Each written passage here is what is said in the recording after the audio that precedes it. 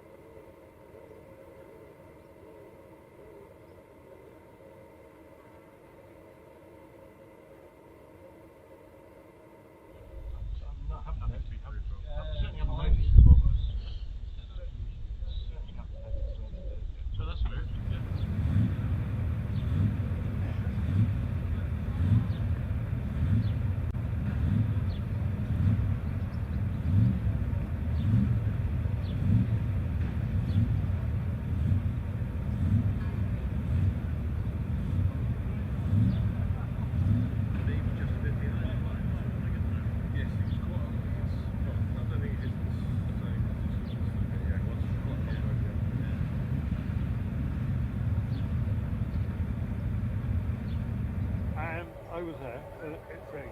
I thought, look at that. I'll go in the bar. Yeah. Keep out of the way. So I left it.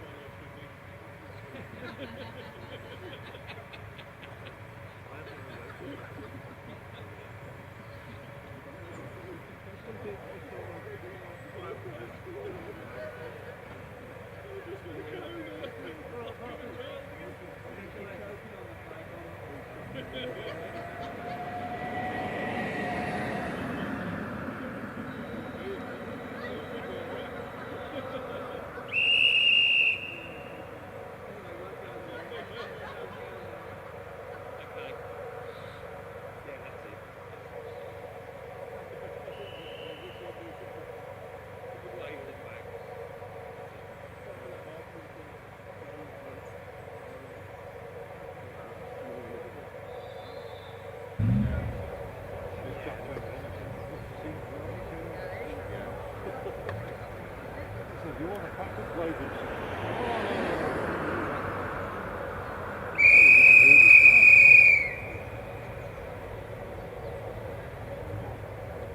Yeah, so I was very lucky. There's another chap I know. Well, he's not Clark, of course. He's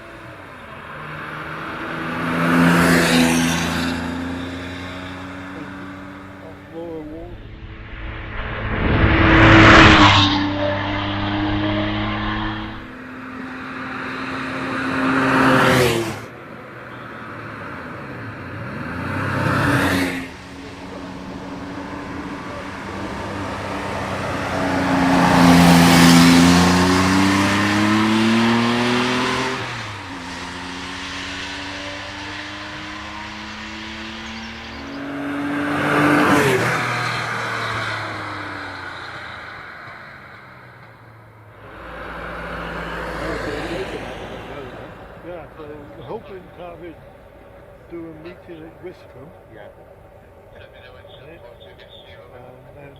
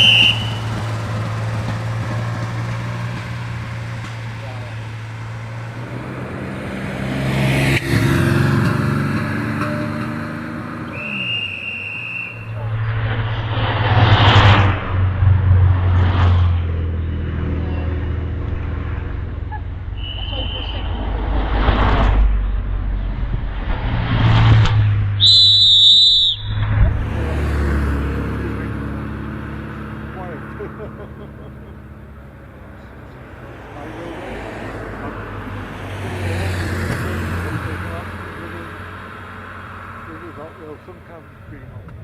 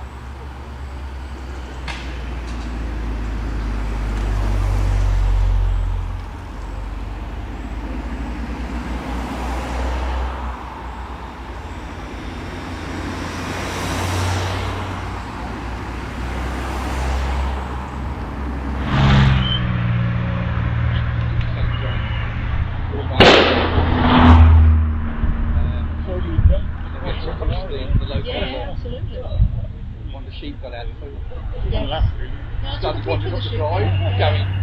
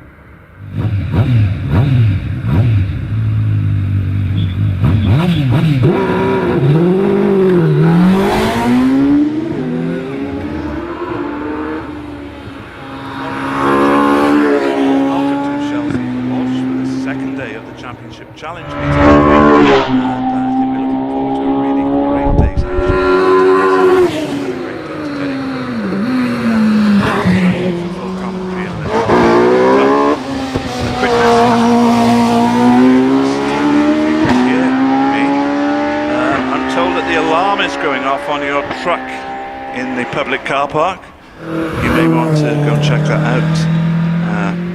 If anyone knows Tony, can pass the message on, please do so. That's Tony Feekins, the alarm going off on the truck. I'll be back with you in a little while.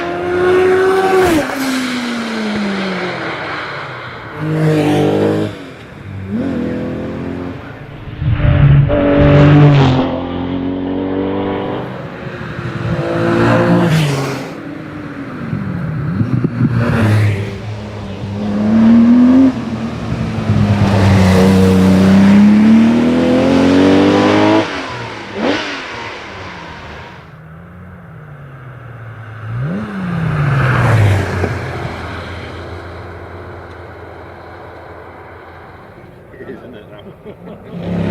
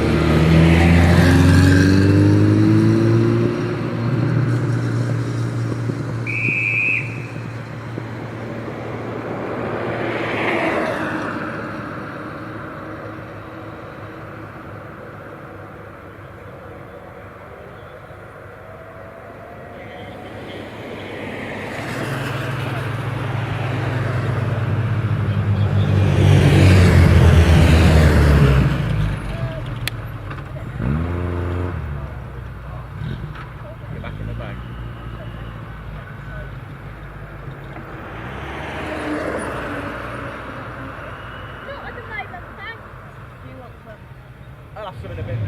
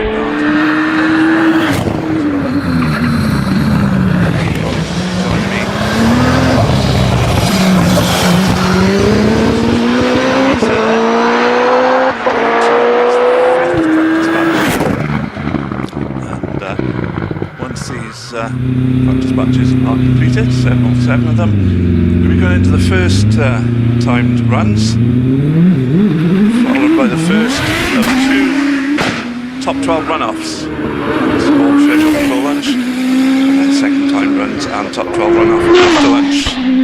It's great actually yesterday, and I expect even more today in this wonderful weather that we have here at Shelsley Walsh at the moment.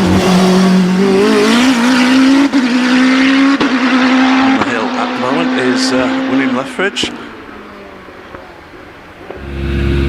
and he does a 25.25. Away goes Demi Summers, 2.1 seconds with 64 feet. Initial acceleration, she goes up the hill to the crossing, on towards the S's, before that, and then into the S's now, and on up towards the finish line, and a time of 28.06.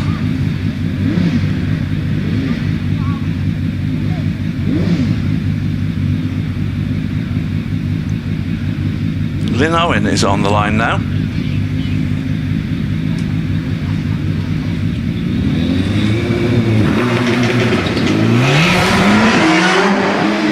And she gets away. Initial time 2.35 seconds.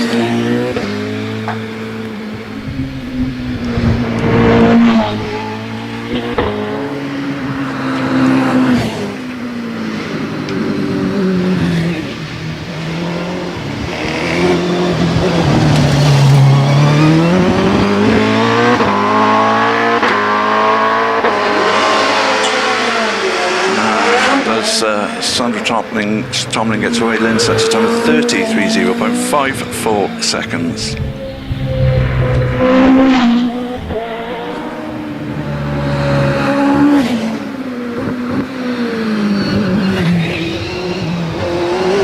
Into the S's then goes Sandra. And we run up to the finish line. And a time of 29.32 for Sandra Tomlin. Just waiting for the next car to come onto the line.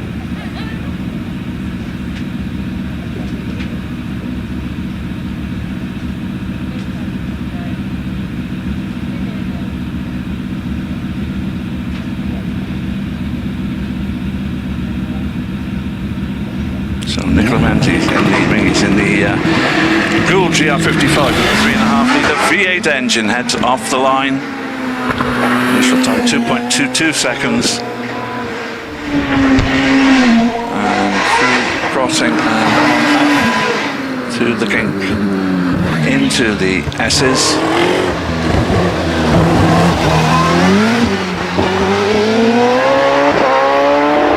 To the finish. Nicola's time 26.78 seconds. So next up we have Lindsay Summers, D3 Firestorm.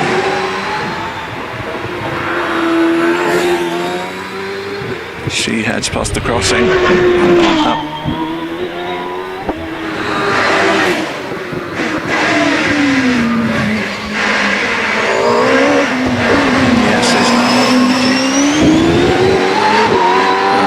To the finish. 26.44 the time then for Lindsay.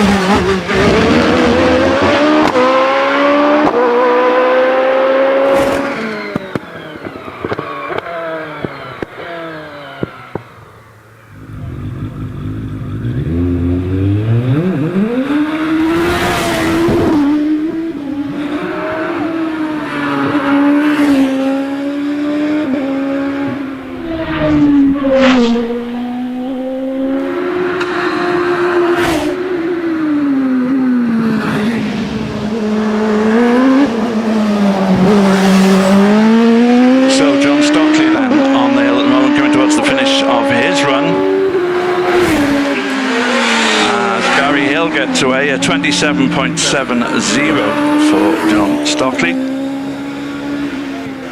Well, good morning. I am Alex here at Crossing. Nice to join you on the hill this morning. We've just made our way up the hill to the commentary boxes, so we're just in time to see some of these amazing speeds that these cars are doing through this centre section of the hill.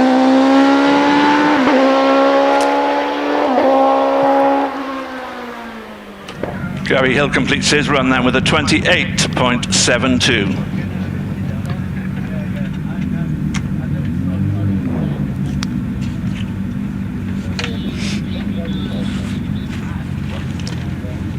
Jason Tunnicliffe sitting on the start line now. Away he goes.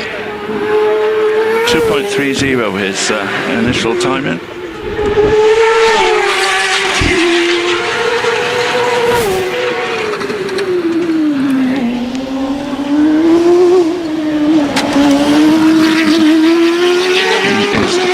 Already on the way up to the line. 26.53 then for Jason.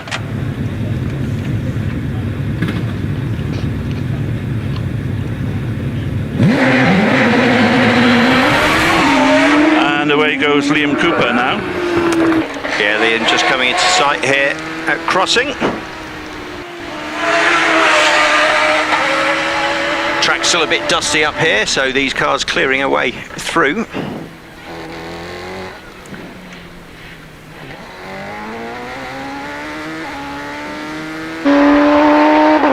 So Liam coming to the end of his run. We've seen some very impressive onboard pictures from the live stream, but Liam does a 27.68. Next up, it will be Darren Gumney.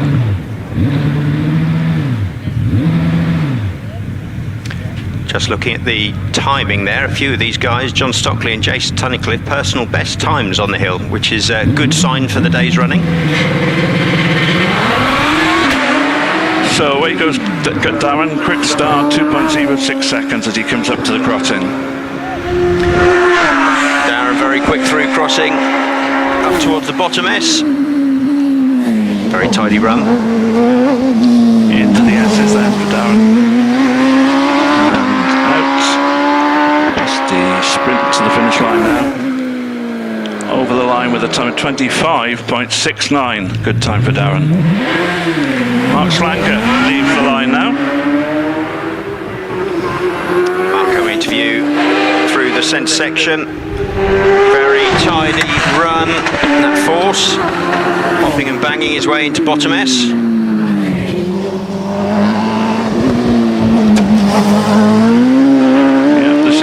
cc Force TA coming towards the end of the run.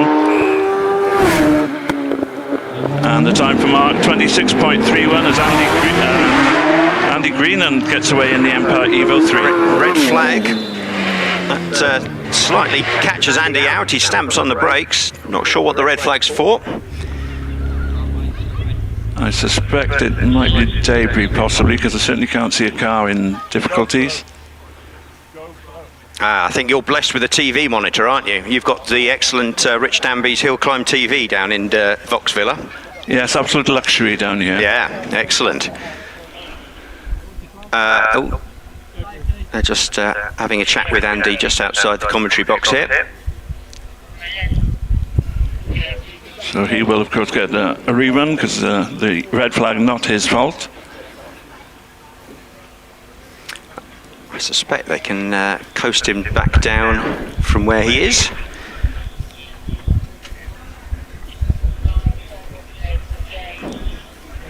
These really are great pictures again from the live stream, including some onboards, as I mentioned. Yeah, the onboard stuff is great. Rich and the team at HillClimb.TV have really done some wonders for hill climbing with their coverage.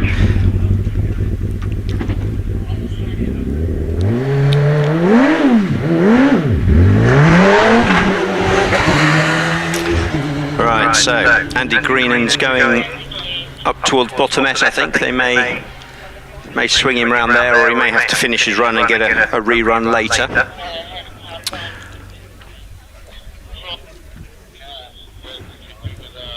We've got quite a lot to get through today, so hopefully it won't be much more of a delay.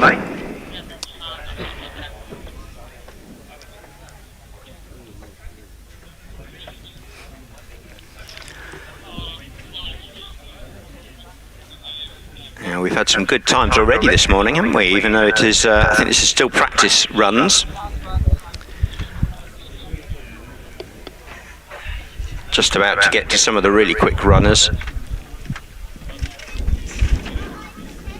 Well, that was fortunate timing for a red flag. And then I could jump across to the commentary box at top box. So I'll introduce myself. I'm Lloyd. I'll be joining all the other commentators that we have. We've got Alex, Chris. I think we've got Peter in Vox. But I'll be keeping an eye on things in top box. Glad you made it up there safely, Lloyd. Well done. It's quite a climb. Well, it's part of it. I think you've got to walk the hill. You've got to walk the hill. It's like a little treat. When you look back down, the view is your reward. As our most hill climb events, or most walks up a hill, you get to enjoy the view back down, don't you? Yeah, I normally collapse midway somewhere, so don't always make it to the top. Oh well, I've gotten into running lately, so I feel less out of breath than I did last time I walked up here. That's good going. That's good going. Down's always a bit easier. I've just escorted Chris Ponsford down the hill. He was... Escorted him? Yeah. As in like he'd been misbehaving? Well, that's probably a bit later, yeah. Got to keep an eye on him. So we're blessed with lots of commentators today, so you'll struggle to keep up with the voices. With any luck, we'll all manage to talk some sense of something. And we have the brilliant HillClimb.TV with us, which is good. So people could do like I'm doing. I've just loaded it up on my phone so I can keep an eye on some of the stuff online as well as what's going on right in front of me. You're telling me you've got signal halfway up the hill? Yeah. Really? What network are you on? Good NASA? Question. NASA? No, it's good. It's working well. And other than there's a slight delay on the broadcast, other than that, it's a brilliant service. If you can get signal. I suppose you're in the trees at the top there. That probably doesn't help. Oh no, actually, I get signal up the top. It's a nice little. I have watched Grand Prix starts whilst commentating before in this box. It's quite cushy up here. I like my little top box. It's a good place to be. Isn't there's it? a lot going on. You get a little bit of shade. There's lots to see because obviously it's quite a technical, probably the most technical part of Shelsley Walsh. So you are approaching bottom S at many miles an hour, and you've got lots to do before you get to the finish. But anyway, I can hear a car. Yeah. So David Warburton shooting his way up the hill into bottom S already. He is indeed, yeah, he's into my sight. He's really neutral. He absolutely manhandles the car. A little dab of opposite lock as he puts the power on, the traction control fighting, and he's across the line. So David, 24.76. Good morning, everybody, and good morning, team. Who have we got where? Morning, Chris. Good morning, Chris. Alex in middle box, and you've got Lloyd in top box. Say that again, Alex in middle box. Yeah, and then Lloyd up at the top. Lloyd at the top. Andy Green has just done a 1.96 off the line, which is sensational. I think it's going to be a day of fantastic speeds. Good morning, everybody. Welcome to the best of British. You can't really argue with that. It's the best hill climb, the best entry, best weather. God, aren't we lucky? Anyway, I'm Chris Druitt, I'm in Vox Villa. I'll be swapping with Billy Grace. And Gavin McLaren takes off. We've got a half a dozen Pilbeam MP88s here this weekend, which is amazing. The lovely historic hill climb car. Andy Greenan up the hill in 25.32. We've got Gavin in this beautiful MP88. Sounds absolutely fantastic. Rover KV6 in the back of this one. He crosses the line. He records a 29.17, and that was Gavin, which is a PB for him, personal best. In that he'll be happy to be in the 29s. Simon Carr, car number 95, 2.33 off the line, and into bottom S. He's already out of top S, and he's heading towards the finish line. Lovely paint scheme on this one.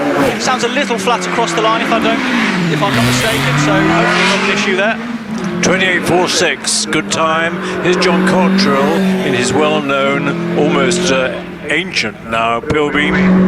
Yeah, just passing me in that traditional Pilbeam livery. Looking great, that car, all the way up to bottom S already. This is the MP82.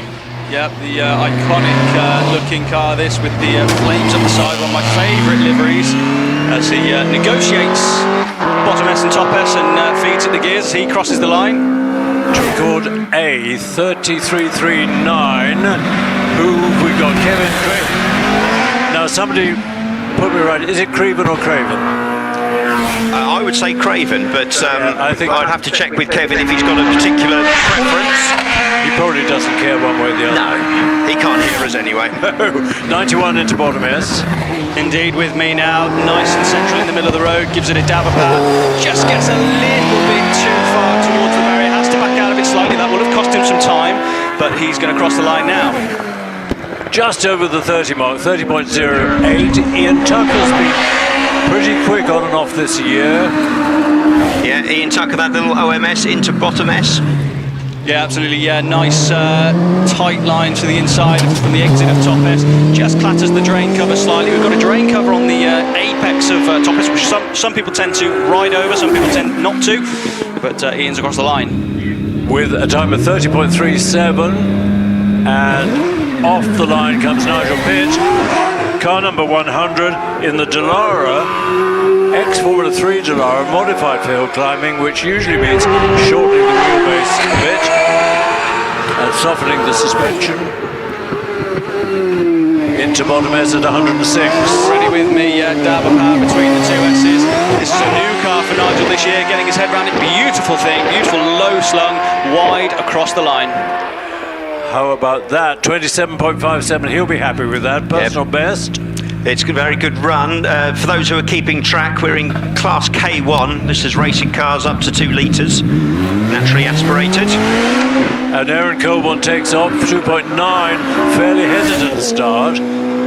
Usually would be much half a second quicker than that. Yeah, it's Van Diemen machine, I think originally a circuit racing car, but going well on the hill. Yeah, absolutely, tips it in, lots of oversteer. Aaron really manhandles this car, gets the absolute most potential out of this car possible. I'm not sure there's anyone else that can drive this quicker. He's going to cross the line. 28.4, 110 miles an hour.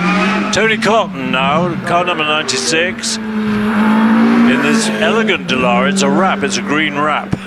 Yeah, Formula 3 car, I believe, originally. And yeah, it does look great. Is this the one with the BMW engine, I think? I'm not sure. Peers into my sight tentatively, but just feeling it through. This is practice, so no points available for this. But he's already off towards the finish line. 32.2 for Tony. Andy Bagood up from the Channel Islands.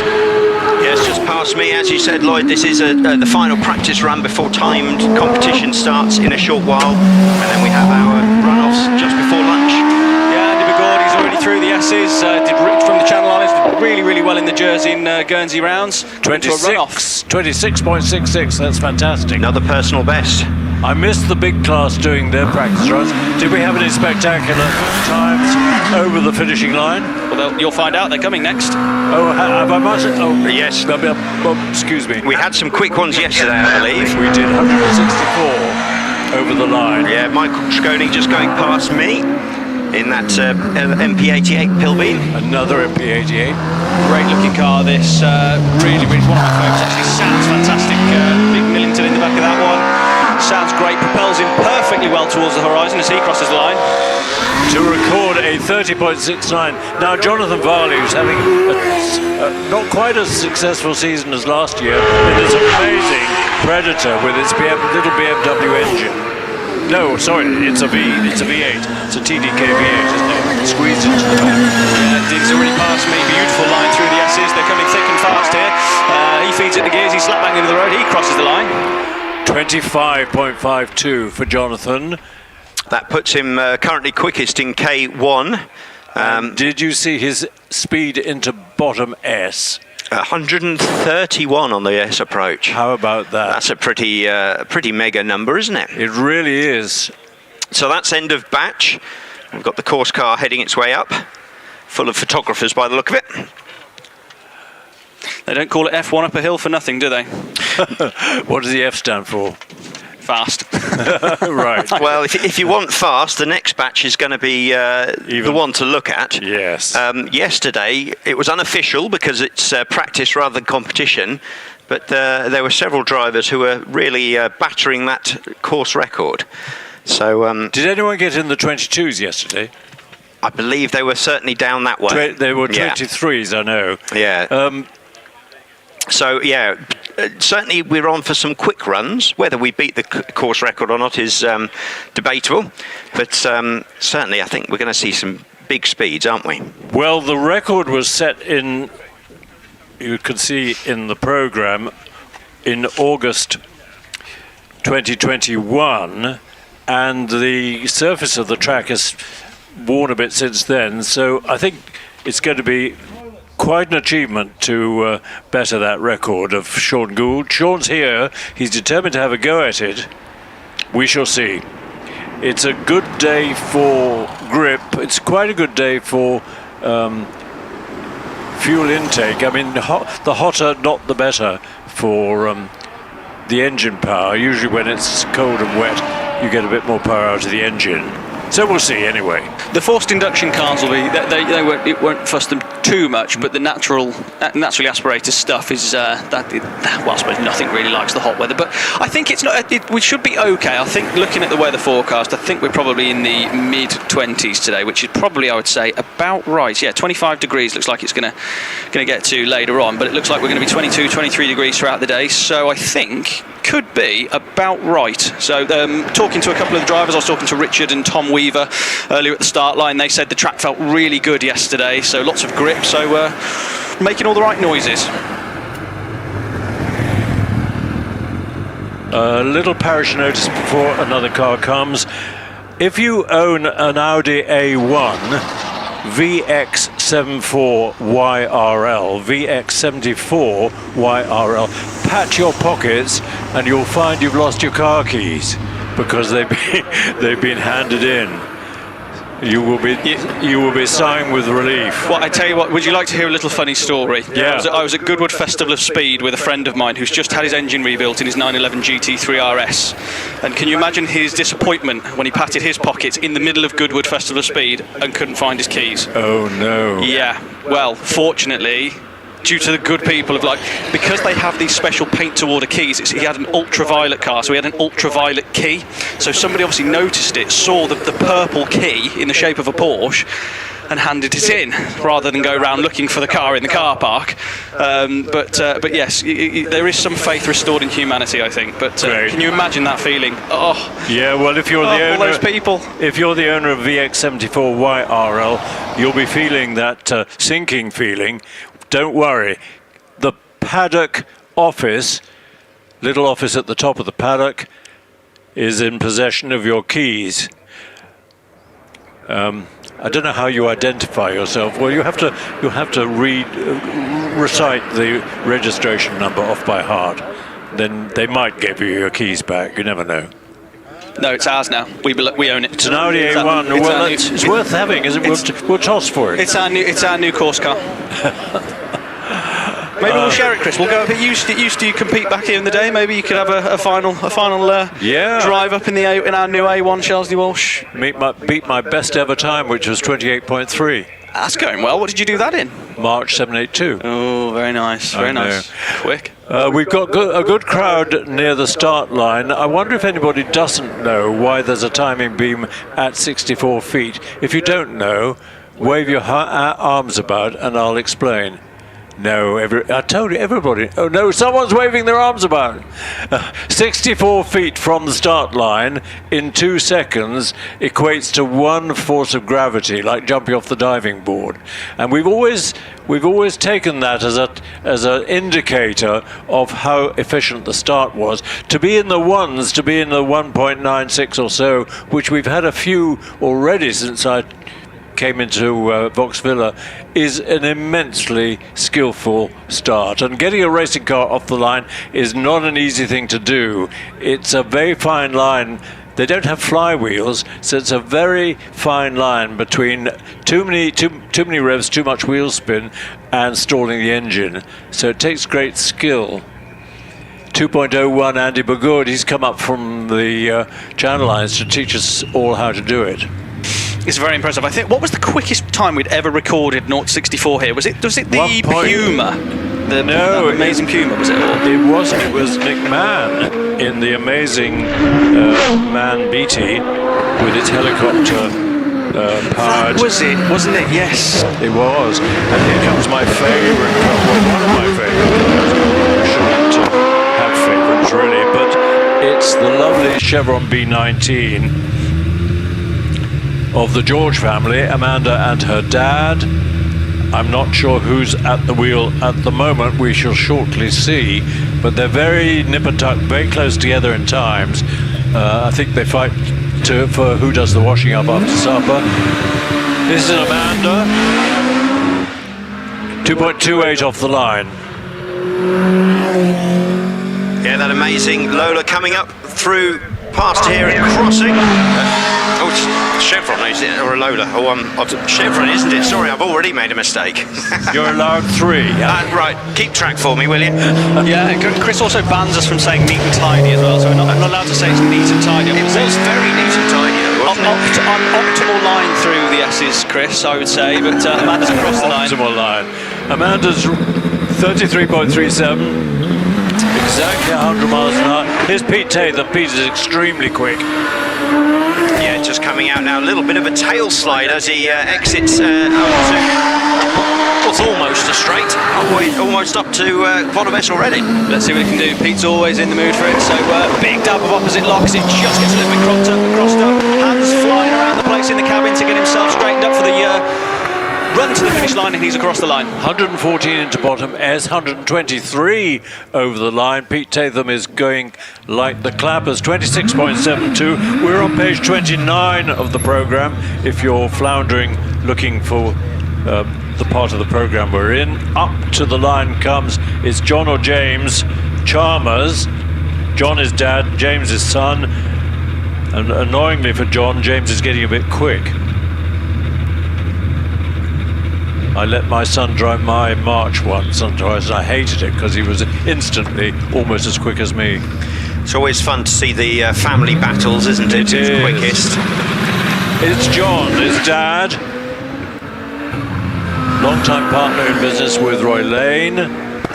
Yeah, just coming past me now. That's Rolt Formula 3 car that they've very well converted to hill climbing. Big sparks as he enters bottom S. Absolutely, yeah. The sound of the anti-lag kicking in, the turbocharger staying spooled up, ready to deliver all that power across the finish line. Feeds it the gears, loads and loads of power, and away he goes.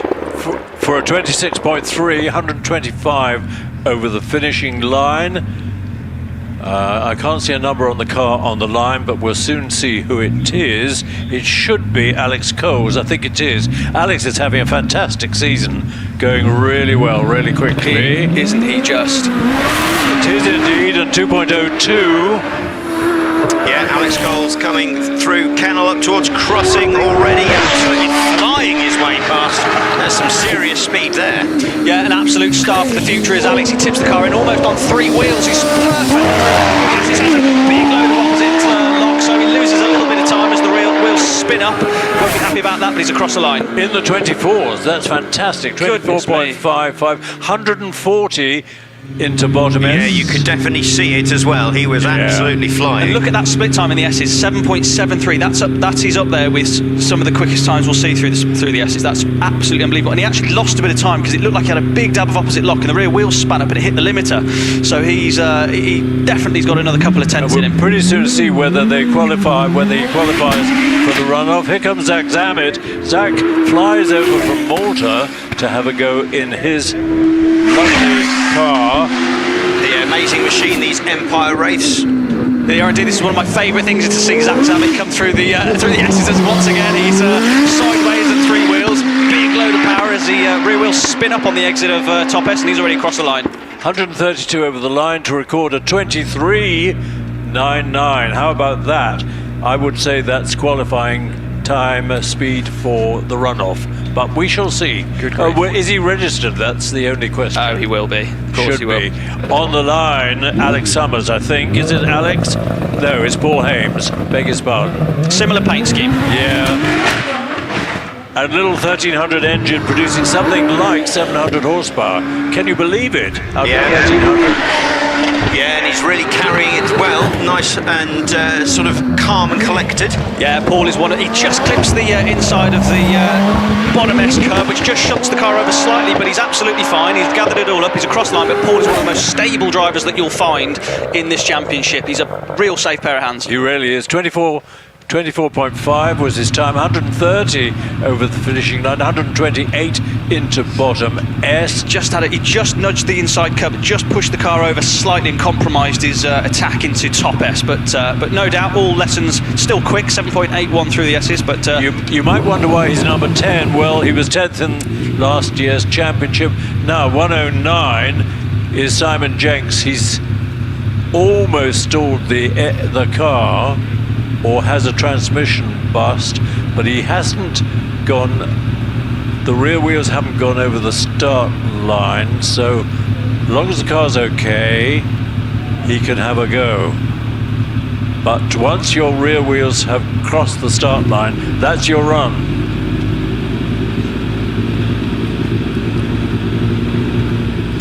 So yeah, I think these impressive times are really boding well for some quick things come runoff time. Yeah, Simon James grabbed an early second gear. He knows what he's doing. Sounds great. I can hear it coming all the way up the hill. That 2.5 litre DTM derived engine, V6 in the middle of this one. Really, really beautiful thing. Completely calm and exposed. Takes a nice line through the S's. Beats the life out of it across the finish line. 127 over the line, 26.82. Probably won't be a runoff qualifying speed. Personal best though. Here comes Dad. It's Richard Summers in the family built. Amazing achievement.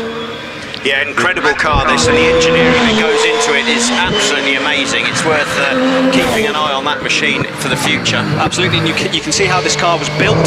Go on Alex Summers' Instagram, you can see the journey of how he built this car. As Richard, the dad, goes beautifully through the S's, bang in the middle of the road, he crosses the line.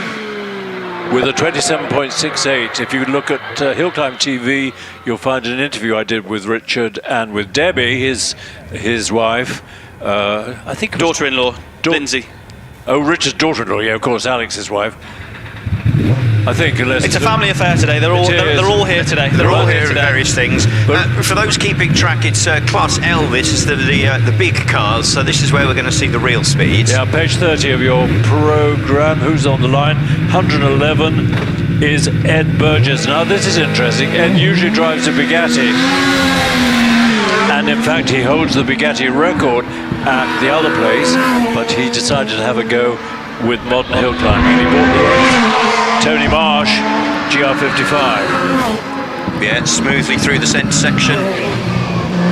Yeah, beautiful. Ed has been driving this car nicely. That menacing black paintwork, but beautiful through the S's, nice and neutral across the line. Do you say he was beautiful?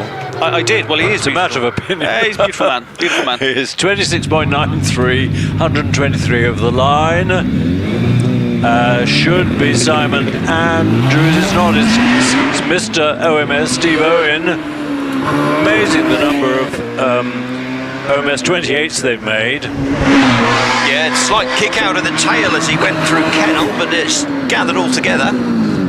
Yeah, absolutely. This beautiful paint where Steve has a big load of opposite lock as he gathers it all up, all part of the plan, no problem at all. The traction control is desperate to stop the power from being delivered, but it's now delivering and it's across the line.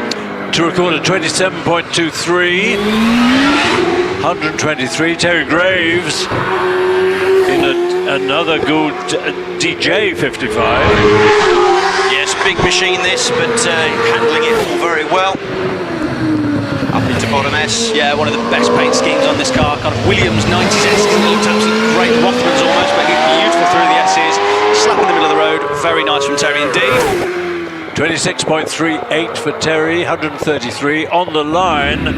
Graham Wynn, OBE in the GR59 with a big Judd engine. Yesterday he was over the finishing line in the 160s. So watch out. Yeah, I'll keep an eye on his speed into S approach as well, because that'll be an impressive. He's got plenty of power. And a good start, 2.07. Yeah, coming through Kennel, up towards crossing already, and through there, power on, up the hill. Slight little sparks as he enters into S. Yeah, absolutely, yeah. Seeing Graham now just gets the car rotating nicely through bottom S. Lovely line through a little wiggle on the exit at top S, but now he feeds all of that 700 horsepower. He's across to the right hand side, kicks up the dust, just about avoids the barrier, but he's across the line. At 160 exactly, records a 24.99. 160 with two wheels on the grass is that's real stuff. And here's Oliver Tomlin sharing the car with his mum. Yeah, another one of these beautiful pill beams. Great to see these cars, and this car I think is probably the most competitive pill beam we've got on the circuit at the moment, so great to see it in amongst some of the big guys. Yeah, absolutely. Clatters the curb on the inside of top best, doesn't upset it too much. Lovely line, perfectly in the middle of the road, traction control fighting it, and he's away, and he's going to cross the line now. with a 26.14 speed, 130. On the line is Jack Cottrell.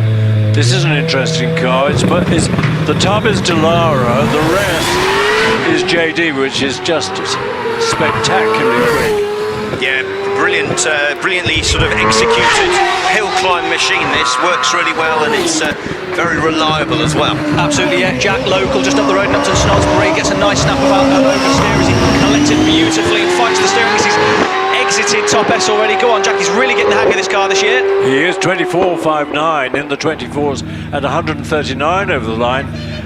That car is slightly heavier than the lightest of the top class, but Jack likes that because from a safety point of view it makes sense. Very Absolutely. Strong tub. It is indeed. It's yeah, absolutely. Yeah, designed for circuits where you have other cars to contend with, so there's a bit more in the way of protection perhaps. Now then, Sean Gould, our record holder in the GR59 JB, built by the Gould organisation, which effectively is Sean and his dad down in Newbury. He does make parts for F1 cars as well, but the GR59 is his absolute work of art. Yes, and they were doing some very quick runs yesterday with that machine. 2.11. Well over 100 miles an hour before he goes into kennel. Yeah, David Irving coming past me now, kicking up the dust as his way up to bottom S. Yeah, absolutely, yeah, just tips it in nicely, close to the inside of the bank, rides the curve on the inside as he's centre of the road, feet at the gears, safe as ever. David's across the line. Why do I keep saying it was... Similar colour scheme. Same it colour. is, but David Wren, 24.46, 141. I hope Sean is here. I think he had a run earlier because it's a shared car. I think he did an earlier batch. But he didn't break the record. Not yet. So it's still unofficial, I think, because this is practice. So his ex-Hillclimb champion 3 times, Trevor Willis, brilliant driver. Car is a bit short of power, it's only 3.2 litres. Yes, already up into bottom S.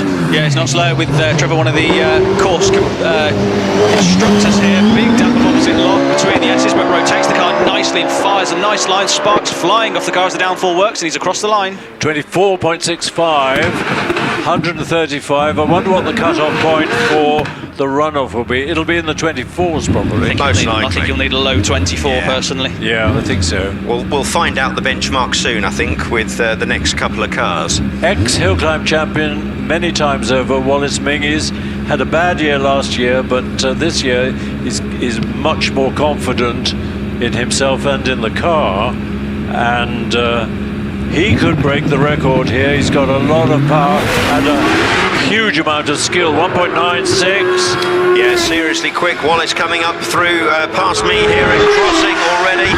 Sounds like a proper car, that, doesn't it? Up into bottom S. It is indeed, and again, this is only practice, so Wallace isn't really going to be going at 10-10 this evening. He's just kind of feeding it through nice and smooth through the S's. He'll be on it a bit more later when it's points to play for. Nevertheless, it's a 23.88, 149 over the line. So yeah, not pushing really. No, not really trying.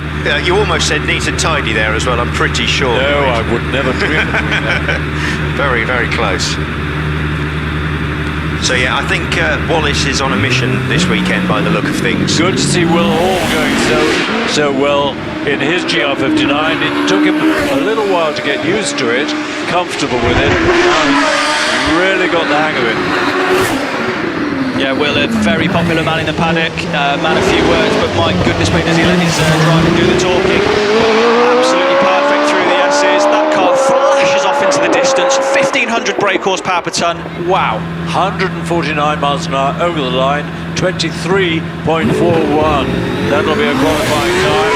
Now then, Alex Summers. Yeah, he's in the old DJ Firestorm today. Still a very competitive car though, and plenty of wins behind the wheel of this machine. Alex taking a shorter season this year. Yeah, indeed, focusing on fatherhood, but he still won a runoff in the last meeting we had here. So the DJ is very quick with Alex at the wheel. Absolutely fantastic. He's across the line. 23.54, 145 miles an hour. Wow. Now then, we've got another GR59 coming up. Is it Matthew Ryder? It is indeed. I think it is. He keeps stalling the engine on the way up to the line. That's better. A few more revs, Matthew. It's not happy, actually. Well, this is the car that's quite likely to take the record if anybody does. It's the car that holds the record. Exactly, yeah. Yeah, it is. And Matthew is really the surprise of the last few seasons. Terrific, young guy, terrific skill. Yes, and very brave. last year's champion, as is donated by the number 1 on the nose. 1.95 and 100 and so miles an hour round Kent. Kicking up dust as his way through. Yeah, absolutely. He's into my sight now. Beautiful line. Absolutely neutral. No into any oversteer again. Very, very neutral. A very smooth line through the S's. And he's across the line now. 23.59 for Matthew. Didn't look a lot wrong with that. Speed not recorded. Too fast for the... I'm going to guess 148. Yeah, let's go with that. Should we go? I think that was 150 miles an hour across the finish line. It can't be far off that, can it? Got to be. So currently, in Class L, Will Hall is actually the fastest in practice with a 23.41. So good run for Will. Terrific. But that's, yeah, I think we're set up for when competition starts in a short while. We're set up for a really close run, and then the runoff, I think, just before lunch is going to be something to behold. Well, this is it, and for those who first time here, welcome. But to explain, obviously, we've got practice run in the morning on Sunday. Obviously, now we're going to begin. I think we've got one more batch before we begin our first of our timed runs, and these are the ones that qualify you, that earn you the points. So the bit for the front runners, they're going to try a little bit harder. Just to get themselves into the runoff, and then obviously that's when they'll be putting their best tyres on. They'll be really psyching themselves up to have a proper go, and that's when records get broken. To think they're still a second and a half, what you've just seen is still a second and a half roughly off the record. It's the fine margins that you see through the S's and the commitment through kennel and crossing. That's where you really make the time up. These cars are immensely quick. They're quicker than Formula One. They 0 to 100 in less than 4 seconds, so they're doing 100 miles an hour. They're doing 70 when they're just going past my commentary box here at Vox Villa. Well, you told me a great story, Chris, about a time Sean Gould took his car to an airfield to see what it could really do, and it did. You told me a time 0 to 186 miles an hour in, what was it? 7.5 seconds. 7.5 seconds. That's up with drag racing levels almost, isn't it? That's incredible. That's almost as fast as my 1.6205 GCI. Nearly. It's falling apart. Nearly. It's almost as fast as that. Somebody mentioned this morning they were exiting the top S at sort of like 80, 90 miles an hour. So they're going through that very tight technical section at absolutely, immense speeds. Yeah, it's amazing, isn't it?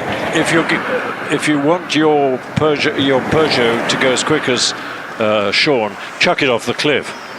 Yeah, well, I could. Yeah, all right. Yeah, I could, couldn't it? I could just drop it from space.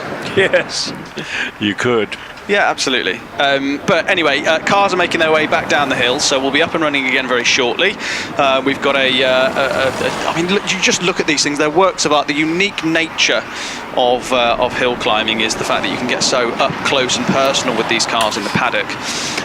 So obviously do that. Go and have a look around them. Obviously, they're friendly enough, obviously, but they do have a job to do. But it is an amazingly transparent and available sport, isn't it? You don't need any paddock passes at £3,000 a head, do you? Like you get in F1. But so it's great to see what goes into these cars. It's a great community. It's also a very unforgiving sport. You're up against the clock. You can't blame anybody else.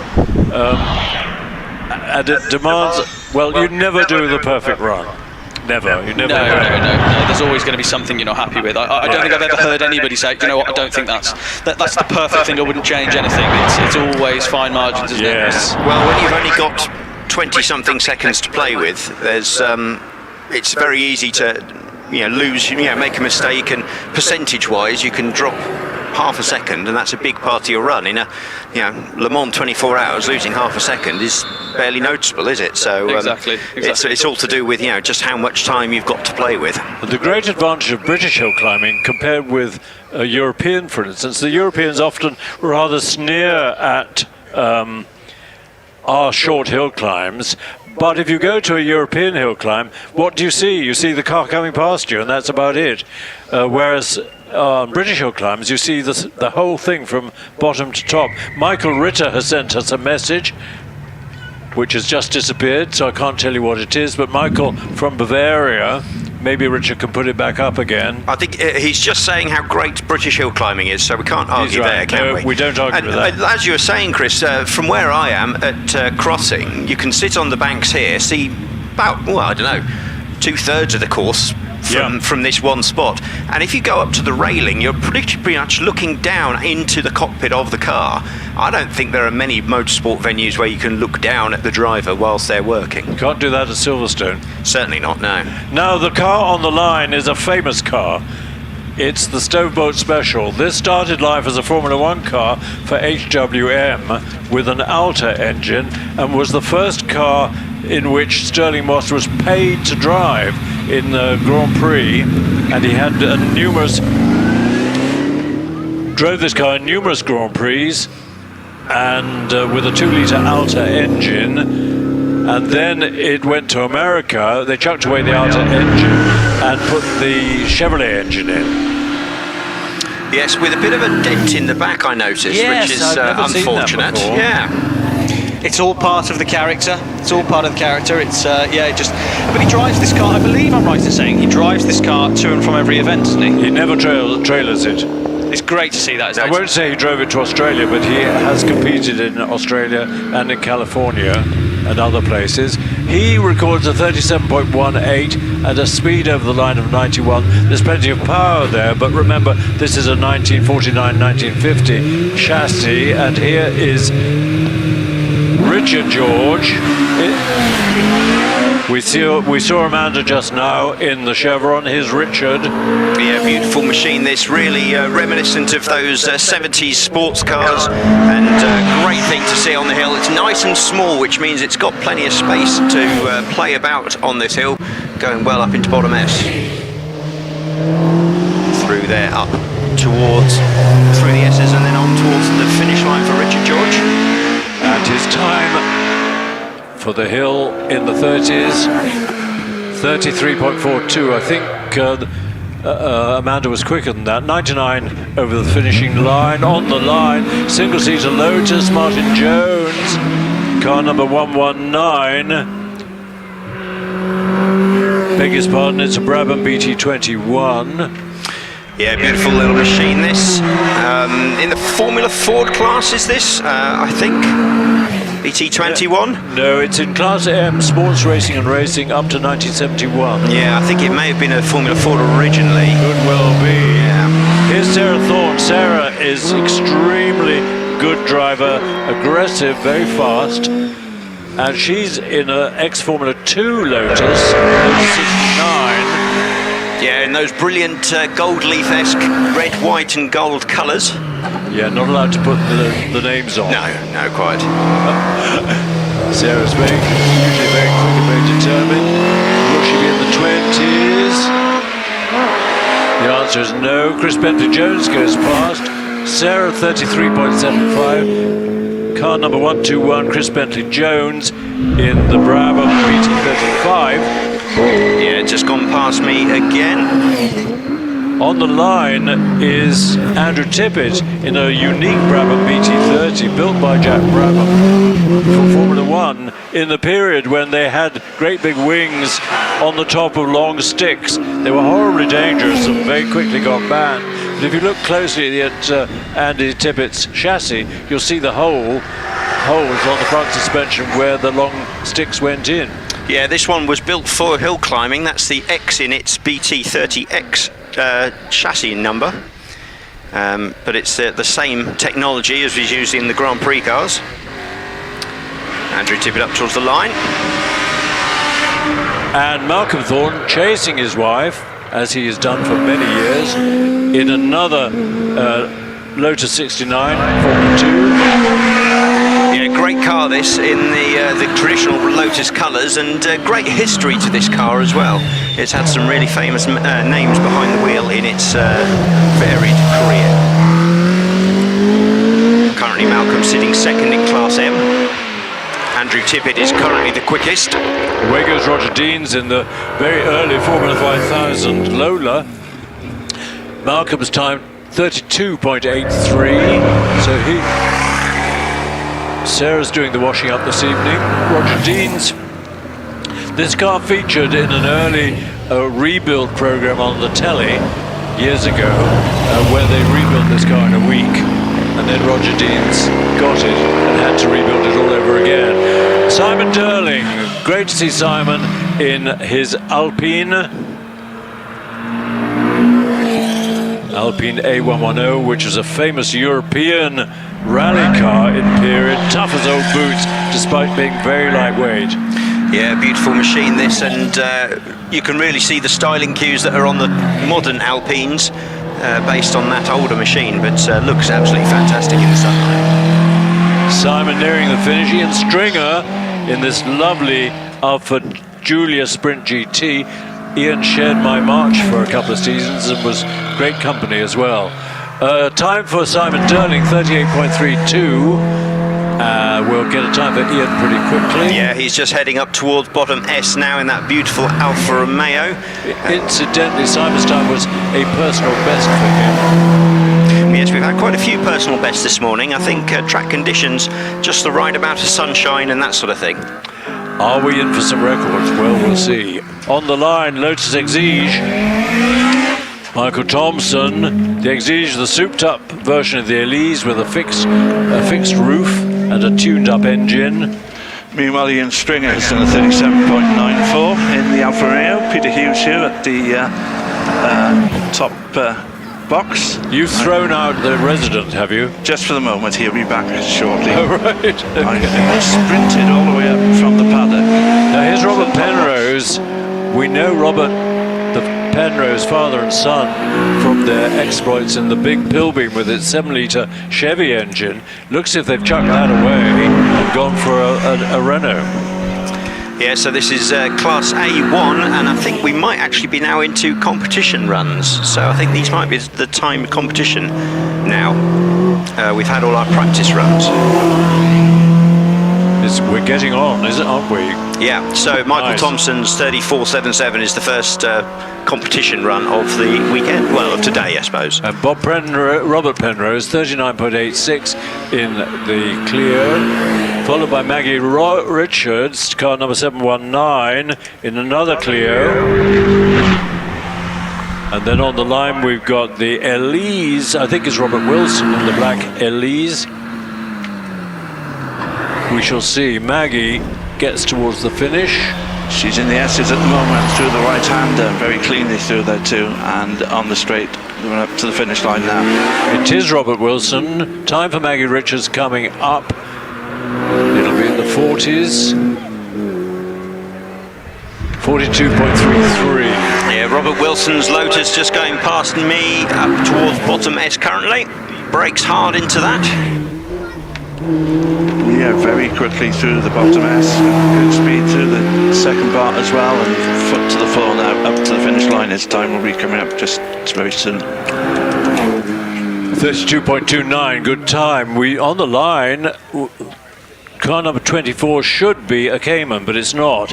It's Richard Snow, and it looks like an M2 BMW. So maybe something's gone wrong with the Cayman. Richard's sharing with Steve Atkins in the BMW for this weekend. I'm not sure what's up with the Porsche. That's why he's out of class, yes. Yeah, the M2 competition that he's in at the moment.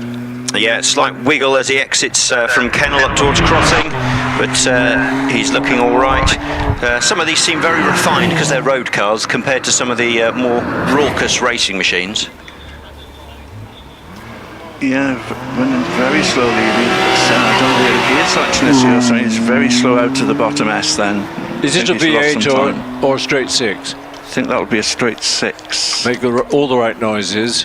97 over the line, 36.86. On the line, interesting car. Porsche, it's not a 914, it's a 916. Car number 752, being shared by Laura Wardle, sharing with Jonathan Williamson as usual, but they've busted the gearbox in the 911, so they brought out this little mid-engined Porsche with its flat six engine, and they say they love it. It handles so beautifully. I remember the road tests when this car was first introduced, praising it to the skies for its handling. I think they didn't make that many 916s. Very few. They made lots of 914s, but I think the 916 was pretty expensive. So as we get the course car up, it's worth pointing out Robert Wilson's run of 32.29 is a Class A1 record. Really? The previous record was a 32.5. So he's knocked a couple of tenths off that. Brilliant. And Laura Wardle's just in a personal best with a 44.74. So yes, already records tumbling. So that was, I'm not sure which batch that was, but we really don't talk about batches. Well, that was the first batch. They'd sort of tacked on to the last batch, but we're into competition. So some of those were shared cars. Yes, I did actually hear an announcement before I left the paddock actually that they were planning to do that, so everything is on schedule. It's great, and we're heading for the first runoff before lunch. So it's very interesting to see whether in the class runs the top cars are still using the tyres they used for this morning's practice, but certainly if they qualify for the runoff, then they pick out the best set of tyres they've got. And we're in a rather funny period for tyres at the moment because, as everyone knows, Avon sadly have given up making HillClimb tyres, but luckily Nova have stepped in. They've got a factory in Portugal and they're beginning to produce HillClimb tyres now, and I think they are producing them for the top class, but I stand to be corrected. Morning, Chris. Chris Bonsford. Chris Bonsford. Hello, old chap. How are we? You all right? Have you got a microphone? I have. I've got a microphone. I'm not speaking normally. No. Right. But I could probably do. But I just wanted to say hello. Good morning to you. How did your fishing competition Well, go? I did all right. I didn't win, but I did okay. And we had a lovely chicken dinner afterwards, so that was fabulous. You caught a chicken? Yeah, well, yes, it was a chicken dinner, pools paid, entry and everything for a tenner. I thought, well, I'm having some of that, and a nice pint of ciders to follow. So, but I wanted to say good morning to you because Alex is going to be running the show mostly up here this morning, but I wanted to say hello. Now, am I right in saying, am I allowed to say this, Chris? No, you're not. No, okay then, because you know what I was going to say then? No idea. Oh, okay. Well, is this potentially your last meeting, Chris? This is my swan song. This is your swan song, folks. This is the voice of Chris Druitt, the legendary commentator who has been commentating here for how many years, Chris? 24. 24 years, and before that a very good single-seater driver as well, the font of knowledge. And yes, I did hear that this might be your last meeting, and but I wanted to be around because I guess you're going to be Billy. I noticed Billy Grace was down here in this by crossing here, I think, having a watch this morning. Are you on doing the runoff, the first runoff? Is that the plan? I am. Brilliant. It's Brilliant. my treat. Billy is taking over from me in 5 minutes' time, which is great. Yep. So, and my wife is here. Fantastic. People are bringing bottles of champagne. Oh, wow. I'm sure they don't need to. Wow. If you've been commentating for 24 years, Chris, surely you were still in school when you started? Just about, yes. I was in the 5th form, so I was allowed out. So, folks, just remember, Chris Druitt is the voice of hill climbing. Okay, and has been for about the last 24 years that I know of. Was the voice of HillClimb. Hey. Now that wavering voice and the brain not working properly. But it's wonderful to hear your voice again, and we've got a nice little team here today. We've got 6 of us here today, so it's feast and famine, isn't it, the Shelsley today? Crazy, isn't it? Yeah. I've told Sarah that in future, if she has a problem and only one commentator listed, to give me a call and I'll... Fantastic. Well, that'd be brilliant. Well, listen, I'm going to hand back to Alex now, but lovely to hear your voice, Chris, and we'll catch up with you later on, hopefully. Okay. Cheers for now. Cheers. Yes, you'll be getting calls, Chris, to the effect of, well, the only person who's offered to commentate is Peter Hughes, and we can't put up with him. Yeah, that's right. You didn't have to agree, Chris. I'm sorry, that was completely wrong. She would never say that. Peter, you've been commentating for a long time as well. Well, yes, perhaps not quite 24 years, but getting close. It was when I stopped competing that Mr. Moody Senior made the suggestion, well, why don't you try commentating? It's a hell of a lot cheaper than competing, and he was right. I said, I can't do that. I've never done commentating. He said, give it a go, and that was the start. And it included Goodwood, which was a real privilege to be one of the team at Goodwood. Yes, I am envious of that you've commentated at Goodwood, I must yes. admit. Well, I went from marshalling to commentating because I decided it was safer. Yeah, much safer. It's certainly better when the weather's bad. Joy Hoyle, long time and very skillful competitor. Car number 741. She's sharing this car as always, or as usual. It's a Caterham 7 Super Sprint with a 2-litre engine. A little bit of a twitch there coming out of the bottom S. A little bit of correction, and away she goes now towards the finish line. To record a time in the low 30s, 33.02 for Joy. A purple one on the line, car number 748, I beg his pardon. Paul Evans in the Westfield with a 2-litre, I believe, Vauxhall engine. Yeah, this is some shared drives from Class B, road-going specialist production cars, and these Caterhams, Westfields and the like are often the pace setters in this class. Very cleanly through the Next up is Graham Manton, car number 759. He's sharing the Westfield with a 1.995 engine, so it's not a Vauxhall, I don't think. He's sharing with Becky Manton, so it's a family affair. Yeah, these are technically Class D in for Graham and Becky Manton, due to bigger engine size, I'm assuming. Graham, I think, probably losing a little bit of time in the S. He's got the power down and the tail came out, corrected it, but it must have cost him a few tenths. Record in this class, Ash Mason. We haven't seen Ash around for a while. 28.12. He used to have the privilege of demonstrating the Le Mans Bentleys, and that was his treat when he worked for Bentley. He looked after their classic cars. Delightful character, loves walking now, so I think the time he spent hill climbing is now spent walking in the Dales. Lotus Exige on the line. That'll be back to Zoe Shearman in Class A1 again. And you can see the difference between an Exige and an Elise. It's got a fixed roof, it's got a big wing at the back, and it's got a much more powerful engine. It is Zoe Shearman, car number 14. Yeah, you can't miss this car. Bright yellow, green, sort of fluorescent paint on that. And going nice and quickly up through crossing. Tidy way up to bottom S. 83 into bottom S. Yeah, very neat but very quick by the looks of it.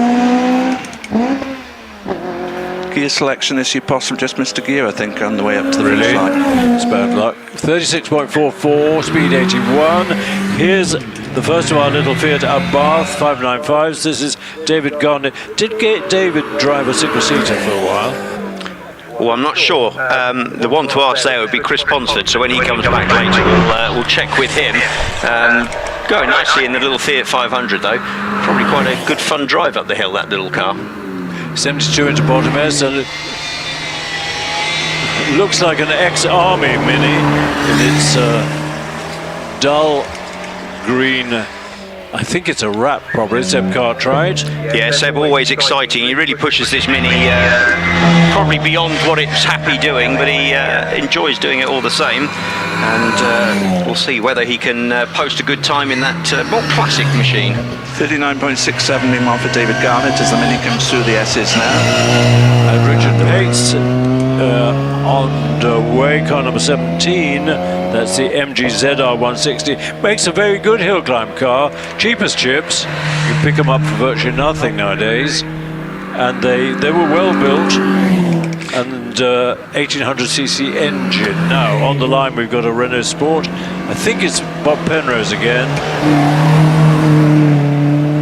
Seb Cartwright says a 40.48. Thank you. Richard Pate, 64 into bottom S, heads for the finish. It is Bob Penrose, very much modified Renault Sport Clio RS200 Silverstone GP, so it's got the longest name. And I'm going to hand over to Billy Grace, who graces us with his presence.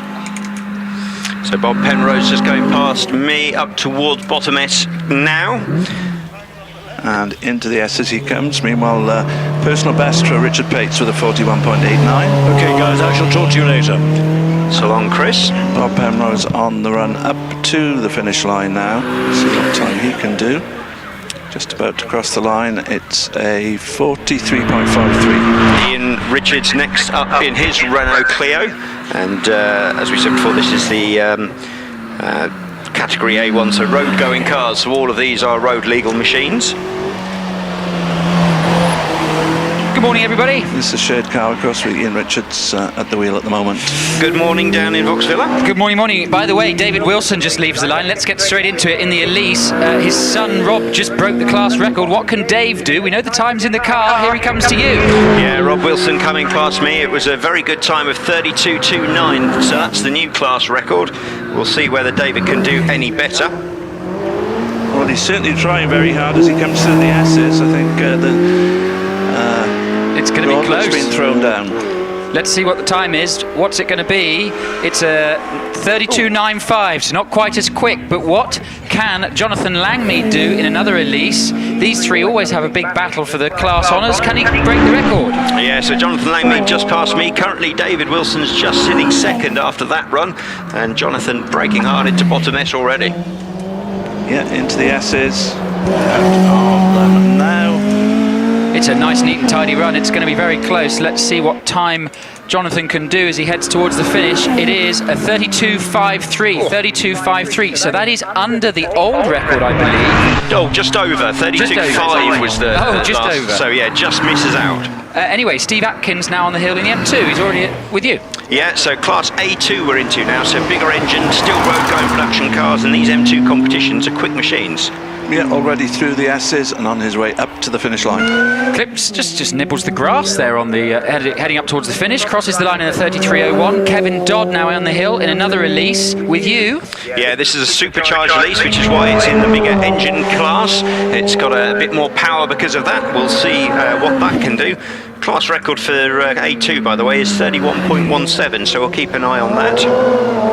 Looking very neat through the S's.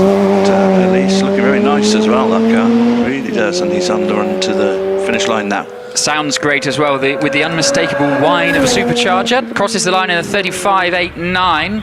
Next on the start line, I have a Porsche Cayman. It's number 25. It's Richard York in the Cayman GT4 Club Sport. Sounds fantastic with the flat six wailing away in the back. Quick start, 2.35 seconds. Already through Kennel, using all the road on the exit of Kennel to you. Yeah, plenty of power in this machine. About 4-litre engine, so he's got all the speed he could want. It's whether he can wrestle it round the corners. Heavy braking into bottom S. Yeah, in he comes. Incidentally, it was a personal best for Kevin Dodd ahead of him. The Porsche through the S's now. And what can he get? What sort of time can he set? We'll see in just a moment. Heads up towards the finish to record a 34.16. Slots into second in class. Next on the hill is Tim Elmer in the Alpine. Pretty little car, this. Yeah, we saw the classic Alpine just a few moments ago. Now we've got a modern one, and you could definitely see the lineage between the two of them. They did a good job with that styling. They did. You could also see the size difference, can't you? Yes, you certainly can. Richard Yorks was another personal best. What can Tim Elmer do? Heading up towards the finish now to record a time of 33.49. We've got Mike Meredith on the hill in the bellowing Morgan. Yeah, monster V8 5-litre machine this. It's absolute power, all you could want in the tiny little Morgan. Yeah, sounding good as well. It's becoming a habit, these personal bests, because Tim Elmer also did one. What can Mike Meredith do is the question now.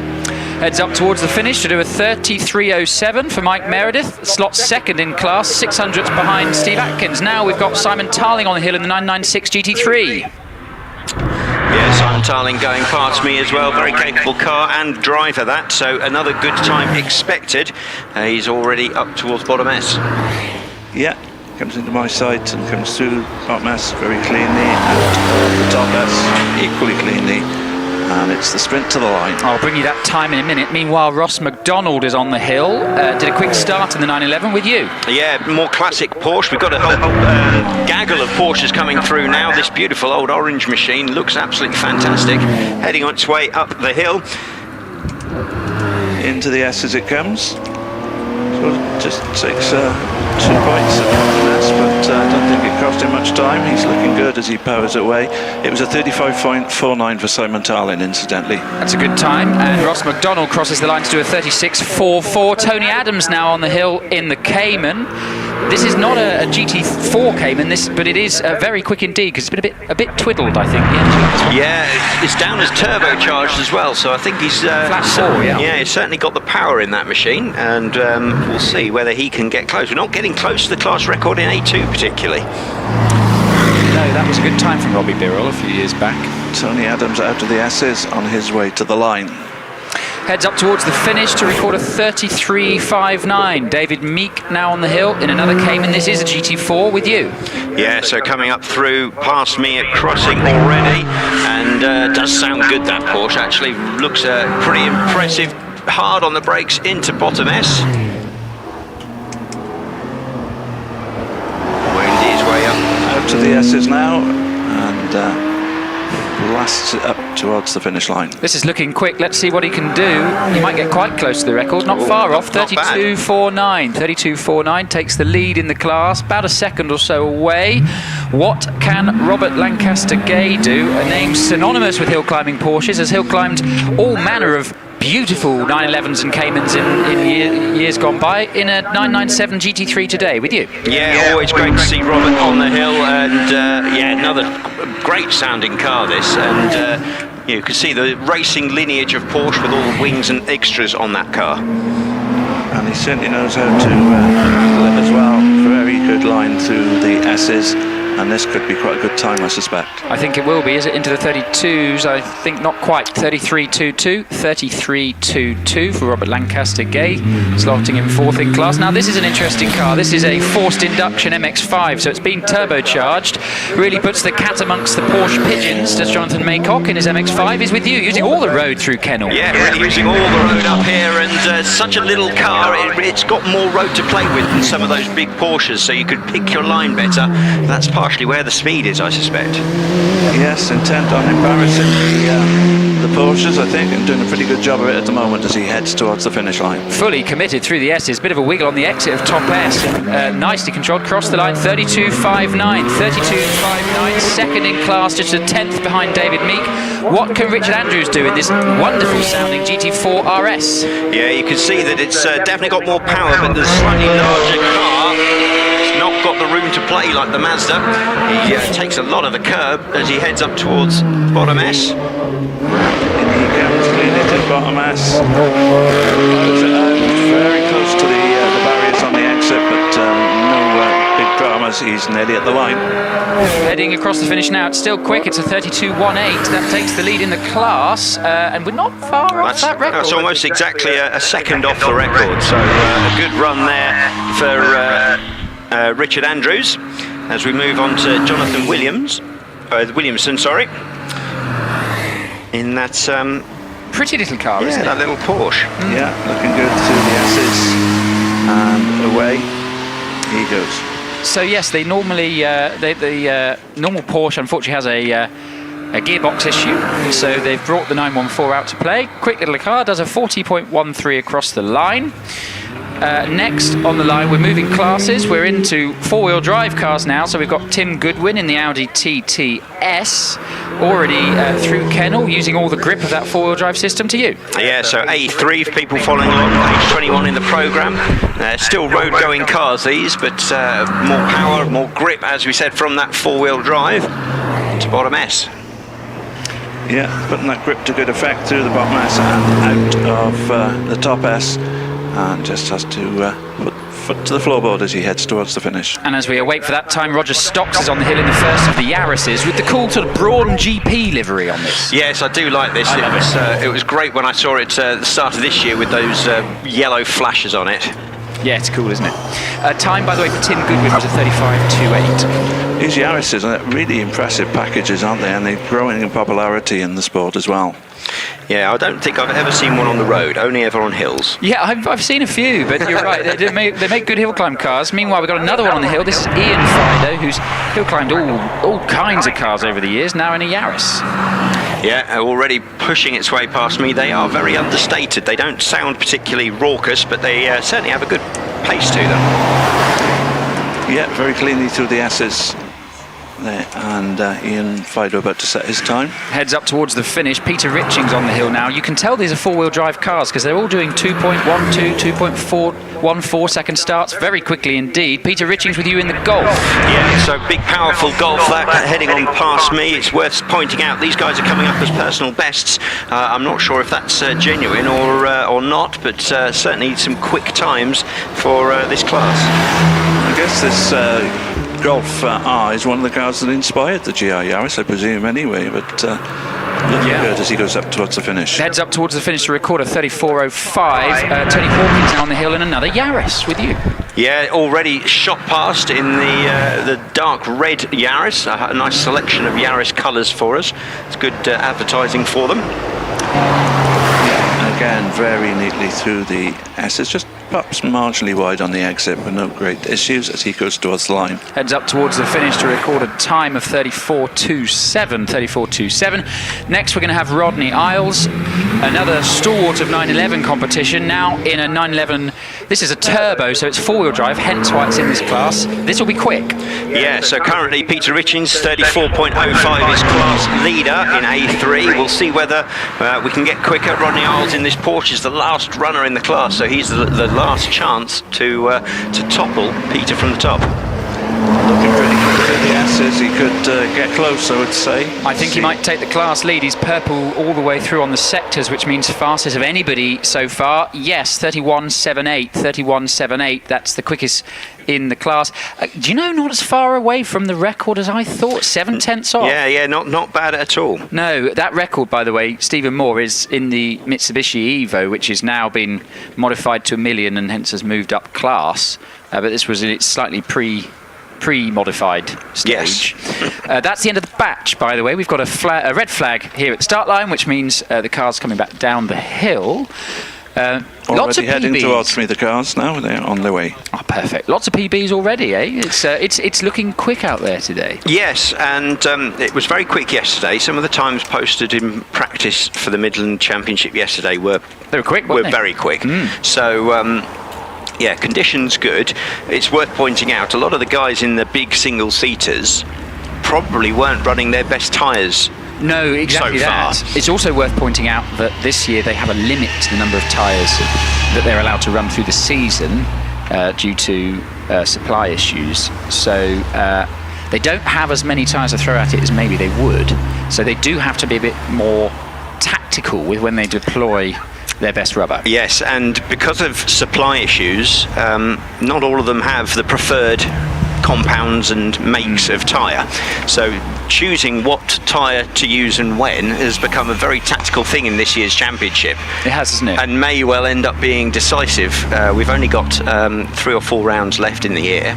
It's very tight already. It's 3 events actually after is this it weekend, 3? all in September. Is it 3 including this? Or no, 3 after this yes, one. 3 after this, yeah. Lowton, Prescott and Doon, Nottingham. Sorry, in the reverse order. Prescott next, then Doon, then Lowton. Yeah. So some great events still to come in the championship, and it is very tight. And I don't think you could really safely put your money anywhere yet. No, I think it's looking like it's going to be between, I think, Matt and Wallace, I think, is what it's looking like. Most likely. Will Hall still has an outside chance mathematically, but he's going to have to go some to catch the 2 ahead. So it looks like it's going to be Matt versus Wallace, who already have 5 championships between them, I should add. Yeah. Which is pretty impressive. And it's great to see, I think, a combination of Matt just driving as well as I've ever seen him drive after winning the championship last year, and Wallace getting his mojo back after a challenging year last year after the off in Ireland. To see him back on form is fantastic for him and fantastic for the championship. So naturally, there's a lot of focus on the overall title and who's going to grab that one, but lots of class honours still to be resolved as well. Definitely, we've got we've also got the Top 10 challenge. That's very close, actually being led by Alex Coles at the moment. That's to do with how many runoffs you qualify for and where you finish, as well as the British Hillclimb Cup. That is, for those that don't know, anybody can win that in all the classes. It's to do with where you how often you win your class. So that's very tightly contested as well, as is the Midland Hillclimb Championship. Yeah, often you end up not getting a championship from the top classes because they're fighting it so hard. So quite often, if you can dominate a lower class, you can get yourself the cup. You can. Well, I can. For example, I've got the results, the standings at the moment for the Midland Hillclimb Championship in front of me. Currently being led by Richard Price in the Caterham 7 on 99 points. He's in Class B. Alex Coles in the Turbocharged Force is second on 93 points in Class K. Oh, K2, sorry. Richard Snow in the GT4 RS Porsche is third on 92 points in Class A2, and fourth on 90 points is Jonathan Varley in Class K1 in the Predator. So there's 4 different cars from 4 different classes within 10 points. Yes, I think Jonathan was last year's champion. He was, yeah.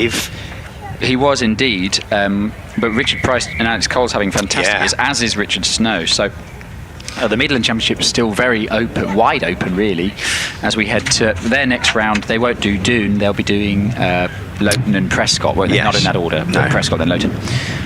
Do you know, Doon always used to be the last round of the championship when my dad was competing, which was brilliant if you won, and not if you didn't. It was a long drive home from Scotland if you just missed out on the championship. With a sulky... with a slightly grumpy aura around the car. So it's a lot, whereas now it's Lowton, it's a bit closer. But Doon will be fantastic, as will... well, they all will, as will today. We've got flags. Go ahead. Sorry. Travelling with one of the front contenders who didn't quite make it, I guess a train journey back from Doon might have been something to consider. Or a walk. Yes, exactly. Yes, exactly that. Anything to get out of the car. Yes. Yeah. Right, we've got flags in down here. I've got a Radical SR1 in front of me on the start line of John McQuillan. So we'll see some dual-driven cars from the sports car classes and the single-seater classes, and then we'll go back to road-going cars for the modified production class cars after that. So John McQuillan already off the line with you. Yeah, with that Radical. This is a Class F car, and some interesting machinery in this, and these little Radicals are brilliant. Little bike engine, super lightweight and very quick, as he already makes his way into bottom S. Yeah, into the S he comes, the bottom S through there. Out just catching the drain on the inside of the top S, but on his way down the straight now, up the straight. Heading up the finishing line to record the first time in the class, it's a 33.89. Next on the hill, Robin Nicholson in the venerable Mallock. I love this car. It is hill climbing a Mallock. It's great to see it here and being driven so well. Yeah, you're in the right place to watch it. These are great to watch off the line. They just squat down at the rear and launch themselves like rocket ships. They're absolutely fantastic. Yeah, just a little bit of a twitch coming out. The bottom S and the top S was pushing very hard indeed. It'd be interesting to see what time this is going to be. I think it'll be quick. It might be into the 30s. Yes, it is. 30.54. 30.54. Takes the lead in the class so far, but we've only had 2 in it. Right, we're now in the 600cc single-seater class. This is Class H, and we've got Morgan Hamer on the hill. Great. They had a drive shaft failure yesterday, so glad they fixed it with you. Yeah, so Morgan going through, sharing this car with Archie Kerr, so it's just a competition between the two of them in that class. And it's always good to watch, see which one comes out on top. Yes, it is. Never ceases to amaze me the speed they get out of these 600s, and he's certainly looking impressive going towards the line now. Heads towards the line to record a 32.25. Scott racing with you in the Empire already. Yeah, he's in Class I, slightly bigger engine machine, already on his way up. A bit twitchy through the S's, a little bit of popping and banging as well, but he's now on his way to the line. Yes, we're in the 1100 class now, one of the most competitive classes you'll see today. And talking about one of the most competitive cars, here comes Ben Hamer in the BMW-powered OMS28. This car very quick indeed. Yeah, this is a great-looking machine in that all-over matte green and skims the wall here at crossing, really pushing hard. Nice top line through the bottom S, using the full width of the track and then a little bit as he exited top S. He was millimetres away from the barrier on the exit of top S. It's a quick time, 26.68, so he was pushing on first. That's a good marker for the others to follow. Right, what can Tim Thompson do in his OMS28? This car for sale, by the way, already with you. Yeah, Ben Hamer, personal best, it says on the computer, so that's a good run. Tim Thompson coming through in that all-over black machine, already into bottom S. Yeah, through the bottom S he comes into the top S. Leaving a bit more space between himself and the wall than the previous car, and heads to the line. Well, it's for sale, you see, so that's worth a good few inches, I think, from the barrier. Does a 28.79. Right, next on the hill, Richard Weaver. We'll see son Tom in a minute. What can Richard do? Yeah, amazing car. This is the Empire Evo. Looks great in that black silver with red. Heading up now, Sparks as he goes over the little bump on the way into the S's. Yep, through the bottom S up he goes. And heading towards the line and just looking for some more Sparks. Not seeing any at the moment though. Head towards the finish to record a time of 28.15. 28.15, third quickest so far. Right, we're now in the Formula Fords. This is Nicola Dearden, often seen in a Gould, but they brought the Formula Ford out to play. Great to see. Yeah, we've got a good bunch of Formula Fords, and despite the different ages of these cars, they're always very competitive and very closely matched. Nicola, one of the quicker drivers in the category, I think. Yes, and it is always so close, this class, isn't it? Yeah, they're always very competitive.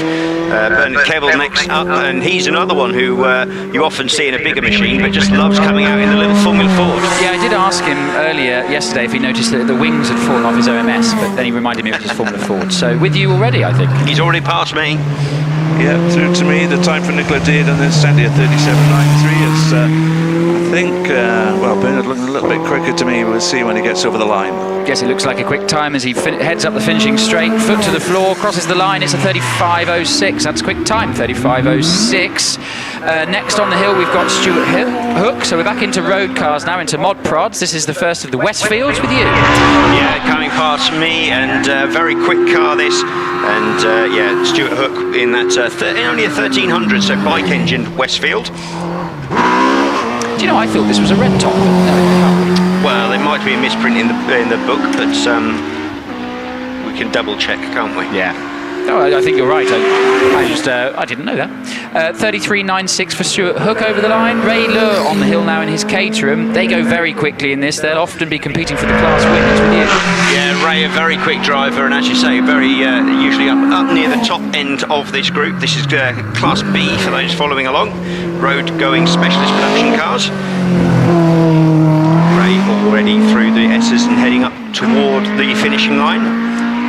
Yes, this will be a quick time. It's purple sectors all the way. It will take the class lead, I suspect. Yes, 32.34. 32.34 takes the class lead ahead of car teammate Joy Hoyle, who he shares the car with. So they're 1-2 in class at the moment. Right, next on the hill, Johnny Toon in the Fisher Fury. It's funny, you don't see many of these, and yet there are 2 entered this weekend. Here comes Johnny in his. Very sideways, Wow. very sideways, and really pushing it. Yeah, these are great little cars, these, and they look fantastic. Beautiful machines, big puff of something as he heads up towards bottom S, and really pushing hard. It really is. A little twitchy as he comes out and heads up the straight, but really trying as hard as he can. Yes, I'm not quite sure which end of that car's doing the steering, from what I can see on the streams. Tail happy would be an understatement, but a quick time, 33.27. Right, Rob Toon now in the Morgan. Yeah, classic Morgan look, and nice quick car this. Doesn't have the great big V8 engine that we saw in the Morgan earlier, but still a quick little car. Yeah, Johnny Toon managed a personal best. Conrob did the same thing as he comes through the top part of the S's and heads away from us now. Heads up towards the finish in the Morgan to cross the line in a time of 35.21. There's two big black lines, by the way, through Kennel now that were left by Johnny in the Fisher. Here comes Robert Brodie in his Fisher Fury. What can he do? He's with you. Yeah, beautiful yellow Fisher Fury, a bit more under control by the look of things, but still just as fast. Looks quite high at the rear end. I think different size tyres on that compared to the other Fisher. And he's into the S's now, clearly through the bottom part, out to the top part, heading for the finish line. Heads up towards the finish. Good run here. What's it going to be? It's going to be a 33.97, just into the 33s, 33.97. Timothy Higgins down the hill in another Westfield with you. Yeah, so here we come, Timothy Higgins, Westfield. Not quite so quick, seems to be slowing down. Bit of a problem, I think. Coasting his way up towards the Marshalls post. Will he pull off there or go up to bottom S? Did it make any noise as it came past you? It was idling, effectively. I think maybe. He's decided to pull off to save something rather than there was a bang. Okay. But we'll see. Maybe you couldn't find gears or something. Could be. Yes, I reckon they'll turn him around at crossing. The kink would be my guess. Yeah, he's found a good spot that they can either tuck him back there and let them run, or they can send him back down. One of the marshals from the top S wandering down now to see if he can lend a hand there, I think. We should just take this opportunity, whilst we've got a slight pause, to thank all of our marshals for all the work they do. We can't go motor racing without marshals. It's as simple as that. They are fantastically well organised and professional group, and we can't race without them. So thank you ever so much for all you do, marshals. And incidentally, if you are here and you think, how can I get involved in motor racing? Marshalling is a fantastic way to do that, to be right at the forefront of motorsport. As I said, we can't go racing without marshals. You can join your local marshals club at hills and circuits all around the country. So if you are interested, go and have a chat to one of the marshals if you see one today. They're a very friendly bunch, and they'll tell you all about how they got into marshalling. It is a fantastic way to get involved in the sport. It is. That's how I began my involvement in the sport at a local hill climb, the Pontypool Park Hill, which, well, some people, if they're as old as me, might remember. It used to host a round of the National Championship, and from there I moved to circuits as well, and then got hooked on the sport, and well, I'm still seeking help to break the habit. The rest, as they say, is history. Is this a support group then for those who are hooked on motorsport? Do you think, you become a marshal or a commentator? What, Hill Climbers Anonymous? Yeah, that's right. What's great though is you sign on as a marshal at your local hill, and then all the other hills go, "Oh, can you come and do us as well?" Yeah. And before you know it, you're doing the entire championship all over the country. Or before you know it, you're doing circuit racing, and you literally the marshals in the UK, do Grand Prix if you get to the right level. They do the British Grand Prix, and they're also exported all around the world. Often, that's right. British marshals are, especially if there's a country who's maybe having a first Grand Prix, they will take British marshals out there to guide and instruct and help get it off the ground. It's an amazing thing. My name is Peter, and I am a motorsport addict. Yeah. Good eye, Peter. It feels like we're with that, the scene with the sharks in Finding Nemo. But anyway, also, whilst we're talking about how you can help support motorsport, why not become a member of the MSA? The MSA, the club that runs the MSA, the MAC. What am I saying? The MAC, which runs and owns Shelsley Walsh here. The MAC. The hill has been going for 120 years, and we'd like it to be going for the next 120 years. So you can join as a member, and there are loads of benefits, including access to the MAC members areas here at Shelsley. You get discounted entry to tickets, loads of stuff going on, as well as helping to support the hill. And also, if you were to join today, there's a fantastic offer on where you'd get your money back on your ticket, your entry ticket today. You'd also get entry to the Harvest Festival, which is later on in the year, and your membership would count for all of 2026 as well. So in effect, you get today and the Harvest Festival for free if you were to sign up, become a member now. So how do you do that? I hear you cry. How do you do that? Well asked. Yes, that's good. Good asking. Good question. What you do is you go to the MAC members hut, which is the green shed up in the spectator area between the first and second corner, so between Kennel and Crossing, and talk to one of the lovely people there in the hut. There's a sign on it that says "Join the MAC today," so you can't miss it, and you'll help be a part of this incredible club and keep it going for the next 120 years. If you're in that area, yes, but definitely go to the MAC hut, but also take a walk over to the Acorn. That's our charity for this weekend. Their stand, which is up there as well. I had an interesting conversation with an Acorn yesterday, I have to say, and yeah, definitely worth calling in on them as well as the Midland Automobile Club. Yes, you were just talking about the Acorn Children's Hospice, weren't you? It's an incredible cause, and please, if you can, do give generously. Yeah, there's some wonderful volunteers looking after their stand up there, actually. And as I say, feel free to talk to the Acorn. So from what I can see from the cameras, because we've got the live stream going today, so I've got cameras here in the bottom box, we have the Westfield, the Caterham, the Westfield that didn't make it to the top has been turned around and is coming back towards me. The pickup truck is reversed back up to the S's, and so we should be good to go any moment now. And it would be interesting to know, hopefully that issue isn't terminal on the on Timothy Higgins's Westfield, and he will get another go this afternoon. I'm not sure why that took so long just to turn him round. Whether he was... No, maybe did they have to pull it up?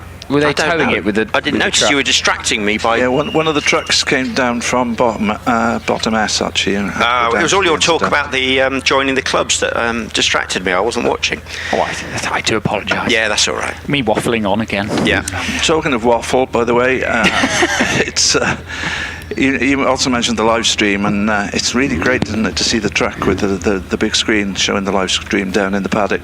Yes. Morning, Billy. Morning. Oh, hello. How are you, old boy? All right? I'm good. How are you? I'm literally spending a couple of minutes talking to you, saying hello. I'm going to hand back to Alex, but I'm going to be on this afternoon up here, and Alex is doing the morning. Excellent. And you'll do your paddock walk, will you, at lunchtime? Do the paddock walk at lunchtime, yes. So for those of you watching on the stream, for drivers in the paddock, do hide from me. I'll be trying to find you, but we'll be doing the live stream paddock walk at lunchtime, yeah. And yes, so have you told folk, I imagine you have, how you can watch the live stream as well? And we got it down in the... Yeah, it's in the paddock as well. Paddock. Okay, I'm going to hand back to Alex, and I will talk to you later, Billy. Speak to you in a bit. Right, we've got flags in. We've got a car leaving the line. It's Richard Price in the Caterham. Good start, 2.3 seconds with you already. Yeah, so Richard Price coming through. We're still in those specialist production cars, carrying good speed there through Crossing, up through the kink now and towards bottom S. Yep, comes into my view now, into the bottom S. Very tight line through there. Yes. And then plows away up the straight. Nice and neat and tidy. Was purple sectors all the way to the S's, which means quickest class so far. How close can he get to Ray Lure? He can beat him. It's a 32.10, takes the lead in the class. Simon Price now in the purple Westfield. What can Simon do? Already with you. Yeah, so coming through, Richard Price did 94 miles an hour as he entered up towards the S's, so really good pace on him. We'll keep an eye on Simon's speed, 84, so not quite as fast. No, turns into the S, now the bottom S. As you say, not quite as fast. He's just lifting the throttle a little bit on the gear changes, so I don't know if it's an issue or not, but he's heading towards the line. Heads towards the line to record a time of 33.79. Right, we're moving to Class C1, so we're modified production cars up to 1400cc. Andrew Russell on the hill in the lovely little Ginetta. I love this car. It's been hill climbing as long as I have. Yeah, it's a brilliant little machine, this, and only a lightweight, small car, tiny little, I think has this got the Hillman engine in it, but it's still got plenty of go. Yeah, certainly going through there for a little car with an engine. He's really pedalling it hard as he goes up towards the line. Now, talking about a quick Hillman Imp, here comes Eric Murray in the 998cc turbocharged Hillman Imp. This car might qualify for the tin top runoff later. He's already with you. Yeah, really carrying pace down through Kennel and crossing. Has a good turn of speed and looks right on the edge of a decent as it goes through the kink. Yeah, 998 was the capacity of the performance imps, production imps. That's put 875 for the everyday ones, but not with a turbocharger in those days. Very quick car. Absolutely. Heads towards the finish to record a 34.03. Andrew Russell, by the way, did a 36.16 in the Ginetta. We've now got John Mackenzie on the hill in the beautiful Cortina. Yeah, lovely machine this. He's in a class of his own today, quite literally C2 for modified production cars between 1400 and 2 litre, but great to see it. Really does look good, doesn't it, as it comes through the top part of the S's and away, quite close to the barriers there, but no problems. And as he heads up towards the finish, Paul Howell's on the hill in the Rapid 911 RSR. Rapid and wrapped, the colour scheme on this, and wrapped yellow Porsche, a big spit of flame and a pop from the engine there, but carries on, seems to be okay. Yeah, he's into the S's now. Looks good through there. Pilots it away. This is all going well for him, I think. This is indeed. It's another car we can expect to qualify for the tin top runoff later. Does a 32.22 to take the lead in Class C3 as we stand. Now we've got Nigel Elliott on the hill. What a monster this is, the TR7. Yeah, this is a brilliant machine. This, it looks like the Rally TR7, sorry, from the 70s. Great big V8 engine, and I think he might have a couple of turbos on it as well. It has, yeah, definitely. Yes, the car, which I believe was called a TR8 when it was exported to America, but was always a TR7 V8 in Britain. I didn't know that. Well, it's a very quick car indeed. He heads up towards the finish to record a 33.12. Nick Powell on the hill in the Impreza. We're now into Class C4. Yeah, so modified production cars with four-wheel drive. Slightly slow pace there. This Subaru, I looked at it in the paddock, and the engineering on it was quite mega, so I'm surprised it's going at that slow speed. It's surely got an issue. Yeah, so possibly a problem with that, I'm being told. Something wrong with the turbos or something, so down on power. Hopes he makes it to the finish, because catching him up is Damien Bradley in his Impreza, fresh back from Pikes Peak in this monstrous Impreza. Yeah, it looks a bit twitchy going through the corners. I don't know whether they've got it on American setup or something, but maybe it still needs to dial back into British. Well, I actually know why that is. I think it might have a problem front left, actually. I think it's got a broken... Yes, I think there's some broken suspension front left as it heads towards the line, because only of 31.22. Basically, the tracking's all out after it was shipped back. It only got back about a week ago. There you go. He actually sort of clipped the inside of the bottom S. Whether that caused an issue with the suspension or not, I have no idea. But we've got the Mitsubishi Lancer now coming through, and he heads up towards the line, popping and banging as all good Evos do. Yes, this is Stephen Moore.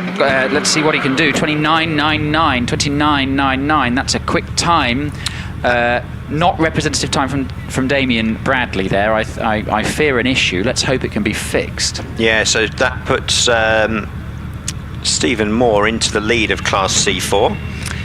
However, we have one car to go, and that car is Stephen Darley in this stunning-looking, bright, sort of reddy purple Subaru Impreza that they've been developing. Damien and Stephen have been developing this for the last couple of... Damien and Stephen have been developing this for the last few years. Really quick car. Another car that you would put on the favourites to be right up there in the top 10 challenge for tin tops later on. Yes, that run, that's towards the end of the day, yes, for people who are interested. Definitely stick around for that. Don't go home early, ladies and gentlemen, because you won't want to miss that. But just a little bit of an issue getting the car lined up with the timing beam from what I can see. There's just a bit of conflab between driver and marshal at the start line as we await that. But yes, this car would be a definite favourite for very, very close with Damien Bradley for class win today, and you'd expect it to be right up there in the Tin Top Challenge. I hope whatever the issue was with Damien's car, it's fixable, but it looked to me, what I can see on the stream, that there was an issue front left, with the front left wheel. So we shall see. Yes, it would be a shame. That car is very quick, and he did a good job out at Pikes Peak. So it's good to see. Well, it's an awful lot of effort to ship a car all the way over to Colorado and back again just for that one event. So good on them for doing it. Well representing Britain. It's definitely one off the bucket list, though, isn't it? Competing at Pikes Peak. Yes, I'm getting some replays online, by the way. The first being the monstrous triumph heading up the finishing straight. Very quick indeed as it across the line. Let's see. We've then got the Subaru that went next that had the turbo issue, because you're right. It got slower and slower, didn't it? That sort of dark grey Impreza. That would be the altitude, probably. Yes. So we that was again seemed to be a slight issue with Nick Powell's car. Yeah, so these four-wheel drive cars obviously struggling a bit today, this class. Yes, funny, isn't it? They're incredibly quick off the line, though. I mean, Damien Bradley did 2.01 seconds. Right, we're off. Stephen Darley, 2.11 seconds start in the Impreza. Let's see how he gets on. He's already with you. Yeah, here he comes in this very, very fast through crossing there, and powering his way up through the kick. Let's see, pop of from the exhaust into the bottom S. Lifting the inside front wheel a little bit through that bottom S, away he goes, and weaving a little bit on the straight as he goes up the line.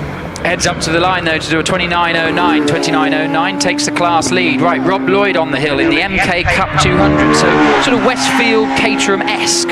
Yeah, so one of the smaller manufacturers, but often this little thing can be just as quick as the more well-known names.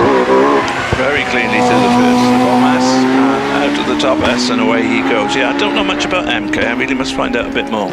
Heads up towards the finish to record a time of 32.96. Becky Manton on the hill now in the Westfield with you. Yeah, Becky already going through the kink up towards bottom S already. Big puff of smoke, I'm going to guess tyres. Yeah, I think it was, yeah, but through the S's, all looking good. Heads up towards the finish as we await a time. The next car on the line is Phil Goff in the Caterham with the Hayabusa engine in the front, 1440cc, so stretch Suzuki Hayabusa in the front. Time for Becky Manton, 32.99. Phil Goff now on the hill in the Caterham. This is a quick car. Yeah, so this is Class D we're in, modified production, specialist production cars. Very close to the grass there as he goes up through crossing, and yeah, good pace there. Rob Lloyd's was a personal best, I just noticed on the computer, so some quick times coming from these guys. The Caterham Hayabusa cleanly through the S's. If it can power a car like this, what's a Hayabusa bike like? A monster, I think. 32.72. 32.72 for Phil Goff. Takes the class lead. 101 miles an hour across the finish. There are three of them within about 2/10 in that class. So Phil Goff did a 32.72. Rob Lloyd a 32.96 and Becky Manton a 32.99. So yes, very competitive. Yeah, those Caterham Westfields and everybody else are always very tight in their speeds. I think the engineering idea is very similar, isn't it, between all those cars? The concept. It is. I'm just getting a replay on my screen of Damien Bradley's run. Definitely an issue front left. I don't know if you're right, by the way, that he did take a lot of curb on the entrance to bottom S, in fact, and some grass.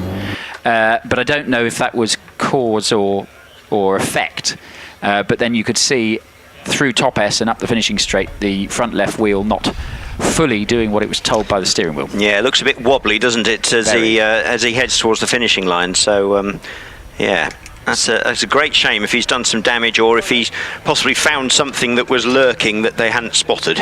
Yes, let's hope it's maybe something fixable. But yeah, he was saying that the car obviously had been in a container, strapped down for 6 weeks on the journey back from the US, so that the tracking was a bit out.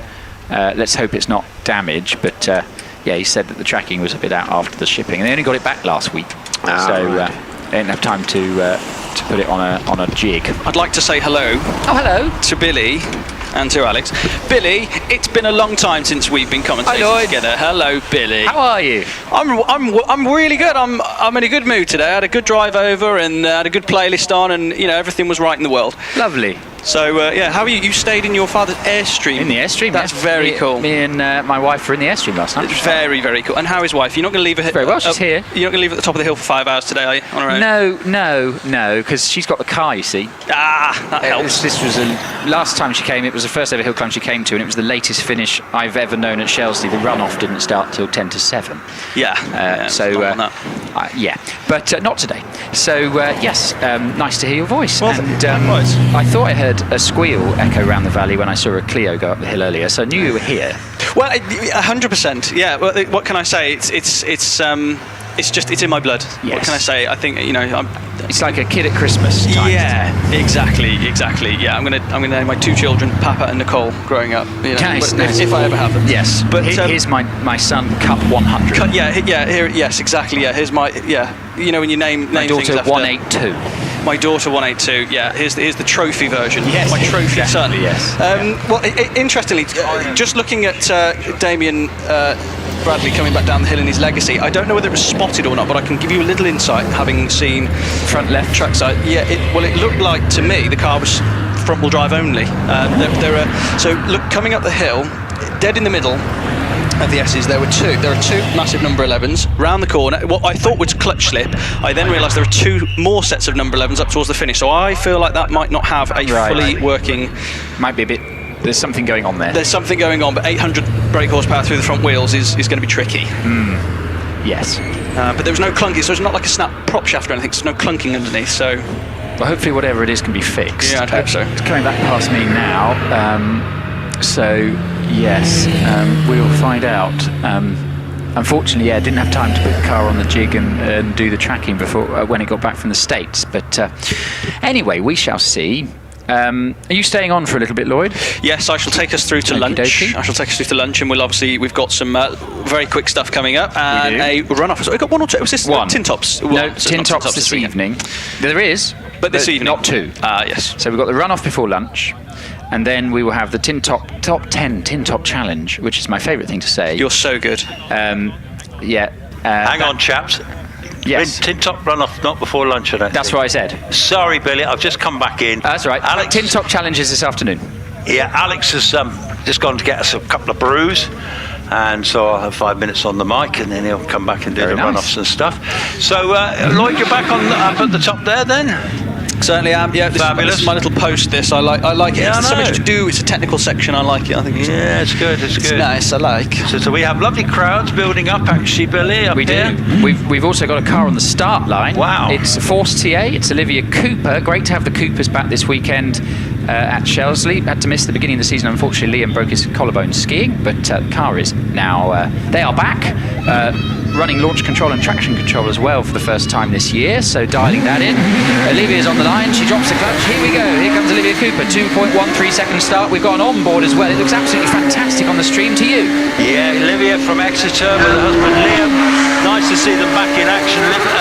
Liam had a problem with his arm, so they weren't driving the car, but a bit of a mess. Absolutely, yeah, Olivia's really neat and tidy always, perfect line through us, a little bit of correction for oversteer, but no time lost at all, she feeds it the gears and she's going to cross the line. Across the line now to record a 26.80, 113 across the line. Paul Jones now on the hill in the Force TA, broke a chain yesterday, but all fixed today. Yes, there's Paul Jones. He's got the driving hero sticker on there, Lloyd. That's great to see. Yeah, into Barnabas. Wasn't on my bingo card this time last year, I'll tell you that, but it's great to see Paul up and running again today. So clips the inside apex for the exit of top S, but nice and neat, 8.27 through the S's, he's going to cross the line. Quick time, 26.93, 113 miles an hour across the finish, same finishing speed as Olivia Cooper. Next on the line we have a Greenan, hold on to your hats, it's Adam Greenan, here he goes, he rockets past me and disappears into Kennel to you. Which Greenan will get the honours today, I don't know, but they're both super rapid, they're pushing that little force up the hill, sparking its way through the kink. Absolutely comes into sight now, this guy's always all arms and legs, absolutely flying everywhere in the cockpit to try and keep it straight. He does so actually quite neutrally through the S's, pops and bangs, he's across the line. They join this Empire well, don't they? It's a 25.92 into the 25s, 116 across the line. Next on the hill we've got Alan Warburton in the Gould he shares with son Dave, who you will see in the next batch. Alan leaves the line in front of me, 2.1 seconds start, neat and tidy as you'd expect, disappears through Kennel to you. Yeah, the development Gall GR59, but this one's got the Hayabusa engine in the back that's a right pain to get in and out apparently, but anyway, he's into bottom S. Absolutely, yeah, this car is the definition of on rails, almost not a hint of anything being upset. Alan driving it beautifully out of top S, feeds it the gears, across the line. Crosses the line to do a 25.88, 25.88, 115 miles an hour across the line. Takes the lead in the class as we stand, but we'll get the rest of the 1600s in the next batch. Next on the hill, we got Richard Walker, the MP88 Pillbeam. We're in the 2-litre single-seater class now. 2-litre Rover V6 howling away in the back. A lovely sounding engine too. This is like Tom New used to drive so successfully in the 2-litre class. Don't see many of these. In fact, the only one I can think of at the moment. Absolutely, yeah, he takes a nice tight line, big dab of opposite lock as the car just gets a little bit upset, won't have lost much time, gets a good exit out to top S, changes gear, sounds great, this car's heads towards the finish. Crosses the line to do a 28.99, 28.99, I believe that is a PB according to my screen. Next on the hill we're going to have another Pillbeam and another MP88. This is the example of Jonathan Evans with the 4-cylinder engine in the back. I believe it's a Millington, but do write to me at Vauxville if I'm wrong. Just waiting for the light to change so he can go. It is a Millington, Billy. It is, isn't it? Yeah. Sounds amazing, this fabulous, car. isn't it? Lots of power. Great to see Pillbeam still hill climbed. They had an anniversary event at Prescott a couple of weeks or so back. It had loads of Pillbeams out, which was great to see. He's got launch control on this car as well. Popping it back as he leaves the line. Rockets past me does Jonathan Evans. Feeds it the second gear as he disappears into Kennel to you. Yeah, sharing this with Kevin Creven, who's from Northern Ireland. Anyway, these two are a good partnership. But this is a lovely old school Pillbeam. That 2-litre engine's just bang on for it, really. Absolutely, yeah, making all the right noises. He pops down the gears, slow entry speed into bottom S, but he's going to be quick out of top S. Fairly low down in the engine range, but very nice as he heads across the finish. Across the finish to record a time of 30.12, 30.12. Andrew Colborne now on the hill in the Van Diemen. This is an ex-Formula Ireland circuit racing car. Aaron's had this car in the runoff this year at Doon already, so it's a very quick car. Certainly is. A beautifully turned out car as well, actually. It's a father and son partnership here, and into you. Absolutely, yeah. The car's got quicker and quicker as they've developed it, got more used to it. Lots of power in the car. It certainly negotiates the S's very, very well. Central as Andrew heads towards the finish. Records a time of 29.95, 29.95. Right, we're moving back into sports cars now, back into Class F. This is Sports Libra cars up to 2 litres. We've got a Radical on the line. It's a Radical SR1 with a 1300cc Hayabusa engine in the back. Mike West aboard with you. Yeah, here he comes now. They've repainted the car or rewrapped it this year. Mike West is part of Team Valley Motorsports. He's co-driving with John McQuillan today. Yeah, heads into my sight now. Good little, great little power slide on the exit of bottom S. Just collects it nicely, straightens the car up for the exit at top S, and he's flicking that paddle to go through the gears and across the line. And we wait for a time. It's a 33.07. Mike Luck now on the hill in the Dart that he actually built with the 1800cc K Series. Beautiful job he did on it too, actually. It's beautifully turned out, drives it very well indeed. Lovely looking car, isn't it? Absolutely, yeah. Mike's a very, very clever guy, local guy, drives it beautifully through bottom S, just clips that drain cover, heads towards the barrier on the exit, but not too close. Feeds it third gear, feeds it fourth, and he's going to be over the line now. To record a time of 31.44 to slot into second in class as we stand. We've got David Bickley on the hill now in the Bickley Motorsport white Radical with the day glow yellow accents. Normally we'd also see son Stuart driving in a Force, but unfortunately he awaits a rebuilt engine after having issues earlier in the year, hence why he's not here, which is a real shame because he would be right up the top of the 1100cc class. That's disappointing. It is, isn't it? But anyway, at least we have David Bickley in the Radical. They're just lining him up on the start line, getting him fully in line with the timing beam. The marshals have done their job now. Return to post. He's awaiting the light. And awaits the go from the timing and scorers. Not sure what the delay is. Everyone's sort of looking at the light, wondering if it's going to change. It's a bit like a traffic jam in London, isn't it? Right, he's got the light now, he's off. Bogged a bit off the line. I think there's a lot of grip off the start line and the car bogged a bit, but he's away now, he's with you. Yeah, Bickley Motorsport car turns out beautifully too. David, very decent driver. And of course, as we just said, Stuart, his son. I'm surprised Stuart hasn't had a little go in this car. I was thinking that. Well, you can't have it all. He's probably gone, Dad, can I have a go in the car? No, it's mine. No, it's fine. No, for the day. But driving it very well through the S's, slap back in the middle of the road, very nice line through there as it disappears over the line. And to record a time of 32.16 to slot himself into third in class as we stand, with 2 to go, I believe, in the class. We've got a Mallock on the line. It's a rare Mallock. It's the Mark 32 of Andrew Burt, so fully enclosed wheels. So really looks like a sports car, more than a clubman's car, this one, with the fully enclosed wheels. But it is a Mallock. The car is lined up, again awaiting. Has it stalled? There's some talking going on. I can't hear it. And there's some conversation going on between driver and marshal. So I wonder if the car has fired. They're also just looking at the connections on the starting beam. I think they seem to be having a few gremlins with the timing because they are having a look at the wiring of the starting beam. Of course, we can't run unless we have our timing and scoring working.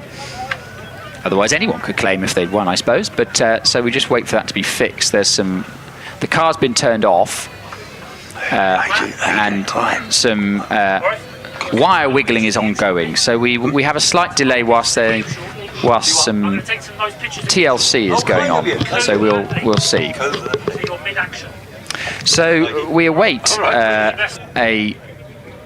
a sorting of the timing. They're plugging the battery back into the side of the Mallock at the start line to restart it when they're ready, but we have a slight delay. It's running a 2-litre engine in that one, Billy, isn't it? That's quite unusual for the Mallocks, isn't it? Quite big, isn't it? I think it's a Vauxhall. Yeah, so he got a red top or something? He might do, yes. Yeah, because Mike's got has he got a K-Series Rover engine in his one? He does. Now, the circuit, because it used to circuit race, it used to have a 1600. Yes. But he's actually swapped that out for an 1800. Yeah. Because it was the 1600 that was the circuit racing engine. Yeah. Or the other one you could get which they now have in Clubman's cars, is the 2-litre Honda VTEC. Oh, wow. Which in a Clubman's car, they are Formula 3 lap times around Silverstone. Goodness me, that's got to be rapid, isn't it? Right, whatever the issue is, it seems to be fixed. Oh, I've got. Chris was just saying in my ear that they only made about 11 of these Mark 32s, so they're pretty rare. But the timing and scoring gremlin seems to have been shooed out of the system. So the Mallock is fired up.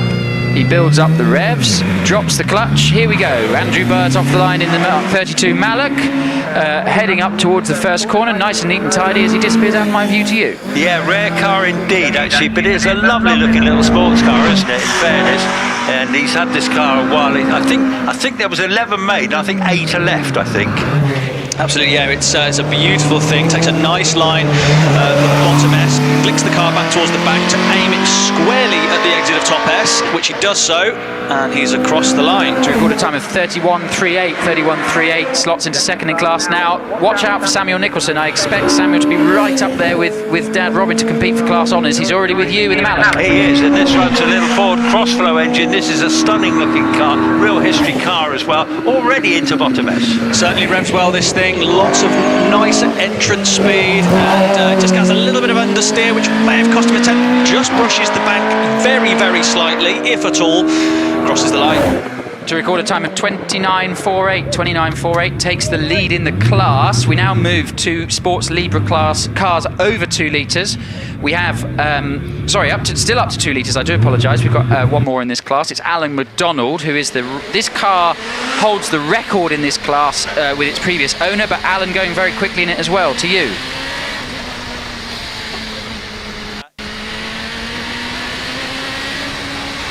Oh, sorry, I was switched off then. My apologies. Alan McDonald into Bottomess. Indeed, yeah, absolutely. This car with the little red sticker on the back wing denoting that it is a methanol-powered car. Sounds great. Lots and lots of power on exit.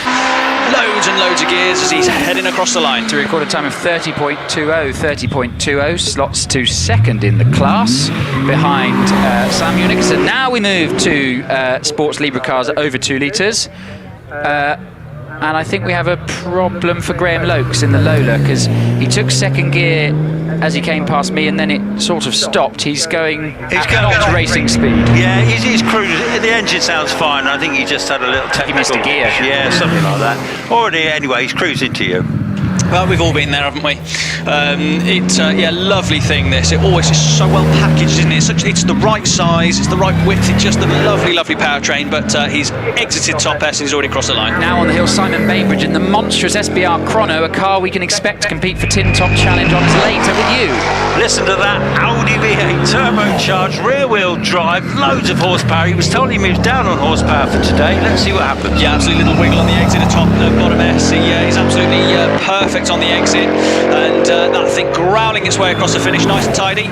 28.22, 28.22. Archie Kerr now on the hill. We're back into single seaters. We're into 600cc single seaters. This is Archie on the hill in the OMS with you. Yeah, lovely little 600cc. We don't see many of these. This is actually a fairly new OMS, but little 600 engine. Most of them are running 1100s now. Yeah, absolutely. Archie, a couple of bites to the cherry to get the apex of bottom S. A bit of an oversteer moment, had to back out the power slightly. Will have cost him a couple of tenths, but no problem at all. He's all scooped up and he's across the line. Across the line to record a 31.81, 31.81. Now we're back into the 1100cc class. We've got Emma Racing on the hill with the Empire. Yes, all the way from the Channel Islands, actually. But very competitive driver, this lovely little Empire 2. Beautifully turned out car. Yeah, pops and bangs its way into sight, just rolls it into bottom S. Nice. Does a real thud across that drain cover on the exit of top S, but we're across the line, and there you go. Gregory Barton now on the hill, another Empire with you. Yes, indeed. I haven't seen much of Gregory in the past, but one of Bill Chaplin's here who builds these Empires down there in the paddock with Zach Zammit. Yeah, they're coming thick and fast. Another one rolls nicely into bottom S, points the car to the other side of the road to straighten it up and just get close to that barrier for an exit, and yeah, nice high revving engine as we cross the line now. To record 29.66, Will Hamer now on the hill in the BMW powered OMS. This is a quick car driver combo. Yes, certainly, yes. They put the Beamer engine in last year. They had a Kawasaki turbocharged engine. Gave loads of trouble, but this Beamer is flying. Absolutely sounds very committed up the hill, that's for sure. Really nice line through bottom S. Great out the top S. This is really quick. That's going to be a quick split time, 7.99 through the S's. That's up there with the big boys. What's he going to do? He does 26.51. 26.51 takes the lead in the class so far from teammate Ben Hamer by about 0.2 of a second. Right, Richard Matossian now on the hill in the class record-holding car in the hands of the previous owner. Richard goes very well in this GWR Raptor with the Beamer engine in the back. Yeah, another BMW engine car, but yeah, so Robert Kenrick drove this car with amazing success. Hard act to follow, actually. Yeah, absolutely. Massive entry speed, really, really nice through bottom S, really nice and stable, this car. Just adjusts his line slightly on the exit of top S, but won't have cost him any time. Goes through the gears across the line. 26.45 takes the lead in the class so far. Right, next we've got the OMS 28 Jonathan Flesher. This car for sale, incidentally, that he shares with Tim Thompson, but Jonathan going quicker and quicker. He's already to you. Yeah, he's retired now, and he is absolutely taking this car apart. He's brilliant. I think he must be wanting to go up the classes, I fancy. Yeah, he's going really well. Turns it in almost a bit too early, just gets too wide. He turned in too early, got a bit close to the back, just drifted out wide. Would have cost him a couple of tenths, recovered it, but he's across the line. That will have cost him a couple of tenths. Bit of a messy S sector there, 27.62. I expect him to go quicker this afternoon, but 27.62, 106 across the line. Very wide on the exit of bottom S. Yeah, he turned in a bit too early, then got out of it, and the car just sort of brushed wide. He was millimetres from touching the bank. I thought he was going to just have a bit of dirt on his tyres, but not quite. Well saved. Excellent. Next we're going to have Dave Tatham in the DJ Firehawk. Beautiful little car this. Dave goes very quickly indeed. He's already to you. Yeah, rebuilt car this. It's like new too, this one now. Dave Tatham is a farmer from Malton in Yorkshire. and is an extremely quick driver. Drives a big McLaren as well. Very nice indeed. Turns it nicely into bottom S. Sprout of power as he prods between bottom and top S. He's out of top S already. Feeds the gears. He's going to head towards the finish line nice and tidy. Is it going to be into the 26s? Yes, well into the 26s. 26.44. Good time. 1/100th of a second quicker than Richard Matossian, who did a 26.45. That's how close it is. Right, Tom Weaver. What can Tom do? He's very quick indeed in the Empire. He's with you. Local Ludlow man, the Ludlow massive Tom Weaver, brilliant young driver, certainly going to be a handful in this car. Can he get the fastest time in the 1100 class? Let's see, he's absolutely on it through really quick through bottom and top. It's almost don't have time to talk about it. There's not much more to come out of this car, that's for sure, with Tom driving it. So be quick, 26.05. 26.05 takes the lead in the class. That S sector. Very quick indeed. Right, we're back to Formula Fords now. Carol Nichols on the hill in the Nike, built by her dad. With you. Yeah, look at her driving style. She comes out most weekends in this little car. Great supporter for the sport, isn't it? Yeah, for sure, absolutely, yeah. So I understand that it was it her father that built this car? Yeah, designed and built this car, which is what a lovely thing to do. Take the car that your father designed and built to Shelsley Walsh and spend a day in the sun. Heads up towards the finish now. We've got Mike Gallery on the hill in the Van Diemen. Let's see. Time, by the way, for Carol was a 39.73. Mike Gallery with you. Yes, that's a great little class, these Formula Fords, very evenly matched. The latest ones we get to see about 1992, I suppose. It's a big end. 90, yeah, up to 94 for the Formula Fords. Is there a reason why I'm not seeing... so we've got Sarah Bosworth in there. Yeah. Where's Caroline? Caroline, She's not competing this weekend. Ah, okay, shame. But I'll tell you who is, and that's Les Buck, and he's on the hill, and he's with you. Here he is in the Pringett. It always reminds me of Dan Gurney's Eagle cars with that nose cone on it, and the colour scheme's about right too. Yeah, it's one of the nicest names, isn't it? Pringett Mistral. Great name. But he's through bottom S, he's out of top S, nice and tidy. There's no other way of describing it, really. And he's into third, into fourth, and heading towards the finish. Time, by the way, for Mike Gallery was a 34.81, takes the lead in the class. Les Buck does a 35.34 to slot into third in class so far. Next on the hill, Max Hawkes, another very quick driver in the Van Diemen, clips the grass on the way into Kennel, using all the road, but with you. Yeah, fine young driver, great photographer too, Max Hawkes, and this is the family Formula Ford, and already with you.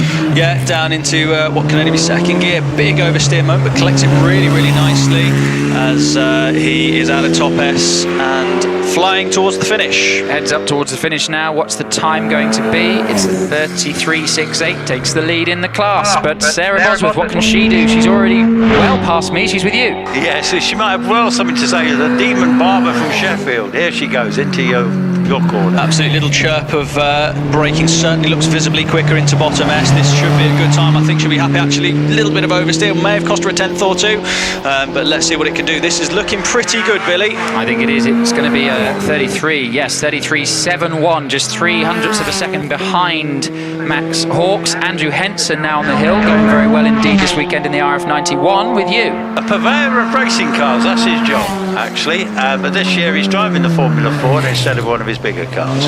Absolutely, yeah, into my sight now. A little wiggle on the exit of bottom S, just flatters that drain cover. You can do that in the Formula Ford. That's a bit more suspension travel, so not going to cost any time. Heading towards the finish, we're going to cross the line to record a time. 33.54 takes the lead in the class. But what can Simon Andrews do about that in another Van Diemen with you? Yeah, normally drives the big OMS, doesn't he? So poorly this weekend, apparently. Yeah, is it poorly? So yeah, but it's nice to have a fallback car. Absolutely, yeah. So Formula Ford's super close. There's less than half a second, 2/10 between the entire front three in this class. Let's see what Simon can do. He's going to be close, Billy. Might not quite get there. He is indeed. It's into the 34. It's 34.68. 34.68 slots into fourth in class, just ahead of Mike Gallery. That's the end of the batch. I'm going to take my leave, hand over to Chris, and I will speak to you later. But the next batch, we will have 1600s, we'll have 2 litres, and we'll have the big class cars coming as well. So I look forward to speaking to you a bit later on. Okay, well, I'm going to be handing back to Alex. He's just been and purchased a couple of coffees for us, so that's nice. And I'll be handing back to Alex to take you through. And I'm just going to stay here until lunch. And then when I do have lunch, I'm going to go down to the courtyard and have some Very nice food from the courtyard. So you may not have noticed, if you've been on the hill all day, you may not have noticed, but in the courtyard at Shells, we've got the big screen. Thank you again to HillClimb.TV for providing these images, but there's a fantastic big screen in the courtyard. You can sit there, have a drink, have a bit of food. Courtyard food's very good as well. Or you might just have a picnic. But either way, have a good look around Shelsley Walsh. Make sure you get to the top if you're at the bottom, and get to the bottom if you're at the top. It's a very nice place to spend your day, especially with the weather. There's a great crowd here today, so ever popular on this British Championship Sunday. Hello guys. Hello Chris. I'm back, and I'm back with rather a nice story that you might have heard before, but maybe not. Concerned a bearded and rather slow driver of a hill climb car, well, a saloon car going up Shelsley or Prescott, I'm not sure which, but going up very slowly, and I think his name was Jim. One of the commentators said, "I didn't know Jim had a beard," and his co-commentator said, "Well, he didn't have it on the start line." Very good. Very good. So, what are we waiting for? We're waiting for our next batch. Indeed, cars at the top collecting area. I haven't seen any signs of them just yet, but they should be on their way back down very shortly. So, we've got the very quick cars coming along. Might be good to start making a note of times to see if we can judge who qualifies for the runoff. Yeah, we were talking earlier. We were kind of guessing that perhaps a low 24s will be the time that you'll need to be in a runoff. But I talked to a few of the drivers this morning. They were saying yesterday the track felt really good. I hope that's translated today. And well, we've had lots of personal bests, haven't we? We have indeed. So I'm a bit surprised if the cutoff is as low 24s, but really interesting. We'll start making a list of who we think is going to be in it. Well, I mean, we've had some. I mean, obviously, you would hope that the key quick cars, Matt should be in it, Alex should be in it, Will, assuming problem free. Wallace, Trevor, David, Jack. I think they should be in it. Graham should probably be in with a shout in the car. We'll see how he's feeling. Zach, there's a good chance Zach will be in it. Paul Hames, Alex Coles. I mean, there are actually a fair amount of cars that are 23-second cars. Yes, Jonathan Varley as well in that car. Sean as well. We've got Sean obviously sharing with his car with Matt. I think there's a good amount of 23-second cars in there. Could well be our fastest top 12 ever. Yeah, absolutely. And then obviously when we get to runoff, when they put their best tyres on, psych themselves up, even more. Even more. Then we're, obviously the record here, as we know, is 22.37, held by Sean Gould in that car that Matthew Ryder is going to be driving later. So it's there's some very quick cars out there, aren't there, Chris? There are indeed. Especially when you compare them. I mean, we think Formula One cars are fast, but these are much quicker. Well, because the F1 cars are so big and heavy nowadays. Yeah, exactly. I mean, I was at Goodwood Festival of Speed, and you look at a modern F1 car next to a car from 2004, for example.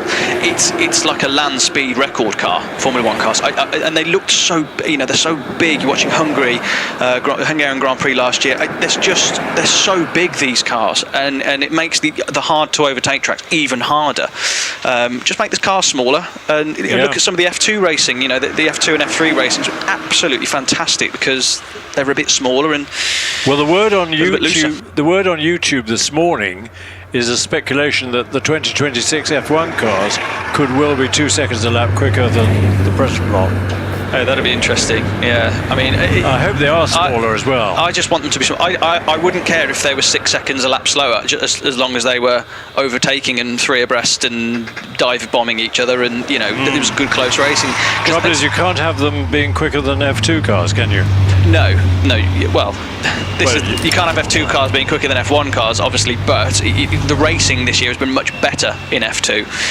It's been great, and it always has been in the lower series because you've got lots of space to operate in, haven't you? But hey, we won't get into it. But cars make their way back down the hill, so we're back underway very, very soon.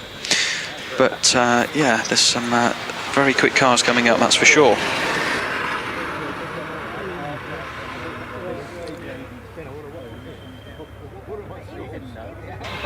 question is the track in record-breaking condition? Well, I think the track could be, actually. As I say, the drivers are very positive about the way the track feels at the moment. Obviously, the limitation is tyres. It's always around tyres. So if there's...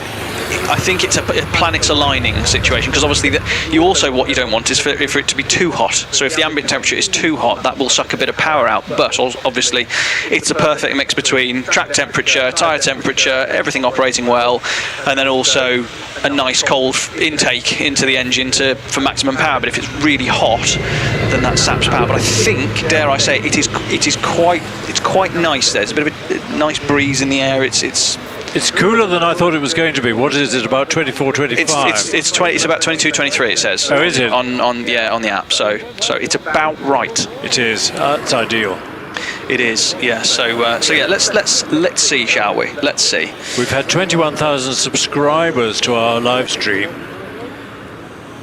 That's fantastic. Yeah, well, I know that obviously we've been chasing. Massive thank you to Rich and his team for providing these cameras and the images. And it just makes it a lot more accessible, doesn't it? Because obviously, it's the British Hillclimb Championship. We have cars that the world, they're not. There's nothing like the British Hillclimb Championship cars. They're 1,500 horsepower per ton. They're 700 horsepower Judd engines. A lot of them are sub 400 kilos, sometimes less than 350. They are so light, so powerful. It is seeing is believing. It's almost, if you're watching this on YouTube and you're thinking about coming down, please make the journey. If you're coming from Europe or anywhere, please make the journey. Come and see this next year, and make sure that you can see, because seeing is believing. The speed doesn't quite translate onto camera. So what's interesting is that when a team of our guys went over for the Masters in Europe, which takes, is it every other year, but certainly in Italy or in Switzerland or in France, we tend to be beaten by what are the sports cars called? They're immensely quick. And it's simply that our car's suspension doesn't suit a cambered road like the European hill climb. Exactly. Going up a mountain. Yeah, exactly. Obviously, the European cars are closed cars, so they can go a lot quicker for a lot longer. But our cars, they are geared for... They're geared for it. They can do the short wiggly bits, but it's the long protracted straights, because they get to their top speed so quickly. Yeah. It upsets the car, bouncing off the limiters and so on and so forth. And yeah, as you quite rightly say, it's the camber of the road. It's the crest in the middle of the road. The car sits so low, they almost skate across it. So it can get a bit treacherous, I think, when you adjust your line. Yeah, Will Hall, I think it was Will Hall, told me that when his car got near the left-hand side of the track, it suddenly wanted to take charge and dive into the bushes. He said it was really scary. Yeah, absolutely. Well, when we were in Braga, in Portugal for the Masters, you'd see the Fagiolis and the Merlis, coming across in their Normas and Lolas, and they were so planted because it was being pushed down from the top. And then you see Wallace or Sean come into, and it was like a fight to try and keep the car in a straight line as they fed the gears. So yeah, it's very exciting, and the fans love the cars, but they need to come and see them in their environment. That's the thing that I think they need to go and do. So if you're watching this and you're from parts of Europe or all over the world, come and visit Shelsley Walsh. Come and visit some of the courses that we have here in the UK. It is absolutely unbelievable, because the speed is mind-blowing. Now, chaps, before this next batch gets going, I was just looking on the computer at times. Obviously, we've not had the big guys come through yet, but currently Alan Warburton's the quickest with a 25.88. So if something happened now, he'd be the one leading the way to qualify into the runoff shortly. This next batch and the next two batches will have the really quick guys, so I can keep a bit of an eye on those times for the runoff, and we'll have an idea of where things are. Here comes James Chalmers, son of John, in this unique Ralt. Yeah, absolutely popping and banging into sight now, into bottom S, with that anti-lag flicking the turbo into life. Beautiful out of top S. Big pop and a bang as he changes the gears and crosses the line. To record a 26.81. Next up, William Lockridge, car number 808. screaming his way past me. Sparks are flying from the huge diffuser out of the back. Yeah, absolutely shares this car with Zach Zammit. Big oversteer moment through. Did well to collect that, actually. That was probably on the limit of what could be rescued. But he's gathered it up and he's across the line. 25.14 for William. 25. That was a hell of must have been on the lock stops between bottom S and top S. That's the way that car likes to be driven, but goodness me, it certainly looked on the limit. A personal best for James Chalmers as well with a 26.81. Now Debbie Summers driving the 14, family built, beautifully built car. They've all had a go at it. Mum made the bodywork.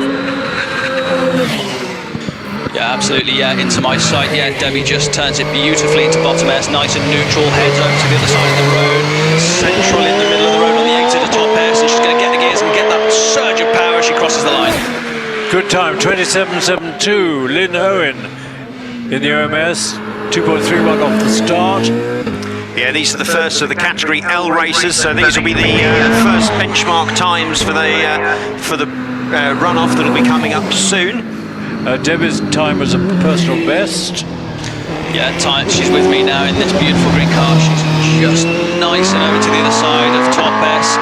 Gets the car back up to the right-hand side across the finish, but she's over now. 30.7 for Lynn, 110 over the line. Big Pilbeam with the 4-litre Judd on the line. Is it Mum driving it or is it Oliver? This will be Sandra, I think. I think it will, yes. She has held the ladies' record in various places. Always quick.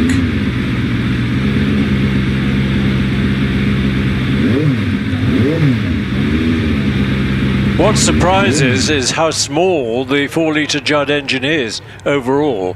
It looks, I mean, if you look at it in the car, it's a tiny little thing, but 4 litres. Yeah, packs a punch, doesn't it? That's for sure. It certainly does. Now, why has she switched it off? Has she been told to, or has the engine stopped? No obvious reason up the hill that I can see. So it'll be down there, perhaps a car issue, who knows? Maybe a timing beam problem again, but I don't think so. I know at Prescott, the last time I saw that car for the Pilbeam gathering, that it was being jump-started through the paddock, so I don't know whether that car's had an inherent... there's a starting issue with it at all, or is it running currently, Chris? I think, no, it's not. I think Sandra turned it off. There's a board meeting on the start line marshals. Bit of head shaking and things pointing. I'm not sure what the problem is.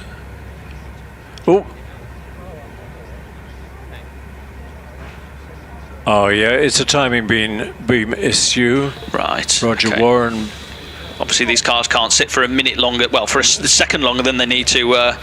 Roger's on his knees praying for guidance. And I think fixing a new wire on.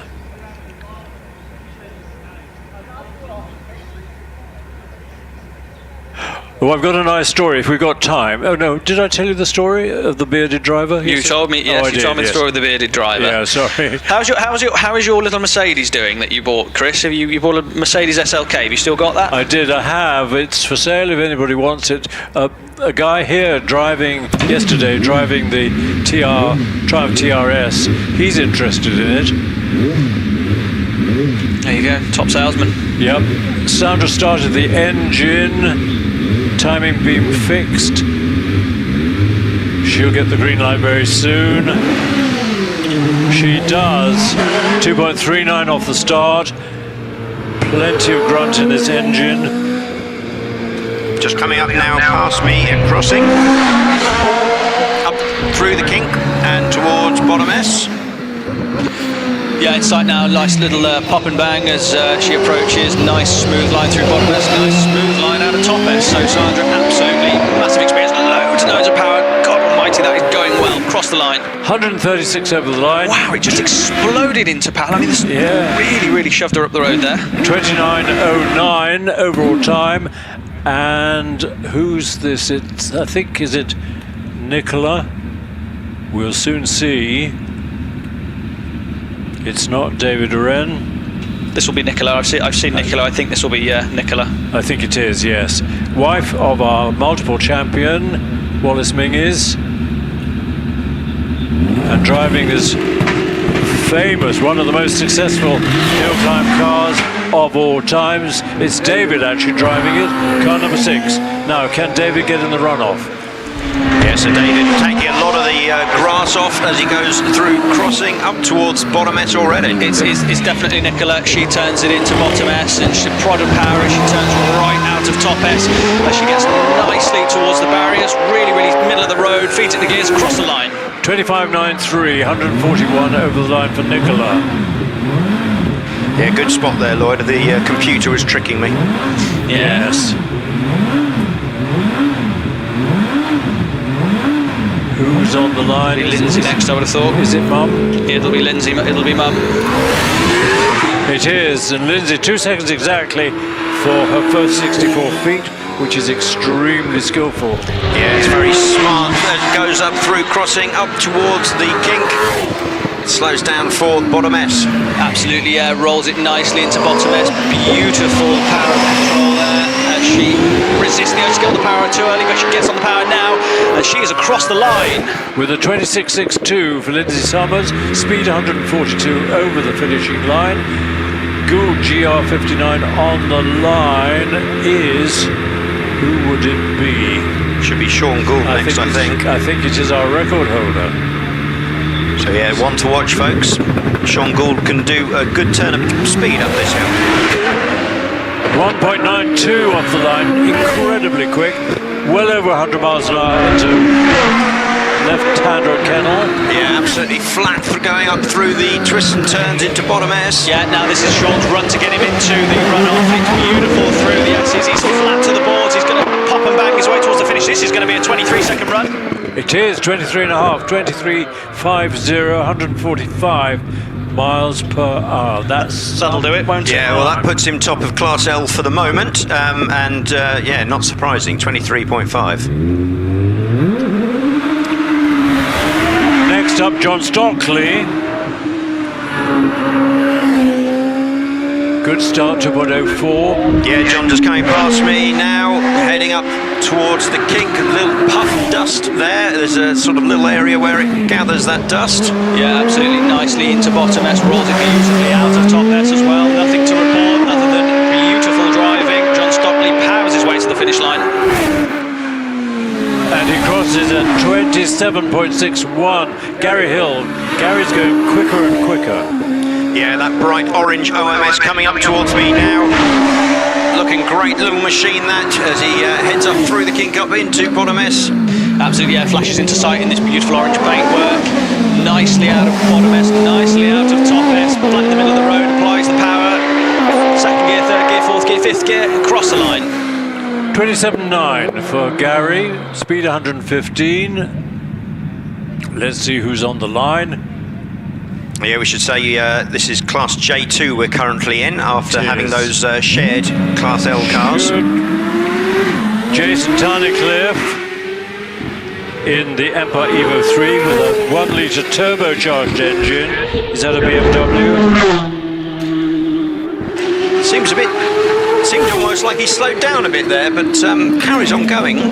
See what his time does. Well, turns it, and he's certainly not lacking any commitment through the S's, that's for sure. A little wriggle of oversteer on the exit of top S, absolutely flying towards the finish. So if there is a problem, there isn't one now. 27.04 for Jason. It was a good run, so maybe it was just a deceptive, but it seemed like he almost hung off the throttle as he went past me. Did he miss a gear somewhere?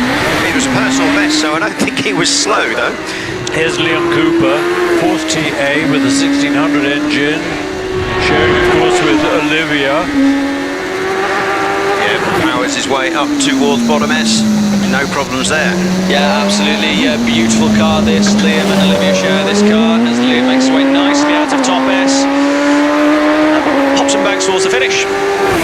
Finishes 27.05, 112. Car number 91 is on the line. That is Darren Gumley in the Force Mistral, 1600 engine. Yeah, Darren, always entertaining to watch as he wends his way up the hill. Spectacular driver and yeah, going very well indeed. He's got a 25.88 to aim for. Absolutely, let's see, flashes into sight beautifully into bottom S. He's out of top S already, really quick there. 7.62 for Darren. Come on, This is looking quick. What can you do? Can you do a 24? Yes, not quite. 25.27. Might be on the cusp of qualifying, but puts him at the top of Class J2 for the moment. That's a PB for Darren. Here's Mark Schlanker. Another Force TA. Yeah, screams his way past me up towards bottom S already. Yeah, absolutely. Yeah, I think the course is in good condition because there are a few PBs flying in. Darren Gumley just got his personal best. That must be the driving hero sticker. Mark Schlanker makes his way through S's. What can he do as he crosses the line? 26.38 for Mark, 123 miles an hour. I think the driving hero sticker added some drag there at the end. How dare you? Andy Greenan, always, both Greenans incredibly quick. Yeah, Andy coming through looking very committed. Sparks flying from the rear end. It's dragging the tail of that car all the way up the hill. Yeah, absolutely. They always drive this car on the limit, but they're trying to develop a way to drive it much more straight as he's just done a beautiful exit out of top S. Little power slide. He's going to cross the line. 24.96 could qualify. Andy, great run. Now then, David Warburton. Usually is a bit overdoing it.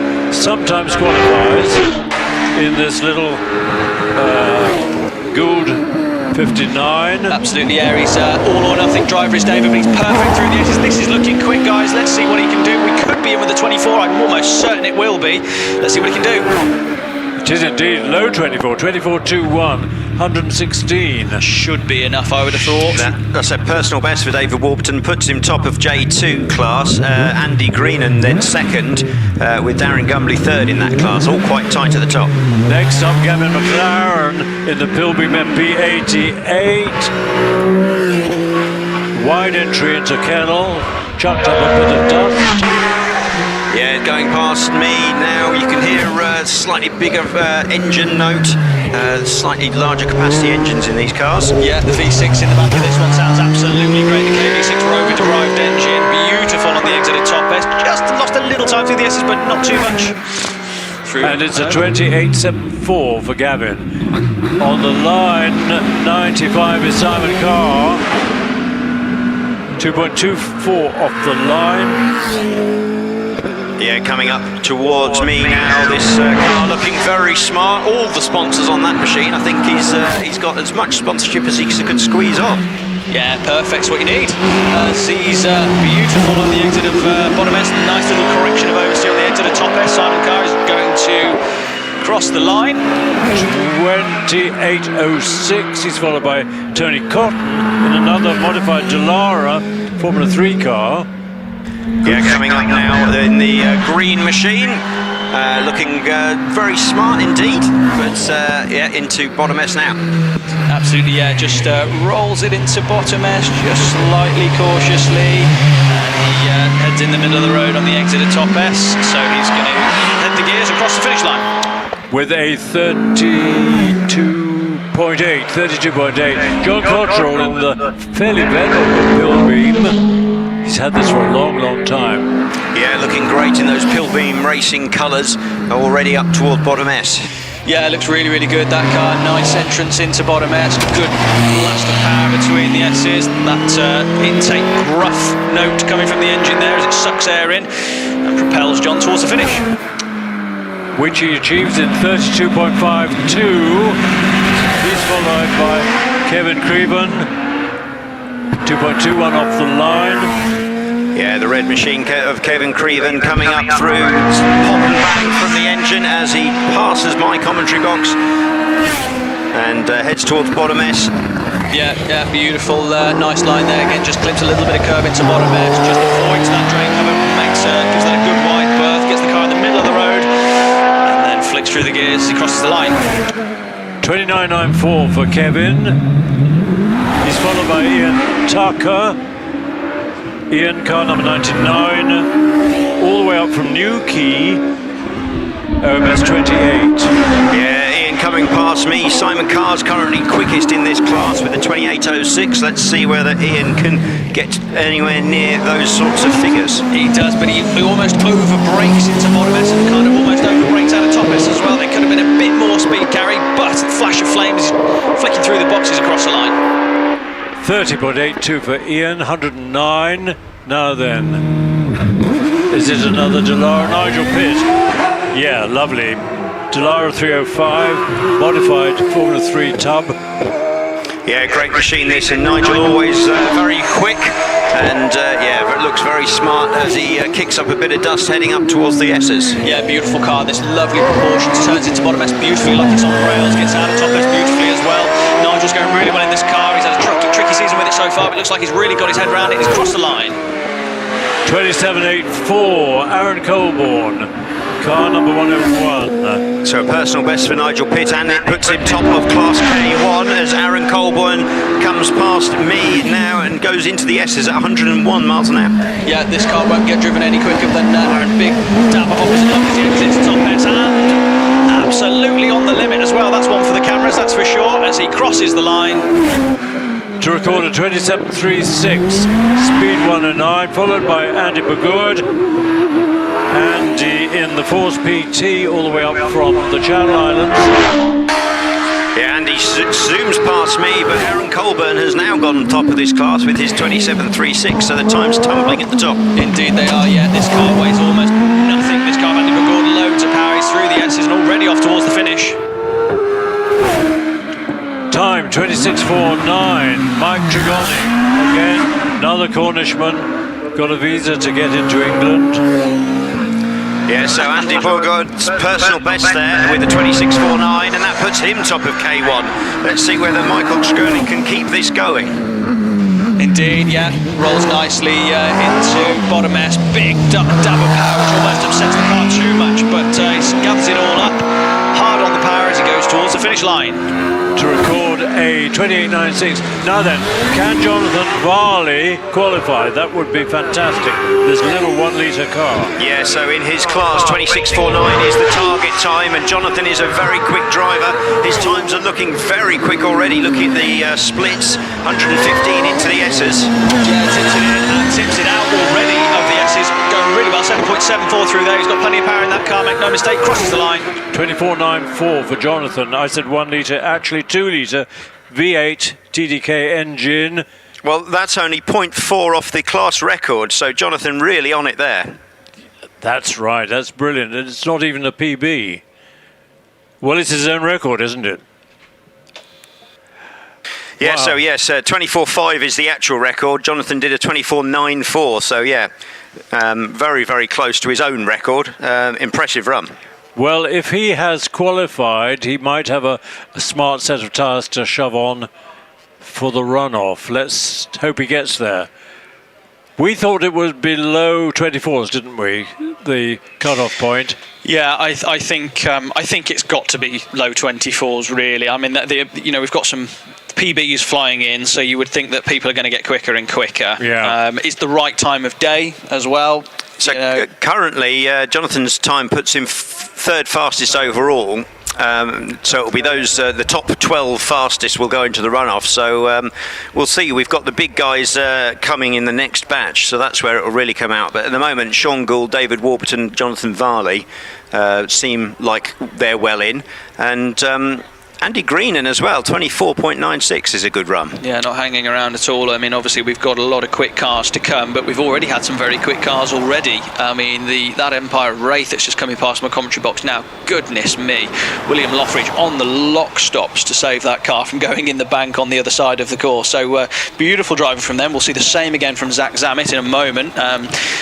Williams currently fifth fastest, 25.14. So it's not out of the realms of possibility. No, but it's great. And it's great to see the different driving styles as well, and people have such a different approach to getting to the top of the hill. I mean, Zach Zammit and William, they share a very, very oversteery, wild car, but it works for them because they know how to drive it. Whereas Paul Hames and the likes, and the Warburton's car is absolutely on rails. I know obviously GR59's a lot of downforce, but it's just great to see how these cars do everything in such a different way. I recommend you not to walk away from the track at the moment. I know it's heading for lunchtime, but this next batch is going to have the cream of hill climbing, and probably, almost certainly, our qualifiers for this morning's runoff. We have another runoff this afternoon. Yes, yeah, by all means, yeah, absolutely. You don't want to be going anywhere now. This is going to be a fantastic 40 minutes of action now on the hill with, as you say, the fastest cars coming up, and then a hill climb runoff, which is going to be absolutely great. He's going away from Darren Gumley as he heads back down the hill. Yeah, PB, Darren, yeah, you're welcome. That sticker does add performance, does add power. I can give you our runners in the tin top 10. Top 10, top 10. We've got 10 qualifiers, and have we got a page in the program to write them in? He's turning page after page. It's a lovely thick program today. Top 12 we've got. No, I don't think we've got a page for top 10 tin tops. Anyway, here they are. First to go will be Tony Adams, who recorded a 33.53. He'll be followed by Tim Elmer, 33.49. Robert Lancaster Gay, 33.22. Paul Howells, 32.22. Richard Andrews, 32.18. Rodney Isles, what does Rodney drive? Normally an Alfa Romeo, but yeah. Anyway, 31.78. Damien Bradley in the incredibly fast Subaru, 31.22. Stephen Moore in an even faster Subaru, 29.99. That's quite a leap in times. Stephen Darley, 29.09, and quickest is Simon Bainbridge, who qualified with a 28.22. When does the top 10 challenge take place? That's this afternoon. It is this afternoon. Right. So sorry, I was just distracted there. Did you say Damien's made it in? Damien Bradley, yeah, 31.22, okay. Fourth quickest. Well, I think he did a majority of that with front-wheel drive. So. Oh, did he? Yeah. Well, looking at it, I wasn't sure if it was picked up on. And of course, I'm only speculating, but that car came into bottom S and then left two massive number 11s, which it wouldn't normally do between the two, and then it sounded like clutch slip towards the finish, but there was a collection of number 11s, which is, I think, 800 horsepower going through the front wheels. So I think he was probably lacking his rear-driven wheels there. So hopefully he gets that sorted before the next outing, because it would be a great shame for him to miss out. Just come back from Pikes Peak. Change of plan, tin top runoff before lunch. Great. Isn't that good? Yes, I was just wondering how they'd got the order of it so soon, if it wasn't being run till later, but that's fair enough. So we are looking at Class L, racing cars over 2 litres. I think we've had all our Class K1 and K2 competitors already. So it should be Debbie Summers kicking us off in the P40, the home-built, the family-built Hillclimb car with the 2.5 litre V6 engine in the back, but it's not. It's no, I think we've got a few shared cars to get through before we get to them. Yeah, we're kicking off with the lovely chevron of Richard Grace. We saw Amanda earlier. Well, I have a little bit of an announcement. So I've just heard from our roving correspondent in the paddock that Damien Bradley did have a rear drive shaft failure. So the car was actually 3-wheel drive. Right. So that was 800 horsepower through 3 wheels, and that cost him a bit of time. But he has fixed it. He will be back out in that fantastic 800 horsepower Subaru Legacy. Fantastic. Now then, is it Richard or is it Amanda? I think it's Richard in the Chevron B19. With its special engines, 1975cc FVC, Cosworth, of course. Car that lots of us would like to take home. It's Amanda.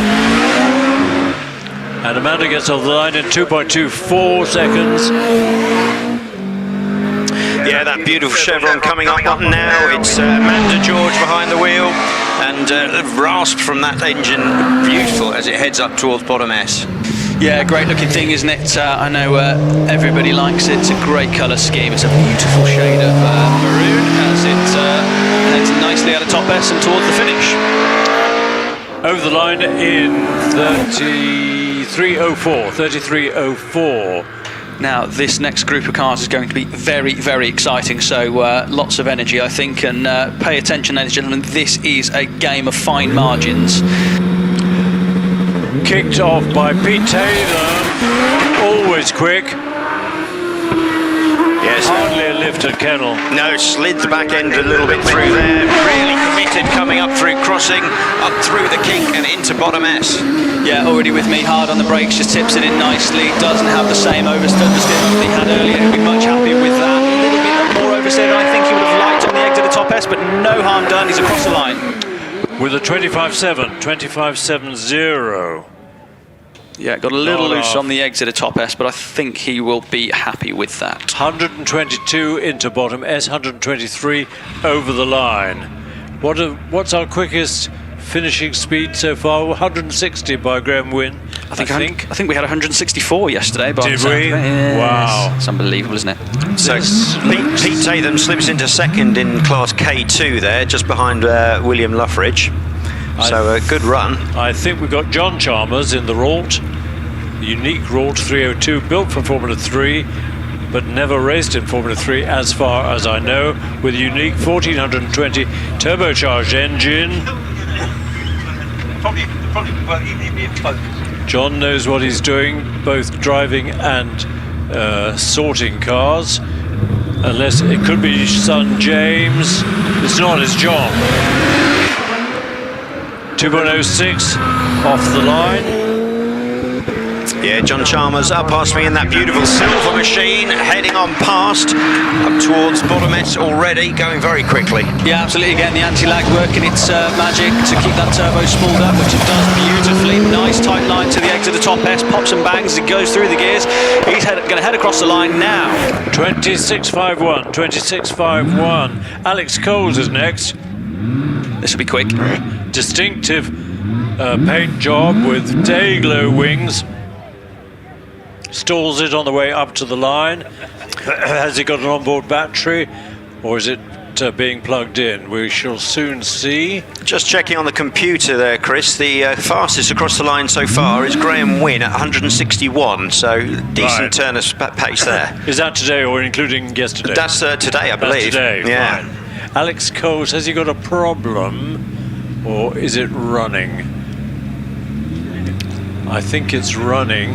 He doesn't seem very happy on the pre-start line.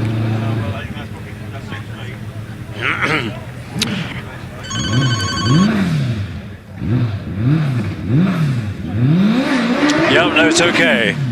Rushes up to the start line and stalls.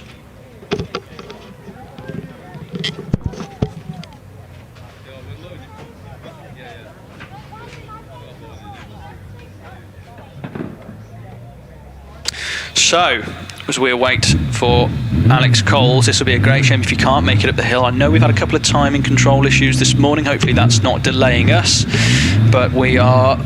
Starts again. Can he get it off the line safely? Alex, immensely quick in this car. A star of the future, no doubt. Very much so. And he's quite a big guy. I don't know how he squeezes himself into the car. 1.97, another fantastic start. Yeah, Alex Coles was second quickest in practice in this class K2, but he doesn't seem to be going particularly quickly now. Oh, I can hear it. Oh, Alex, what's gone on there? That almost sounded to me like a kill switch kind of. Yeah, like, I think he's killed it as he's pulled off at just at the kink. So I think he saw something wrong, has decided to pull out of it. Oh, Alex. Oh, what a shame! What a shame. Well, Alex Coles is certainly a star for the future. Hopefully, whatever issue they have, they can get fixed. But yeah, it's a great shame. So, okay, no Alex Coles then in our runoff. Unfortunately, he's climbing out of the car. He's in the slot, the marshal slot at the kink, I think. So pretty easy to get it out of the way off the road. Having a close look at the. Funny enough, at the drive shaft at the back. Yeah, it's unusual that he'd get out there. He must know it's not going to be an easily, he can't just coast down the hill or something. Marshall's coming down to inspect and sort him out. Hopefully it can be wheeled off the racing surface.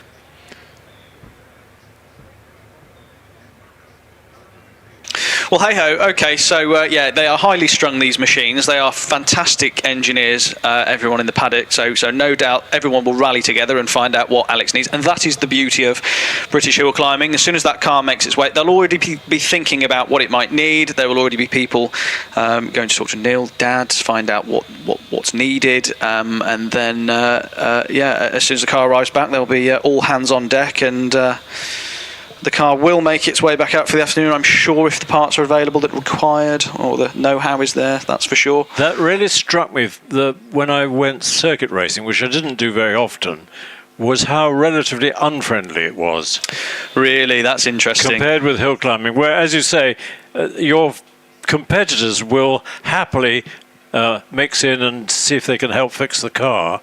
One well-known circuit racer ran over my foot trying to push me out of the way in the paddock.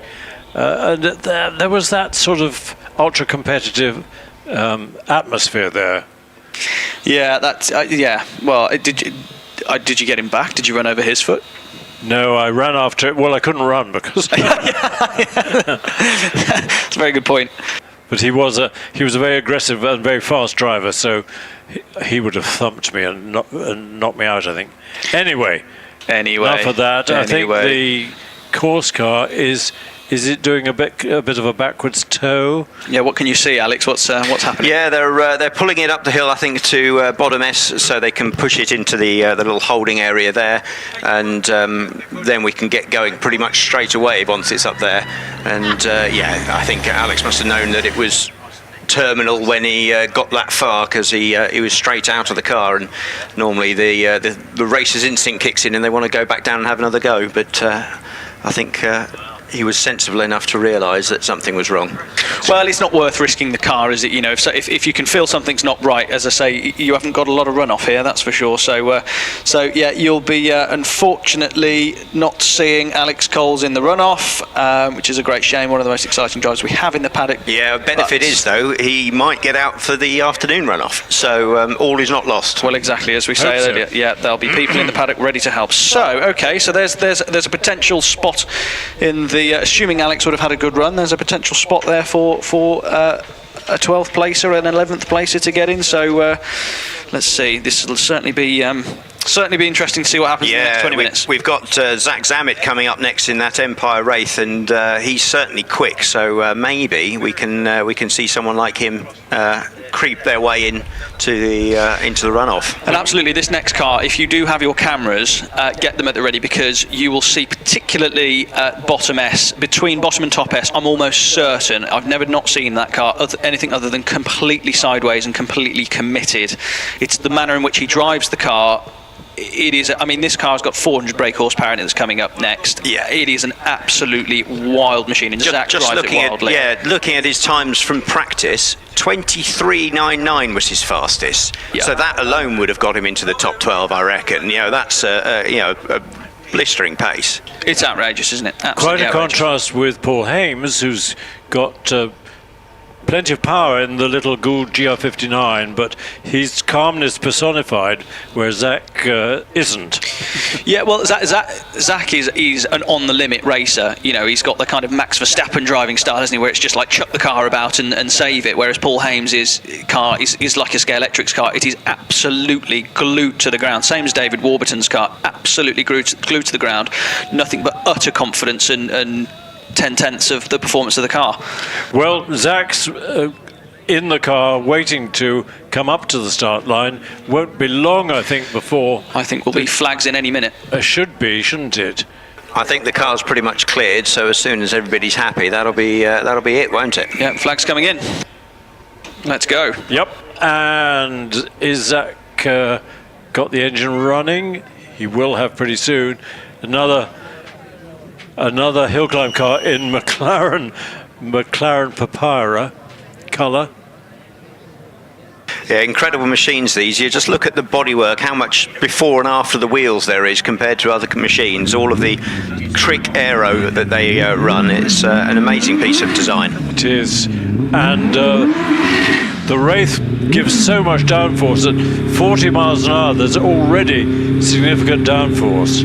William Towett, who was chief metallurgist, aerodynamicist for Ferrari, among others, had a big hand in the shape of the Empire Wraith.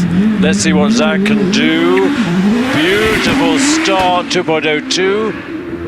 Yeah, already coming up through Kennel up towards me at crossing. It looks absolutely flat out, sparks flying all over the place. Right, watch this. How's he going to go? He's going to drive beautifully. Clips that. Yeah, you go. Bit of sideways action. Chucks it back in. Not afraid of it at all. I don't know if he got a little too wild out of top S. I don't know whether it's costing some time. Let's see. 24.86 for Zach. 136 into bottom S, but only 107 on the line. I was just about to say, Chris, I don't think that car was firing on all cylinders as it crossed the line. No, I think you're right. It's still quickest for Class K2, so Zach's probably on for a good result in his category. Whether that's enough to get him into the runoff, though. Well, if he does, let's hope he can run it in. That car should be doing more. Bit of a loose tail for Paul as he exits out of Kennel, but gathers it all together nicely up towards bottom S. Absolutely, yeah. Paul's been fighting the car this weekend. He's just been trying a different mix of tyres, but it looks very, very good through bottom and top S. He's a little wiggle on the exit, but he's on the power. This is going to be a 23-second run. No, it's not quite.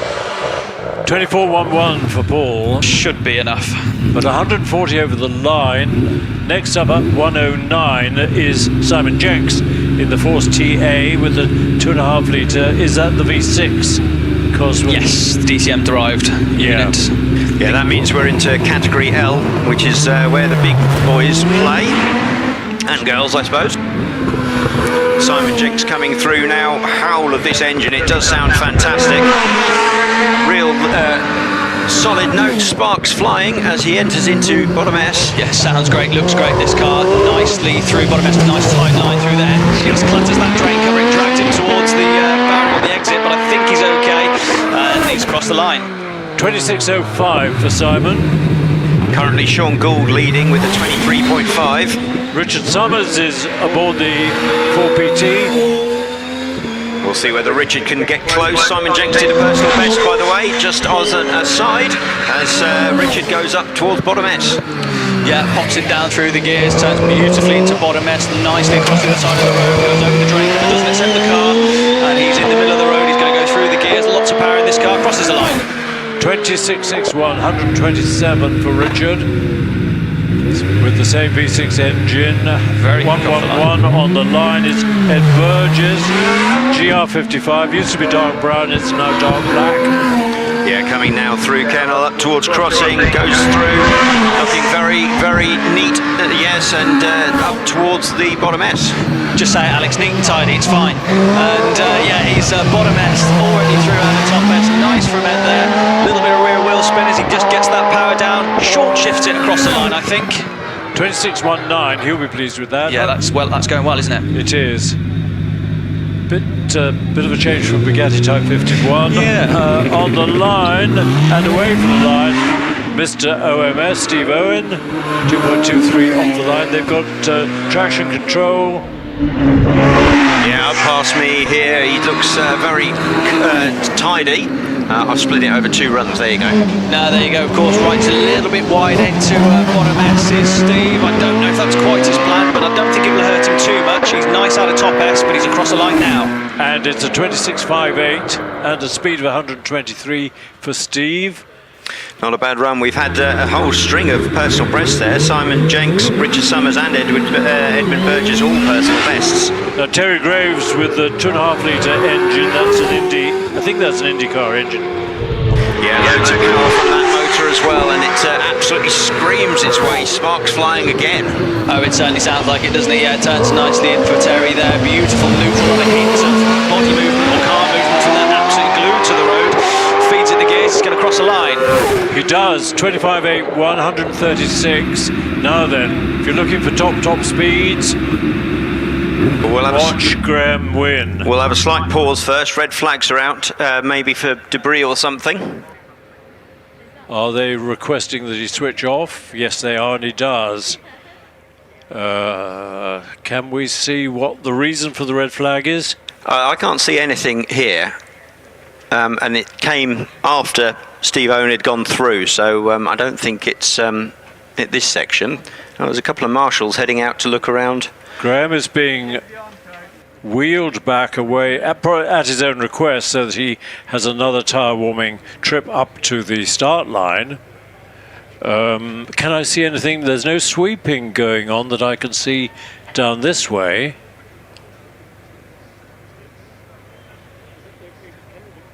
Is it one of our local pheasants taking a constitutional up the hill?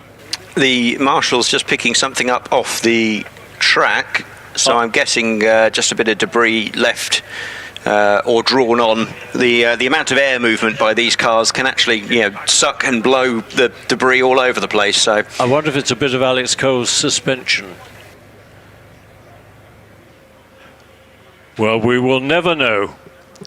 In the meantime, it won't be long before the red flags are in again, and we'll be able to see Graham win in action. Lots of people won't know that Graham is well into his 70s. Had a pacemaker fitted a couple of years ago. Gave him a new lease of life. He's very healthy and enjoying life. yeah, and the next 9 or 10 cars, whatever it is, this is where we're going to see some of those really amazing times. So if you can find a space trackside, now's the time to do it. It really is. Yeah, don't go away. I know there's lots of tempting lunch waiting for you, both up the hill and in the courtyard. We've got Kevin and the famous duo, Kevin and Chris, with their ice cream trailers. Kevin's up the top of the car park. Chris is in the paddock. Do call on them, and you pays your money. There's lots of choice. I heard a whistle blowing. Does that mean our red flag's coming in? They are. Good. So Graham's 4-litre engine in the GR59 will fire up. 4-litre Judd, sort of engine that powered a lot of Le Mans 24-hour cars. Understressed, happily keep going for 24 hours, producing lots of power. Yes, and these Judds were also used when they ran Formula One cars in like Boss series. They'd often put these Judd engines in them as well. Oh, is that right? Yeah, so they certainly have plenty of oomph. Not sure what Graham got the OBE for. Something to do with traffic management, I think. Oh, I've no idea, I'm afraid. Did he put Judd engines in everything and keep the traffic flowing nicely? I think so. Yeah, that was his aim, yes. Drops his visor, slightly shady visor, because he was expecting a lot of sunshine. Off the line, 2.03, that's pretty good.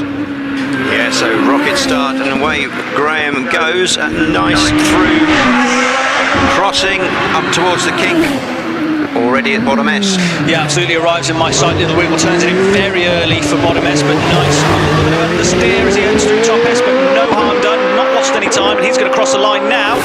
With a 24.39, 151. What's happened, Graham? You're 10 miles an hour slower. Oliver Tomlin takes place off the line, 2.12. We saw his mum just now in this car. Going well as always. Yeah, we'll see whether he can put himself up amongst the fast runners. Absolutely, yeah, there's a few personal bests flying in there for Graham Winner, Terry Graves. Let's see what Oliver Tomlin can do a personal best. He's beautiful out of the S's. The track's in good condition. Let's see. 26.16 for Oliver. Now then, on the line is Jack Cottrell, having a really good season. 9th in the HillClimb Championship last year. Yeah, going very well in that Dallara Formula 3 car, and it really does sound like it's pushing on hard. Absolutely, yeah, turns nicely. Oh, just gets a little bit too much oversteer. Just rode the curve on the bottom S and just rotated the car more than he'd like, but he saved it beautifully. And he's now across the line. 23. Wow. 23.91 should well qualify. 140 over the finishing line. Just behind Sean Gould in the Class L standings. Well, here comes, is it Sean coming up to the end? No, it's not. To be David. It's David, yeah. Jack Cottrell, that was a personal best for him, so conditions very, very favourable. Yes. Yeah, Jack Cottrell was absolutely same as William Loffridge earlier. If there was another degree of over-rotation, that car would have been in the barrier. So he's done so well to recover that for a PB. There's more time in that. David Duran off the line. Car number 6, 1.98. Famous hill climb car. Perhaps the winningest hill climb car of all, the Gould GR55. Already past me and into bottom S. Yeah, hard on the brakes, rolls it nicely. Again, a little snap of oversteer, but rotates the car well. Just late on the throttle, but nice and scooped up well. Not the quickest I think I've ever seen him go. Nevertheless, 24.42, 140 miles an hour, should well qualify. On the line, Trevor Willis, 3 times hill climb champion, 3.2 PowerTech engine in the OMS 28. It'll be the fastest of the 28s. Yeah, really going hard, runs a little bit wide at crossing, but carries on no problem. Turns in beautifully into bottom S, nice and steady there from Trev. Just a hint of maybe touching the barrier with the rear left wheel as he exits and across the line. 24.31, good time, 135, and he makes way to our multiple champion Wallace Menzies in the Gould GR59M 3.3 Indy engine, minus its turbochargers and methanol. It's on straight petrol, well, straight-ish. And Wallace is really getting his mojo back after a bad year last year. Beautiful start. Such great 1.89. That's incredible. Yeah, always very quick off the line is Wallace, and absolutely flying his way up the track already.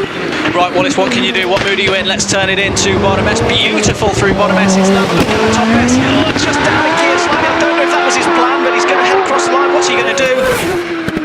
He does a 23.46. Quickest, I think, so far today.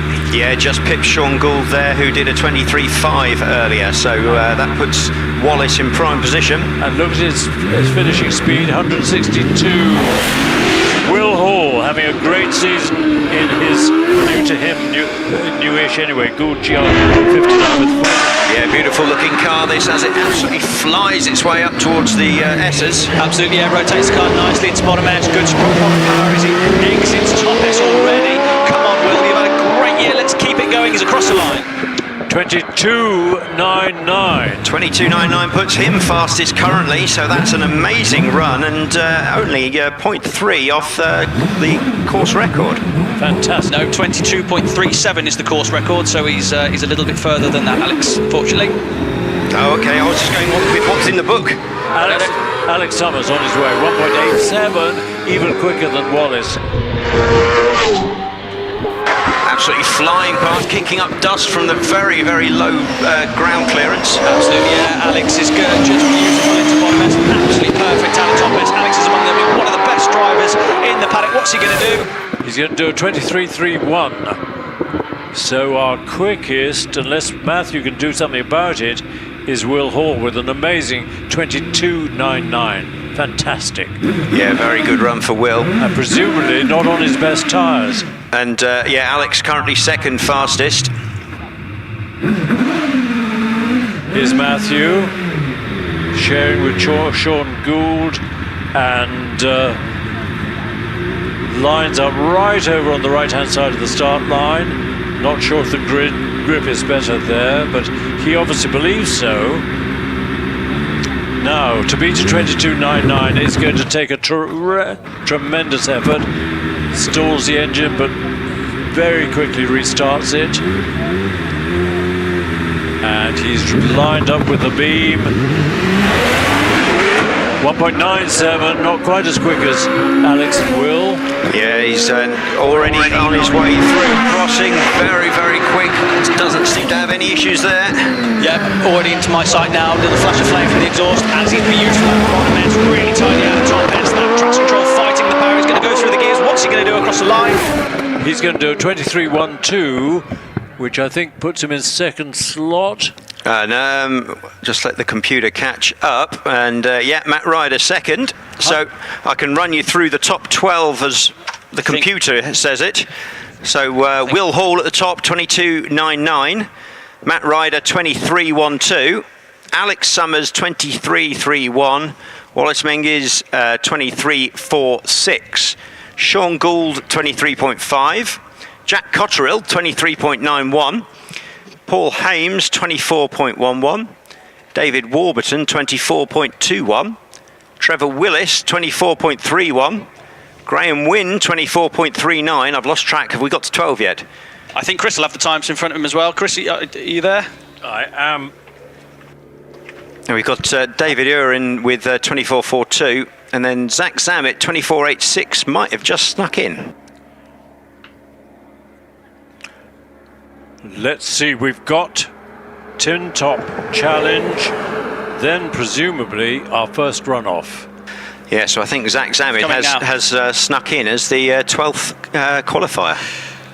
I usually get a printout of the... Yes, they'll get there eventually. It'll come to me. They'll bring it up to you when once it's done. Nice picture on the screen, which our guests in the courtyard will be watching, of those cars just setting off down from the top paddock. You won't see hill climbing like that really anywhere else. Right now, just to avoid any doubt, these cars are now going to come back down the hill.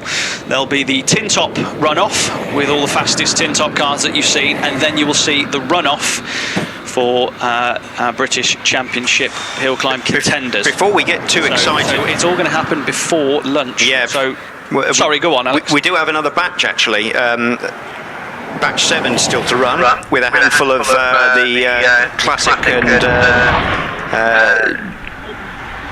sports cars and that sort of thing. We do. Do we start? We don't start the program again with the next batch. I don't think. No, batch 7 haven't had their competition run yet. I don't believe. No, I think you're right. So lots of interest still, not quite the same speed, but fascinating cars, including the Stovebolt Special of Simon Taylor, Amanda. Well, we've seen Amanda in the Chevron. Yeah, so this will give time for these guys who are getting into that top 12 runoff to turn the car around and put on the special tyres. Yes, it'll be interesting to see if they're still running Avons or gone on to the new Novas. Well, there was a whole mix. There's a mixture. Some are running Pirellis on their cars from slightly older tyres. Some have Avons to run, and they were trying out Hoosiers, but people haven't really got on well with them, I don't believe. None of them could predate 1901.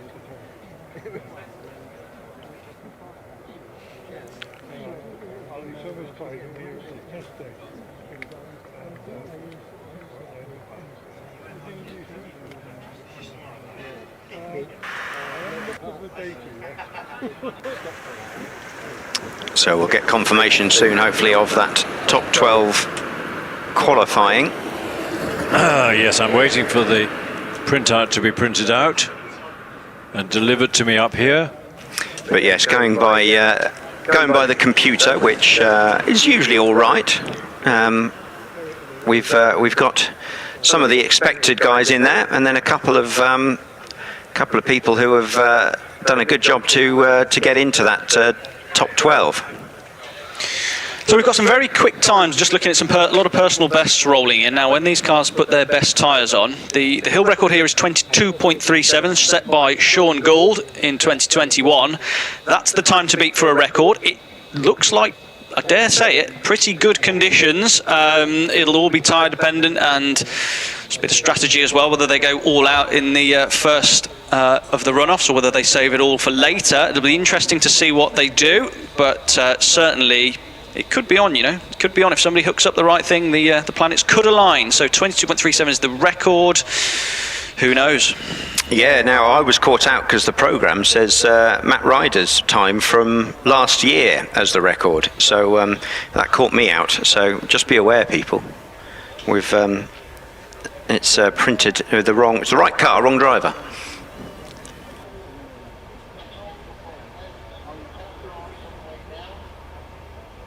I did notice, although I haven't managed to get a copy, but I think it was at Evo magazine or something recently did a feature on Sean Gould and Matt Ryder's car, and I was trying to find a copy because I thought that would be an interesting read to see a bit of information about the fastest car ever up the hill here.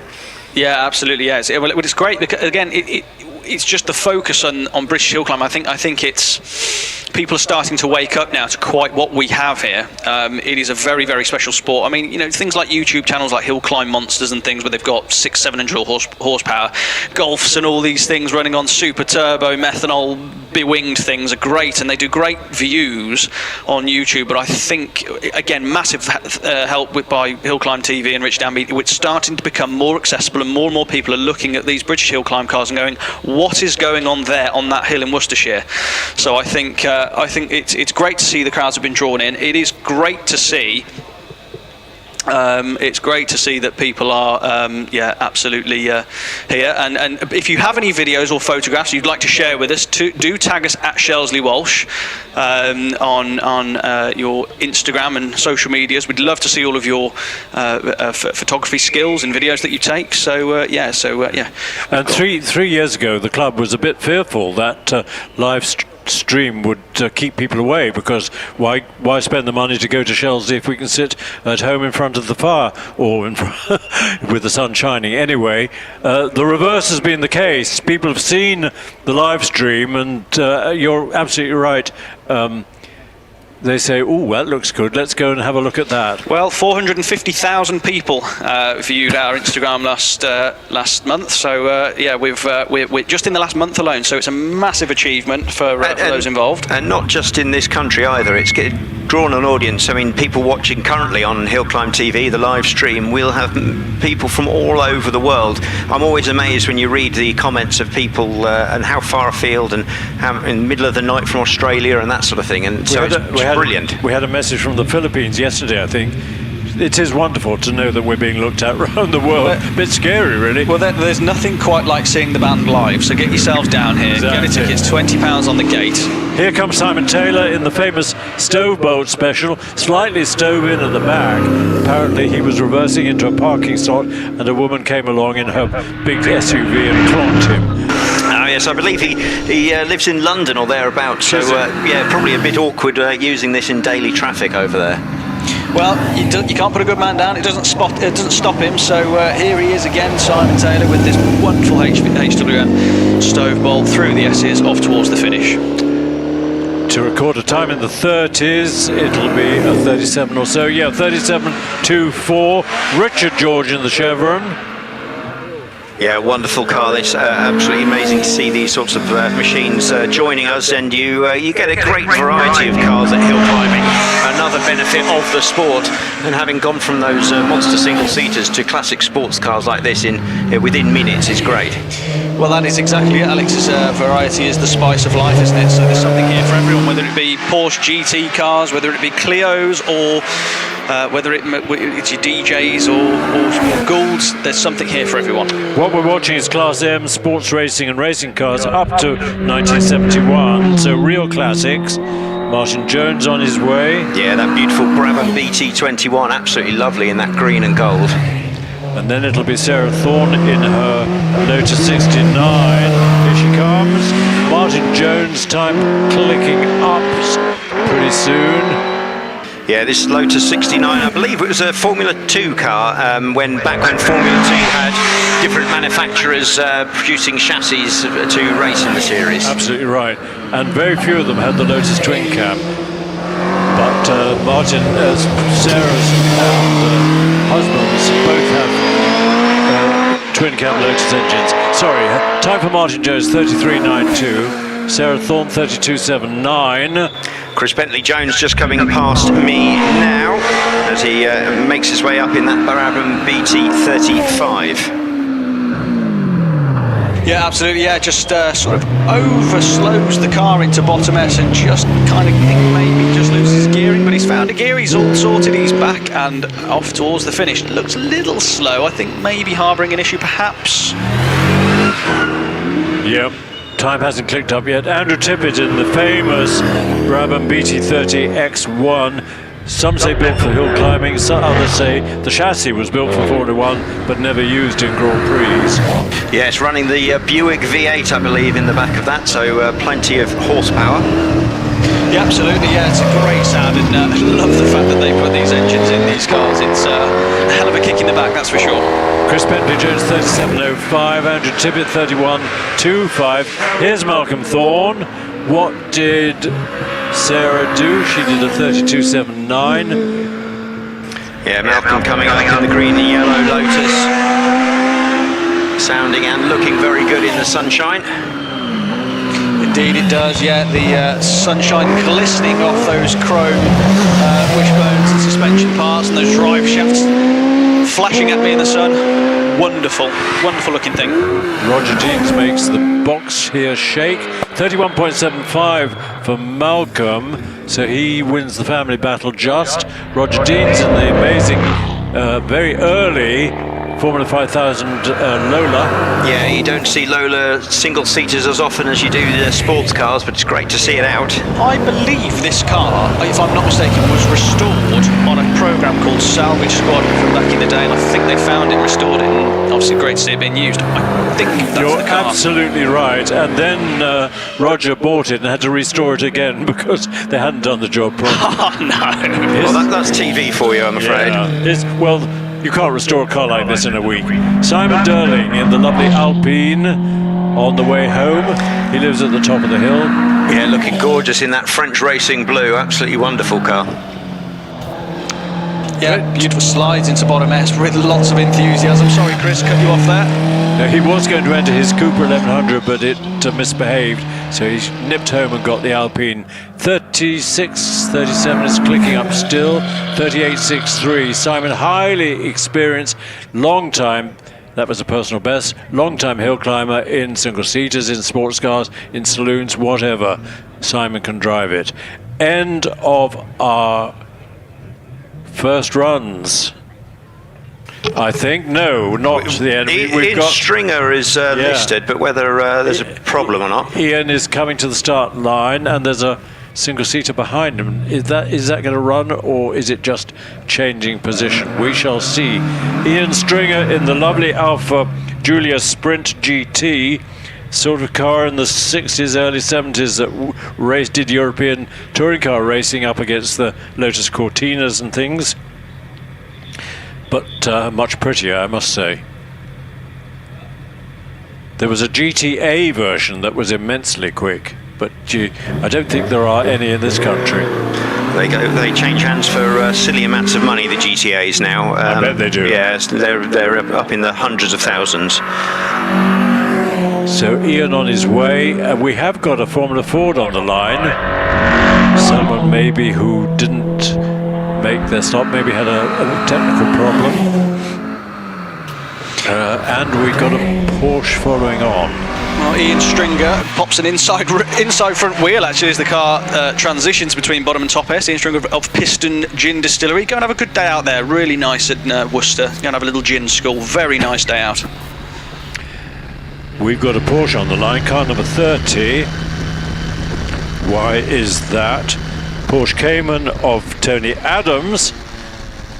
Lizzie Weaver into my sight now. She turns the Formula Ford, shared by the Weaver family, into bottom S. She turns out of top S, bang in the middle of the road, avoids the drain cover beautifully. So getting to grips with the Formula Ford, having used the family Saxo, graduated from that, crosses the line.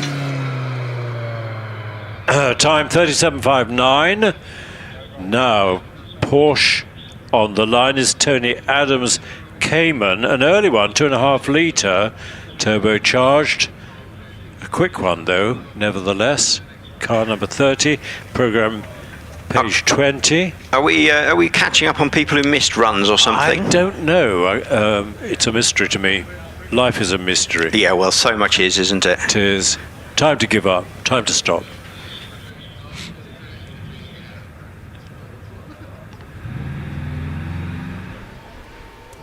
And we got the modern Alpine behind.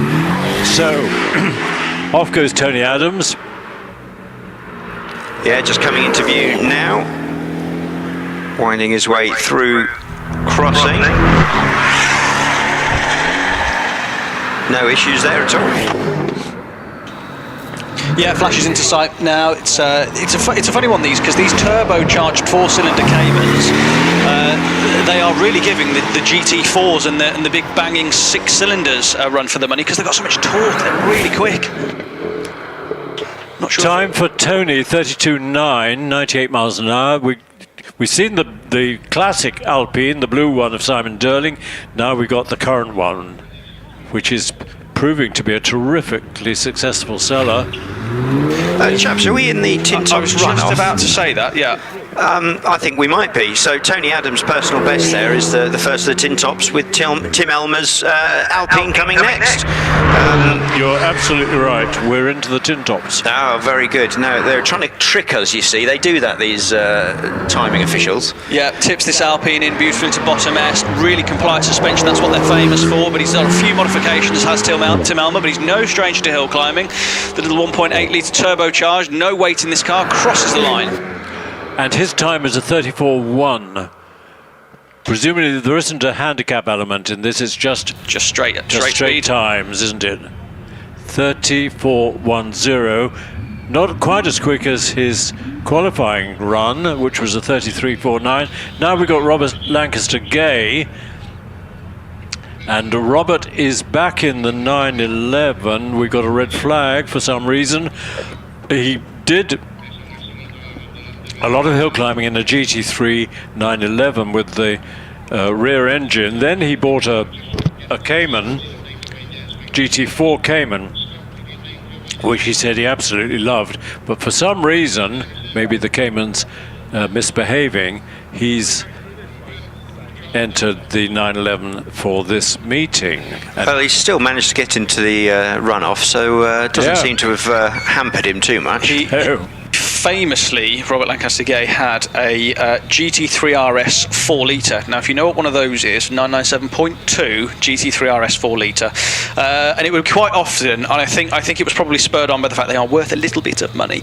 And you'd walk up to it and you go, "Is that a GT3 RS 4 litre?" Because they are quite rare. And he's actually got to a point where he got the plate YE54. ORS, and I think it read yes, a 4 litre, and because I think he must have been so fed up of people walking up to him going, "Is that a real 4 litre?" And it was. But I don't know whether he still got it or not, but it was very cool to see that car being used in anger. It's like people with a Cobra, and people spend their life tapping it to see if it's aluminium or glass fibre. Yeah, absolutely. Well, is it a real one, sir? Yeah, exactly. I can always tell the real ones from when they've got the knockoffs. But when they've got the real knockoff wheels versus they've got like fake knockoffs with 5. But Cobra's a Cobra. You're not going to have a bad time, are you? Now, why is Robert retreating from the line and the Porsche behind him also doing the same? Well, I'm wondering this because I wonder if they're they've been called in the wrong order perhaps, because Tony Adams has done a personal best, he's done 32.9, but then so's Tim Elmer done a personal best with a 34.1, so that wouldn't technically make sense, because if they're personal bests, surely they would be... well, that's crazy, because they qualified quicker than that. Yeah. So I'm not sure whether we've got like a personal best, machines being a bit generous, but who knows? Strangely, there's one red flag out, but not on the whole hill, just down at Kennel. It could be that there are Motorsport UK rules about the timing for the top 12 runoff. Oh, he's heard me and he's put his flag in. Yep. We will never know. I think I shamed the marshals into... yes, I think so. Yeah. Here comes Robert. I've never seen him in a red 911 before.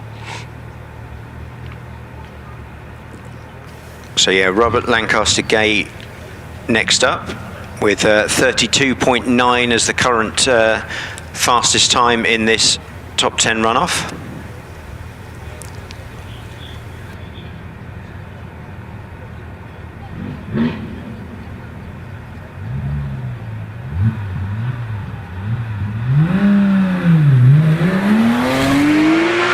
Good start, 2.45. So yes, big Porsche coming up now towards crossing. Good neat line through the crossing, up towards the kink, and then towards bottom S. Yeah, really special car this. This is the 997.2 GT3, last of what the factory manual cars. Nice narrow bodies, beautiful through the S's, lots of driver confidence. Very nice car indeed. Just misses a gear. That will have cost him a little tenth or two, but he's across the line. And his time is a 33.26. That puts him second overall currently. Tony Adams 32.9. Tim Elmer, what did Tim do? He did 34.1, yeah. Here comes Paul Howells, howling up the hill. Tim Elmer 34.1. Robert Gay did a 33.26. Paul Howells has gone past me, the very noisy engine in the back of that Porsche. Yeah, absolutely fantastic thing, air cooled in the back of this one, really short ratio gearbox, not a lot of weight to this at all. This is specifically made for hill climbing, flashes through the S's, pops it through the gears across the line. 31.91, 31.91. So quickest so far in this runoff. Next up should be Richard Andrews, car number 34 it is, he's off the line, having qualified with the 32.18. Great start, lovely noise.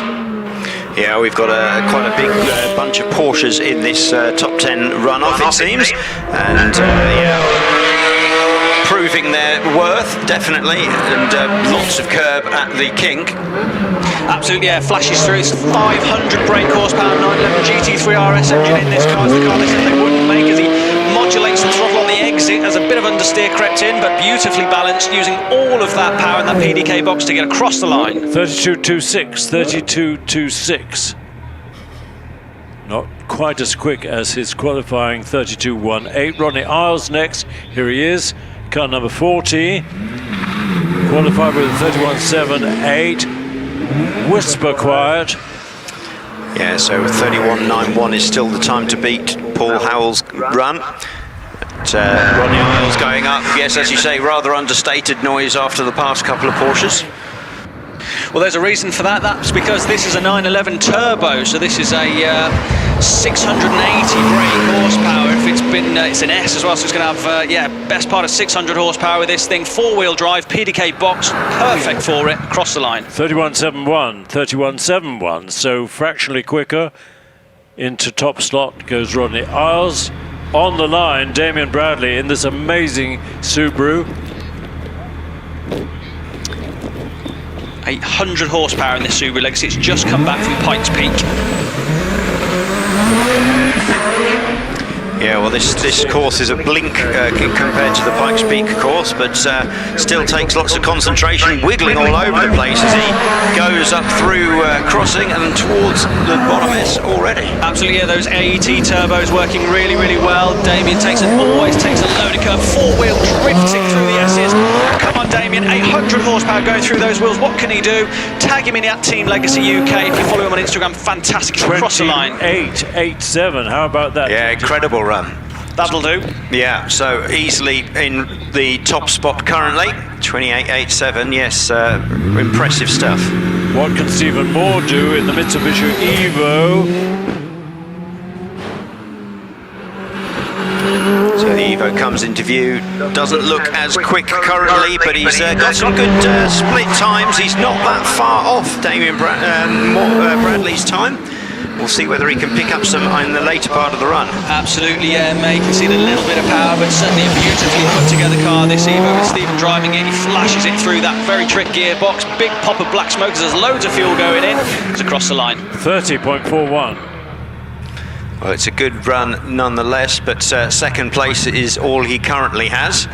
We'll see how that pans out with the last couple of runners. On the line, Stephen Darley in this Subaru with very attractive body modifications. 2.05 off the line.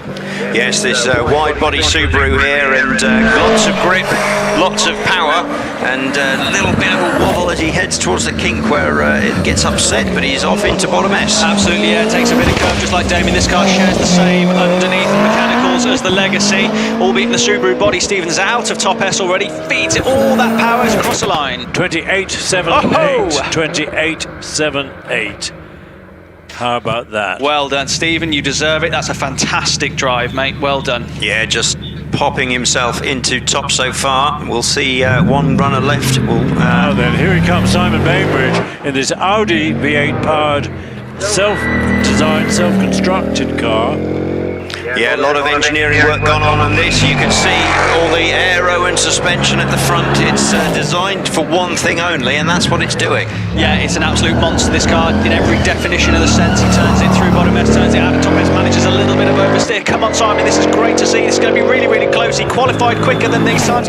He's done it. 28.19, 28.19. Fantastic from Simon Bainbridge. Brilliant run off that. Fantastic, chaps. Yeah, all those top three there, all within about a second of each other. Great running.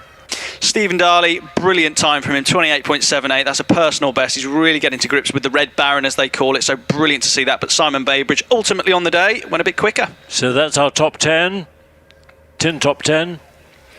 Yeah, great running there, and really close competition, which is what we always like to see. And hopefully the same for the British Hillclimb Top 12 runoff, which will be happening very shortly. I still don't have a printout of who's in our runoff. So usually that's delivered, hand delivered, well prior to the event. So I keep my fingers crossed. Otherwise, we're guessing.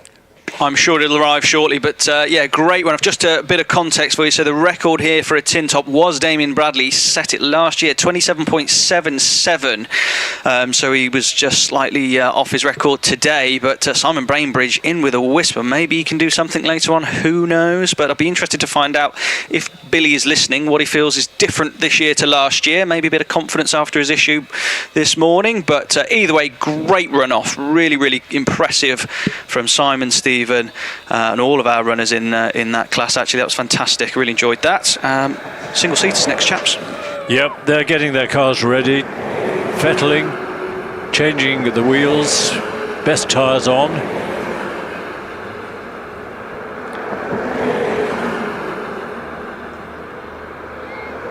So we'll get our running order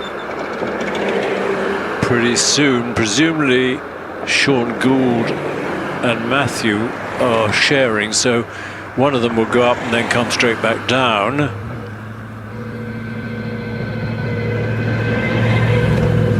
I think I could probably help you out if you'd like me to. I found a list of runners and riders if you'd like a run through. Yeah, please, if you would. So we've got Sean Gould. He qualified with a 23.50. Zach Zammit, a 24.86. We've got David Uren in there as well with a 24.42.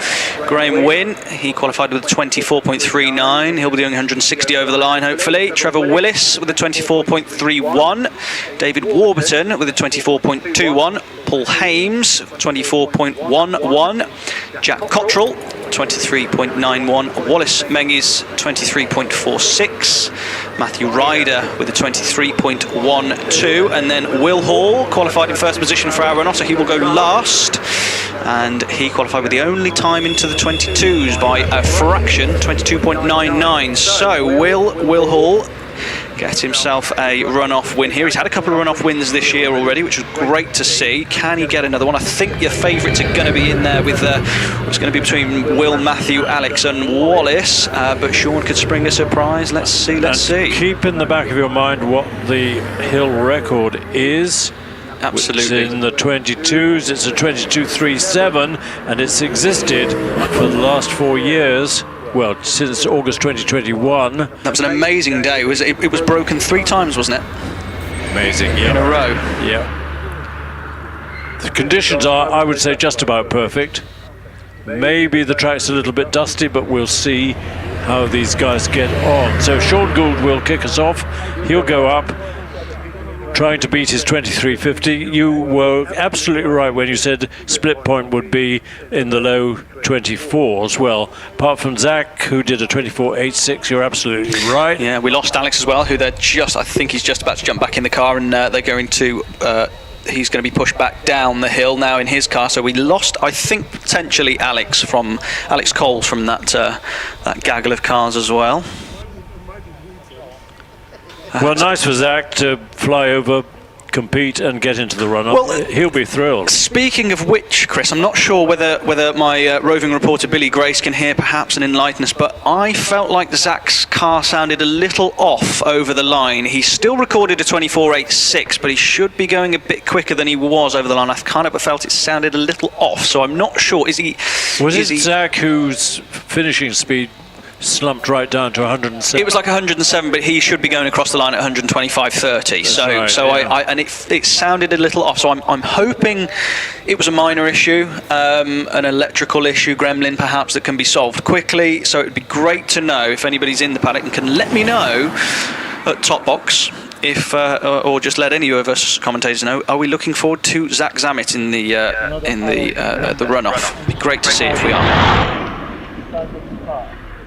Yes, that's right. Yeah. Just look at the workmanship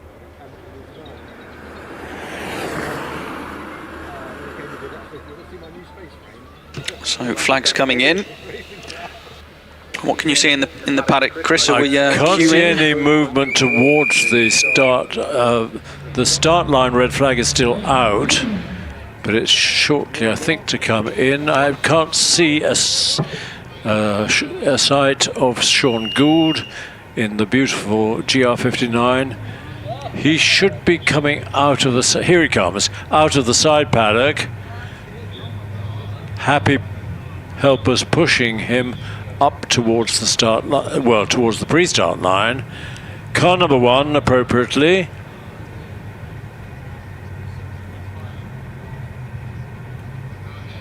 See if you can see what tyres he's got on. Are they brand new Novas or what? They're getting a good clean. Because coming out of the side paddock, he'll have picked up a lot of small stones on. They need wiping off. Here he comes. Spin those rear wheels, get them warm and clean. Get a bit of heat into the front brakes. So here we go, lined up, Sean lined up right over on the right hand side of the start line. Needs to go back a fraction to line up with the timing beam, which he has done. Visor down, engine running cleanly. He's revved it a few times. Waiting for the green light to go green. You can't see it, I can't see it, but it's there in the timing hut. Here we go. Will his 64 feet be in the ones? He's stalled the engine, shouts for the battery to come up.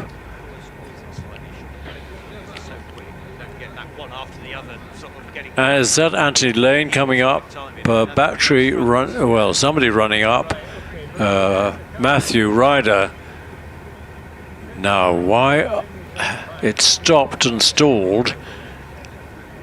Well, you made the point earlier, Chris, that these cars don't have flywheels, so the margin for error is very difficult when you are leaving the line. Obviously, this is Sean's car. He designed and built it, so he knows this better than anyone else. He does. But why is it being difficult to restart it? That's the burning question.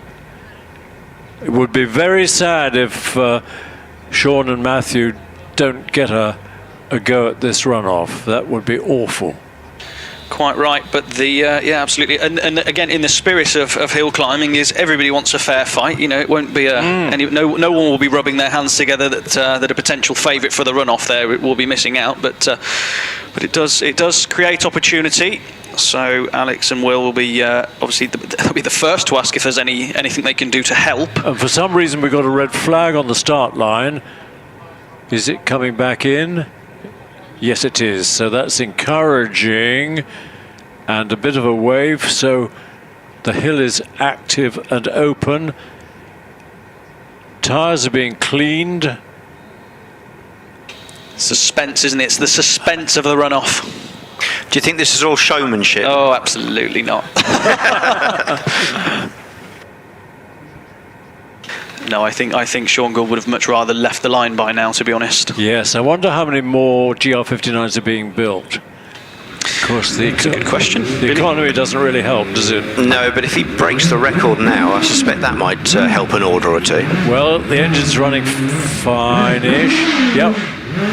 Getting some heat again into the rear tyres and into the front brakes as well. Lining up with the timing beam. One little girl asked her dad, what's that thing they're putting under the car on the end of a stick? Is it a mirror in case of bombs?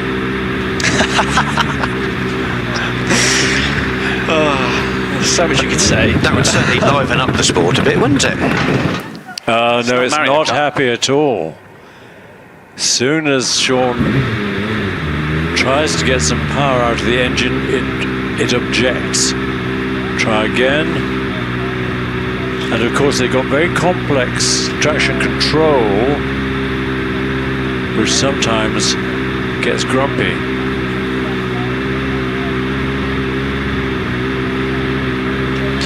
The last thing you want to do as well is... Oh, it sounds promising. That's better.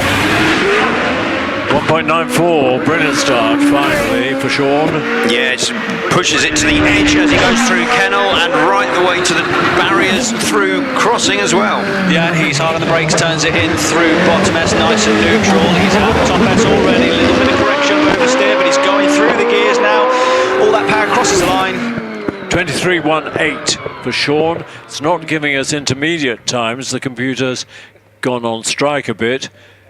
We get the start 1.94 and then the overall time 23.18. We don't know the speed over the crossing, over the finishing line. It's a good start though, isn't it? That's certainly a good target time for everyone else. Give that computer a good kick. Needs it.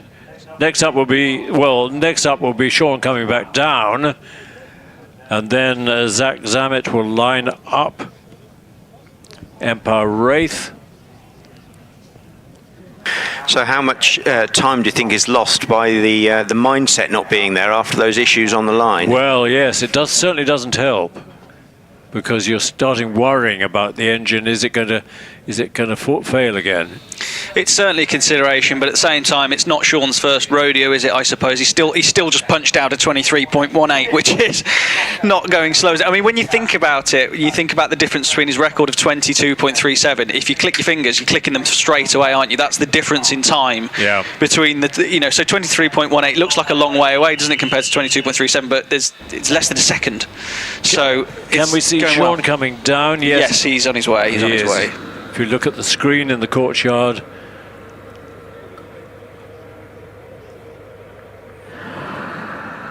Yeah, it's great to have that big screen in the courtyard, and of course the live streaming on HillClimb.TV as well. Yeah, we can spend the whole evening watching it and cringing at our mistakes. I've not noticed any mistakes yet. You've been asleep or something? Yeah, mostly. So Sean just about back down to the bottom of the hill. And then it'll be Matthew Ryder going up 11th, so plenty of time to relax, get Matthew installed and comfortable, change the wheels if necessary. But here comes Zach's car up to the pre-start line, using manpower at the moment.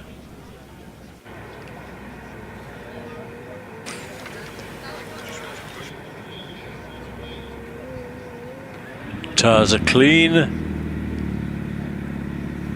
Get that engine started, Zach. It is. Interesting, only one warm-up on the way to the line. In my day, tires were much harder, of course. We used to have to do sort of half a dozen pre-starts to try and get some heat into the tires. to the great expense of our drive shafts, and here we go. Zap is on his way. 2.25. The engine doesn't sound right to me. So just coming up now towards crossing, and yeah, it doesn't seem to be flat out as he was earlier. Certainly seems to be much down. Yeah, I called it earlier as he went over the line. It didn't sound right at all. Not happy. This car, turbocharged car, this. And he's certainly running on 3 cylinders, unfortunately. Still going to make it to the finish line, but a real shame for Zach. He come all this way and had a little car trouble, but it happens, so shame. 30.83. What a shame. That's disappointing. 30.83. What did Sean do? 23.18. At least we've got our intermediate times back on the computer screen. David Red coming to the line. Qualified with a 24.42. I don't know how near that is to his personal best, or if it was a personal best, I'm not sure. Famous car in a much more attractive colour now than it was when it was winning HillClimb Championships. As far as I remember, it was a sort of grey, wasn't it?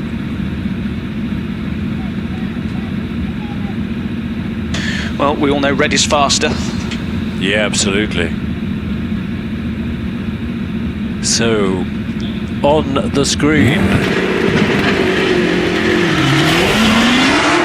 nicely started, 1.96, 64 feet.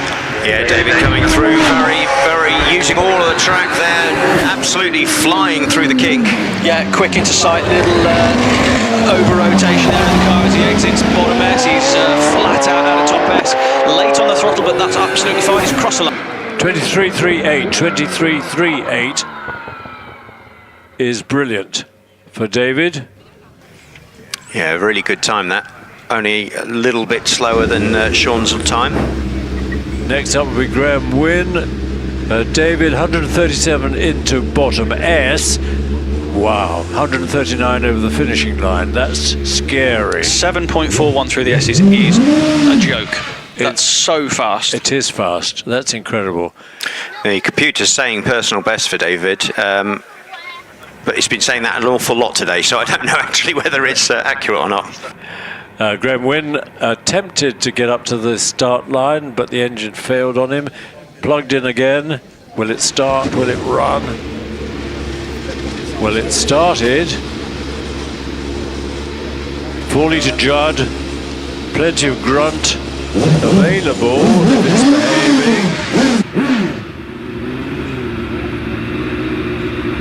Plumb in the middle of the track on the start line is Graham Wynn.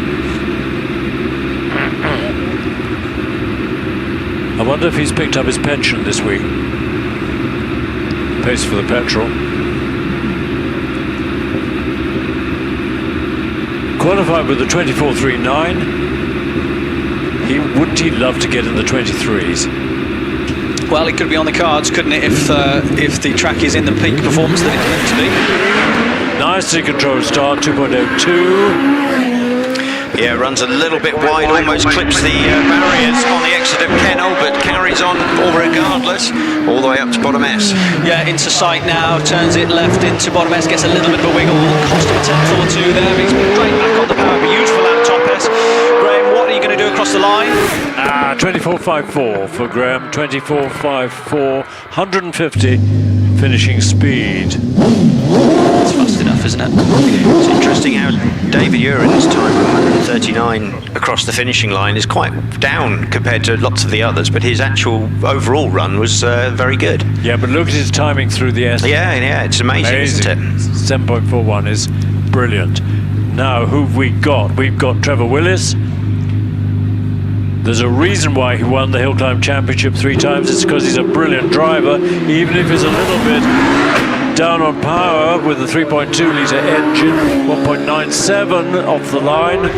Yeah, a little bit of a wiggle through Kennel, sparks flying as he goes up through the kink and into bottom S. Yeah, absolutely with me now. Trevor is a fantastic driver, as you can see there from that car control, in and out of bottom and top S. already through towards the finish. 23.95, 23.95. Good improvement on his qualifying time. Currently third quickest. David Warburton with the smallest engine in the runoff, I think. And no, Paul Hames 1300, isn't it? I think Paul Haynes is turbocharged. So David will have the least power of any car because David's car is not turbocharged. So Paul Hames will still have about 400 horsepower spare in his car. In his car. David's going to be 250-ish. 2 seconds exactly, and a lovely line into Kennel. Yeah, it may be down on power, but it's a tiny, lightweight little machine, so it really does fly already in bottom S. Absolutely, David is completely committed, understeering through, but really neat, actually, very nice adjustment on the throttle on the exit of top S. Let's see what he can do across the line, going well. 24.26, 24.26, fractionally slower than his qualifying time of 24.21. Always very committed is David. Always flat through Kennel and Crossing, which is just frightening. Yeah, we were just saying it down here. It sounded like he was absolutely flat for this whole section. Yeah, he will be. Absolutely fantastic. We were talking about Paul Hames. Well, here he comes. 1300cc turbo. Is it turbocharged or supercharged? It is turbocharged. Turbocharged. Producing masses of power. And the power comes in fairly low down, I think. Yeah, well, obviously it's a low-capacity engine, so it doesn't need masses of boost. It just needs that extra tickle at the, as you say, at the bottom of the RPM range, and then obviously the natural rev ability of the bike engine will take hold. So together, it's quite a. I mean, imagine it in a motorbike. People have done that. It's unbelievable. Incredible power to weight ratio. Can hardly work it out. Here comes Paul. Nicely controlled start, 2 seconds exactly, same as David Warburton. Yeah, it looks very, very smart, and I do like the look of this car as it's zooming its way up to bottom S already. Yeah, Paul is always super, super smooth as he is in bottom S. Perfect demonstration from Paul Hames of how you do the S's. That's fantastic. I think he brushed the barrier slightly, but no harm done. Cross the line. 23.86, 23.86 for Paul. Good improvement.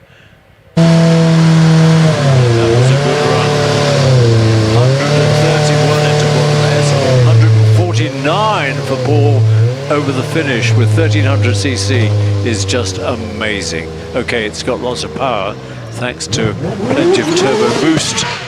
Who's up next? It's Jack Cottrell. Jack's having a great season, really getting the hang of this car and enjoying it very much, which is how it should be.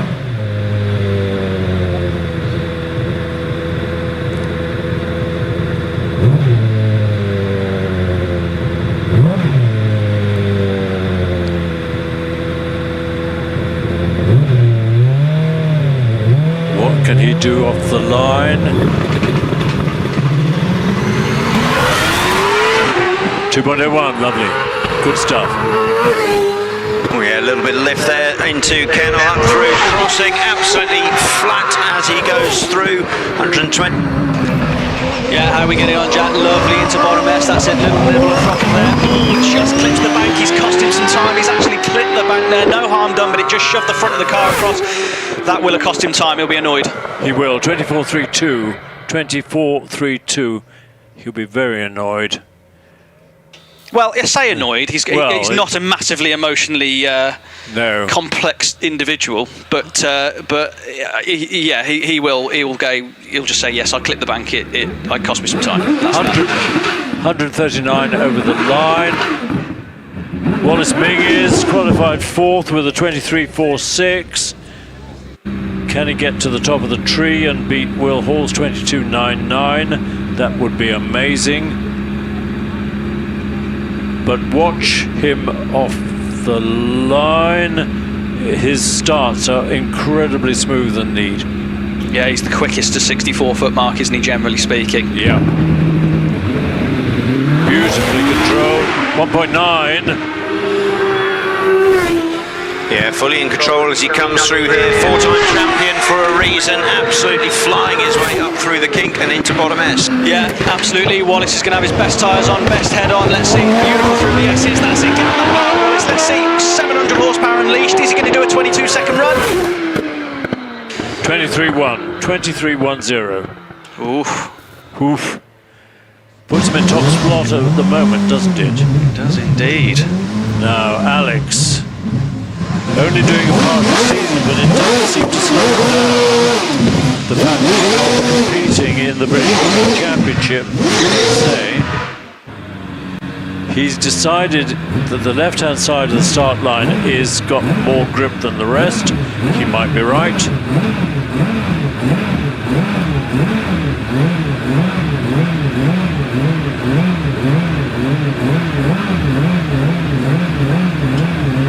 He's having a great time driving the electric Spearling as well.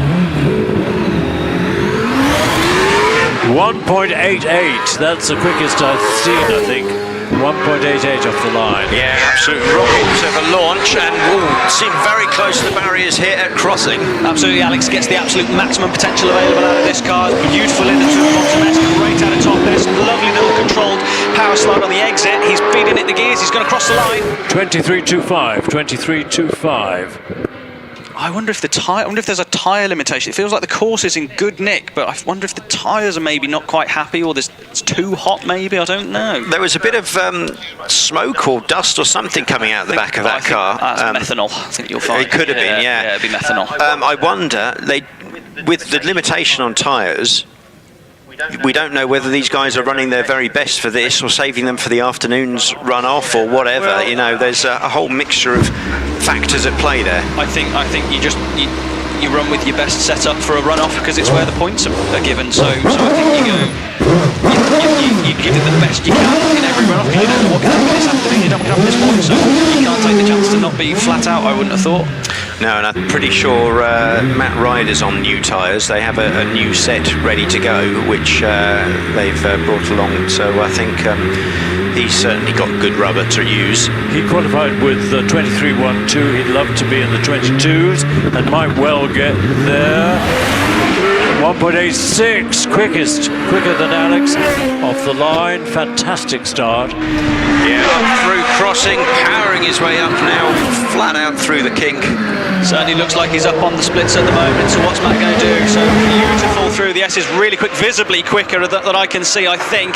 He's going well. What's he going to cross the line with? 22.84. 22.84. It's the quickest we've seen so far. That's a very quick run. That's quite similar to Will Hall's time, isn't it, that he qualified with? Will did 22.99 to qualify with, so he's under. Yeah, so very, very quick. But I'd love to see, I think everybody would love to see a Will Hall win at Shelsley, so let's see what he can do.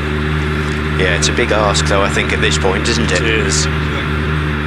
If he's got his best tyres on, let's see. Will has been driving the wheels off this Gould, so fingers crossed, let's hope he can pull it together for his runoff run. We've had a few guys win this year that haven't necessarily been in the top runners in the past, so it's great to see a few others getting their names, those stickers on the wings.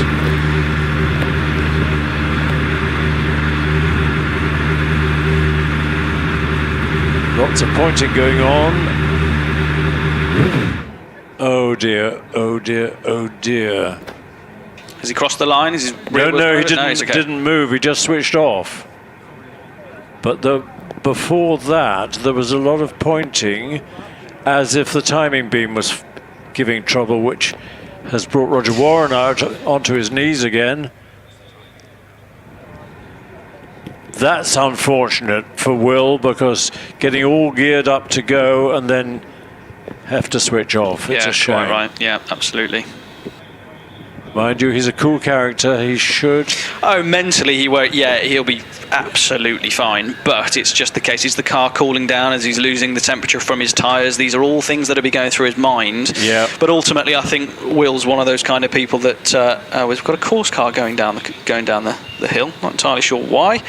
But Will is the kind of character that he'll reset. He'll go through his process again. He's quite rightly entitled to. So we'll go through all the same processes again to get the car going, warm it up. Obviously, these are very expensive engines in the backs of these things, so they have to be babied. So I think when it all gets back up and running again, the delay won't fuss Will. He'll just flip the visor shut and go and do what he does. But unfortunate timing, Chris, as you say. He's getting a nice cooling fan, cool him down a bit, keep the car hot but him cool. Course car, can't see it coming down. Yeah, the Sanyong truck just left.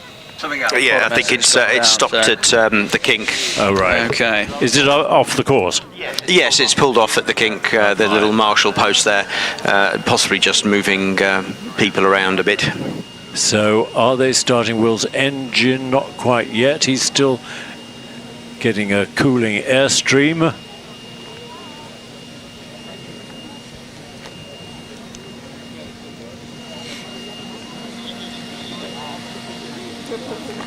Remember, he qualified with a 22.99, course record 22.5. Say it again. 22.37. Yeah, I think it'll all come down to the tyres Will Hall has. Does he have a decent set that's got a bit more time in them, or has Matt Ryder sort of stolen a march? He will have his best tyres on. Yeah, but did he have his best tyres on earlier? Actually, that unlikely. They would have all gone with their used set of whatever they've got, and they'll save the best tyres for runoffs. It's whether they've got best tyres by this point of the year. There's limited tyres out there, so we'll. I don't know what Will's situation is, but I know others are having to mix and match brands and compounds and all sorts. I think it's a case of what works, what doesn't, and what they feel. It's all about feel and confidence, isn't it? Yeah, that's why the Hoosiers have not really been seen. They were tried out a few times, and people have said they just weren't that keen on them. Yeah, absolutely. For whatever reason. Yeah. Our live stream is looking into the sunshine, so we can't see the text on the outside of the tyres. We're now down sun, so if our camera were to focus on the tyres, we might see which ones they are. Air blowing into the radiator to stop the excess heat going up to the top of the radiator.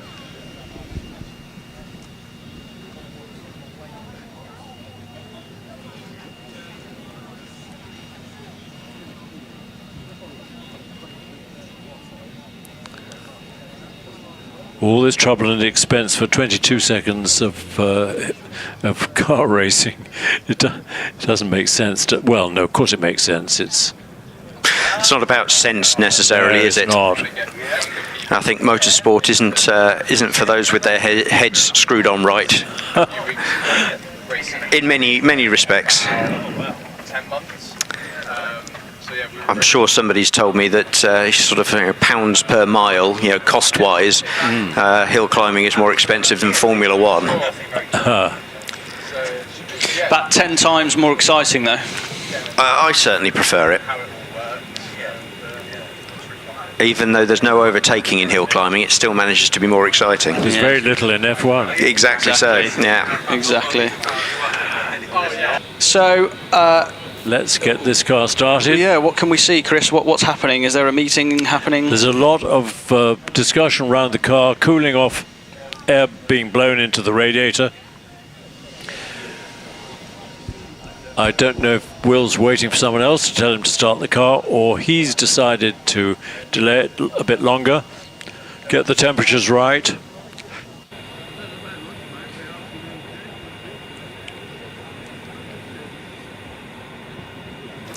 Now I have the ambulances moving down here. I don't suppose for anything on track, but maybe they're using this time just to rearrange themselves. But I don't know whether there's a reason they're shifting around, so maybe that's our delay. Let's see, it has been known that we've had the odd medical emergency in the crowd, and it is a hot day. Remember to have an ice cream and drink a drink, stay hydrated. Yeah, that's what I'm wondering, whether one of the ambulances on the infield had flashing lights, the others just make its way up the hill. So I wonder whether there's been something alongside the track rather than on the track, and they're dealing with that. That can sometimes delay things. Well, in heat like this, it's not uncommon for spectators to suffer. Of course, we had a delay a couple of weeks ago here, didn't we, with the fish and chip van, which wasn't on track, but it certainly made much of a spectacle. Yes, the burger van caught very alight, and took a lot of getting the thing under control, including, Will is getting out of the car. Now, why is that happening? Yes, the ambulance has just stopped off where the marshal's car was, so I think it might be a crowd-related problem rather than a track-related problem. So I think that might be the issue, and probably Will's been told it might be a few minutes, so he's having a bit of a comfort break. Ice cream for the drivers, maybe.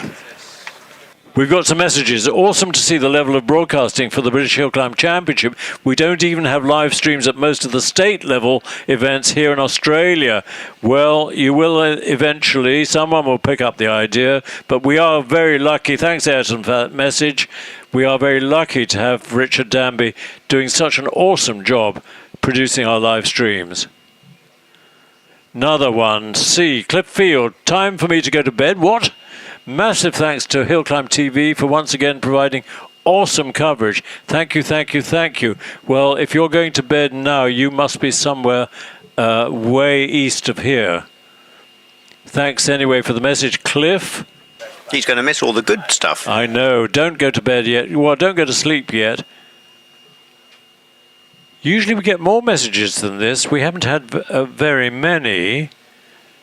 There used to be a gang of people in Maryland in the States who would, I think, get together for breakfast to watch live stream British Hillclimb TV. Well, there's lots of chat on the YouTube forum. I think Rich just puts up occasional ones, so there's probably lots more comments going on. Good. But we don't necessarily see them all. Right, so unless we've arrived at the conclusion already, it's already been discussed. I have just been chatting. It does sound like there's a medical emergency happening at the moment in the crowd, so that'll all be taken care of. It's a hot day today, so Will's obviously just going to be sat at the side of his car, just waiting for a bit of time. So we'll see see how he goes. Yes, unfortunate timing, because 25 seconds later it would have all been over and done with and lunch break. Yeah, you can't plan these things. No, exactly. It's unfortunate. Hopefully, whatever the emergency is will be dealt with soon. So what would you all like to talk about then? What's your favourite colour? Hang on, British Built, watching live in Fort Worth, Texas. Great stream. It is a great stream. That's a picture of you, isn't it? Not a little word for French, Tom Riedinger. Yes, Tom lives in a part of France with a German name, Münster, I think. Watching from the pool in Florida. It's all very well, Nicholas. I hope you don't get joined by an alligator or a python. I think we could, on days like this, possibly have pools installed in our commentary booths. That would be nice. Could. Hello from Guernsey in the Channel Islands. We've got a Guernsey man, a Channel Islander doing really well. Andy Bourgot. You and Robert, thanks for the message. What's a little word for the French? Oui. There's one for you. Yeah, that's little enough, isn't it? Yeah. Oh, yeah, we are having a few people. I think the weirdest place we ever had somebody watch this live stream was he was like, I'm on an oil rig. And it was somewhere miles away. Well, I think there's a chap in the North Sea oil rigs who regularly tunes in. I've seen messages from him in the past. So hello to all of those on oil rigs. We had one from a guy on an oil tanker just off Fremantle in Australia. Yeah, that's cool. That's very DVD 1980 watching from the members area on the hill. Well, you don't need just to put up a banner. Save on electricity. Yeah, it's good though that you can watch sort of the whole run from your seat in the grandstands. Let's have a look. Who can we see in the... How much longer is the racing on for? Well, it's on for the rest of the day because we've got to finish this runoff, we've got to have a quick lunch, and then we do it all over again from the start. I was just thinking how... it's the end of the day, and then I thought, no, it's not. It's only halfway through. Just having a run-off. It was my mind had gone to end of day already. So, Ollie, you've got all afternoon to watch it. and probably into the evening as well. I almost have half feeling Billy Grace is down in the paddock having flashbacks of the 7 o'clock finish from last time. I think it's all coming back. It's happening again. It's happening again. The racing is on, all day, isn't it? Thank you, HillClimb.TV and all involved. I love having Morning Motorsport here in Sugar Land, Texas. Wow. Yeah, it's great to say thank you, and don't forget everybody to like, subscribe and support the channel as best you can, because that's what keeps Rich Danby coming along, is the support from people who are viewing. Dutty, what an event. This is just up the road from me. No idea why I'm not there. Well, come next time. Supporting next year. Count me in. Come now. If you're only up the road, you'll still have the opportunity to get in and watch a whole afternoon's worth of racing. You'll see everything again. Indeed. But Shelsley, well, people forget this is the oldest motor racing track in the world. There's very little change from how it was in 1905. Hi from Canada, says Frank16. Hi, Frank. Glad that you're not letting a certain president dominate Canada. John Fitzgerald, tuning in from Scotland, halfway between Doon and Forestburn Hills. Oh, hi, the new. Thank you, John. Can we have, do you think by the end of this, if you are watching this and you haven't subscribed, please can you subscribe, because we want to get to 22,000 subscribers, which would be great. And also a word for our Facebook and Instagram. Do follow us and tag us at Shelsley Walsh on Instagram and Facebook, because we're going to have lots of cool videos, lots of cool photos. We want to see them all. There's Will looking frustrated. His hair's gone grey just this morning, I think. So he'll be anxious, well, not anxious, so he'll be keen to get on board. Annie Goodyear gives him a message. Won't be long, Will, and he climbs on board. So yeah, the ambulance is making its way back down the hill now, so hopefully that means that they've been able to deal with the emergency and everything's good. Actually, Nick, I love Sunday morning hill climbs here in North Carolina, yes. I mean, you do have hill climbs in America. Watching stream from South Africa, Formula V, Pinetown. I don't know what American hill climbing is like, whether it's more European style. Well, it is if it's Pikes Peak. It's not as common in America, I don't believe. They have a few like Pikes Peak, but it's not as widespread, I don't think. Hey from Norway, Goose from Norway. I hope it tastes nice. And watching from on the Combine Harvester. Great coverage as always. Well, I hope you're still going in straight lines, James. There's a combine I can see in the fields just opposite. I wonder if it's him, whether he's pining to be over on this side of the valley. Stephen Meredith, fantastic live stream, visited many times over the last 30 plus years. First time watching the stream from the sofa in Hales Owen. Well, you're not far away. Jump in the car and come and watch the afternoon. Hi from sunny Shropshire, within earshot of Loughton Park. Well, I don't know if there's anything going on at Loughton Park this afternoon. Not this weekend, I don't believe. It's a lovely hill. It's very pretty. Get deer rushing across, just to add to the fun.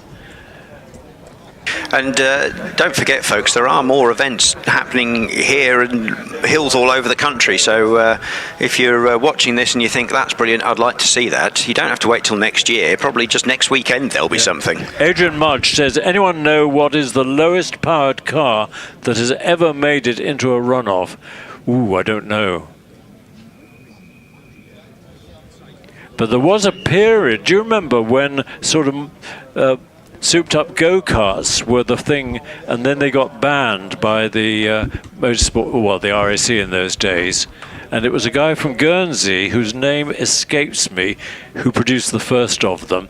Effectively, they were sprung go-karts with suspension. That thing with the six-wheel thing. They've got like 4 wheels on the back. Yeah, the 6 wheels was to try and get around the rule of banning them, because they were saying, oh, it's not a go-kart anymore. Well, they were saying, I don't know how that works. The wheelbase is too short. So exactly. They put a trailer on the back.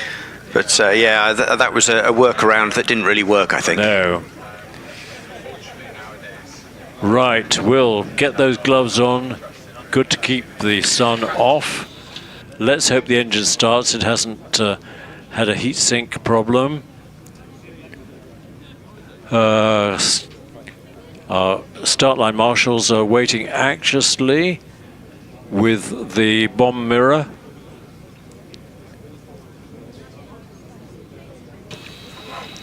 Now, get that engine going, Will, and see if you can beat 22.84.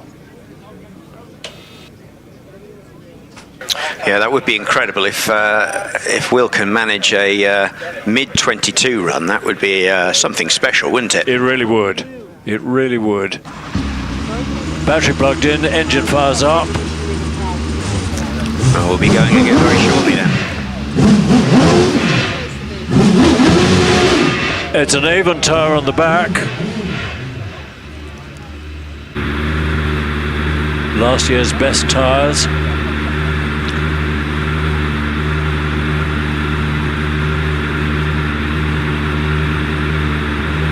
Right, here we go. Final runner in our morning runoff. When I say morning, kind of extended morning.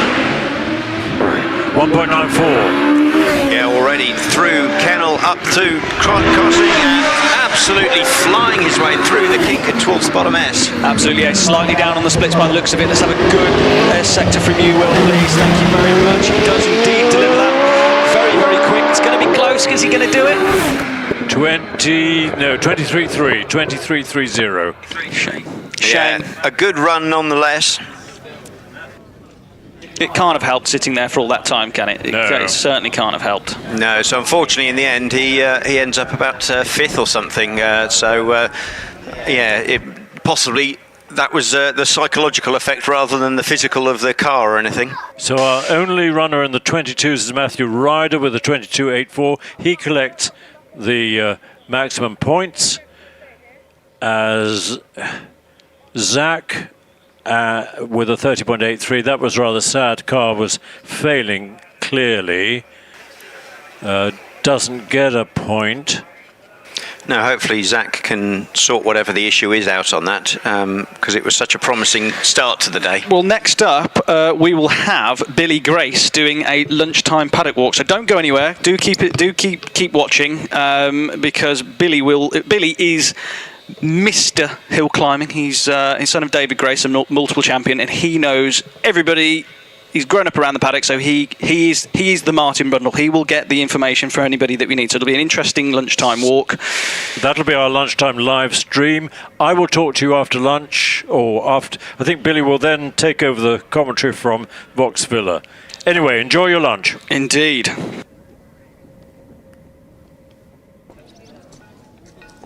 Well, hello everybody. Thank you for sticking with us for the end of the runoff. Unfortunately, had a little bit of a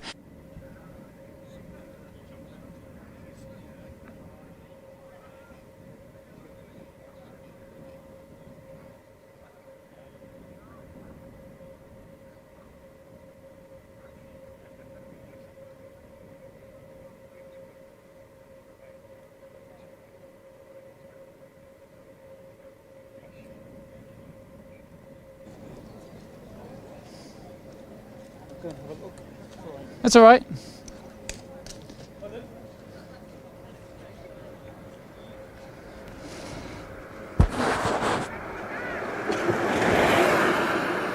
You right?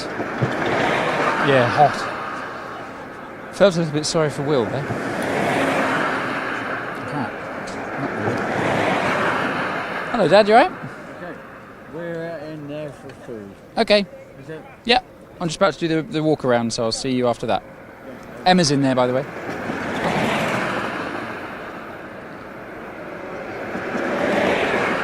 How are we doing?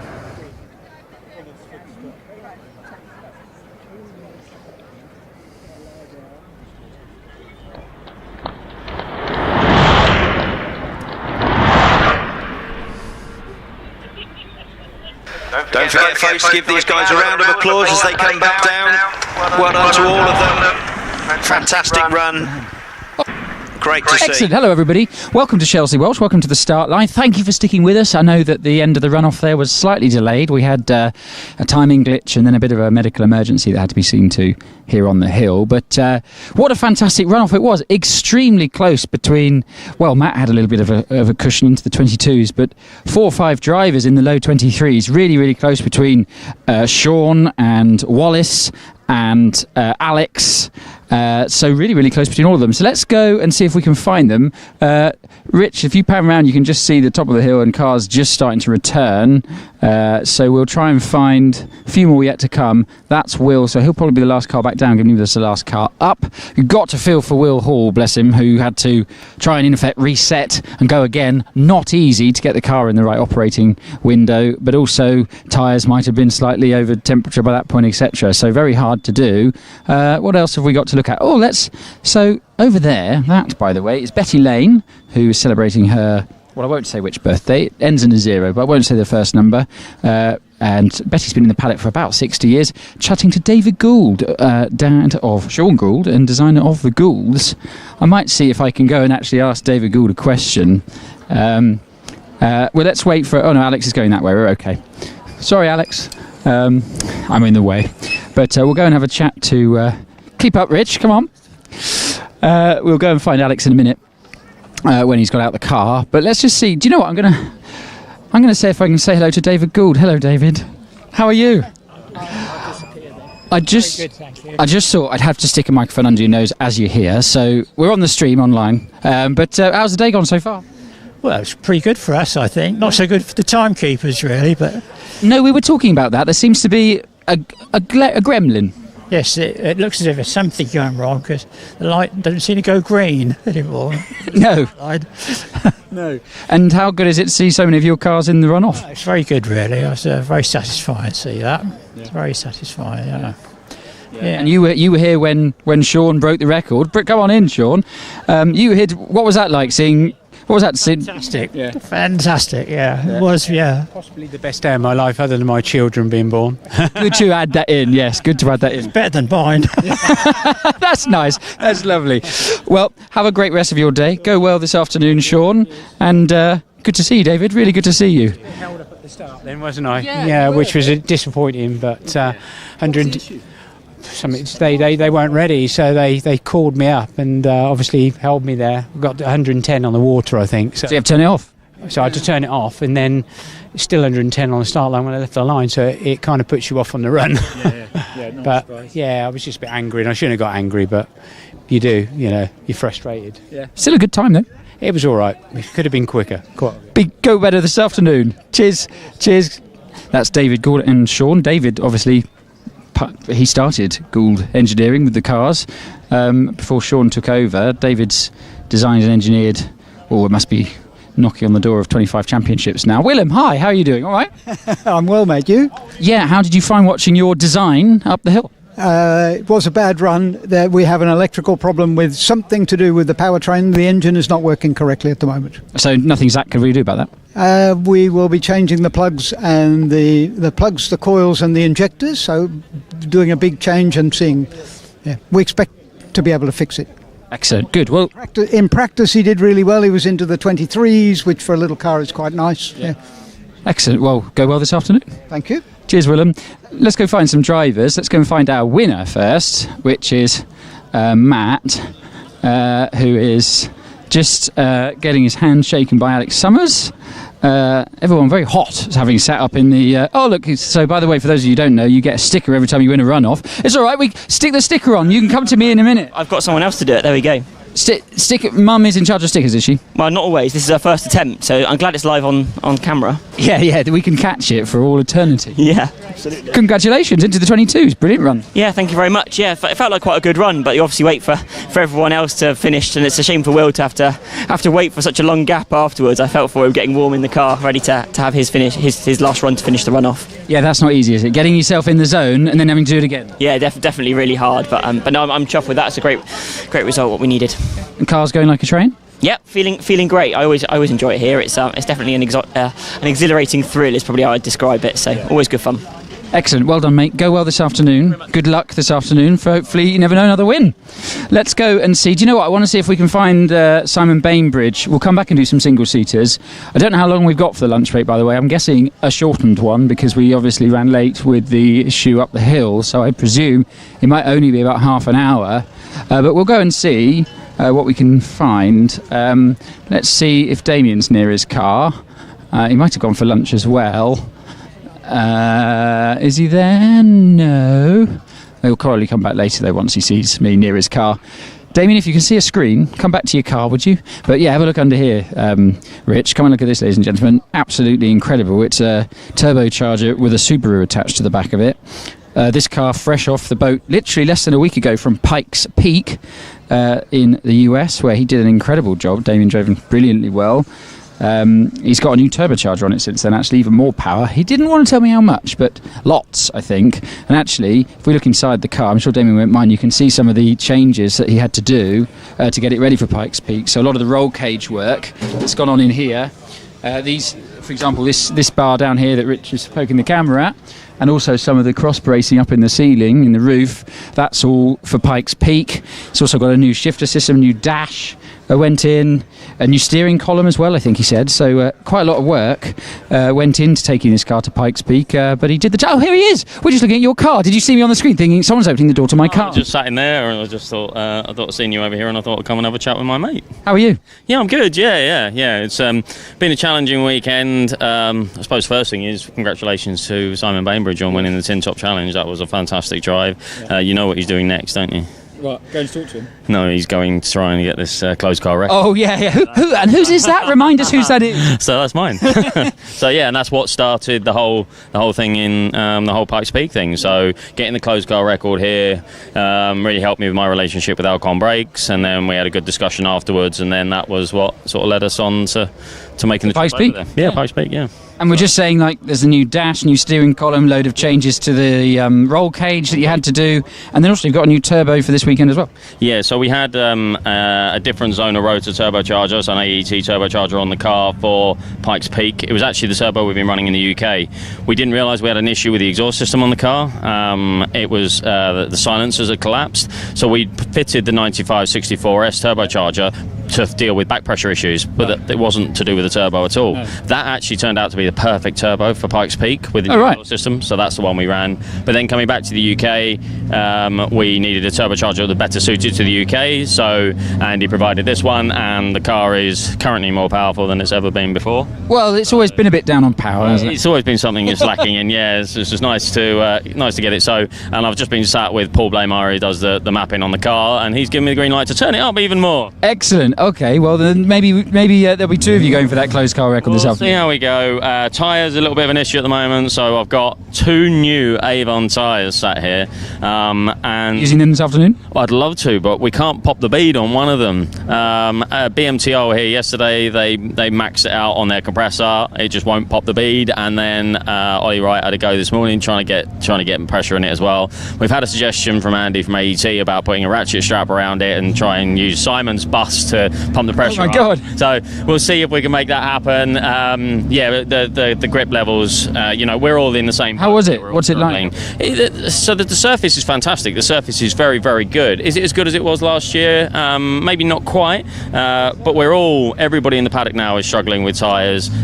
So it's we're all using what we have and putting up with it, but there's nothing like a new set. So I've had a good chat with Jack at Nova. Is he around? I was going to see if I could find him. I think he saw you coming and ran away. So he ran away. So I've had a good chat with him. There is light at the end of the tunnel. Like, there is good news coming, and it's not that far away. But I can see why they just don't want to promise us a huge amount when they've done that before and it didn't really deliver. So I'm really excited to get a new set of Avon Nova 046 compound tyres on the car and see what it can do. And you were 3-wheel drive for a little bit this morning. I was indeed. So we broke a drive shaft. So drive shaft's been on the car for 3 years. I'm really relieved they didn't break on my one-time run at Pikes Peak. Yeah. So that was quite a relief. But yeah, so we broke that this morning, changed to another drive shaft. So you'll have maybe seen on that last tin top runoff, the burnout was very tame. Yes, for you, yeah. By my usual standards. And that was because we just don't want to risk breaking the rear drive shaft again on that. But Stephen's car's obviously now completely, the Red Baron is now dialed in amazingly. So all the help up. I've given him the likes of Wiscombe a couple of weeks back, taking the record there. It's kind of biting me now. He's now beating you. It's now beating me, so... generosity. Exciting, yeah. Yeah, it does. Yeah. Well, go well this afternoon. I'm going to go and find Simon, and we'll see you later. Find him, yeah. Congratulations from me. Cheers, Dean. Cheers. Right, let's go and see if I can find Simon by this incredible car. Let's have a word with him. Oh, he's there. Good. Are you with me, Rich? Yes, you are. Do you mind if I jump in for the stream? Yeah. How are you doing? All right. Good. Well done. Thank you very much. Yes, it was a good run. Yeah. It sounded good. The car sounded on rails. Yeah, we have had a bit of an issue this weekend with boost, so we haven't quite got the full complement of power. But yeah, it was a good run. The track's in good condition, and we managed to carry some speed. So yeah. And to put it into sort of perspective for everyone watching, when you say you've not quite got all the power, how much do you think you've got? We could be still close to 700, I think. Maybe so enough to be getting on with. It's okay, but when you're used to doing 120 up to the line, you're doing 114 or 15. Obviously, that's the easy time, if you like. You work very hard for the twisty stuff, and then once you get in the straight, it should be easy. But obviously, if it takes longer, your time's ticking. So, have you got any eyes on any particular close car records this afternoon, maybe? Well, we're just going to prep the car now and see. Yeah, I mean, the tyres are a little bit dirty now when I haven't got a generator to clean them, so we'll probably have a bash and see what happens, yeah. And how's the new car coming along? New car, yeah, it's progressing. Unfortunately, it's time and money. Yeah. So it's my busy time. I'm a farmer, so that's a busy time of year for us anyway. And once we're racing, we do have a lot less time. Free time goes on getting this car ready and getting out. But yeah, we're progressing. We've done the tub, the engine, gearbox, tanks, pedal boxes. We're getting nearer. Excellent. Still a long way to go. Good. Well, we can't wait to see that, and go well this afternoon. Brilliant. Thank you very much. Cheers, well done, Simon. Thank you. So that was our tin top winner, Simon Bainbridge, in this just incredible car. It's great to have it here. Brilliant to have it here. Let's see if I can't see if Dave's by his car. No, I don't think he is. Probably gone for some lunch after all the drivers got a bit stuck in the top paddock there. But let's walk back down here and see if there are any of the other top performing drivers. We can always have a word with Alex as well. The Red Baron there, that'll be going again this afternoon. Absolutely immaculate. Just take a look at that, Rich. It is beautifully engineered. Really pretty, really nicely done. What a car. And really dialed in now, which is great for it, great for the sport. So great to have another fast tin top in the paddock. I'm going to have a word with Alex whilst he's sitting in the car. But you stay in. You look comfy. You're all right. Hello, sir. How are you doing? Very well. You? Very well, thank you. How was that? A little bit disappointed. I think I was there or thereabouts into bottom S, and then just pushed. Just loads of understeer. I'll take no personal responsibility for it. It's obviously the car. Yeah, race driver excuse number 13-4.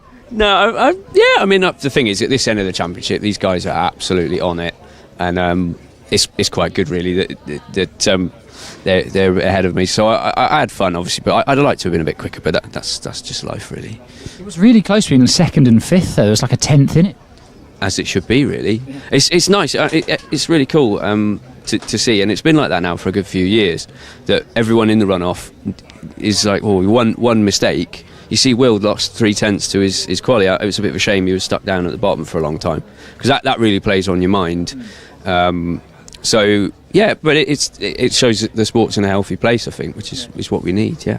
And let's talk about this for a minute, the P40.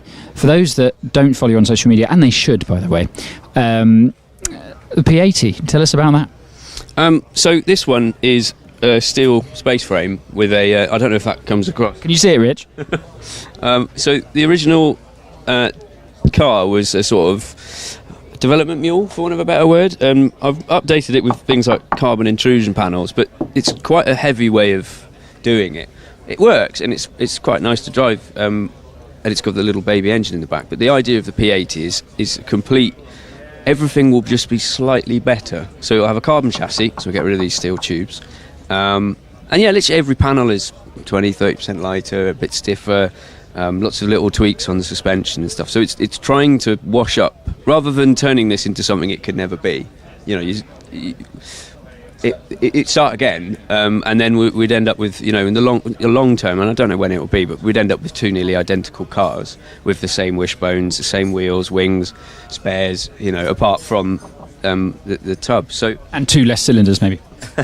Yeah, but it works really well. I mean, the thing is, you can't just go Formula Ford 1100, 700 brake horsepower V8. So the KF is, and always has been, a really lovely middle ground. 2.5 litre touring car engines are quite benign. It feels like you could drive to the shops in it. Still very powerful, but it's 250 horsepower less. So if I went and did the championship in this with the best will in the world, I wouldn't really be that competitive. So that's the whole point of the P80. And as you say, I try and cover the sort of salient points online and do almost like, not how-tos, but little... Yeah, you're documenting the whole build. Yeah, I think it's like breaking the fourth wall a little bit. It's quite oftentimes racing, it can be quite hard to penetrate in terms of knowing what's going on. But I'm just sort of, we tried this and it was rubbish, but we'll do it again and it'll all be fine. kind of content, which hopefully resonates on some level. And go on then. So for those of you people watching the stream that want to follow, how do I build my own carbon fibre chassised hill climb car? How do they follow you? At Alex Summers Hill Climb with underscores between the words. There we go. That was good. You're welcome. See you later, mate. Well, go well this afternoon. Cheers. Who else should we find? Should we go and have a look at this Imp? This is an interesting little car, the Hillman Imp, with its... Well, I don't know how much Hillman Imp there is left, to be honest. It's all radiator at the front. The engine is in the back. Is this your car, sir? Yes. Can we talk us around it for the stream, if you don't mind? We're on the stream for the lunch break, so talk us around it. 68 Hillman Imp. How much Imp is there left? Most of it. Is it? It's a full Imp shell. Yeah. So I'm just saying, that's the steel Imp shell is still there. Okay. With wheel arches over the top of it all. Oh wow! And legal for mod prod. Okay, and then the engine is turbocharged, of course. Yeah, it's a turbocharged Hillman Imp. And how much power do you get out of it? 190 horsepower. It's not bad, is it? How much does it weigh? With me, 650. Without me, a lot less. Fair enough. And going well this weekend? Yeah, it's going okay. I only put it back together again on Friday at 10:30, so I'm happy for just to get up the hill. But yes, it's just what's going to break next, because I'm pushing everything to the limit. Yeah. But that's life. That's hill climbing engineering, isn't it? I mean, I'm just relieved you've made up the top of the hill at the moment, but no, it's going well. Good. Well, go well this afternoon. Thank you. All the best. Cheers. Thank you very much. Yeah, it's a great car, isn't it? Fantastic. Very quick as well. I must say, it's looked really good up the hill. Looked really quick. Yes, it does look in control. Yeah, it looks in control. Who else should we go and see that we can find? Jack Cottrell there, who just finished, had a slightly slower runoff than we were expecting. I think he had a moment coming out through the S's. It's a tyre issue. We are short of tyres. It is hot today here, and I think some people just didn't quite have the grip underneath them that maybe they needed to do the optimal time.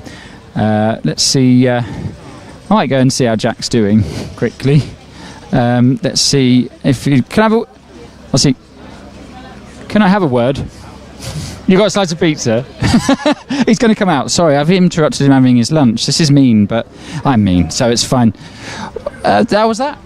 Yeah, not too bad. Not as good as the qualifying, but just struggling with the S's today. Really, the qualifier was a bit scrappy around bottom S. Then I did that bottom S up, and then on that runoff, top S hit the blank, clipped the bank. Top S, so on the outside, on the inside, so just rubbed a bit of dirt on there, so that slowed me down only a bit, but enough to put you off and slow you down. And you carry that all the way to the finish, don't you? Exactly, yeah. So by that time it's gone, sort of thing. But I'm just happy I got to the top and didn't bin it, sort of thing. So that's always a good start. Yeah, that's it. But no, I'm happy with the pace this weekend. Have you done a 23 before? Because that was the first one. So yeah, I'm happy with that. So I've been chasing that for years, sort of thing. So. Finally done it, so yeah, happy with that. Yeah, and you're having. I mean, it's been a really good season. I think we'll see more than a 9 on it there later on. Yeah, hopefully that's the big plan anyway. But obviously missed a few rounds, missed Channel Islands, missed Wiscombe. But I just got to get some points in for the rest of the year, and we should be okay. Yeah, and we would just say it's after this third season with the car now, is it? Fourth, maybe fifth. Is it really? But you really got your head on around it now. Not there now with it. It's just about learning, and it's not just driving the car; it's looking after the car. You learn bits about it. So, and the problems. The idea is you maintain it more, and the problems slowly go away. Obviously, you have little small problems, but mostly, you iron out the big problems, and then you can concentrate on driving it more, sort of thing. So. yeah, we're getting there with it. Yeah. Well done on the 23. There's not many people who've done 23 up Shelsley. So hopefully I can do another one this afternoon, but just got to neaten it up, tidy it up a bit, and just drive it. So. Well done, mate. Go well this afternoon. Cheers, Jack. Thank you. Yeah, that's fantastic. First 23. There must be about, what do you think, Rich? 15 people that have done a 23 up Shelsley, something like that in the world. It's quite an exclusive club to be part of. I can hear engines firing again as we get ready. Do you know what we should do, actually? We've got about 5 more minutes. Should we head actually round to the road car paddock, because they'll be going next? And actually, if he's by his car, Rob Wilson took class record this morning in the Elise. Brilliant run. It'd be nice to talk to him about it, and we'll go and see what cars are around there as everyone just gets everything fired up again before we go racing again. So we got the Elises coming down. Oh, I can see Chris Merrick. Oh, PB. Well done. A PB for Paul Hames in the runoff. Very good. You could stay there if you want. It's okay. But yeah, PB for Paul Hames, which was fantastic. You can see here feverish work going on the Empire, because it was on, I think, 3 cylinders in the runoff, maybe 2. It was had an electrical gremlin, so hopefully they can get that fixed. There isn't much work going on the Alex Coles Force, which tells me one of 2 things. Either it was a small problem that they fixed, or it's a big problem that they can't fix, rather than a medium problem that they could fix and they're still working on it. So I really hope it was a small problem that's fixable, because it would be a crying shame not to see Alex in the runoff today, because he's just going so well in that car this year, so quick, absolutely on rails. So hopefully it was a small problem. This is our road car paddock, so these guys are about to go for their second time runs in some incredibly competitive classes. Some of them just done their tin top runoff as well before heading back out again. This is a fantastically quick car, the little MX-5. I might see if I can talk to him about it, actually. Why not? I know he's about to go. I'll see. Do you mind if I have a word for the stream? This is your MX-5, isn't it? Yeah. Is it second in class at the minute? Third today. Third, okay. Yeah. So just bothering Porsches, I think. That's the idea, yeah. We can bother them a bit more at Lowton and Prescott, but yeah, this is an awesome hill, but it's, it could do with a button with 100 horsepower on it coming out of top S. That would help. Yeah. On the bottom half of the hill, though, it looks toe-to-toe with them, if not slightly quicker, because it's so nimble. Yeah, but a smaller car, you can use the road. It's almost flat out. You've got to lift the kennel, you've got to feather it for crossing. Yeah. Probably would go flat. It's a big thing to do, isn't it? Yeah, and then just brake for as late as you dare and get a good line through the S's, and then don't miss a gear. But yeah, no, it goes well. But yeah, and it's turbocharged, isn't it? It is, yeah. So it's about 270 horsepower, which is enough. Yeah. I think if I had more everywhere, I'd probably be slower. Yeah. So yeah, good fun. Great. Well, go well this afternoon. Thank you. Cheers. Thank you for talking to us. Yeah, love that car. That's the Wilsons Lotus. So they're heading back out to get ready. Because we're about to go racing again any minute now. So a lot of these cars will actually be heading out to get ready for their runs. Let's see. Do you know what? Let's see if Jonathan Langmead will have a quick word in the Lotus just before we go. I'll see if he wants a word. Jonathan, can I have a word? So we'll just have a quick word with Jonathan Langmead. So you've got a record to now go and try and lower. I know, there's a hell of a time from him. Yeah, really good. So yeah, hats off to Rob. A brilliant time. Yeah. But you, Rob and Dave are always within 10. It's super, isn't it? Yeah. So I think the Elises are just they're so well matched when they're tuned up as they are, and slightly different gearing things, but we're just within hundreds all the time, or tenths anyway. But so we'll give it a go, see what happens this afternoon. Yeah, and it makes it all the more fun, doesn't it, when you've got such close competition? Yeah, I mean, in terms of points for championships, we take points off each other all the time, so it doesn't help that way. But that's not what it's all about. So we're really chuffed. I think it's great fun and good. We're all good friends. It's great. Yeah, we'll go well this afternoon. You've got a record to chase. Well, I don't know about that one. I think we'll just drive up and see what happens. Fair enough.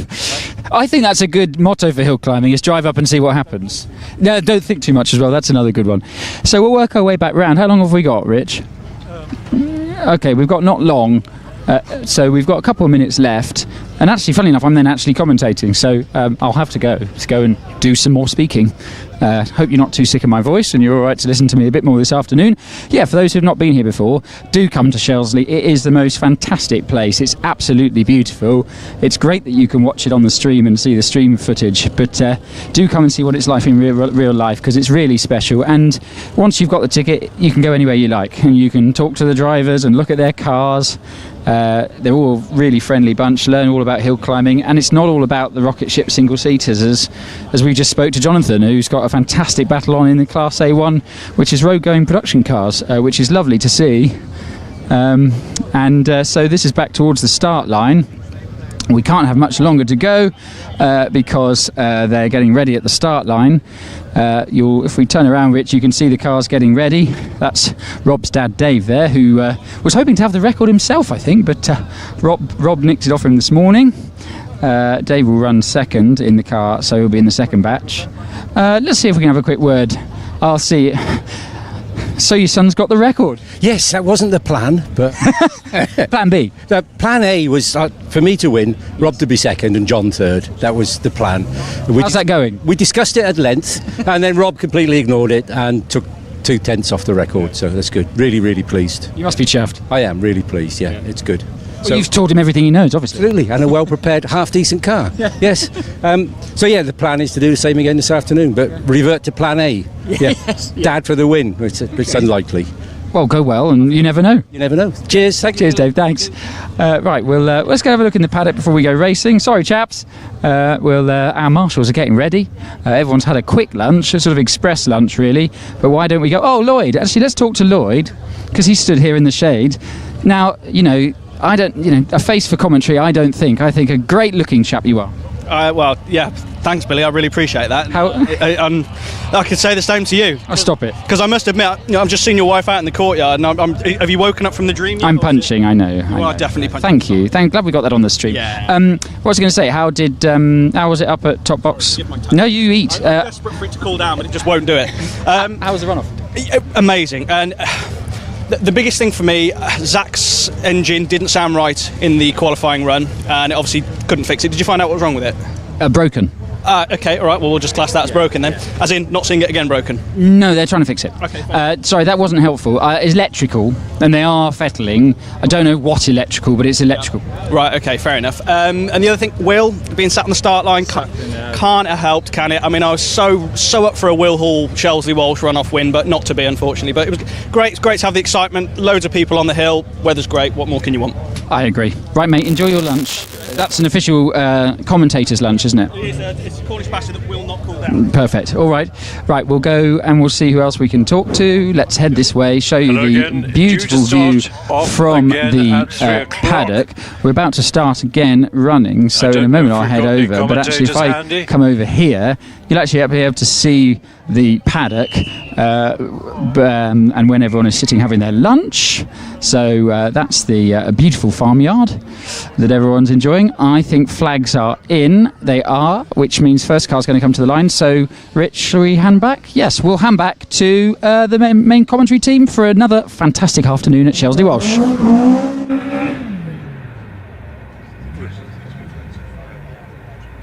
All right. Hello, Chris. Good afternoon to you. Mr. Druitt? Yeah. How are you, sir? I'm all right, Chris. I've just got to, on the request of the clerk of the course, just to say, please, please, please, keep well hydrated. We've had a number of people suffering and requiring an ambulance because they're just not drinking enough. So there are plenty of water stations around. Do drink plenty of water. Kicked off this afternoon with Michael Thompson in the Exige, car number 714. We're starting the whole program again. So look at page 10 of your program. I'm joined by, sounded like Chris Ponsford. Where are you, Chris? I'm at Crossing. I've got Alex here with me at the moment. I'm not sure who's in top box, who's there yet, or coming up there, I don't know. Can you turn your microphone just a smidge? What, turn it up or down? Down. I'm getting deafened here. Okay. Well, I haven't touched anything, so... Oh, right. It's my booming voice. Hang on, Alex is just going to adjust something. Does that make it any quieter? No. Oh dear. Okay, I'll try and It's talk. all right, I'll try and talk quietly. It's fine. Well, Al, there's various switches here, but I never touch any of them, Chris, because they'll never work again if I touch them. I've been given a nice lolly by Kevin and Kevin's wife, Chris. Oh, lovely. But it's not easy to talk and eat a lolly at the same time. No, you are right. Well, I'll just, so at the moment I see Maggie Edwards in the Clio, the little 197 Clio. She's probably here with her husband Ian. Have you got a screen there that gives times? Yes, I have, sir. Go for it. All right, we'll do. Michael Thompson. Yes, okay. So I've got Michael Thompson. Michael went up in a 34.68. 43.21 for Robert Penrose. Maggie Richards done 41.61. And Robert Wilson in the Lees has just gone into bottom S now, going through the S's now, so I've got the times. Are they working on yours, Chris, at the moment? Yeah, they are. Yes, sir. Yes, okay, fabulous. Okay. Right. And who have you got down there at the moment? Are you on your own or? At the moment, I'm on my own. Peter's around. Yeah. Lloyd somewhere around. Yeah, well, I hope so, because I did a full slot this morning. You did indeed. My wife is getting slightly anxious that I'm working too hard, but that's never been never been a problem for me. The good Lady Druitt, indeed. Yes. Well, it's saying that Richard Snow just went by in a Porsche Cayman, but in fact that looked like Steve Atkins in the BMW M3. Yeah, he's sharing. Oh, he's sharing, is he? Okay. Right. I've got. We've got Laura Wardle on the hill in the very rare 916. Oh, I didn't. Is that her car? I've not seen her much in that before. No, she and Jonathan were going to drive the 911, but the 911 busted its gearbox, so they dragged out this very pretty little 966 and are absolutely loving it. Oh, how lovely. Yes, I have seen her once before in that. So I go. Richard Snow did a 35.21. 98 across the finish. Robert Wilson did a 33.06. Did Maggie Richards, she got a PB. Laura Wardle's just completed in a 45.26. So we're back up to date. Yes, so I think Lloyd came down in one of the recovery vehicles at lunchtime, and he's having a knockabout. So I think currently there's nobody up the top.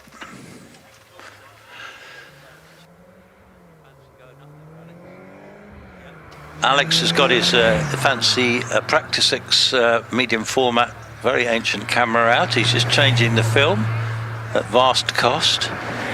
And yes, I think he's going to have a trundle up to the top and see how that goes. So if you're not familiar with the lovely voice of Chris Druitt, he's it started up after lunch. Chris has been here since I think 24 years, I think he said.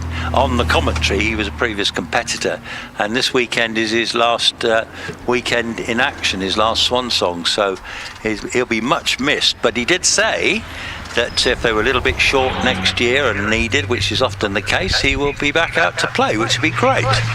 You can't keep me away, really. I hope not, Chris. I hope not, because it's lovely to hear your voice over the airways. You are the voice of hill climbing, mate. You are the voice. I first came here in 1962 when my brother was competing with a Healy Silverstone. Following year, I had a year with a little Lotus 18 Formula Junior with my brother-in-law, and we had fun that year. And then we moved to Germany, so I wasn't hill climbing for a long time. Then started again seriously in about 1980, I think, with a 79B March Formula Atlantic. So it's been a long. Oh well, then when I stopped competing, John Moody was president of the club, said, "Why don't you try commentating?" I said, "You've got to be kidding! I've never done that in my life." He said, "Well, give it a go." And that was the start of it. And that's interesting because this commentating thing, you think people, how do you become a commentator? Well, you know, very often, sometimes things in life happen by accident, and in my case, we had no commentators at Lowton. I used to go there as a photographer with Jeff Robinson, and suddenly Steve Wilkinson didn't fancy coming down from Southport, and poor Eddie Walder, who used to sit in this box, passed away, and so we had nobody. So I said, well, I'll try, see how I get on, and as did a couple of others at the same time. I'm handing over to Billy Grace, who you would have seen doing his lunchtime parade, or what's the word I'm looking for? A mooch around the paddock, and now he's going to do 2 hours of commentating, unless somebody is kind enough to interrupt him after an hour or so. Chris, if I don't see you later on, all the best, and thank you very much. How about give Chris Druitt a round of applause, folks? He's been a fantastic commentator. No, don't you? Yes, they're clapping you up here. Thank you very much. That's appreciated, folks. He's a fantastic. Now I've gone red with embarrassment. Well, anyway, Chris, we'll catch you soon, old chap. I'll handing over to Billy Grace and talk to you in an hour or so. Excellent, excellent. Look forward to that. Well, thank you, Chris. Thank you very much. And just let me add what a privilege it is to share a commentary box with you all these years. I've thoroughly enjoyed it. We've got a car on the hill. It's Joy Hoyle in the Caterham. Already with you? Yes, indeed. She's into Bottomest. Joy Hoyle sharing that car with Professor Ray Lower. Very rapid Caterham. Heads up the finishing straight now towards the finish to cross the line to record a 33.89, 33.89, and that is that quicker or slower than she went this morning? I will check. It's slightly slower. Now Paul Evans on the hill in the Westfield. Yeah, nice little class of these actually. They're always entertaining. Great little racing cars, aren't they? Little front engine cars, lots of horsepower, real slippy slidey things, aren't they lovely? They are great, aren't they? And they very popular hill climb car in Westfield guys, Caterham guys. There was a Dax here yesterday, loads of different versions on them. Does a 34.06, slightly slower than he went this morning. I think the track might be almost too hot for faster times, but we shall find out. Graham Manton now on the hill with you. Yes, Graham Manton. He's an estate manager from Shropshire Way. Manages about 8,000 acres, so he's he's here with his daughter Becky Manton, who's often gets the honours. Oh wow! I didn't know that's a big amount of land there, but. Heading out across the finish to record a time now of 34.06. Zoe Shearman now on the hill in the Lotus. You won't miss this. No, you won't. And she's married to Michael Thompson, of course, who will be co-driving this car as well. This is her car, and very rapid couple they are too. Yes, going nicely through the S's. Zoe did a 36.44 this morning. Let's see what she can do this afternoon. I think she might go quicker looking at the time she is through the S's. Heads up towards the finish now. What's she going to do? 35.51. 35.51. Found best part of a second. Good time. Now on the hill, Dave Garnett in the little Fiat 500. Yes, David, he comes from Cheltenham. He's had this car a couple of seasons now, and he had a Clio before this, but the Clio was actually quicker than this one. But anyway, he's a regular competitor. What can he do? And I was wrong, it's actually an Abarth, isn't it? It's a 595, so a tuned up version of the Fiat 500, heading up towards the finish to record a time shortly of a 39.36. Seb Cartwright trying very hard in the Mini. Little supercharged Mini, this one. Doesn't look so special with that rather flat green paint, but it's deceptively quick and he can drive it well. Deceptively quick Mini, actually rapid Mini actually, with a supercharger in. Did think it was quick, but that would make sense. Anyway, Seb heading towards the finish now out of Top S. Very neat and tidy run. In the meantime, I'll bring you that time in a second. We've got Richard Pates on the hill in the MG ZS. Yes, these little MGs have become popular in the rally cars, but also we see a few of these on the hills. They've got the little K-Series engine, good handling cars. I always think they look a bit like an earlier Astra. I know what you mean. Are they 1.6 K-Series or 1.8? This is the 160 brake horsepower one, so it'd be a 16 or an 18, wouldn't it? Yeah. Heads up towards the finish. The time for the Mini, by the way, Seb Cartwright did a 39.80, which is apparently a PB, and it's under 40 seconds, which is great. Richard Pates does a 42.41 in the MG. Bob Penrose now on the hill in the Clio. Yes, Dave, do you remember their big Pilbeam, that was a piece of kit, 7 litres. Yeah. So this is a bit of a difference, isn't it? It's from the sublime to the ridiculous, really, isn't it? So a bit different from the Penroses, but going very well in it. And I'm sure Lloyd, when he's back online later, will tell us all about the Clios and their history. Well, we've got Ian Richards in another Clio. He's married to Maggie Richards, and they're campaigning this one together. Earlier in the season, they had a role in their 182 Clio, and that. That was here? That was at down the road. Down the road. Okay. Yeah, down at the other place, as Chris calls it. Eh? That's funny, isn't it? Next on the hill, by the way, we've got Dave Wilson, currently 3rd in class. Rob took the record in this car this morning. Let's see what Dave can do. Dave's very quick. He's also an instructor here as well. He does the driving schools and turns up on his motorbike for those. But he's going very well, isn't he? He is indeed. Nice and neat and tidy through bottom S and through top S. He throws it through top S. Let's see how close he can get to the 32.29 that Rob set this morning. What's it going to be? It's a 33.28, so stays 3rd in class. What can Jonathan Langmead do in this incredible battle between these three with you? Yes, he's a golf pro from South Devon. He plays at Dawlish. He's also super competitive as well. He'll be wanting to get that record as well. He's already into the bottom S, going out into top S. Let's see how he does. He was about 3/10 shy of Rob this morning. Heads out of top S, heading up the finishing straight. We'll wait to see what the time is. Is it into the 32s? Not quite. It's a 33.98. Steve Atkins now on the hill in the BMW M2. Yes, he came to this when he retired. He's had this car a couple of years. It's a very rapid example. Actually got all the right bits on it. And Steve's a lovely chap when you chat to him in the paddock. Let's see how he can do. He's 4th in class at the minute. Needs to find about half a second to pop up to 3rd. What does he do? It's a 32.84. Improvement on this morning, but stays 4th in class. Kevin Dodd now on the hill in the whining supercharged Lotus. Yeah, very rapid Lotus, that one. Kevin actually is the dad of Kirsten, who's married to Matthew Ryder. Kirsten Dodd previously, now Kirsten Dodd Ryder, I suppose. Heading up towards the finish is Kevin. This looks quick. Meanwhile, Richard York on the hill now in the Porsche Cayman. Richard York, ex-army man he is actually. He's this is a beautifully turned out Cayman, got all the right bits on it. Pride and joy car, drives it very well indeed, and a lovely chap in the paddock, like we get round, don't we, Billy? We do indeed. Time, by the way, for Kevin Dodd was a 35.36, apparently a PB actually. Richard York in the Porsche heads to the finish. Meanwhile, Tim Elmer on the hill in the Alpine. Yes, Tim, he's a Porsche man. He had a Lotus before this, but this little Alpine, modern Alpine, little turbocharged 4-cylinder, I think, and don't they look great? They handle beautifully too. Yeah, they look fantastic. Time, by the way, for Richard York was a 33.56. That's about half a second quicker than he went this morning. Tim Elmer heads out of top S in the Alpine. What time will he do? He did a 33.49 this morning, does a 33.68 this afternoon. Mike Meredith on the hill in the bellowing Morgan.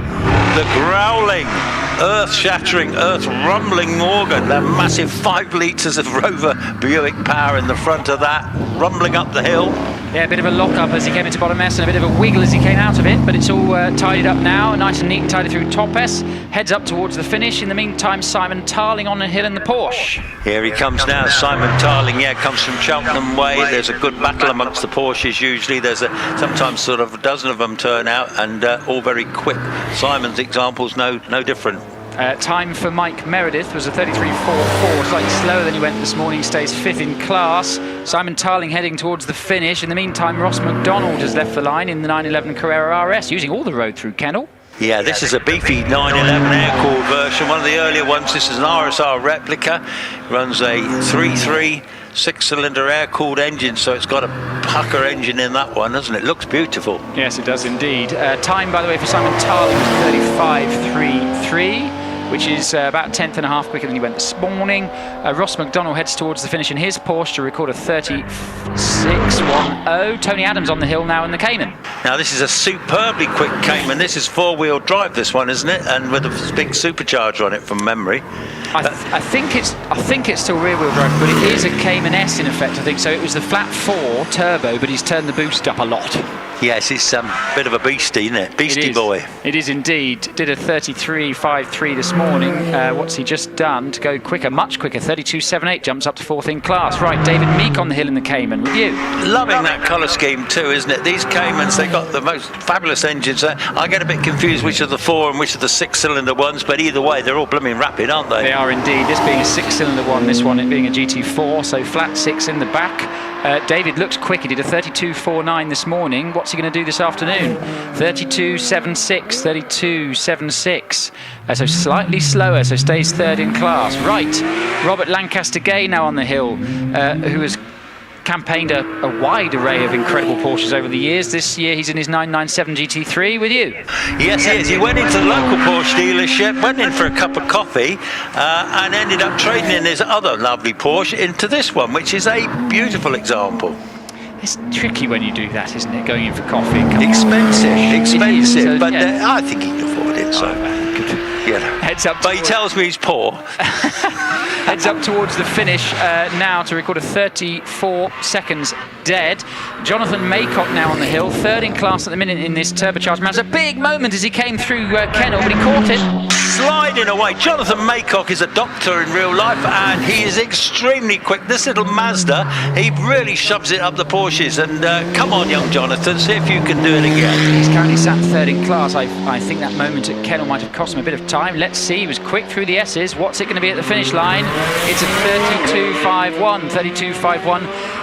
Slightly quicker than he went this morning, but 0.02 of a second slower than David Meek, so stays 3rd in class. Right, Richard Andrews on the hill. Richard Andrews shoved it up the bank at Kennel when he came here earlier in the year. I thought there was going to be loads of damage on the car, but there wasn't. He ended up stuck on the top of the hedge. Can he do better this time? Well, he's currently leading the class, and I think the class win is all but guaranteed. Let's see if he can go quicker than his 32.18 from this morning. Heads up towards the finish. Is it into the 31s? Yes, 31.95. 31.95. Good time. Jonathan Williamson now on the hill in another Porsche, but a 9146. Quite rare. Very rare car. Normally drives the 911, doesn't he? And very well. But this is nice to see, actually. Something a bit different for him. And I think Laura might own this car. Is it Laura's car? I don't know which of them do, but yes, it is definitely theirs. The other one is slightly poorly gearboxed at the minute, so they've brought the 914 out instead. Anyway, meanwhile, we've got on the hill Tim Goodwin in the TTS. Yes, these Audis are deceptively quick, aren't they? There's quite a few in competition now, and Tim's example, nicely turned out car. Is this a 4-wheel drive one? It is indeed. Yeah. So we're into class A3 now. This is road cars, series production cars, 4-wheel drive of any capacity. Tim did a 35.28 this morning, heads up towards the finish to record a time of 35.41. Roger Stock's now on the hill in the first of the Yaris's. This is the Braun liveried one too, the homage as we call it to Braun. So it could have been Jenson Button's road car, but no, it's Roger Stock's from Leicester. And what can he do? Is it Yaris's, Yaris's or Yarai plural? I think Alan Partridge would have said Yarai. Yeah, Yarai or Yarum. Anyway, crosses the line to do a 35.07. We've got another Yaris on the hill now. It's Ian Fido in his example. Yes, Ian is Simon Fido's dad. Simon's probably marshalling here today, and they used to have a little sports car, didn't they? A open-top sports car. Yeah, they did. They've had a range of cars now in this GR Yaris. Going very well indeed. They don't seem to have a time. I wonder if there's been a timing glitch because it's. Hang on, I've got Roger Stocks. Is that what you're looking for? Or? No, I'm looking for Ian Fido. No, I've not got one for him. I wonder if there was a timing glitch there, and he'll have to do this run again because nothing has come up on my screen. But anyway, we will wait to see. Meanwhile, Peter Richings leaves the line in the Golf R, currently 2nd in class. In this very rapid Golf R with you. Deceptive these. In black, comes from Coventry, here with his wife Joy, who's one of our very accomplished photographers. But this car is slipping up the hill very rapidly. It's got well over 300 brake horsepower, 4-wheel drive, and a lot of experience with Peter driving it. He's gone very well through the S's. I can see split times there, so no issues with the timing here. Heads up towards the finish to record a time that's coming in now of 33.97. 33.97, slightly quicker than this morning. Right, Rod, we've not got Rodney Isles, sorry, we've got Tony Hawkins in another of the Yaris's. Another of the Yarai, yes, indeed. Well, I think they only do them in about a couple of colours, don't they? But this one's the burgundy model. 270 brake horsepower, three cylinders, four-wheel drive. It's a good package. It is indeed, isn't it? And it heads up towards the finish now to record a time of 33.89. Right, Rodney Isles, 1.91 second start. That's quick in a road car. Well, Rodney, this is a seriously quick road car. This is the one with four-wheel drive. This is the one with about 500 odd brake horsepower and a very experienced ex-single-seater pilot driving it. Well, let's see how close he can get to the record. The record's 31.08. He did a 31.78 this morning. Can he find some time? He's purple sectors all the way up the hill, so he's definitely going quicker than he went this morning. He's out of top S, heading towards the line. What's the time? It's a 31.81. 31.81, so slightly slower actually than he went this morning. He must have lost a bit of time through the S's because he was very quick up to that point, but still a class win all the same. That's the end of the batch. I can bring you some results. I can bring you Class A1, which is road cars up to 2 litres, won by Rob Wilson in the Lotus Elise on a time of 32.29, and that is a new class record. Jonathan Langmead in second on a 32.53, which was only 3 100ths outside of the old class record, which incidentally was Jonathan's record. And third, Dave Wilson on a 32.95. So as you'd expect in Class A1, really, really close between those three. Then we've got Class A2. This is series production cars over 2 litres, won by Richard Andrews, who did a great time of 31.95. Richard is driving the Porsche GT4 RS. Second is David Meek on a 32.49 from in the Cayman GT4. And third was Jonathan Maycock in that lovely little Mazda MX-5, did a 32.51, so only 2 100ths off David's time there, so really close in that class for second and third. And the final results I can bring you for now are Class A3, won by Rodney Isles on a 31.78 in the Porsche. Second, Tony Hawkins in the Golf on a 33.89, and third, Peter Richings on a 33.97. Now we wait to see if Ian Fido has to run again, because I didn't see a time come in for that car. So if we see him run again, that's because it was a timing issue, but we'll bring you that update when we have it. Cars coming back down the hill. Isn't it a beautiful day out there? It's baking hot. I fancy, Jeff was saying it probably feels a little cooler than yesterday, but looking at it, I wasn't here yesterday, but what a fantastic view I've got from my crossing box here. Yes. Looking back over the Team Valley and all the fields look like all the crops are in by the look of it. I think they've all been harvested. One of them was being harvested yesterday. I had a lovely view. Every time I looked up, there was more harvested fields. Oh, lovely. Well, I was talking to Simon Bainbridge, who won the first tin top runoff this morning. He's a farmer from the northeast. Yeah. And he told me all the crops are in. He hasn't got a massive cereal crop because he's mainly has pigs, but which are more easy to harvest, pigs. Well, yes. You don't use a combine, I tell you that. He usually, what do you call it? Bed and breakfast them, he calls it. So he gets them in as tiddlers, and he brings them along until it's time for them to go for a trip. Elsewhere. Oh, okay. And but he was telling me the yields this year, although everything's in, the yields are substantially down on the size of the crop, obviously, so it makes quite a difference. And then I also spoke to Stephen Moore, who's got a big farming concern down in the Wiley Valley, and he's all arable, and he reckons because he's on chalky ground, everything's pretty good, really. They've done all right, but the prices are no good at the moment, he was telling me. So, but then farmers usually say that, don't they? It's been a very dry year, though. It has been dry, but the chalky ground seems to bear it better than some of the others. But it's difficult for farming, isn't it? Let's be honest, they're totally dependent on the weather and all the rest. Are you a farming man, Billy? I'm not. I grew up in the countryside. Actually, one thing we always used to love was this time of year. There used to be 2 Gerstons. There was always one in August time. Yeah. And it was usually often August bank holiday, or when there was the farming was happening. So we'd stay on Monday and go around with the farmer and go on his tractor and in his combine, which is quite fun when you're 9. Well, I think it's quite fun when you're about 75 as well, true, Yeah. Oh, by the way, how was your fishing competition yesterday? Well, I came 5th. Right. A typical excuse, I'll say, well, I wasn't at the right end of the lake or the reservoir, but no, I did all right, and I had thoroughly liked it. It was great. It was a fishing competition, the pools, including a chicken dinner afterwards. Not salmon? No, a chicken dinner. That's ironic. But for a tenner, I mean, you can't odds that, can you? And there was even prizes for the top 3. Slightly different pace to today. Yeah, slightly different pace, sitting in the sunshine, but for all that, it was very pleasant, I've got to say. But I did think of you yesterday, obviously slaving away. It was a good day, though. It was a good day. Yeah, it was, and it was a really good day, and the one-day meeting was very, very entertaining as well. But yeah, there's nothing beats a runoff, is there? You had a massive entry yesterday, full house, wasn't it? Yeah. But the runoffs, I thought the 2 runoffs, the tin tops were brilliant this morning. Were. Simon pipping the 2 very quick Subarus, and I think probably Steve Moore was 4th, I guess. But either way, they were close.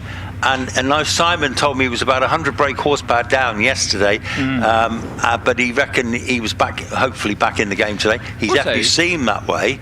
What's the closed car record? I think it's in the 27s. It was Ian Richards, Ian Rowlands. It's Damien's. And now Damien broke it last year, didn't he? Okay, so it's a 27.77, and you did a 28.19. So it's not out of the realms of possibility that they could be fighting for that later. Right.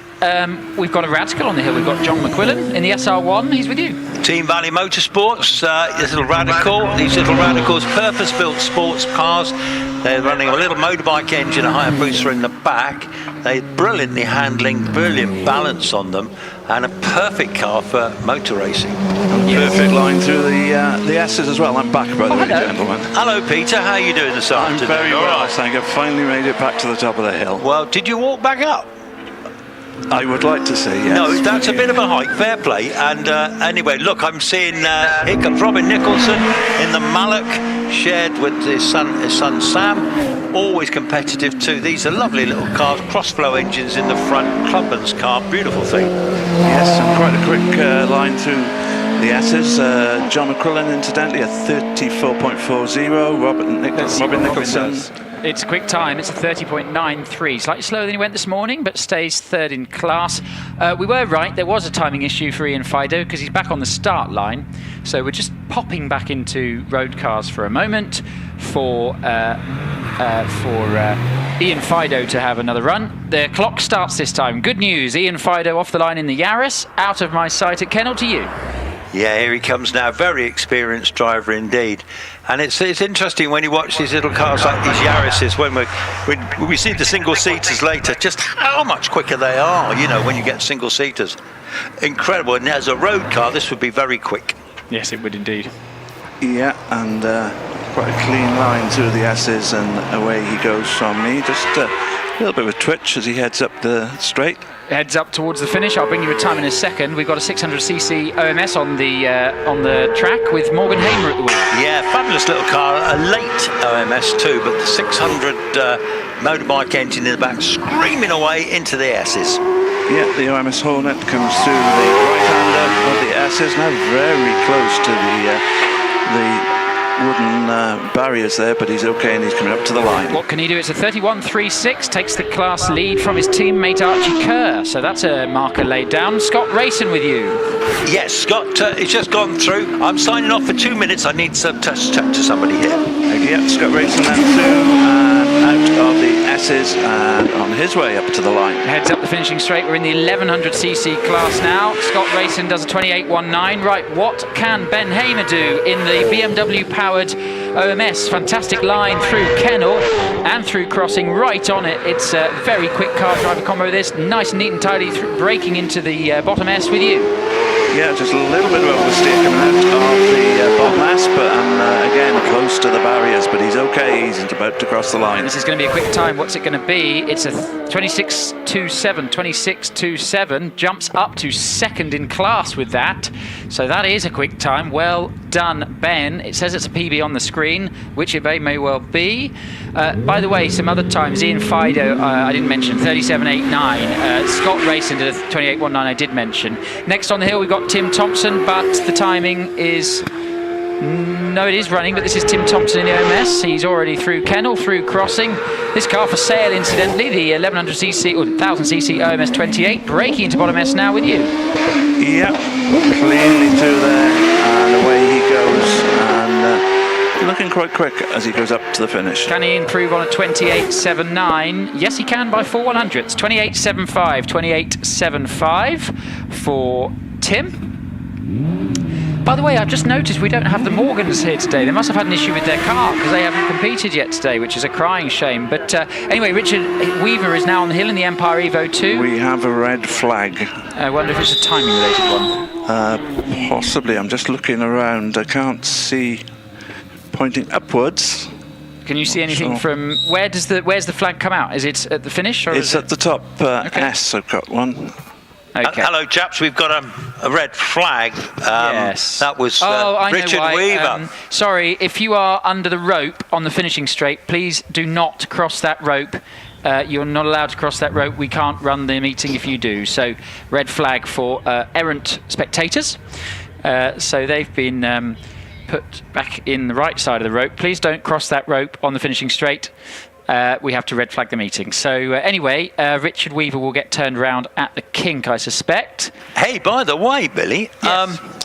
Ben Hamer it's quick, wasn't it? did a 26.27 in a 600cc car. That is going. It's quick and he's talented. He is. It's popped him into second in class as well, just behind that in the 1100 class, because hardly anyone's running the 600s because of they haven't got the power that the later 1100s have got. But my goodness me, that's a staggering time. Yeah, I mean he is in 1000cc, so that's the BMW engined one. Oh, sorry. You're thinking of Morgan Hamer. Oh, right. Just to let you know, by the way, that the red flag car has come up to the bottom S and is turning there. We'll be coming back down the hill any moment now. Excellent. Right, yeah, I was thinking of Morgan. You're quite right, yes. So that would be a quick time in a 600. It jolly well would. But Ben, of course, is rapid, as you say. Since they've had that BMW engine in it, they've really turned on their fortune, really, because they had that turbocharged 750 Kawasaki in, didn't they? Yeah. Which was a troublesome beast, wasn't it? Well, I spoke to them about it, and when it worked, it was great, and it would work, and they go, right, it's working, we'll turn up the boost, and then it would break. So, yeah, I think they thought, we'll stop that. And they are complicated, the turbocharged cars, so they, I think, having a really good time in this BMW engine car. Ben, Richard Weaver on his way back down the hill. He'll get a rerun, of course. Excellent. Right, just a quickie. Did you discover about Alex Coles, what the problem was with Alex Coles earlier? Well, when I went to his car, there was nobody by it, and there was no activity, which tells me one of two things. Either it was a very small problem and it's fixed, or it's not fixable at the track. But I don't know which of those options it is. Yeah, I saw him coming into crossing and suddenly come out of it. And it just, well, I was at Kennel watching. Oh, right, yeah. Were you in the seats, the front row of the seats here, down below me at crossing here, Billy? No, I was actually at the... Well, somebody looks like exactly like you. Oh, really? Chatting to a blonde lady. Oh, yes, no, that was us this morning, yeah. Yes. Sorry, I was thinking, yes, that was me and my wife. Yeah, we were sat... I thought so, yes. I was taking a photograph from the top. Excuse me one second, I have another visitor. That's all right. It's all happening here, you know. If I can just cut in as well, we've now got a marshal relocated to keep an eye on spectators up there on the run up to the finish line, ensuring that they do stay behind the rope. So please do stay, because if you don't, the red flag will come out instantly. Yeah. Thank you. I have news. A very kind spectator's just come into my box, and he's told me Alex Coles had a loose front wheel. Oh, really? Yes. That would make sense, because he left the line quickly, and then it was you could tell he felt something, so that would make sense. So he's fixed and he'll be back out. Excellent. Right, we've got Nicola Dearden on the hill now in the Formula Ford Van Diemen RF91 with you. Yes, sharing with Father Andrew Henson, and they've got the Formula Ford this year rather than the big car, and into the S's. Yeah, in she comes. I was going to be so annoyed then, Chris. I thought you were going to say a very kind spectator brought you an ice cream, and if they had, I'd have been so angry. Well, don't be angry, because that's not happened. So it's unlikely to happen. But I've got another Formula Ford. I got Bernie Cavill out with Simon Andrews in their own Formula Ford. Their OMS is broken at the moment, so I understand. time for Nicola Dearden is a 38.20 as Bernie Cavill comes through the S's and out and heads up towards the line. Heads up towards the finishing straight. 6 in class at the minute is Bernie on a 35.06. Can he improve on that? We wait to see. Yes, 34.75 jumps up to 5th in class. Good run. Right, we've now got an Empire Evo on the line. It's Richard Weaver who was flagged. So Richard gets another go. So he obviously didn't get to finish his run. Currently sat 1, 2, 3, 4, 5, 6, 8th in class on a 28.15. What can he do now? Richard, away from the line to you. Yeah, Richard used to drive the recovery truck, but now he's driving a very rapid single-seater with his son and going very nicely indeed. So he's already into the S's. He is indeed, and turns in the bottom S through and out. Oh, very, very close to the wooden barriers then, but he manages to miss them, and he's coming up the line. Time for Richard Weaver, 28.12, 28.12, 3/100ths quicker than this morning. Right, Stuart Hook on the hill in the Westfield. We're back into the road cars with you. Yes, indeed. Stuart's, again, you see these little Westfields, proper little things, all running car-derived engines, this particular model, I think. See, substantial roll cage on them now, too, isn't there? There is, and he's through first part of the S's, out of the second part, very clean line through there, and he's on the run to the line. Heads up the finishing straight to record a time of 33.63, 33.63.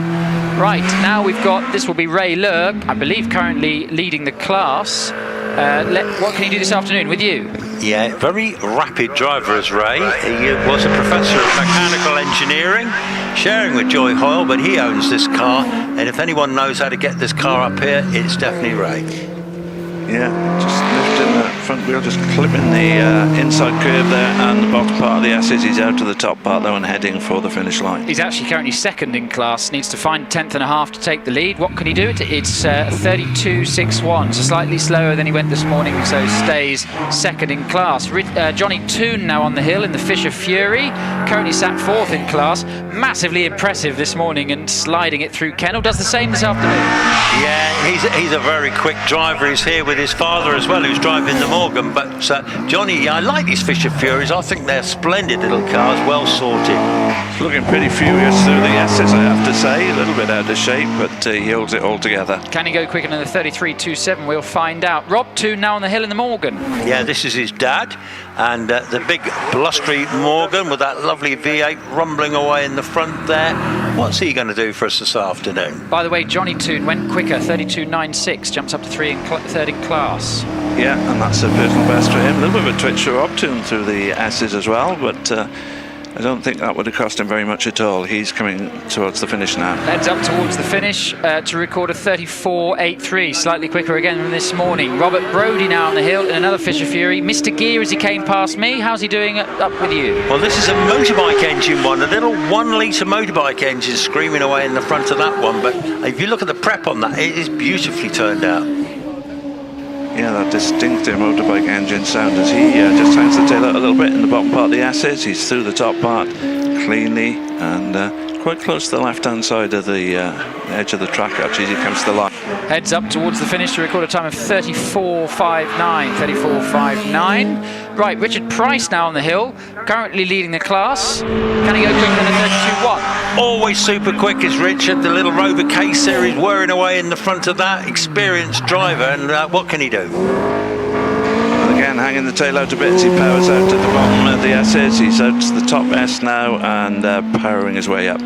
Heads up the finishing straight to cross the line to record a time of 31.83. So he does go slightly quicker than this morning to solidify his place in the lead of the class. Right, Simon Price down the hill to the 33.79 this morning. What can he do this afternoon? Yeah, it's always a good battle with Simon, quick driver as well. Cars screaming, that sounds really good actually. I think he may have a Vauxhall Red Top or something similar to that in there. Certainly going for it. He is at slow. Cautious, relatively cautious approach into the S's, but he's out of those and foot to the floor. Gets the power down, heading towards the finish to record a time of 33.25, half a second quicker than he went this morning. Right, we're in now to C1. This is modified cars up to 1400cc. Andrew Russell on the hill in the Ginetta. He's had this car for absolutely years, won loads and loads of classes. That little Hillman imp engine, little light fiberglass body, well-driven car for Andrew. Already with you, Peter? Yeah, I do like these Janettas actually, and they've produced some nice models through the years. That's a good, clean run through the S's, and he too heads for the line. Heads up towards the line in the Ginetta, crosses it to record a time of 36.15, a hundredth of a second quicker than this morning. Right, Eric Maury on the hill in this highly impressive imp. Turbocharged imp too, so it's a little 1 litre turbo. It's got about 170 brake horsepower going through the rear wheels, engine in the back of course, and slides it through the kink there. He's certainly on a mission. He was quick this morning. Yeah, a little bit twitchy through the bottom S, and again down to the top S. He is trying, trust me. It was a 34.03 this morning. What can he do this afternoon? Is he going to dip into the 33s? Yes, 33.66. John McKenzie on the hill in this beautiful Lotus Cortina.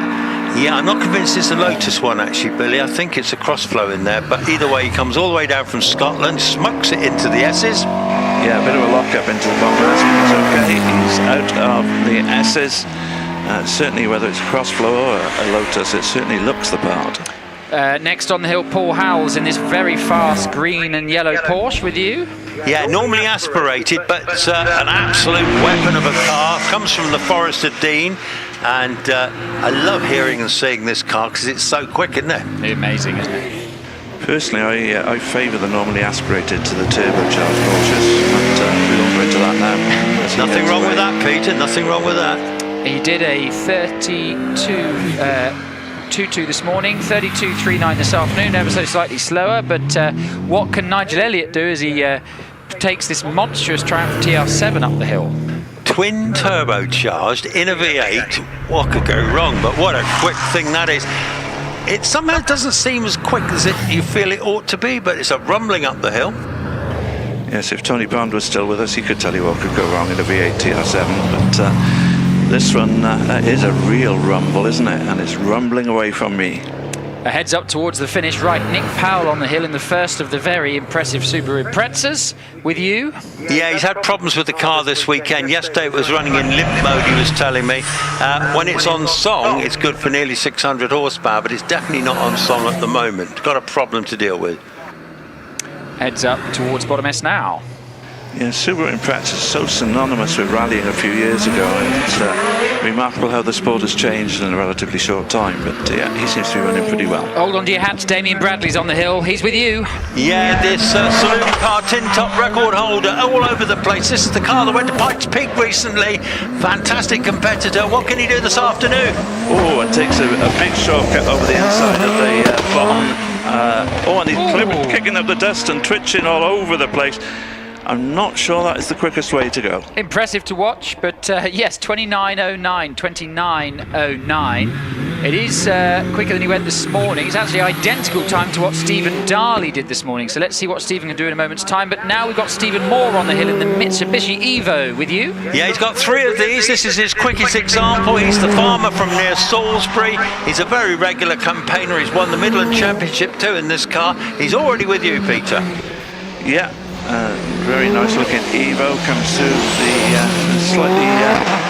slightly more relaxed mode, shall we say. That's probably not the right word, but compared to the Impreza, much more under control. 30.18 for Stephen Moore. Right, what can Stephen Darley do in his the Red Baron? He's with you. Chartered accountant from York, but he built this car. What a clever chap. And I tell you what, it's an absolute, they call it the Red Baron. It's a monster, isn't it? It is indeed.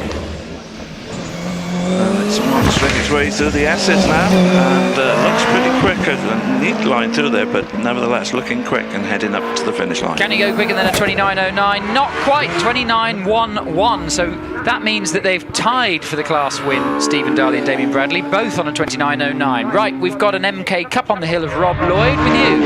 Yes, Rob's he's had several. He owns 3 of these, I think, various models. Does he? And he's quite new to the game, but he's certainly having a bit of fun in this.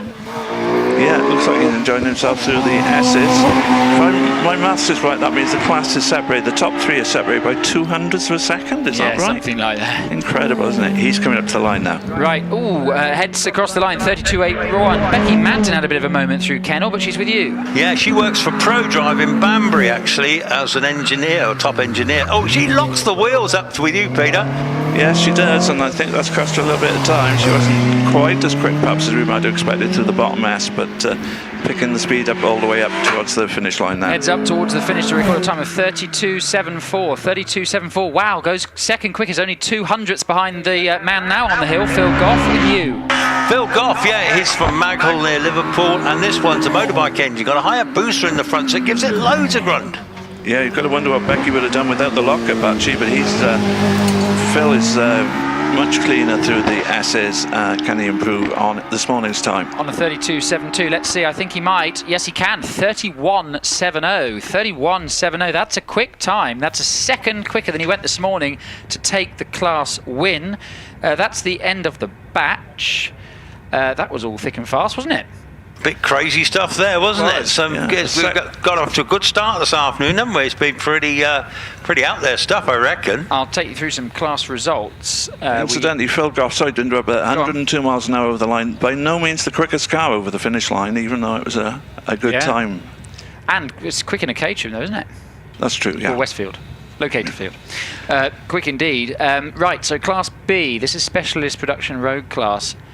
Cars. That's won by Richard Price on a 31.83. You've just seen that run a couple or so cars ago. Second, Ray Lure on a 32.34. And third, Johnny Toon in the use my brain, William. Fisher Fury. Thank you very much, on a 32.96. So really, really close between those guys. And then special mention to, in fourth, Joy Hoyle on a 33.02. So just 6/100ths of a second behind there. Oh, by the way, Billy, just before I forget, because at my age you forget things, could I give a shout out to Dave Smith? I think he's down the road at Prescott today, but it's his 40th birthday. And we was having a chat with some of our Marshall friends earlier, and they had a big sort of celebratory night last night. A few bevies were consumed. So happy birthday, Dave! 40th birthday. Enjoy your day, because he's probably watching on the live stream. Oh, it's a lovely shout out. Happy birthday, Dave. Can you remember when you were 40, Chris? Because I'm sure I don't. It's a couple of years ago. I wish. I can't either, but that's because I haven't got there yet. That's just boring, Billy. I hate you. You really can go off people. No, you very quickly. Well, yeah.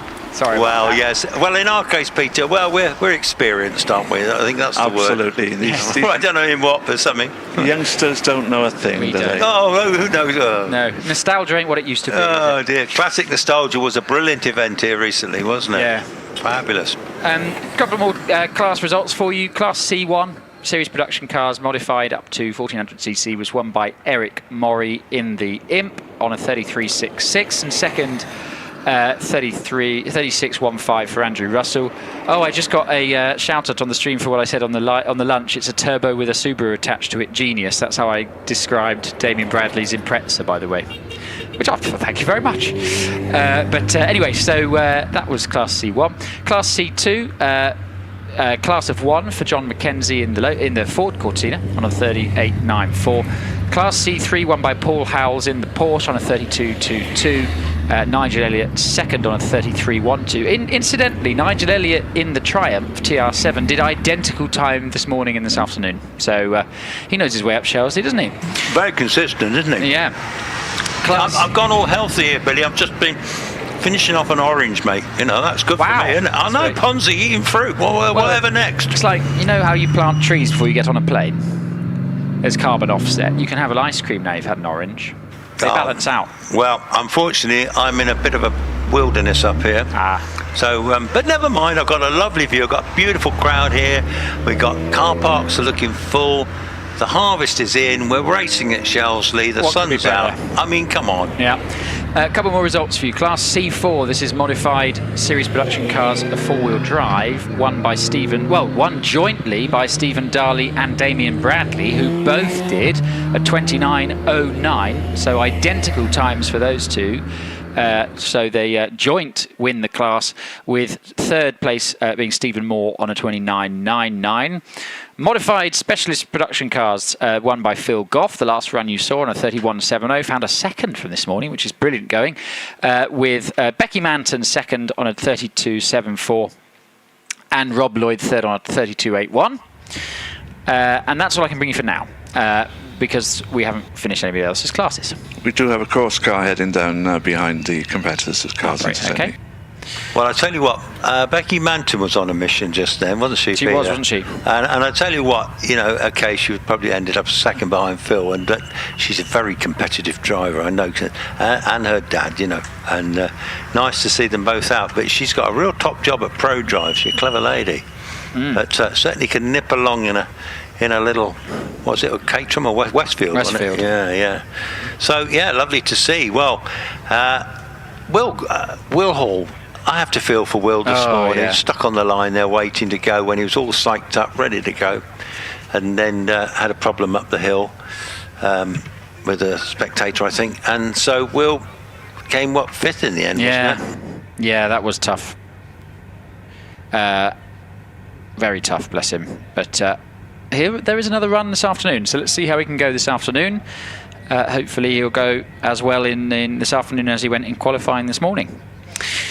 So we may expect to hear young Chris at some stage later on, Billy, for another little go. Is that right? I don't know. I'm not sure if he's going to make it back, or maybe done for the day now. And Lloyd came down at lunchtime, and I think Alex headed up towards top box. And I don't know if Peter is Alex with you, Peter, or is he? I'm all on my lonesome. Oh, you're lonesome on your lonesome tonight. I think Lloyd might be heading back. He was inhaling, I think, the right word. Inhaling? Or a pasty. No, he was inhaling. He had a pasty, last did he? time I saw him, which... just try chewing it next time, Lloyd, just saying. But it was being demolished, I think is a good way to describe it. Well, I watched him run up and down this hill a couple of times earlier, and he's a very fit chap, He is indeed. So, right, flags are in. I've got a car on the line. I've got a 1600cc Force with Olivia Cooper behind the wheel. Great to see the Coopers back out again this season after, unfortunately, Liam broke his collarbone earlier in the year. So but they're now back running, and Olivia's off the line, rockets past me, 2-second start. We've got a fantastic onboard as well on the stream, but she's with you. Wow, yeah, it's exciting stuff watching it on HillClimb.TV, no doubt. But Olivia, very, very quick lady driver, has held ladies' records around various hills as well. With you.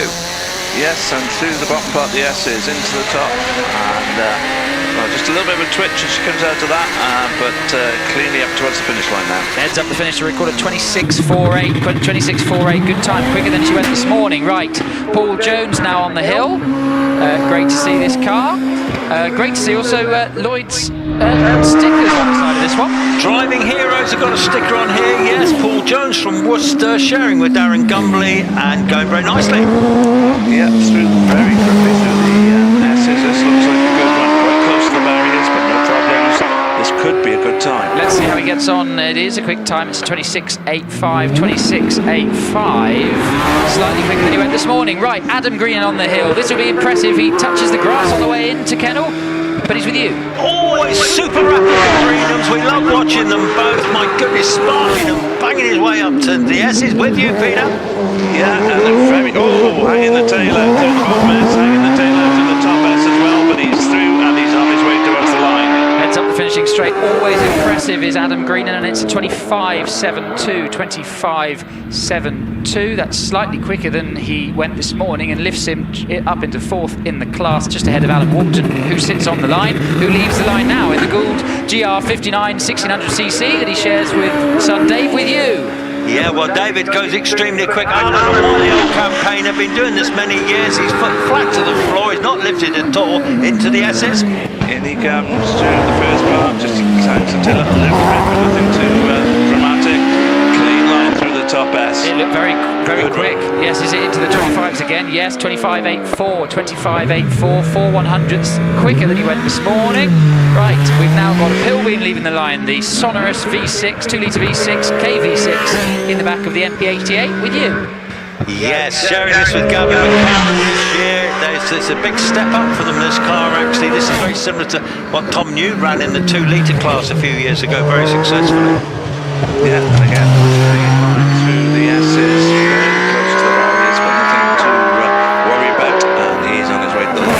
heads across the line to record a 28.62. 28.62. That is, what is it? Ever so quicker than he went this morning. Well done, Richard. Right, Jonathan Evans now on the hill with you. Millington engine in the back, shares with Kevin. Beautiful old Pilbeam, this one. It sounds absolutely amazing. This is the ex-Bill Morris car, isn't it? Yeah, and it's through the first part of the S's.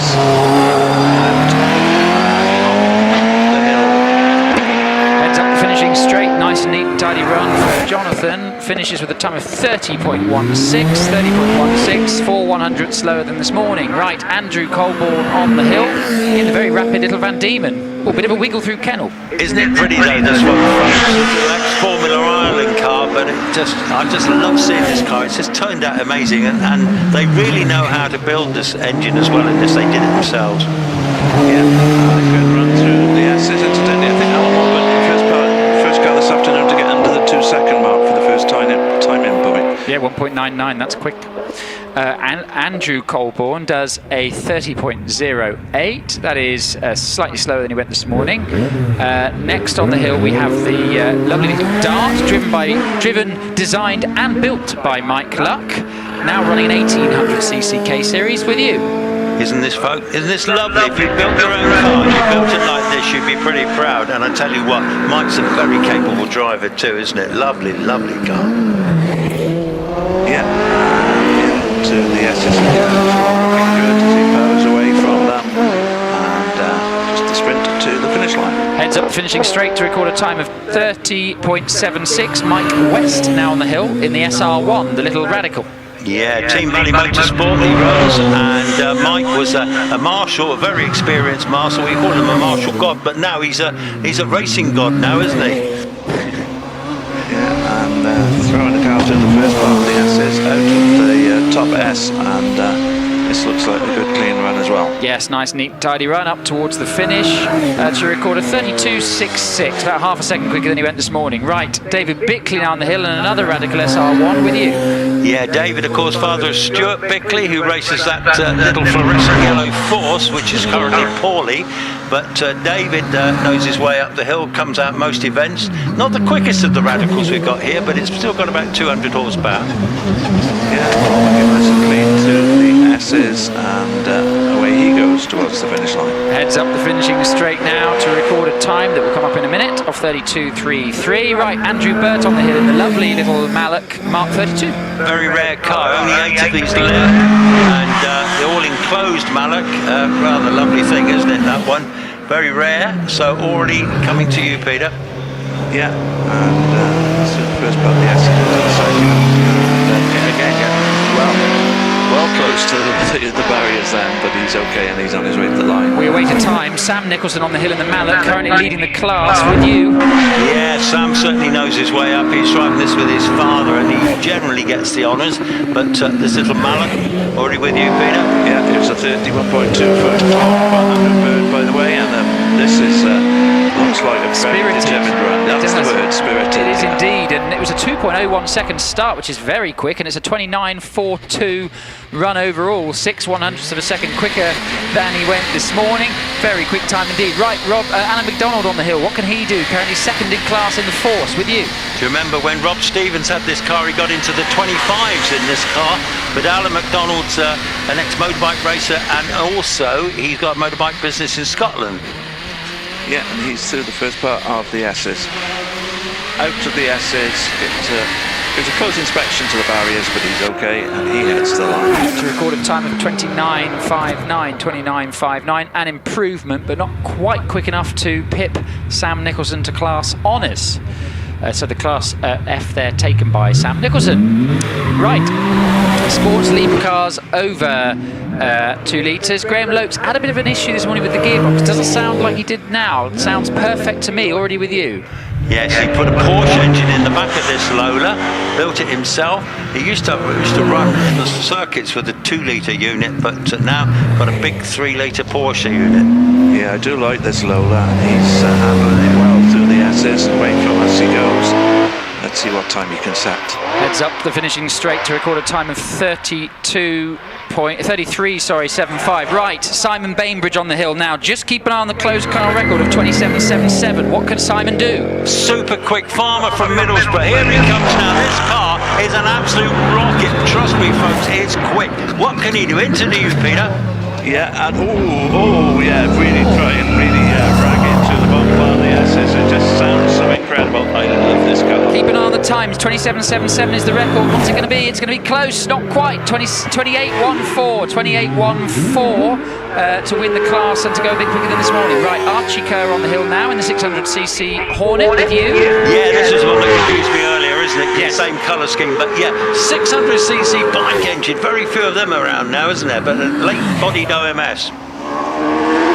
Yeah, sort of 2 takes of mass, but he's through there and to the top S and on his way to the line. Time to beat of his teammate is a 31.36. What's he going to do? It's going to be close. 31.53. He improved, but not quite by enough. Stays second in class. Emma Racing with you. From the Channel Islands with you, Peter.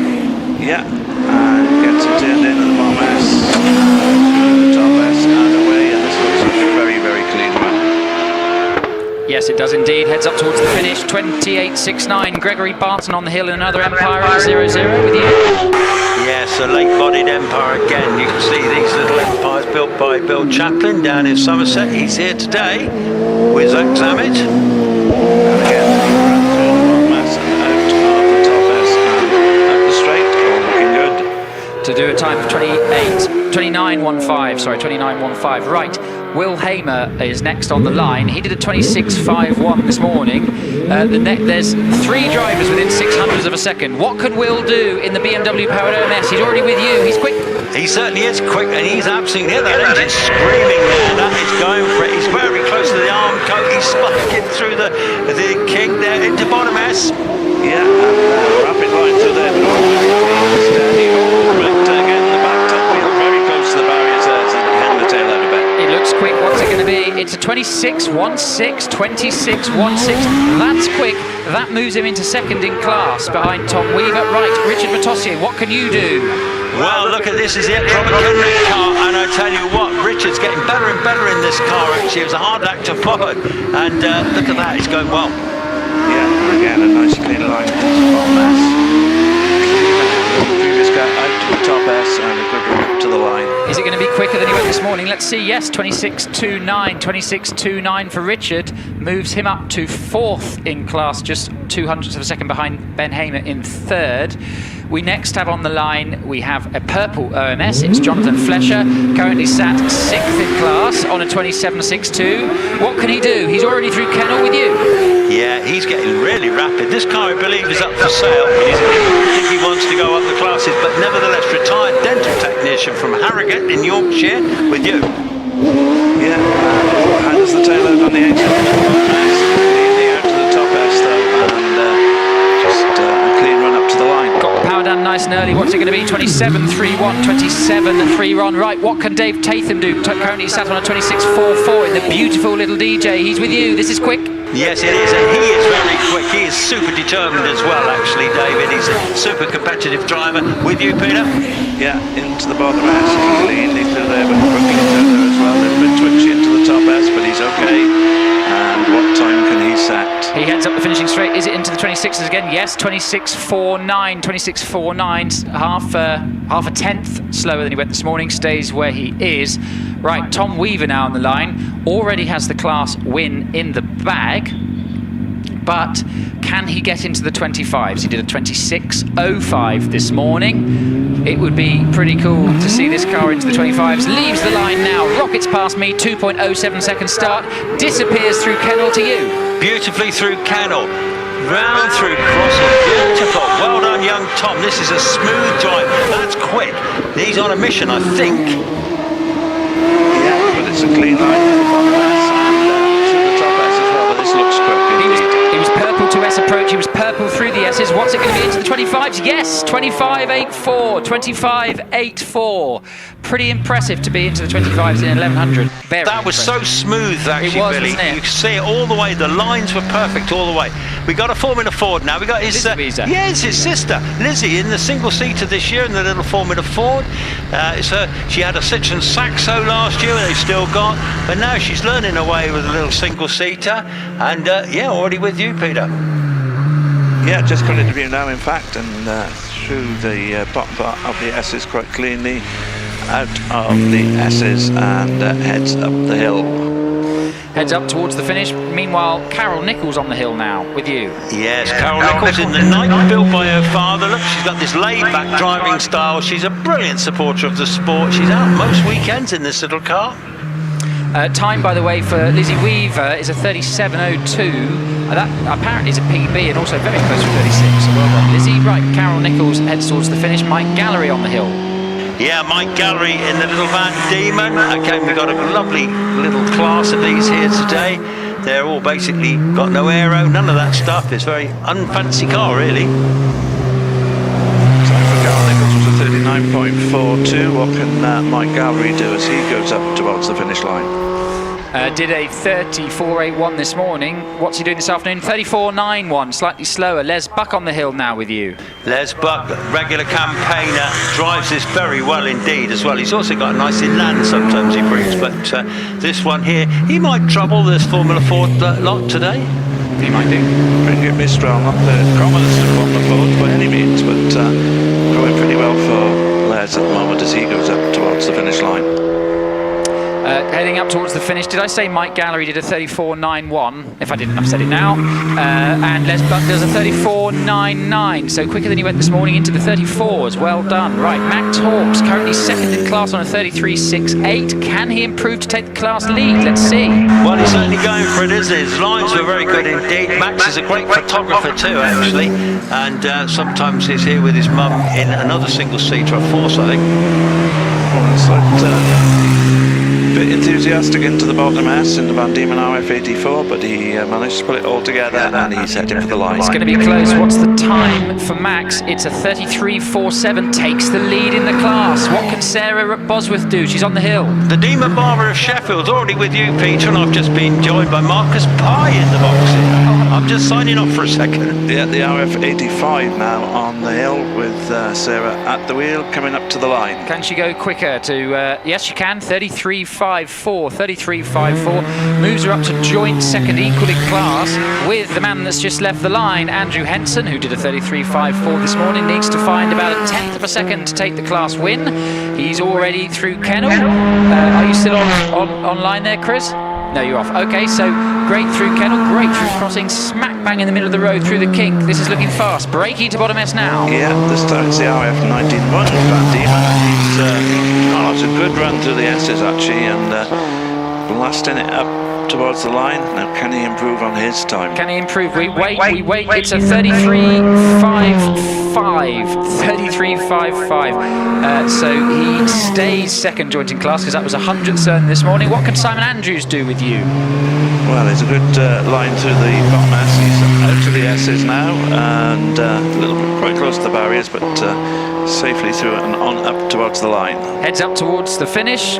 It'll do a 34.36, slightly quicker than he went this morning to solidify fourth in class. The class taken by Max Hawks on a 33.47, and then second equal Andrew Henson and Sarah Bosworth on a 33.54. Less than a tenth of a second between three drivers. How close do you want it? I'm going to step away as that's the end of the batch, and Chris is going to have another little chat with you all, and then I will speak to you again a little later.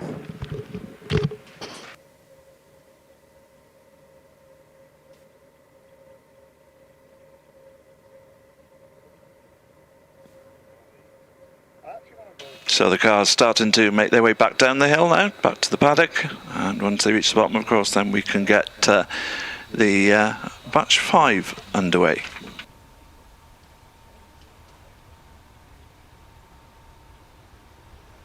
So 3 more batches still to come this afternoon before we get the all-important top 12 runoff.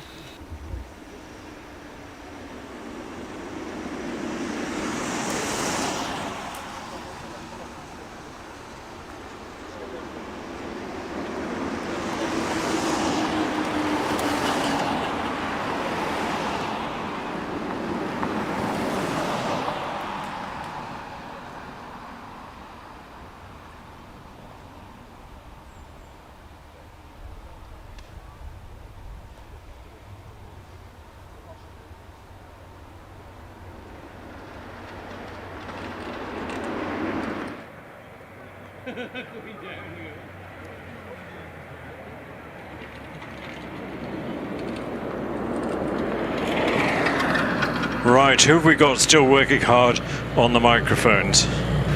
Well, here I am, all on my lonesome up at the top. Are you? Yes. You've been deserted. It's so sad. 6 commentators and 5 of them want nothing to do with me. Now, I wonder why that should be. I think it's an ethnic thing, personally. I think it's a racial problem. Yes. Those people who live over the left-hand side of the map, you can't talk to them. They're just nothing but trouble. Here comes the Olivia and Liam Cooper, the lovely, I can't remember what blue that is, but it's a very attractive colour. Anyway, Peter, good talk to you, and we've got nobody in the middle box. We will have him at the moment, but Chris, the other Chris, I think, is having a chat with Marcus Pye. Oh, is he? Yeah, I saw Marcus a bit earlier on. Good to see him back in action. Well, here, taking the day off. Right, where are we on the programme? We're looking for... We will have batch 5 coming up the hill next, I believe. Yes, kicked off by Olivia, probably, in the Force TA. I think one of the most extraordinary elements of hill climbing over the last 10, 15 years has been the growth of these little companies, tiny companies, making amazing engineering and brilliant small racing cars. Kicked off, I suppose, who would I say kicked them off? Pilbeam. I think it's actually the following batch that we'll be seeing next, James Chalmers in the Rolls. Oh, is it? Okay. Car up the hill. We've got DJ, we've got Force, Pilbeam. Well, Radical are doing much more on the circuits than on the hills. GWR up in Scotland. Graham is, I don't know if he's still building cars up there, but it's been revolutionary, and the power-to-weight ratio of these little cars is just stunning. If you look at some of them with tiny engines, little 1300cc engines, turbocharged, producing something like 700 horsepower, it's hard to believe. And feather light, so power-to-weight ratio of what, 1500 to the ton or something? No wonder they are so fast. It's incredible. Goes to show the engineering talent that we have in this country as well. Absolutely. And of course, none of these little companies rely, I think OMS do, rely entirely on building racing cars for their income. They're supplying other F1 teams, making bicycle parts, they're making aeros, wings for sports cars and racing cars. You were absolutely right. Here comes James, I think it's James Chalmers, son of John. John's been hill climbing for a long time on and off, but in recent years putting much more focus on the Ralt F302, and a couple of years ago James came along, I think started with a Formula Ford, but very quickly graduated to the Ralt, and since then has really demonstrated a great deal of skill and courage, as you can see with the start that he's just made in 2.14 seconds into bottom S at a speed of 118. That's astonishingly quick into bottom S. Just got that speed very cleanly through the corner and out again, and that looks quick on the way up to the line. And his time is a 26.39. Speed over the line 120. Good run by James. I'm back, by the way. Chris, I hear you're back. Wonderful. I've got Marcus Pye up with me here at the moment, and he's just in the box having a chat with me. Well, you're really privileged, aren't you? I am always privileged, Chris. You know that. I only get to work with all the top ones like you and Marcus. Absolutely. Yeah. You know, I'm the apprentice, but we'll get there. Here comes Debbie Salmers. Debbie really getting the hang of this car. She's always been a brilliant driver, but to get really into the swing of this brand new car so quickly is a surprise. Yes, already getting into bottom S, but Debbie, new mother, of course, Alex Summers' wife.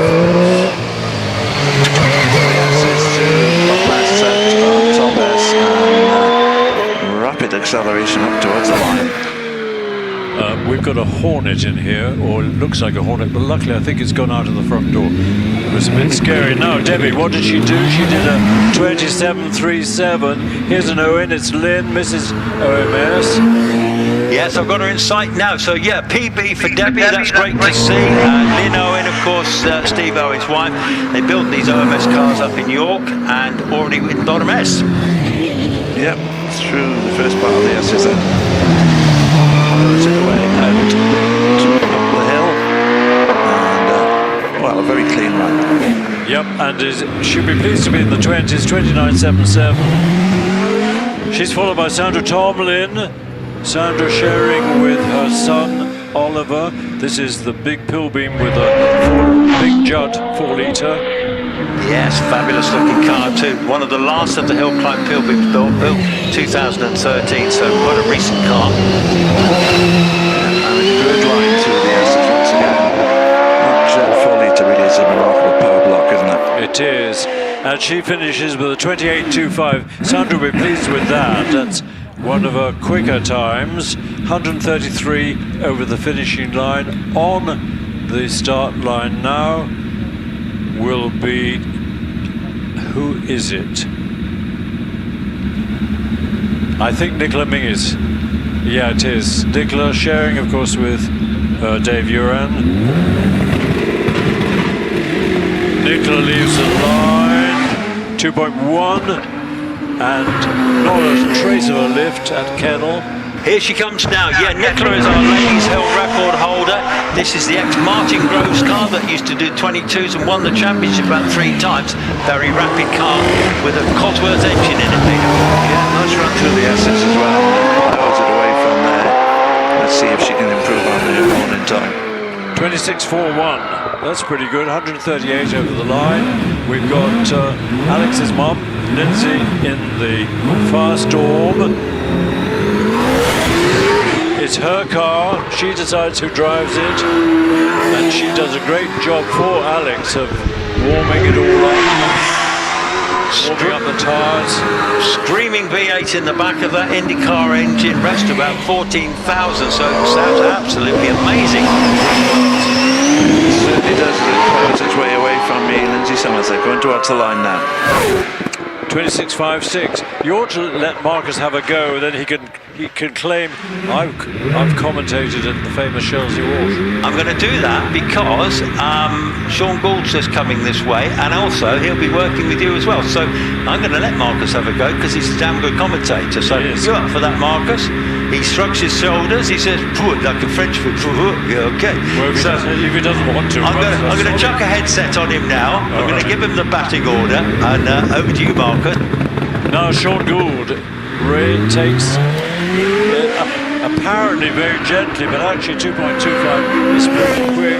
Sean determined to build on his record, but 22.37. You can't get new tyres nowadays. This is running for 6. And he's off. He's off. 6-year-old. All looks good, but he's into the barriers and significant damage done to the car. He appears to be okay, but red flags are out, of course. Just overcooked it coming out of the first part, the lower part of the S's, and into the barrier on the inside there. Just as we were talking about, quite a bit of damage done. Not having decent tyres. I can't see, my screen's got the sun shining on it, I can't see a thing. Sean is out of the car, incidentally, sat on the bank, and he looks to be okay. That's annoying for them and for Matt as well. Personally, I blame Marcus Pye. Yeah. Oh, thank you. That's really kind. I was chatting to Sean earlier on, actually, in the paddock, and these tyres are 6 years old. We just can't get into this. He's on the Pirellis, and of course, Matt's on the what's left of the current stock of Avons. But this is the type of tyre on which he set the record. They tell me that Nova are going to start production at Christmas time. I thought they were already producing some sizes, but obviously not. Yeah, it all sounded quite hopeful at one point, but I suppose once you've missed the start of a season and sort of you've gone past halfway point, better build up a stock for the next one, and if you have can something for afford everybody. to, yes. Just a quick update, the rear wing is off the car, and I think there is possibly just the one corner that's intact after that drama. What a shame. If there's a replay, I wonder if I can get a picture on the screen. It's not easy at the moment. Clock's still ticking over. Poor old Sean, that's a shame. But he made them, he can mend them. Next up should be John Stockley, but he hasn't even appeared on the start line yet. The important thing, of course, he's on his feet and inspecting the damage. Indeed. Well, there's such strong cars. Okay, they're designed for bits to fall off or to be torn off the car, using up energy, which is, of course, the safest way for the driver to not get hurt, especially if you're encased in a very strong tub, which, of course, the Gould GR59 has. Yeah, that's right. There's the sort of the sacrificial bits before you get to the monocoque. Exactly. And which is why space frame cars were much more dangerous before monocoque came along. He's certainly given our marshal some work to do, actually clearing up. This might take a few minutes, actually. Has he lost a front wheel? One is it off, or is it just? It's certainly misaligned. If it's not. Did it happen after the kink or before the kink? It happened after the first part of the S's. Oh, really? So as he powered it out of the first part of the S's, the back kicked out and he went into the banking on the left-hand side. What a nuisance. Yeah, he'll be cross with himself.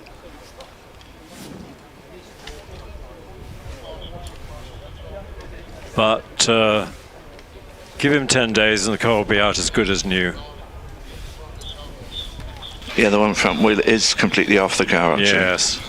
So we've got the flatbed truck coming up past us now, and will be making its way to the scene. 132 through that speed trap was Sean. I see that pinged up. Hats off to our marshals, incidentally, with the speed with which they reacted to that incident. The scene down in the paddock is absolutely extraordinary here. And the way that the sport of speed hill climbing, I mean the British Championship inaugurated in 1947, has developed in recent years has been a pace, hasn't it? And now virtually every single seater that you see running is a bespoke car designed for the job, and you speak to people around the paddock and there are more cars on order, and the fascination and the lure of speed hill climbing is probably stronger than it's ever been. I don't know, do you know if Gould are building some more cars? I've seen another couple in build. Have you? Down at Banbury? Down in Newbury. Newbury, I beg his pardon, yes. Yeah. Oh, that's good news. Despite the economy and the taxation. There's a new little one with a BMW motorcycle engine. Really? Coming together, which would be fascinating. Ultralight. In a lighter, smaller chassis than the 59. Well, it'll be a kind of a 59 derivative. Yes. But, yeah, and that'll be interesting to see. Astonishing thing about the 59 is that the only access at the top of the car is for the driver. Everything else has to go in from underneath. So the tub is a one-piece, very strong, and interestingly made of 3 different specifications of not carbon fibre. What's the word I'm looking for? It's composite, isn't it? Composite, yes. In other words, the front nose cone is designed to crumple gently to reduce damage to people. The cockpit surround is as strong as you can get to protect the driver, and then the bit over and the engine and gearbox is designed to resist heat. And then they're all fused together, so it looks like a one piece of carbon fibre. Yeah, the magnificent structures, that's for sure. Yes. And they're still building parts for various F1 teams. I don't think we should name them, but they've got good relationships because of the quality of their engineering. Yeah, exactly that. And you've got to remember that, it's all those years. It's 41 years since David Gould brought out the first of what we refer to as the sort of the pucker Goulds. Yeah. And the honeycomb monocoque car, which is absolutely stunning and is still resplendent in the factory, in the family ownership, which is brilliant to see. It came here for our centenary, and and it's the car that Chris Kramer won that championship in. Yes, Chris was going to drive it here, and unfortunately it failed for some reason. The engine wouldn't start, so I gave him a go in my March 782, which I was expecting a whole list of things that he would tell me was wrong, and it could change to make it go faster. He didn't. He just said, "Thank you very much. It's very nice." Yeah, great guy. Of course, delightful character. I saw Chris Kramer win the Hill Climb round, or set the ultimate record at Great Auckland back in the day with the little march, the Grunhaller Lager March, before he went to the big banger. When did Great Auckland finally close? 74. 74 was it? Yeah, I went from 69 to 74. Knowingly, I might have gone once or twice before that, sort of just in. I enjoyed watching Rivers Fletcher going around the top of the banking. In the banking, absolutely right. In the HWM. Right. But Chris Kramer's record there was 400-yard course, downhill start, banked right-handed bend, then a flick-flack left, right, and then a short run to the finish. Well, 440 yards, it would be a short run to the finish. But the ultimate record, Chris Kramer's record, was 17.65 seconds. Which was pretty phenomenal. But when I first went there in 69, Roy Lane won, and of course he ended up a stellar career, winning 90-odd and numerous championships. But that was his second round win, having won the previous month at Doon in Scotland. And Roy signed my program at the end of it, and I treasure that program to this very day. I bet. Long time ago. Well, I've got the time sheet from my first hill climb, which was at Brunton. Okay. Not many people have heard of Brunton. Down in the West Country. Yeah, just on the edge of Salisbury Plain. A little typed sheet from the BARC Southwest, which I thought I'd lost, and I found it the other day, which was a great relief. And who else would have been at that event? What were you in? I was in the Lotus 18. Okay. And, my brain has gone. Who operated from In the Woods in Surrey and was a pioneer in four-wheel drive? Tony Marsh or somebody? Or won the HillClimb Championship. Oh, and Peter Westbury. Peter Westbury, yeah. I think it was Peter's first run that season. Oh, okay. He was a delightful character. He won the championship twice. Yeah, he did, and had a lovely Daimler engine in the back of that car. I think it was basically in the Felday. In the Felday, which was basically, I think, Cooper space frame, and he won it one year in the Felday, once in the Ferguson Grand Prix car, didn't he? I think he did. Yes. He did the P99 Ferguson. Yes. Yeah, exactly that. And he ran a successful Formula 2 team with Mac Daghorn. Who was a Channel Islander, and Mac Daghorn, in his dotage, he's gone many a year now, but still worked with Renault, I believe, in Formula 1 engine development. Really? A long time through. But Mac Daghorn was also involved with Hugh Dibley, the BOAC pilot, and Tony Sargent in running a Loader 270 sports car in British Championship events. Sorry, Marcus, just a quick update that the car has been picked up. It's on the flatbed. It's about to come back down the hill. There's a little bit of final clearing being done by the marshals, and then we should be ready to get back underway. Thank you, Peter. That's an update from the scene. It's a lot of history in that. And Felday ran a Formula 2 team with Brabhams, and they were a kind of iridescent mid-blue. I think Derek Bell drove for them on occasions, and Peter Westbury got as far as one Grand Prix. He was called up by BRM, wasn't he, to do, was it the US Grand Prix in the early 70s? I don't think he qualified for the race from memory. No. But nonetheless, an accolade to be called up. I had a nice chat with Richard Atwood the other day. here actually in Vauxvilla, talking about, we're just going to get a replay of this sad accident to Sean Gould. He's going so well up to there, perhaps pressed the throttle a bit prematurely. Into bottom S, then wham! Yes, what a shame. You'll be cursing, but there you go. Nothing is not mendable. And Richard was talking about when he was invited by, I suppose, by Raymond Mays to compete at Monaco in the spare BRM, and he turned up, and Uncle Lou Stanley, the dreaded Lou Stanley, took one look at him and said, "What are you doing here, boy?" He said, "I'm here to drive one of your cars." "Oh, no, you're not, you can't." And eventually it was all sorted out. And he came second. That's right. And he matched Graham Hill's record lap time in the BRM. So we can say that the BRM was no clunker, but actually I don't think Graham was trying very hard. And of course, Richard Atwood had won the Formula Junior race at Monaco in '63 with the Midland Racing Partnership Lola Mark 5A. So he knew his way around Monaco. He did. Remarkable, of course, went on to win Le Mans. Another quick update, there is a little bit of fluid has been dropped on the hill here in this incident, but the marshals have worked hard putting absorbent powder down, so hopefully it won't be an issue for the cars. I think it's all clear now. We've got, we should be waiting for... It should be John Stockley next. John Stockley, who's doing well. In '87 with a Force PC. Yeah. And the red flags are just about to come in. And in this batch, we've got, who else have we got? Well, Andy Begood, he's doing well, over from the Channel Islands.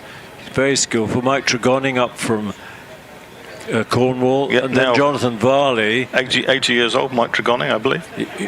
Oh, he's young then, isn't he? Well, in comparison to some of us, yeah. Yeah.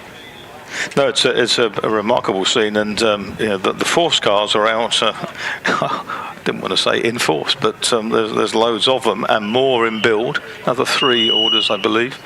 Is it Force that Bill Chaplin runs? That's which one's the Force group? I can't remember now which is which.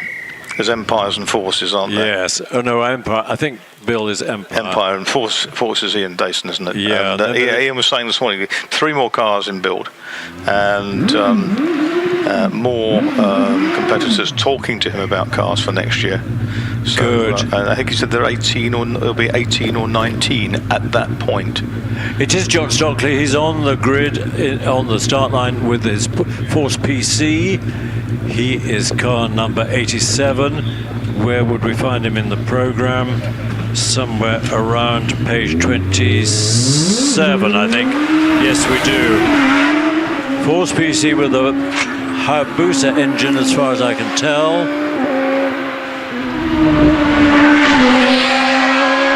And it's not turbocharged or supercharged. We've got one turbocharged car, Jason Tanaka, in this class.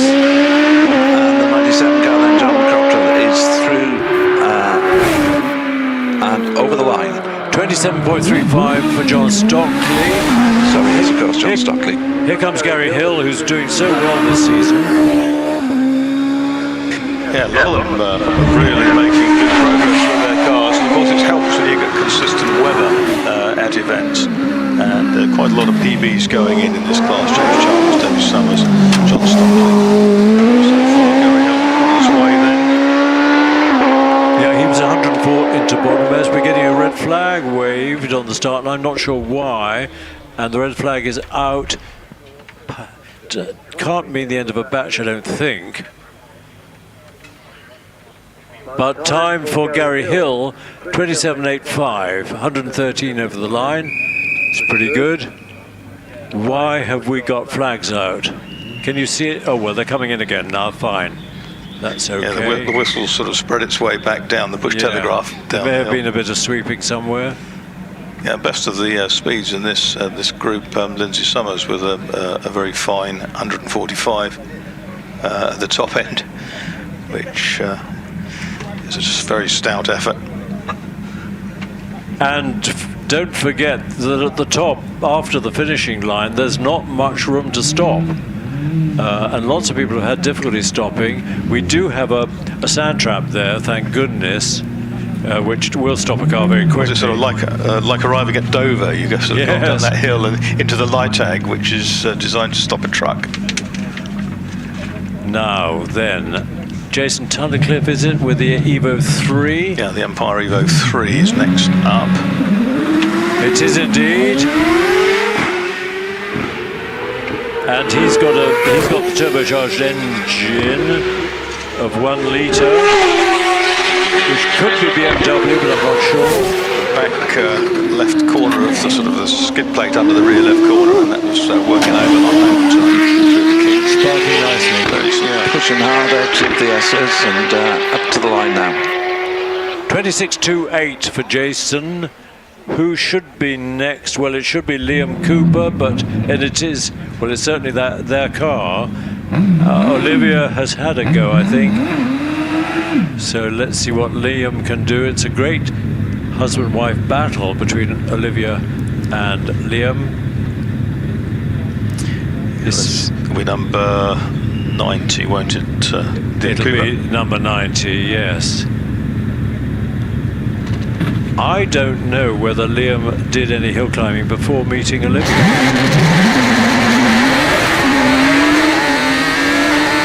Good start, 1.95, really excellent. They've recently fitted it with traction control. Yeah, you can hear that. You can hear that biting in. Yeah, you can. 107 bottom S.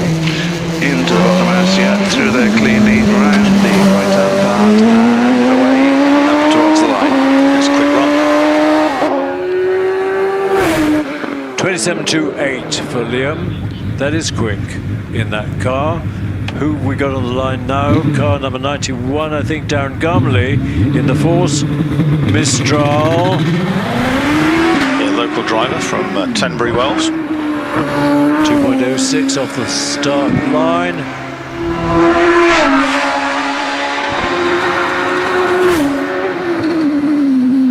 And into the S's. Nice line through there, very close to the barriers on the exit, but now up to the line. 25.73, 115 through the finish. Mark Shanker, 1.98, brilliant start. It's amazing how much better the starts have become this year. Is it down to traction control? I don't know. It's a little tight going into the kink here, and had to work a little bit just to use a bit of track coming up, but certainly impressive under 10 seconds to crossing. So Mark's time 26.37, and is it a Greenan? Yeah, it's Andy, I think. Both Greenans are so quick. Another of the Empires. Must be a very, very sideways. Yeah.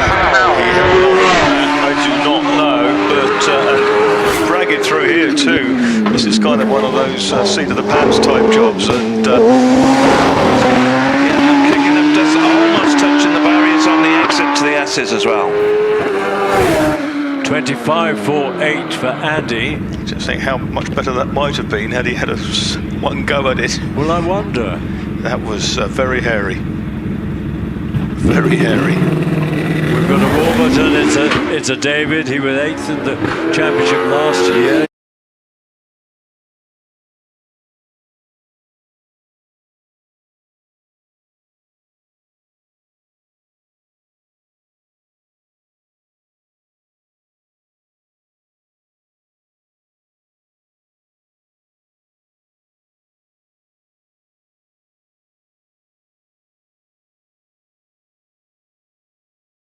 Talking to him, and the screen quite correctly switches away. It just says we will be right back. There's no way that we are ghoulish to have pictures of injured drivers. That's the last thing we want. And people complain, why don't we get a review of the crash? Well, we don't. Simple as that. Well, we may get one once we know the driver's okay, of course. Sure. It means that David's dad, has Alan had a run yet? Second run? I don't think so. No, I don't think so. So poor old Alan Warburton is going to be done out of his second drive, I'm afraid. Yeah, we got all through yesterday, and well, should we say 3/4 of the day with no great incidents up here at the S's, and then suddenly 2 in just a few minutes.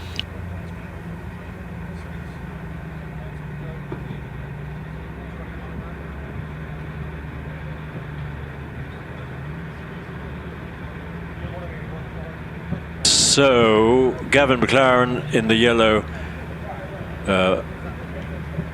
Pilbeam 88B has pulled off into the slot near the start line, because there'll be a bit of a pause, a bit of picking up the car and doing some sweeping. As soon as we have official notice of how David is, we will let you know, but we don't speculate.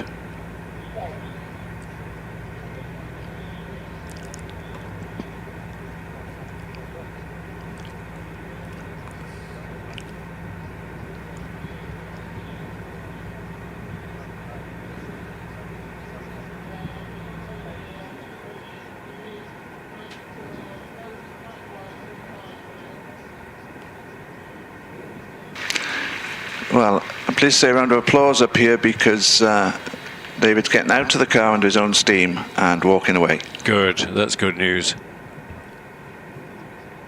I wonder if it's something to do with the temperature of the road, that it gives lots and lots of grip and then suddenly lets go.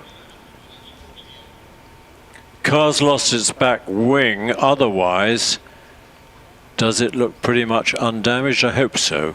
It appears from my angle anyway that certainly the 2 wheels on the side that I can see, which is of course the wrong side really because of that 180, but they look okay.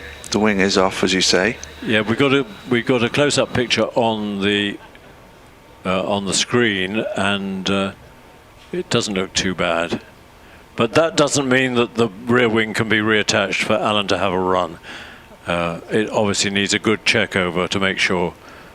Yes, unfortunately, I can't imagine that car will be going back out today. No, I don't think so. It would be crazy to attempt to. Yeah.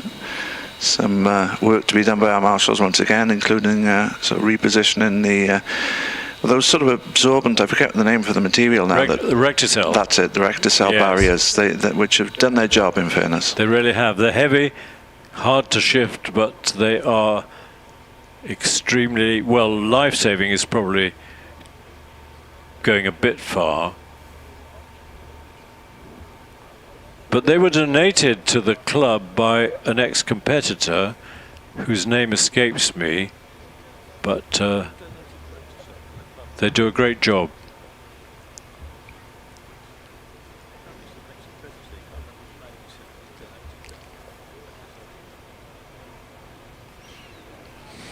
It's now 20 to 5. I don't know how many more batches we've got to go. 2, I think, unless we have batches 1 and 2 again. I don't think we do. Anyway, what time we then we don't have a tin top challenge in the second runs, but we do have a second runoff.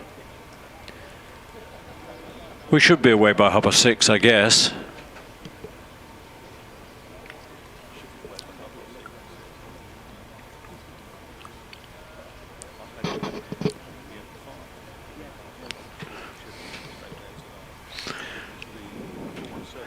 Do please remember to keep hydrated, drink a lot.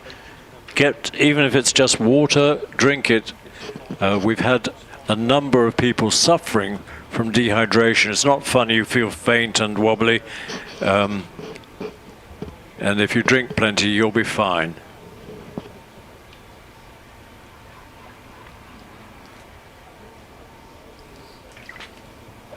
So those cells, Recticel barriers, which are super effective, being just repositioned, manhandled into place by the marshals.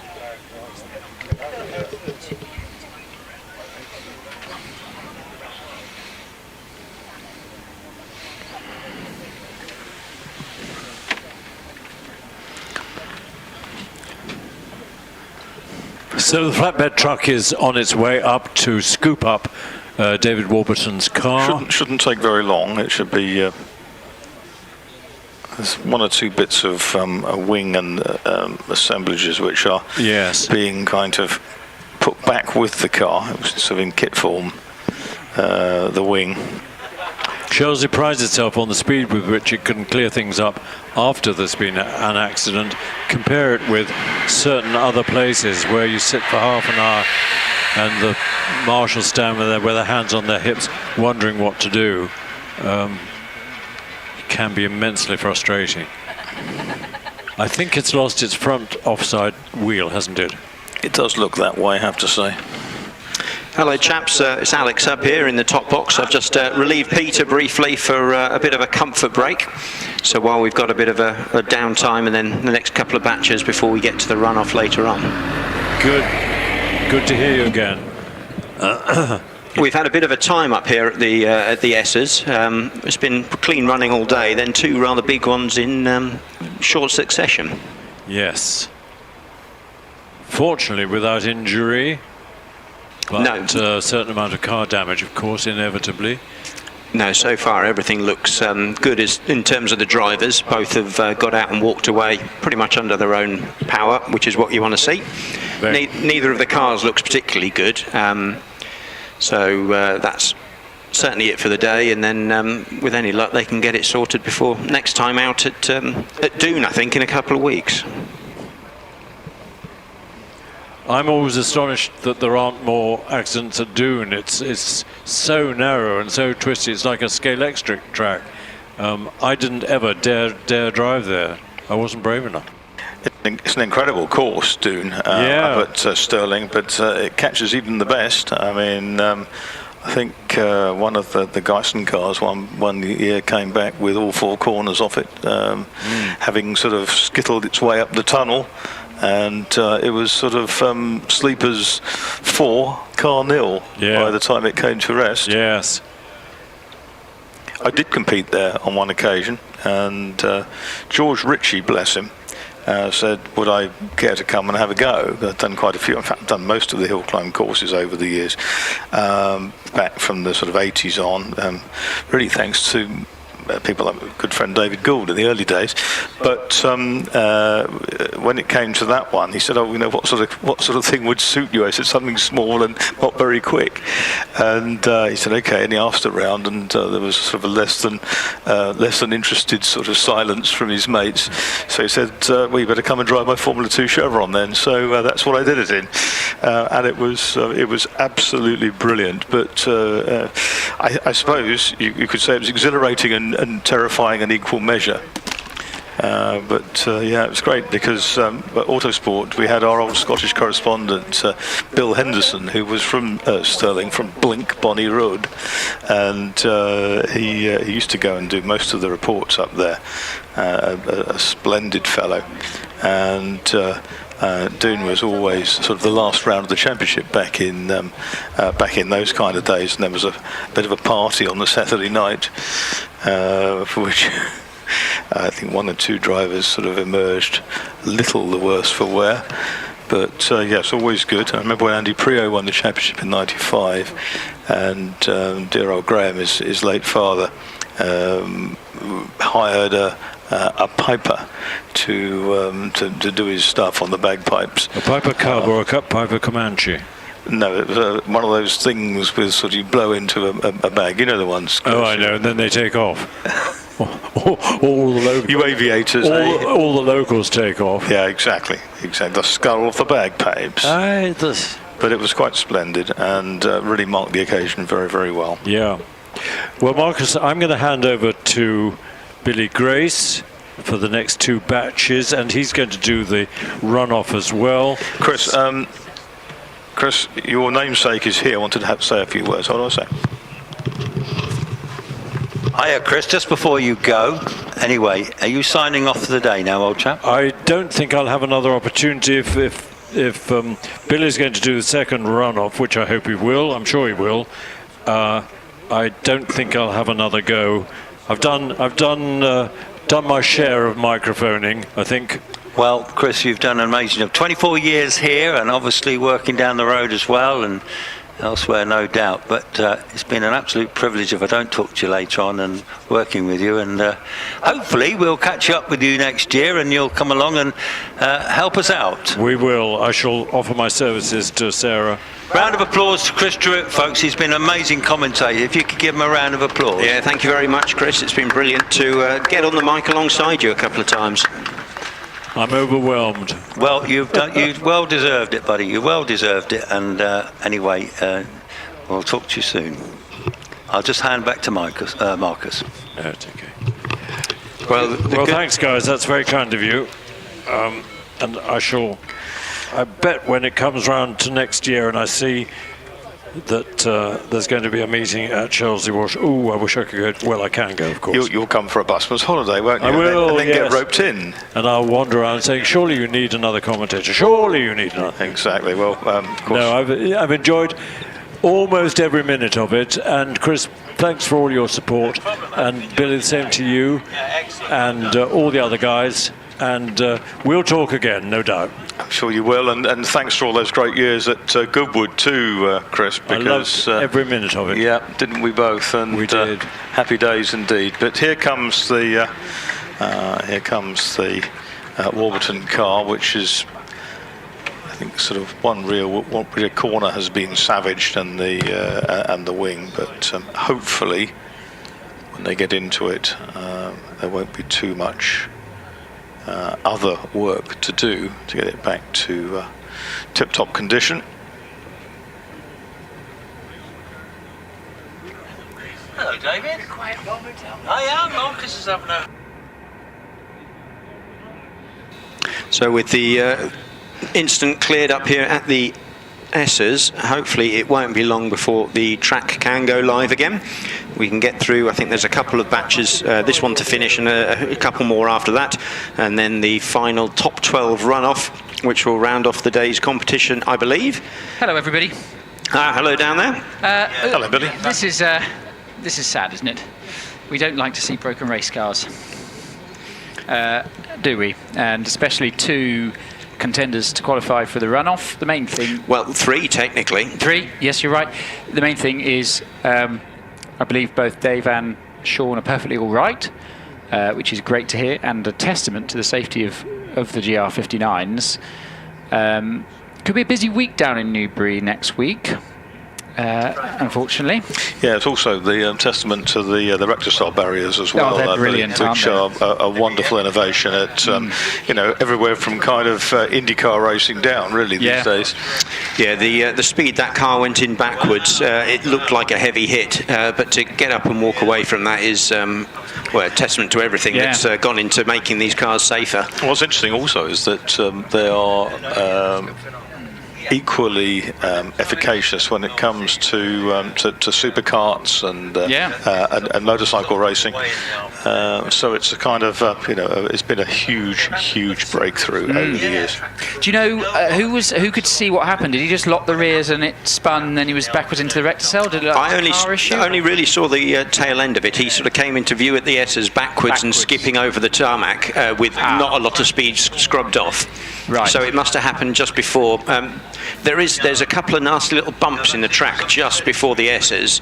I wonder whether he's hit one of those just at the wrong moment. Yeah. It just unsettled the car and flicked it. Yeah. Shame, real shame, because he was going exceptionally well. Yeah, he was well up. He was 14.7 into S's, which is unbelievable. Yeah, 9.26 into crossing, which was good, and really and under 2 for the first 64 feet. Yes. Yeah, Sean's was similar in a way. He came into the S's, but the tail sort of snapped, and that threw him into the barrier, into the sort of the banking, and yeah, there's not a lot of forgiveness. No. He didn't quite get as far as the sleepers, but certainly the earth banks didn't give him any easy going. Yes.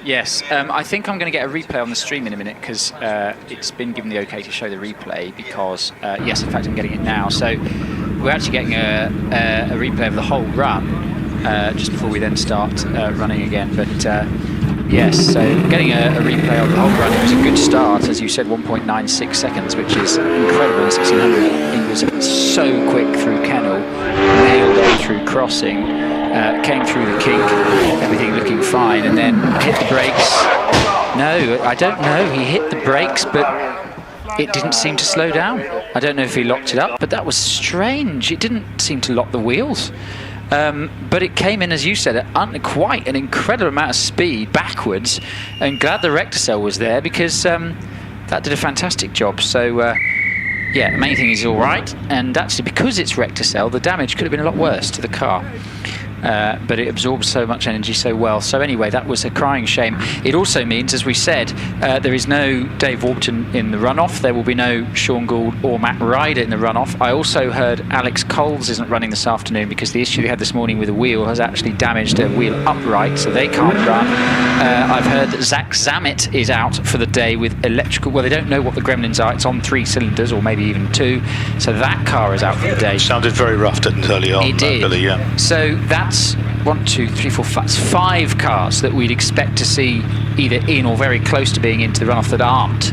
So there may be a few 1600cc runners that need to not order a beer at the bar, because it may be that they qualify. For example, the cut-off at the moment, it will be in the 25s, but if you look at, for example, Tom Weaver on 25.84, you never know, or Darren Gumley on 25.73. Anyway, we're up and running again. Gavin McLaren is with you in the Pilbeam. Yes, here he comes. And, nice in the middle of the road, nice and smooth arrival at the S's, and he goes. Yeah, it takes a little bit of the curve there, dodges around the manhole cover, and then up towards the finishing line.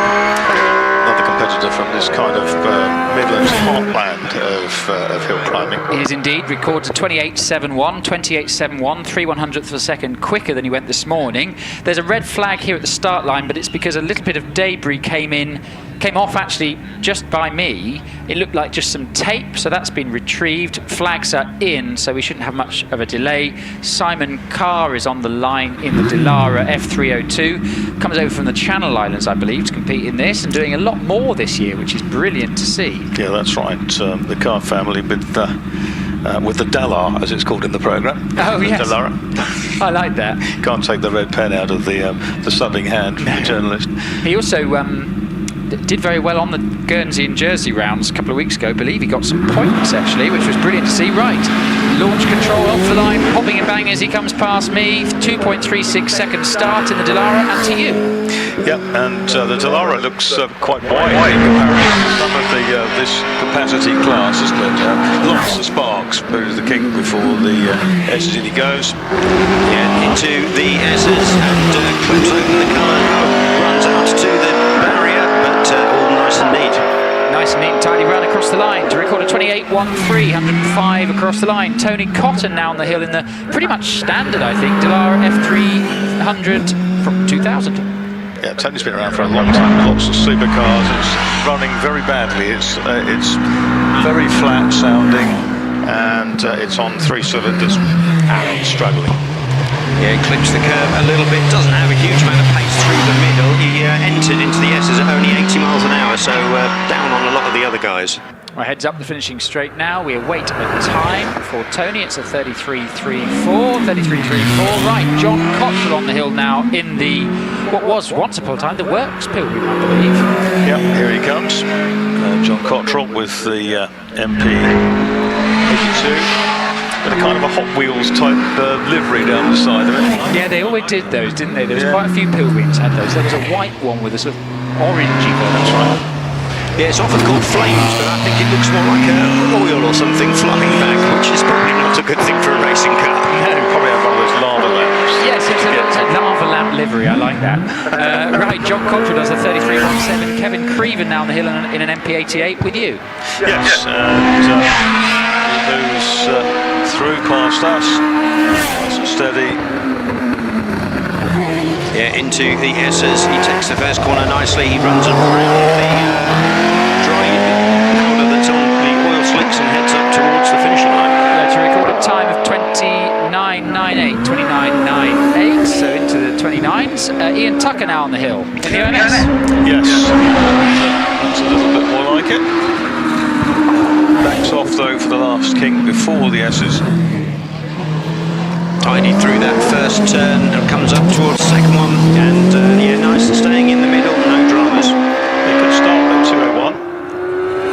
Yes, it was indeed. It was a quick time. It's over the finish, 29.98, 29.98, which is identical to the time that Kevin Creeman set.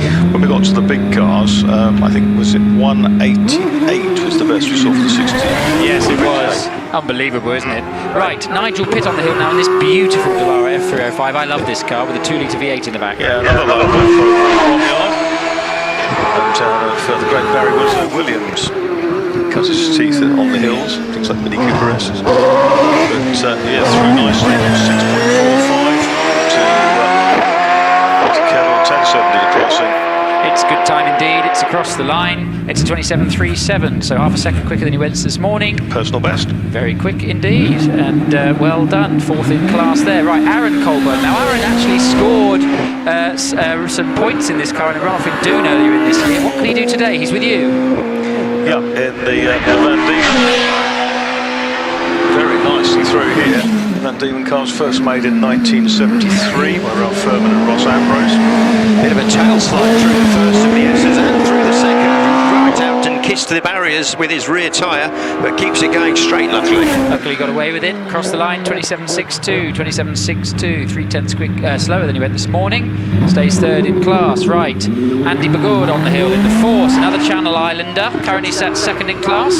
Guernsey, of the great Andy Prio.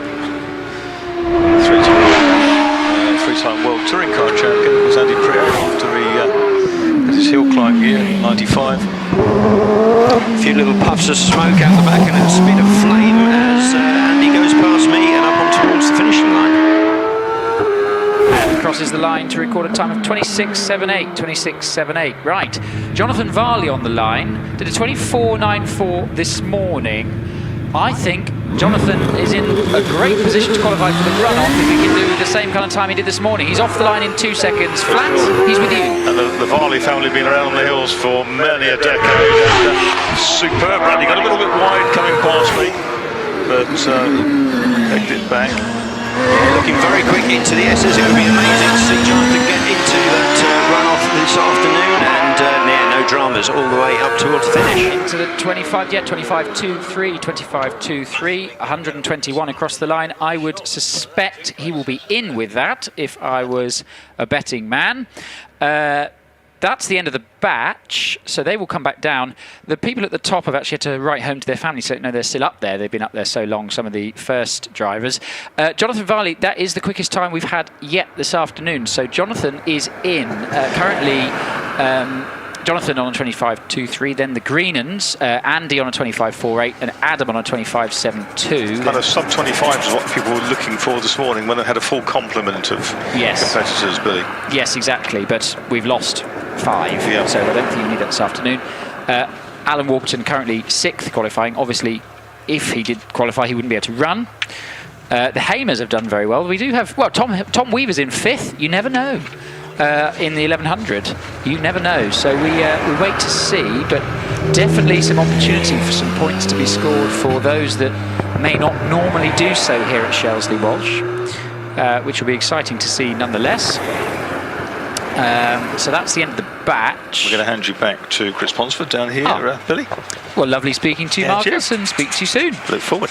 So, whilst we get Chris back on the mic, yes, Jonathan Varley currently fastest qualifier, so he will be. Do we think 25 is going to be enough when they were touching into the 22s earlier? Or yes. Do you think because we've lost 5 competitors? Yeah. Then I think it will be. I don't think there are 12 cars to go that will do a 24. We'll see, but I would think a low 25. I think Jonathan might be in with a 25 too. That would be good, yeah. Yeah, and I don't know. It could be Andy Greenham on a 25.48. We will keep an eye. Who have we got to come that we would expect to qualify? Well, we've lost Matt Ryder, obviously. Yeah, we've had We've got Graham Wynn. If he can do what he did this morning. Alex Coles. Alex Coles is out. He's not running. Oh, is he definitely not running? Yeah, he's got a problem with the car that can't be fixed. It was an upright issue, I think. Oh no! So no Alex Coles. Of the cars numbered 1 to 10. We've lost quite a few. We've lost, I think, 3 of them at least, haven't we? 4. So 4, yeah. So yeah, perhaps. So I would expect to see.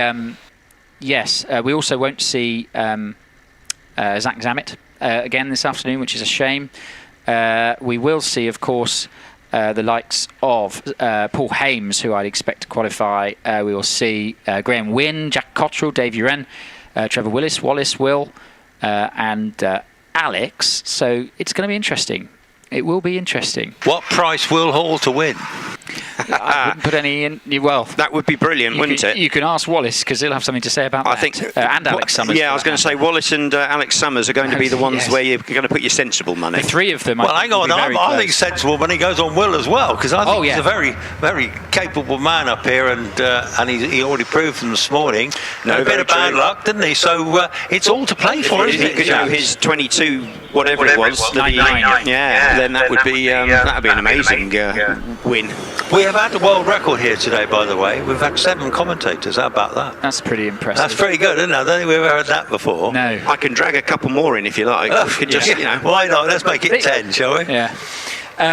But yes, so I think it was going to be an interesting battle between Will and Alex and Wallace in a little while. But yes, let's see. It's going to be interesting. It is going to be very interesting indeed. Yeah. So we've got their batch coming up now, and then we'll have the classic racing car batch, which will give us a breather before the top 20 runoff to end off the day. I'm learning from one of the masters here, Marcus. He's been prowling that paddock. He's not just been wandering about aimlessly. And what have we got here? So commentators. Oh, 3 King Edwards. Yeah. Oh, the commentator. Jeremy yes, Royals.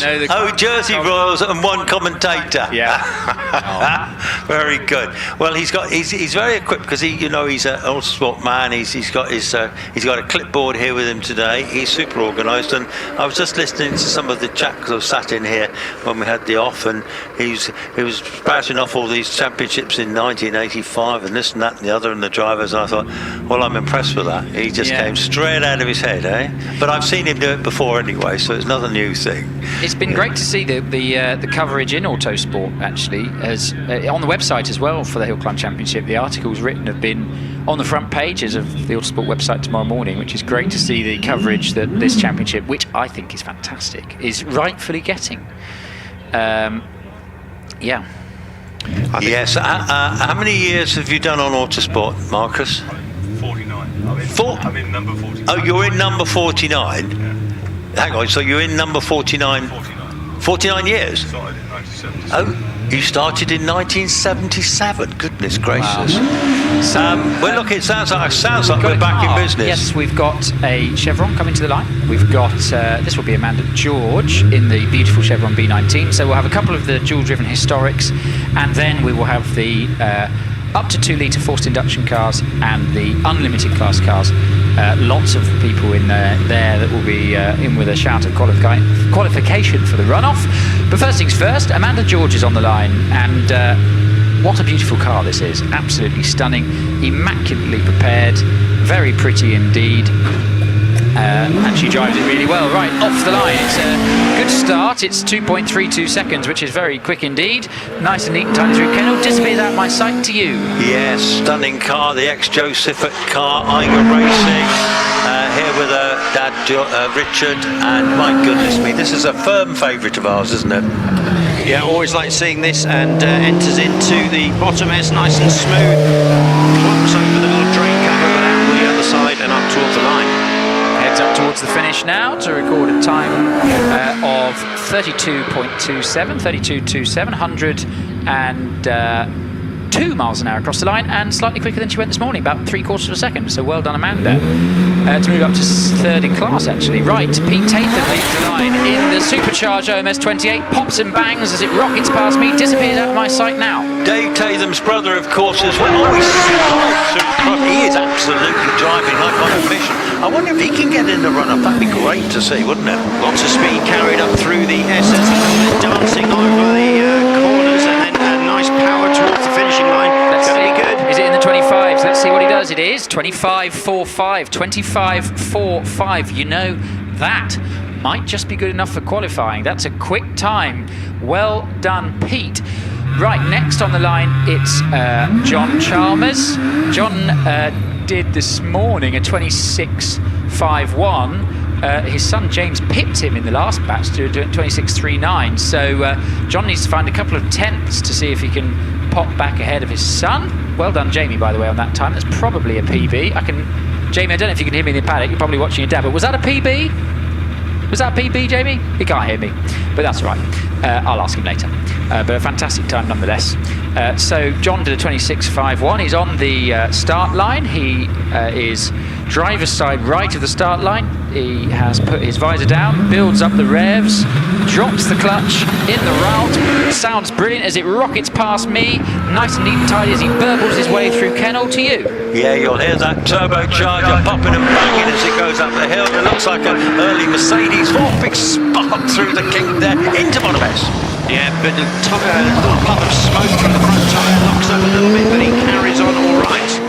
Heads up the finishing straight. What's he going to do? Is he going to go quicker than he did this morning? 26.30. 26.30. 9 hundredths of a second quicker than son Jamie, which is a very close family battle there, but great to see. Right, next on the hill, we've got Paul Hames in the turbocharged 1300cc Gould GR59. Qualified, did a PB actually today, this morning. Qualified fantastically well. I think he qualified about 6th this morning. Expect this to be a quick run. He's lining up on the start line. The car is slap bang in the middle of the start line. His visor is down. He awaits a light from the timing and scoring before he engages launch control and runs through launch procedure. It's doing that now. It's building up the boost. It's popping and banging on the start line. He drops the clutch. It's a really smooth start. It's 2.13 seconds. He pops and bangs as he whistles past me and disappears into Kennel. Absolutely flying too, isn't he? Now he'll want to get in the run off. At the moment it's looking really good. This is so powerful. This is the turbocharged high booster. Already at bottom S. Yeah, comes in very, very neat, and then out on the other side, kissing the sleepers. What's he going to do? Is it into the 24s? It should be, I think. Yes, 24.78, 24.78. He'll be in easy with that. Also takes the class win for the day, given that Zach Zammit and Will Luftbridge are running, and neither is Alex Coles. Right, Simon Jenks in the V6 Force, who he did a PB earlier today, actually, getting to grips with this car now. After sort of a season and a half in it. Sounds fantastic with the 2.5 litre V6 in it. What did he do this morning? 26.05. Let's see, can Simon get into the 25s? That would be brilliant. He stalled first time he tried to leave the line. The engine is re-running. He's re-lined up. He's building up the launch control. He drops the clutch. Here we go. Big squirt of power. It left 2 black lines as it came off the start as it broke traction. Let's see what he can do. He's with you. Yeah, we're getting quicker and quicker. He used to have a very rapid Caterham, but now he's setting times that justify this car and his own skills. Anyway, into the S's.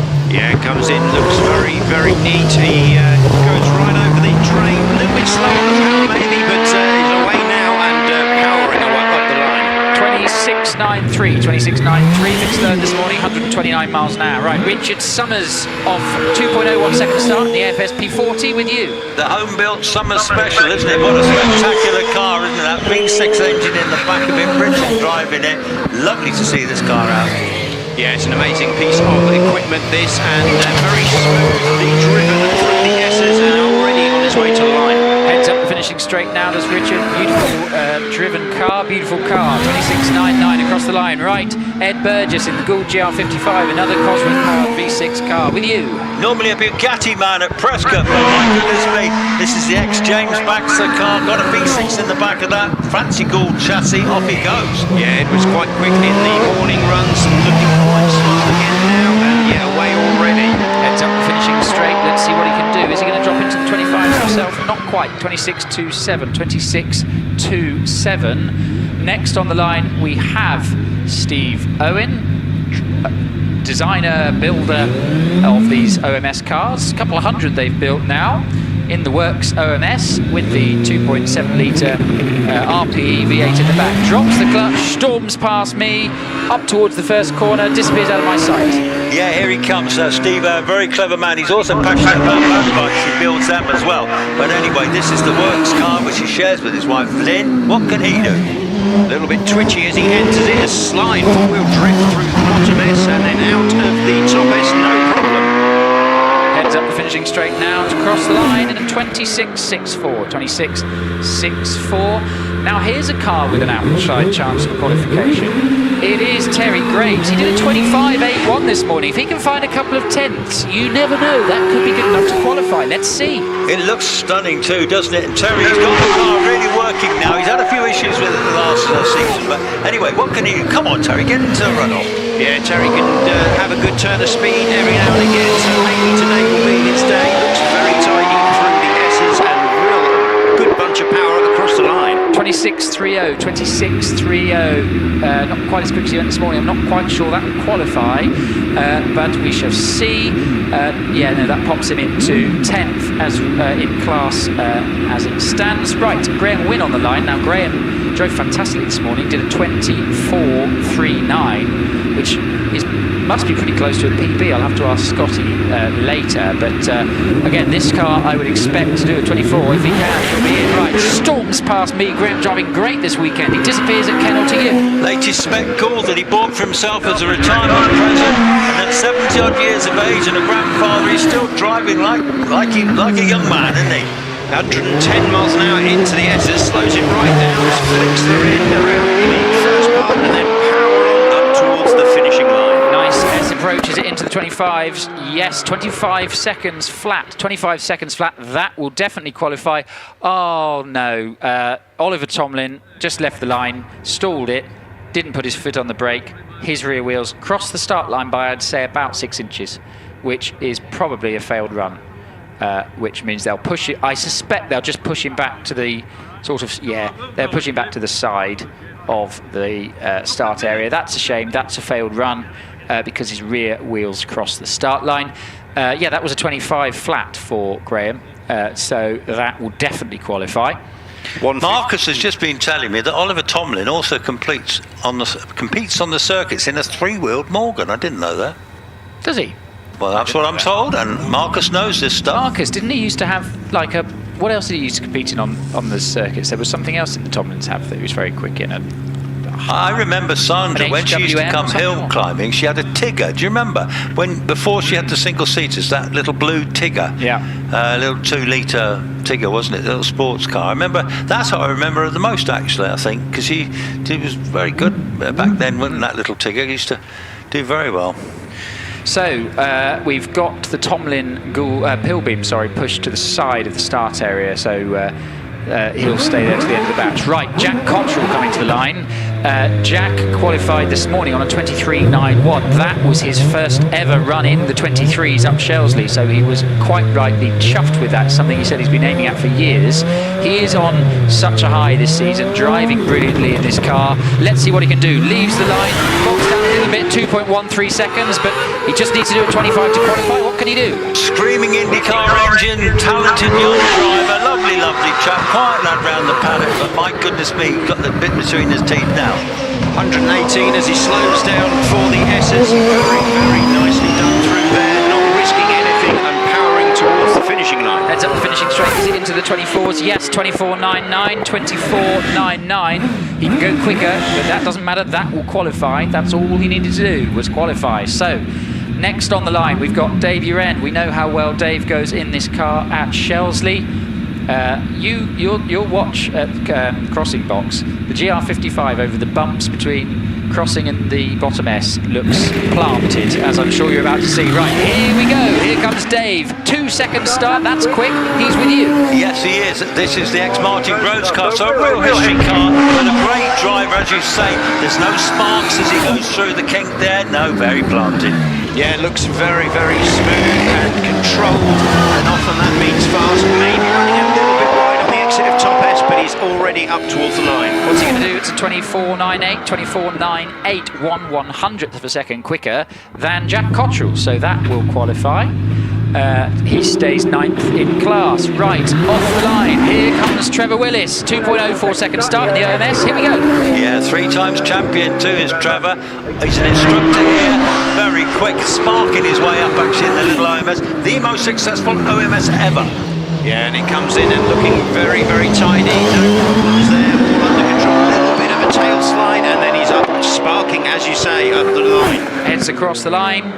24.60, 24.60, that's fastest so far, that's well in. Do you know that Trevor is the only driver to win the championship not driving a Gould since 1997? Wow, that's pretty good. He's done it 3 times. He has indeed. Here comes Wallace, 1.88 second start. That's rapid. Here's Wallace. Flying Scotsman himself, 4 times champion. Got a good chance of winning this runoff. What a fabulous looking car too, isn't it? Yeah, and no problems there in the first one. He has turned out for the second one and looking very, very in control. Rapid run from Wallace. What is it? It's a 23.46, 23.46. That is fastest so far. Will Hall comes to the line. Qualified fastest this morning on a 22.99. Let's see what he can do this afternoon. Had a bit of rotten luck before the first runoff with the timing of the delay. But so I think he's owed a bit of luck today. Let's see what Will can do. Incredibly fast driver. Good start. Launched off the line. 1.94 seconds. Disappears out of my sight at Kennel. Come on, Will. What a fabulous car and driver we got here. Come on, Will. We want you to win a runoff as well, particularly in the mighty Shelsley Walsh. Already with you. 130 into the SS. Slows right down. Slides the tail out on the first one, but keeps it together. Will that have cost him the time? I suspect he'll still qualify though. Yes, it will indeed. 23.79, 23.79. That is definitely in. It's a good run. It is indeed, isn't it? Right. Who's next? We've got Alex Summers, 1.9 second starts. Let's see how quick this is. He's with you. What a terrific driver Alex is. He screams up the hill in the Firestorm. 14,000 RPM out of the V8, already in bottom S. Yeah, his split times already look very, very fast as he comes through. Almost looks like he's under no pressure at all, just always in control and across the line. To qualify in a 23.48, 23.48, 2/100ths of a second slower than Wallace, qualifies him second. That is the end of the batch, and I can tell you that I think, well, let me just check. I believe I've got the qualifiers for us for the second runoff. I think I can work it out. Now, don't count me on this because we'll wait for the official screens, but I'm pretty sure fastest qualifier is Wallace Menzies. I believe both Greenans have qualified. You've got a feel for Darren Gumley. The qualification cut-off is a 25.72. Darren did a 25.73. That's, oh, Gummers, I'm sorry, mate. We're out by 100th of a second. That's not fair. Brutal. It is, isn't it? However, I can take you through the qualifiers. Fastest qualifier, Wallace Menzies on a 23.46. Second, Alex Summers on a 23.48. Third, Will Hall on a 23.79. Fourth, Trevor Willis on a 24.60. Fifth, good time, good qualification slot for Paul Hames on a 24.78.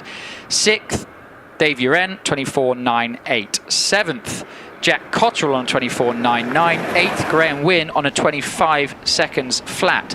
Ninth, Jonathan Varley on a 25.23. 10th, Pete Tathan, great time, 25.45. I don't know if I've seen Pete in a runoff for quite a while, so great to have Pete in. 11th, Andy Greenan on a 25.48. And 12th, Adam Greenan on a 25.72. So Adam will run first and then come straight back down, and then Andy will run. That's the order. This is going to be exciting. There are some drivers in there with some sniff at some points that you wouldn't normally maybe expect to see in the runoff today, but that is a great opportunity for them to score some points. Let's see, it's going to be exciting, and I think it's going to be nip and tuck between Wallace, Alex and Will. Yes, it's going to be proper close. Don't go anywhere, folks. It won't be long. We've just got a few cars to come up first, the historics and the older cars, but then we're going to see an amazing runoff, actually. At Shelsley, there's nothing quite like a Shelsley runoff, is there? It's an amazing place to be. It is indeed. So we await that with excitement. Yes, as I said, just a little bit gutted blessing for Darren Gumley, who misses out by 1/100th of a second, which is, what a shame that is. But that is how close hill climbing is these days, isn't it? Yeah, we love it, don't we? And the sun's still out. Yes, the track is in shade for most of my bit, but that's fine. I suppose the conditions are slightly slower without the direct sun on it and the better light, perhaps. Also tricky to see, actually. The sun is quite low as you come into Kennel, so that will be... the drivers will have the sun in their eyes. And yes, I was right on the times I took you through. I've got official confirmation now. Thank you very much, by the way. And that is, those are the runners and riders. Also, shame for, obviously, real shame for Matt Ryder, who's obviously fighting for the championship. Also for Dave Warburton, who's nip and tuck with Paul Hames for the number 10 slot. And obviously, he won't score in this runoff. So also Alex Coles is not going to score for 2 runoffs, which is a gutter. Yep. And not something I'd have had my money on at the beginning of the day. No. And then so there's also Matthew Ryder. The fact is that apparently at Prescott next time there's Midland is due. Yes. So that's another potential spanner in the works. Yes. So, but it could be a joyous occasion on the baby front, but obviously on the championship front, that means might mean another drop score. We wait and see, don't we? We wait and see. Flags are in, by the way, at the start line. I've got Simon Taylor on the line in the fantastic Stove Bolt Special, the ex-Formula 1 chassis, running a 2-litre engine when it did so. Also, I think it was the first car Sterling Moss was paid to drive, I'm pretty sure. So rumbles past me, sounds fantastic. He would be driving this back to London after the end of, back home after the end of the day. He's with you. Yes, he is indeed. I know Chris Stewart waxes lyrical about this car, but it does look the part. It sounds absolutely terrific. And of course, Simon is an ex-Formula 1 commentator and very famous journalist, isn't he? He is indeed. And into bottom S at 71. And through the S's, and Peter back here, by the way, now. And Simon, that really is what a wonderful, wonderful car. It is, isn't it? Heads up towards the finish. Crosses the line in a moment to call 36.77. Martin Jones now on the hill in the lovely little Brabham with you. Yeah, I do love this little car. He's got a nice collection. Little Lotus twin cam engine in the back of that Brabham. What a pretty little thing that is. Proper little racing car, isn't it? It is indeed. Yep, the BT21 into the SS. Out, and he heads up towards the line. Martin Jones, what did he do this morning? Did a 33.92, does he? 4.33 this afternoon. Sarah Thorne on the hill with you. Yes, coming to you now, Peter. Yep, the Lotus 69 now. Lovely looking car, really is. And cleanly through the S's. And heading up for the line now. Chris Bentley Jones. Yes, he comes up from Wales. Lovely, another little Brabham there. I think he had this car for sale actually recently. I don't think he has sold it yet. No, already with you into bottom S. Yeah, and takes 2 points at the bottom S, but he's okay. He's through there. BT35 Brabham, in fact, and he's powering it away now towards the line. Heads up towards the finish to record a time of 32.82. Andrew Tippett now on the hill, currently leading the class. Big V8 power, of course, in the back of that, growling. An old school car, isn't it? But one of the first cars to go sub 30 at Shelsley. Yes, indeed, and heads up towards the finish. Sorry, heads up towards bottom S with you. Yeah, another Brabham. This is the BT30 X1.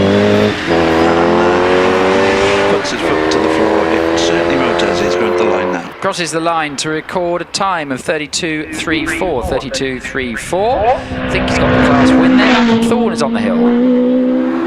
Malcolm Thorne just gone by again in the lovely Lotus, a local resident just down the road, obviously married to Sarah Thorne. Yeah, the Lotus 69 Formula 2 car comes through the S's and away. Another clean run there for that car.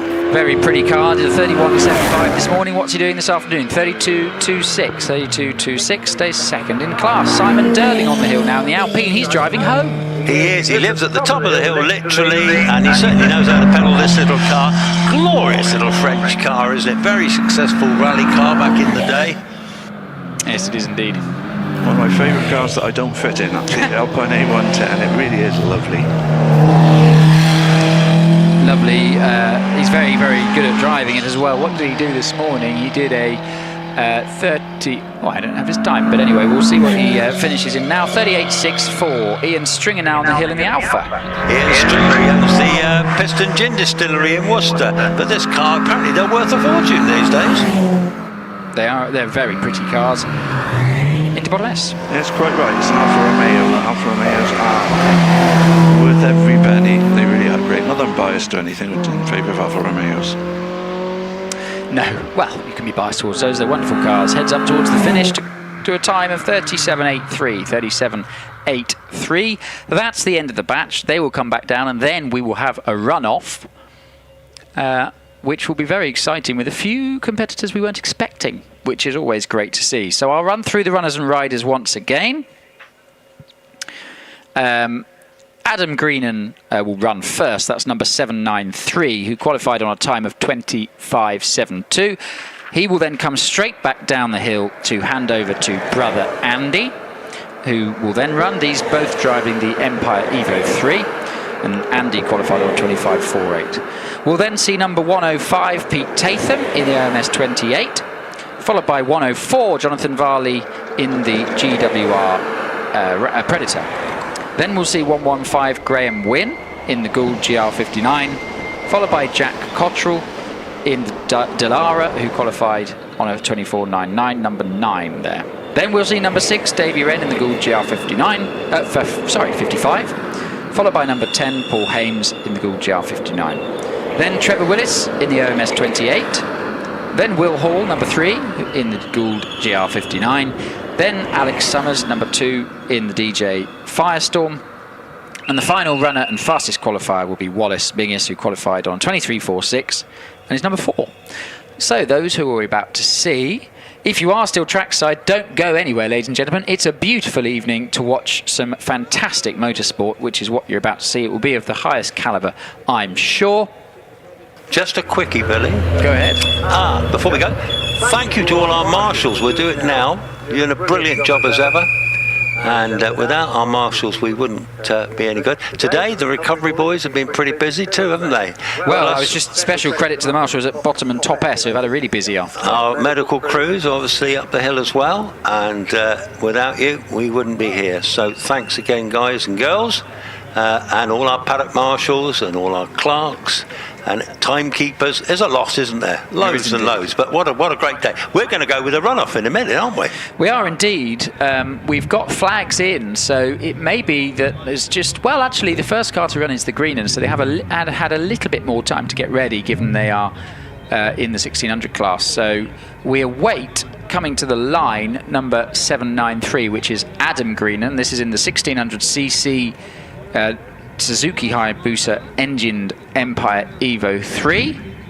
Great to see the Greenans back in a runoff. Let's see how they get on. Flags are in, so in fact I can see the car is ready. Adam is aboard in the car. He's got an umbrella over his helmet just to keep the heat off, but I think we should be ready to go momentarily, actually. Presumably they'll send Adam straight back down, and then there will be a slight delay because the next driver is Andy, and obviously in the same car needs a bit of time to get ready. So here comes Adam Greenan coming to the pre-start area. 2 big burnouts of the tyres to get some temperature into the rears. Lines up sort of slap bang in the middle really of the start line. Reaches backwards to turn on his camera to record the run. The visor's already down. He's got quite a dark visor as well, which will probably help in this light, given the low sun. In the Empire Evo 3, 1600cc Hayabusa in the back.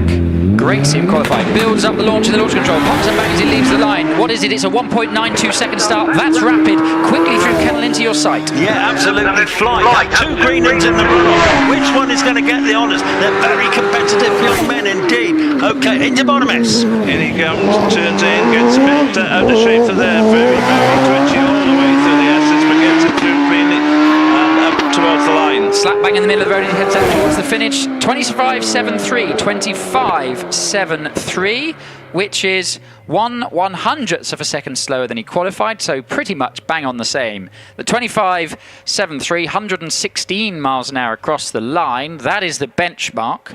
The car will come straight back down the hill.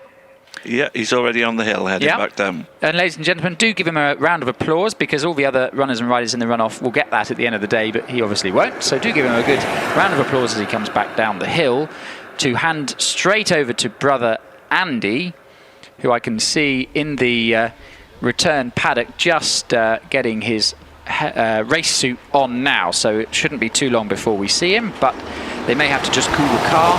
I don't think from what I can see they're changing tyres.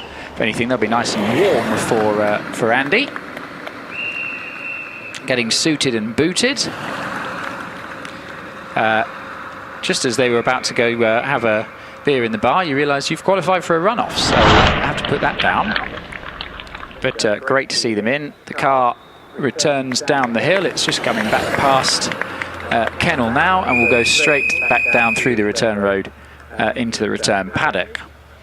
Some impressive numbers as well for a 1600 car. 1.92 on that first run. There's a lot of grip on the start line. A lot of grip. Yeah, you're right. Very impressive. So that's...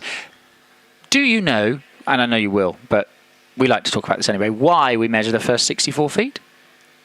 You're supposed to say, oh no, I don't. Please tell me. I have no idea, Billy. Really? That's good. Peter, do you know? No, I have no idea. That's the right answer, Peter. Good. This script is going really well.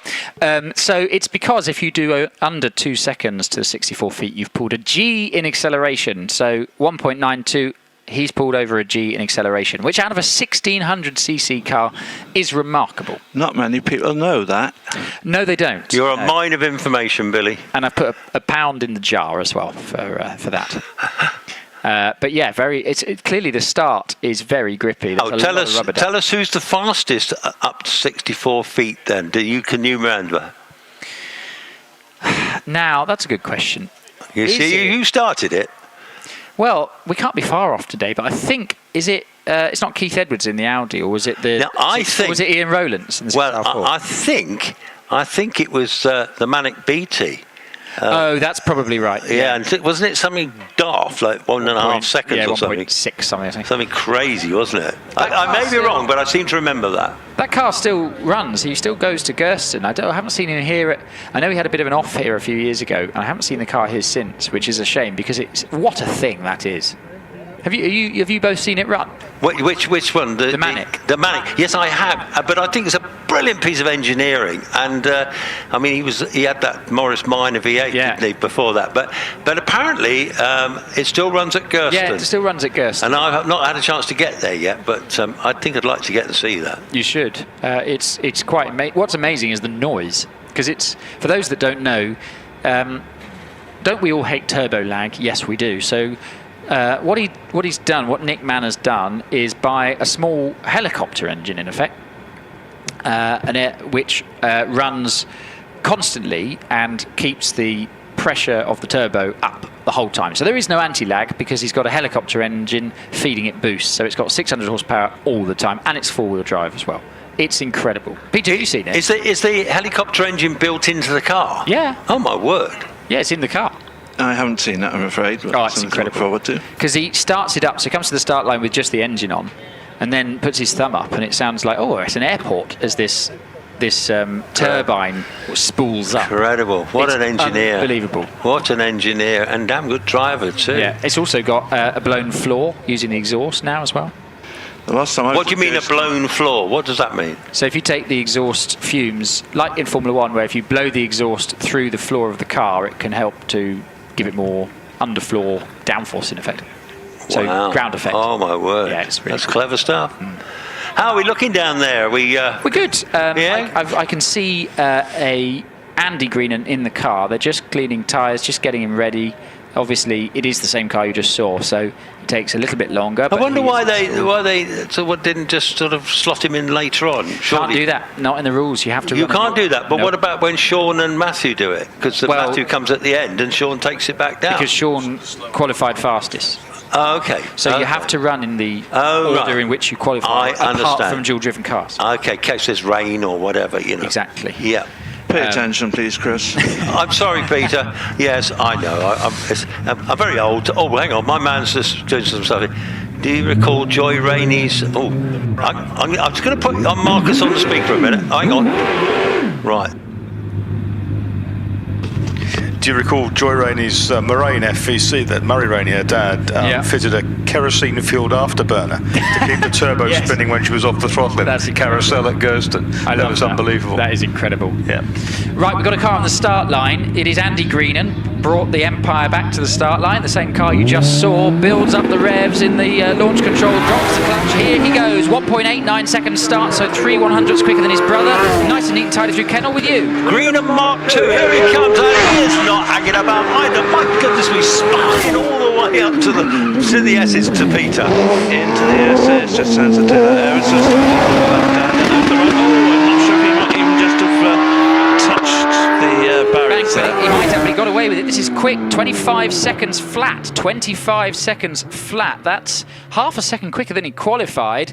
Fantastic run. Full commitment as he went out of top S. He used all the road on the entrance to the top S. He actually almost touched the bank before he turned into top S. And you're right, if he didn't touch the sleepers, Peter, on the exit, he must have been close. What a run that was. 25 seconds flat.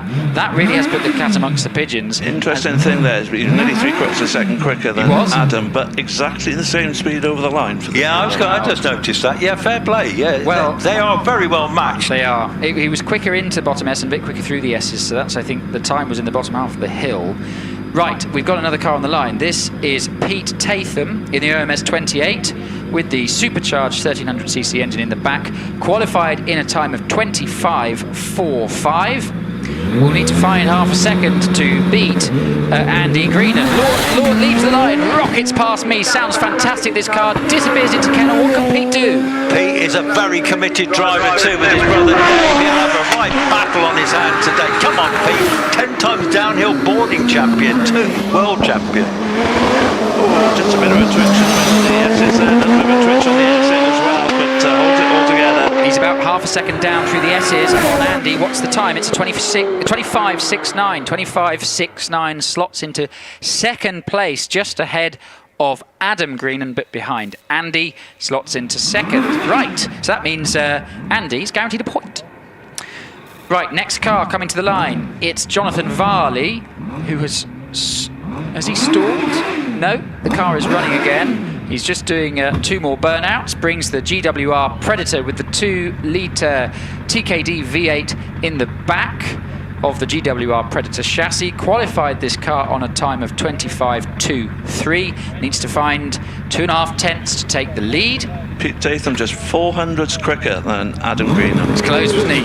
Right, drops the clutch. Oh, he bogged off the line. He had to dip the clutch. It's only a 2.31 second start. That's a shame. What can he do from now? Jonathan Varley in the Predator that once had a Formula 1 engine when Graham White had the car.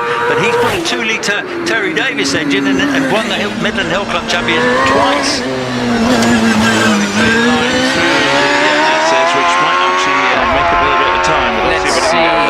He carried all that delay from the start to the finish. 25.83 slots into 4th. He'll be disappointed with that. It bogged down off the line. I don't know if the traction control system, there was more grip than it expected, but it just bogged, so he had to dip the clutch and go again. And the fastest car over the line at the moment in the runoff. 122 across the line, but unfortunately I think by the time he got to the top half of the hill the damage was done. Right, we've now got Graham Wynne coming to the line in the Gould GR59 with the 4-litre Judd in the back, qualified on a 25 seconds flat. If he equals his qualifying time, he will go joint first in the runoff. Did a 24 this morning in qualifying and in the runoff. He really could do with finding another 24-second run. Let's see what he can do. Lines up, slap bang in the middle of the start line, drops his visor now. Will engage launch control on the big 4-litre Judd powered Gould. Popping and banging in the launch control, it stalled, but that's okay. It hardly moved, so it didn't cross the line. So his rear wheels didn't cross the start line. He'll get to run again.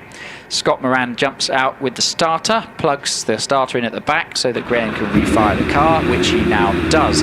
I think the traction control, some of them are thinking, well, there's more grip than they expected, but we shall see how he gets on this time. He puts his visor back up just to resettle himself, drops his visor now. Remember, he qualified on 25 seconds flat. That is the time he needs to do or beat to take the lead in the runoff. Here we go, 2.04 second start, disappears into Kennel to you. What a superb looking car, great driver too, Graham Wynne. OBE of course, as well. But anyway, he's no sparking on that car, I tell you. He's already with you. Yeah, into the bottom S, clearly through there, out to the top S, quite close to the barriers, but no problems at all. He's nearly at the line. Heads up towards the finish. It drops into the 24s. 24.70. 24.70. And if our timing is to be believed, 160 across the line. That is remarkable. He was 2.5 tenths down on Andy Green and into the S's, but the real strength of that car is how fast it punches from top S to the finish line.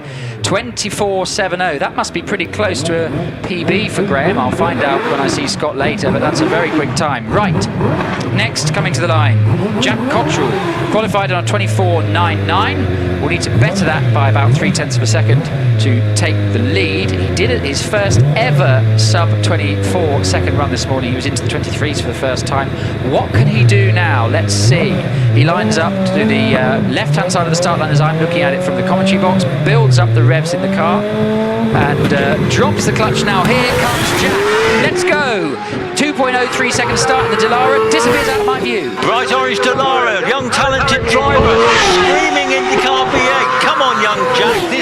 Could be another PB for Jack Cottrell. Quickly into the bottom end, cleanly through there. Right hand and blows it away. That was very neat through there, and he's coming up to the line. What's he going to do? He crosses the line now. 24.29. 24.29. Takes the lead in the runoff. 140 miles an hour across the line. About, well, 7/10 of a second quicker than he qualified. Brilliant improvement. Takes the lead. That is a marker for the rest to chase. Good time there. Well done, Jack. Really, really driving that car well this year. Right, Dave Uren coming to the line. Knows how to drive this car up this hill, I should say. One of the very few people who's done a 22 up here in this car. I don't think there'll be that in the track today, but if he can better his qualifying time of 24.98, he'll need to actually better 24.29 to take the lead off Jack.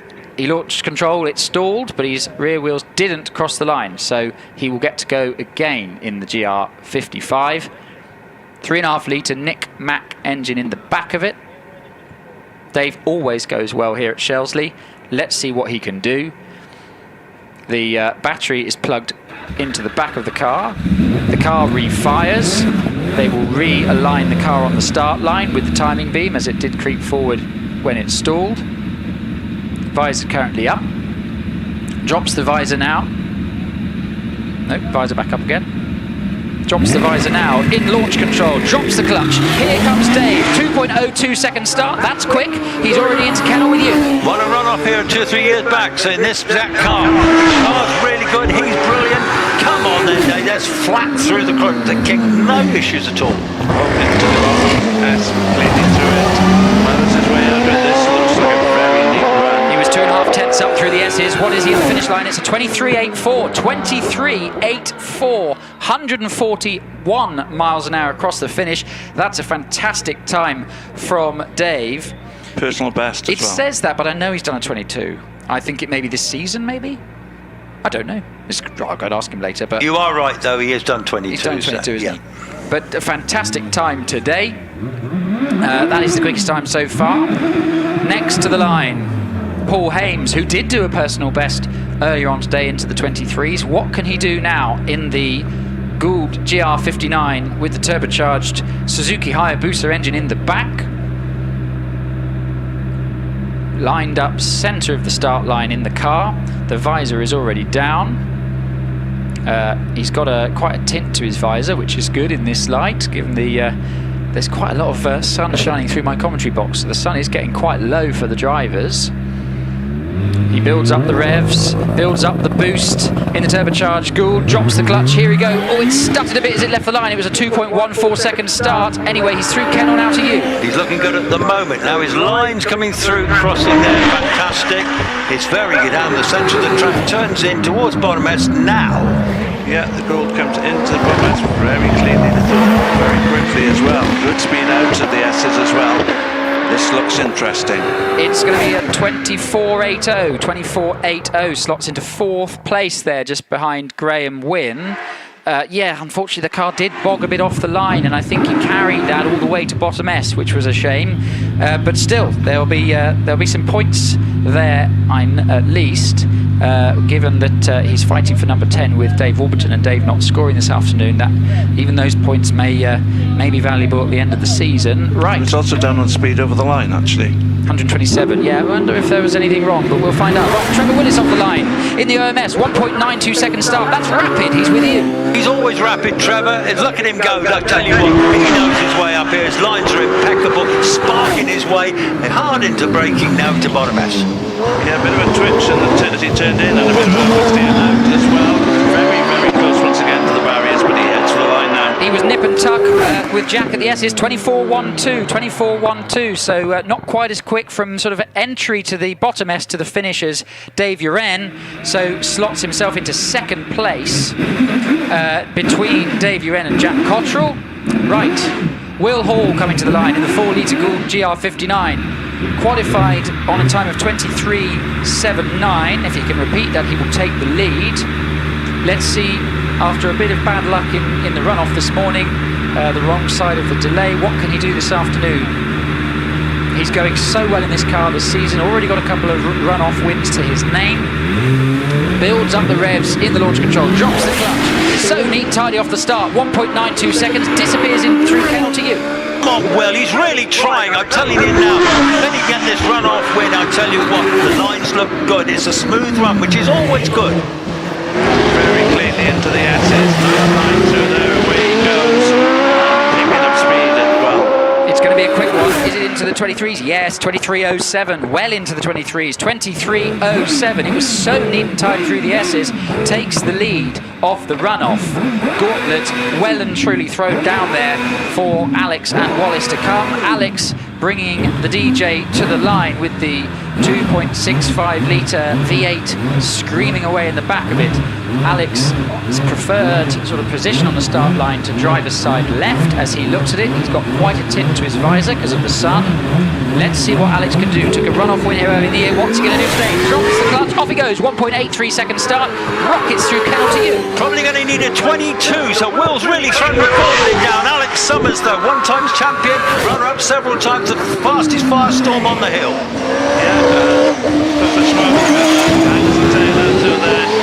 And away he goes. This looks quick. It was nip and tuck to the S's. What is it? The finish 22.93. Well done.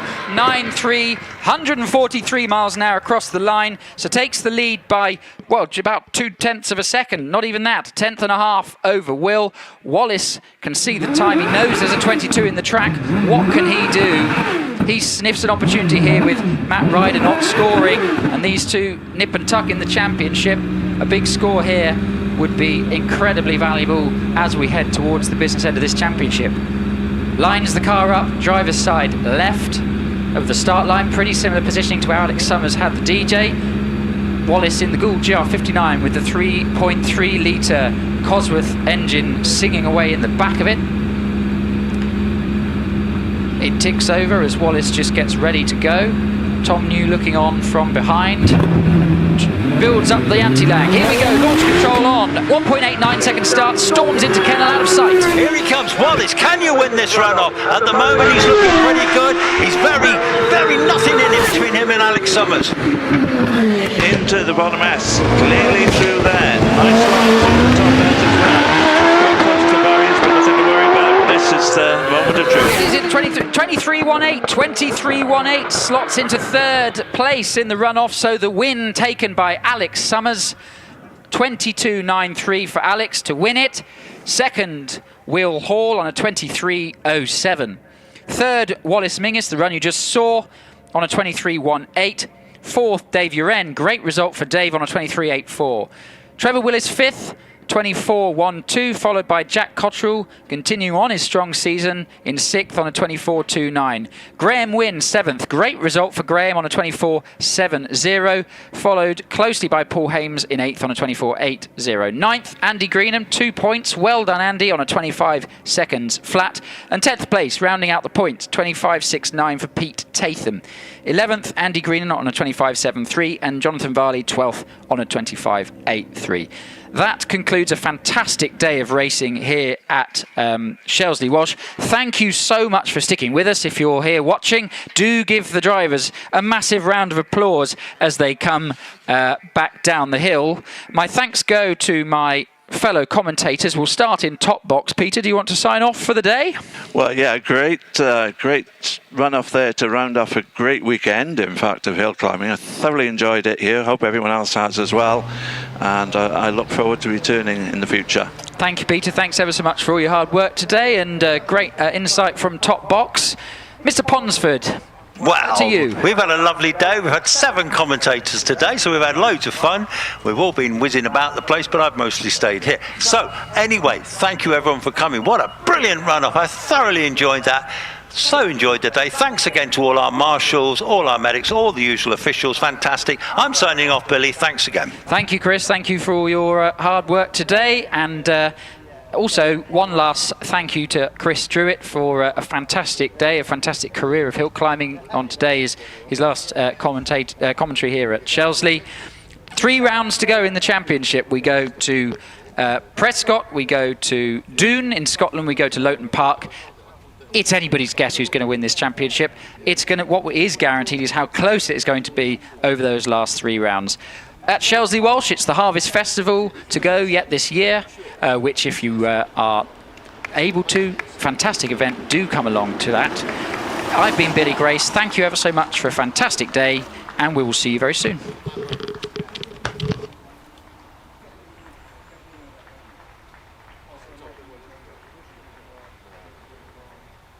There's one at the end there, isn't there? I said, just put 15 quid in here or something.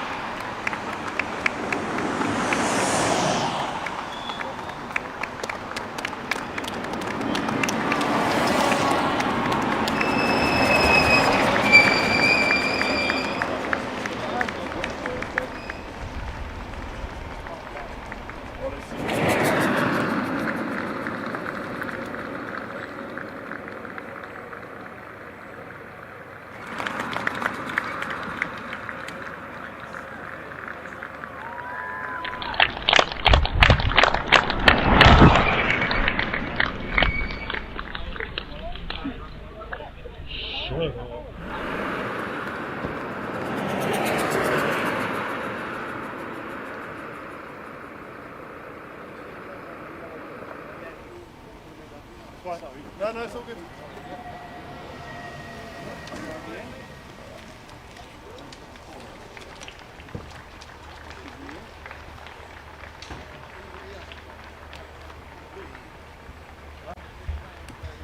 More video there, yeah?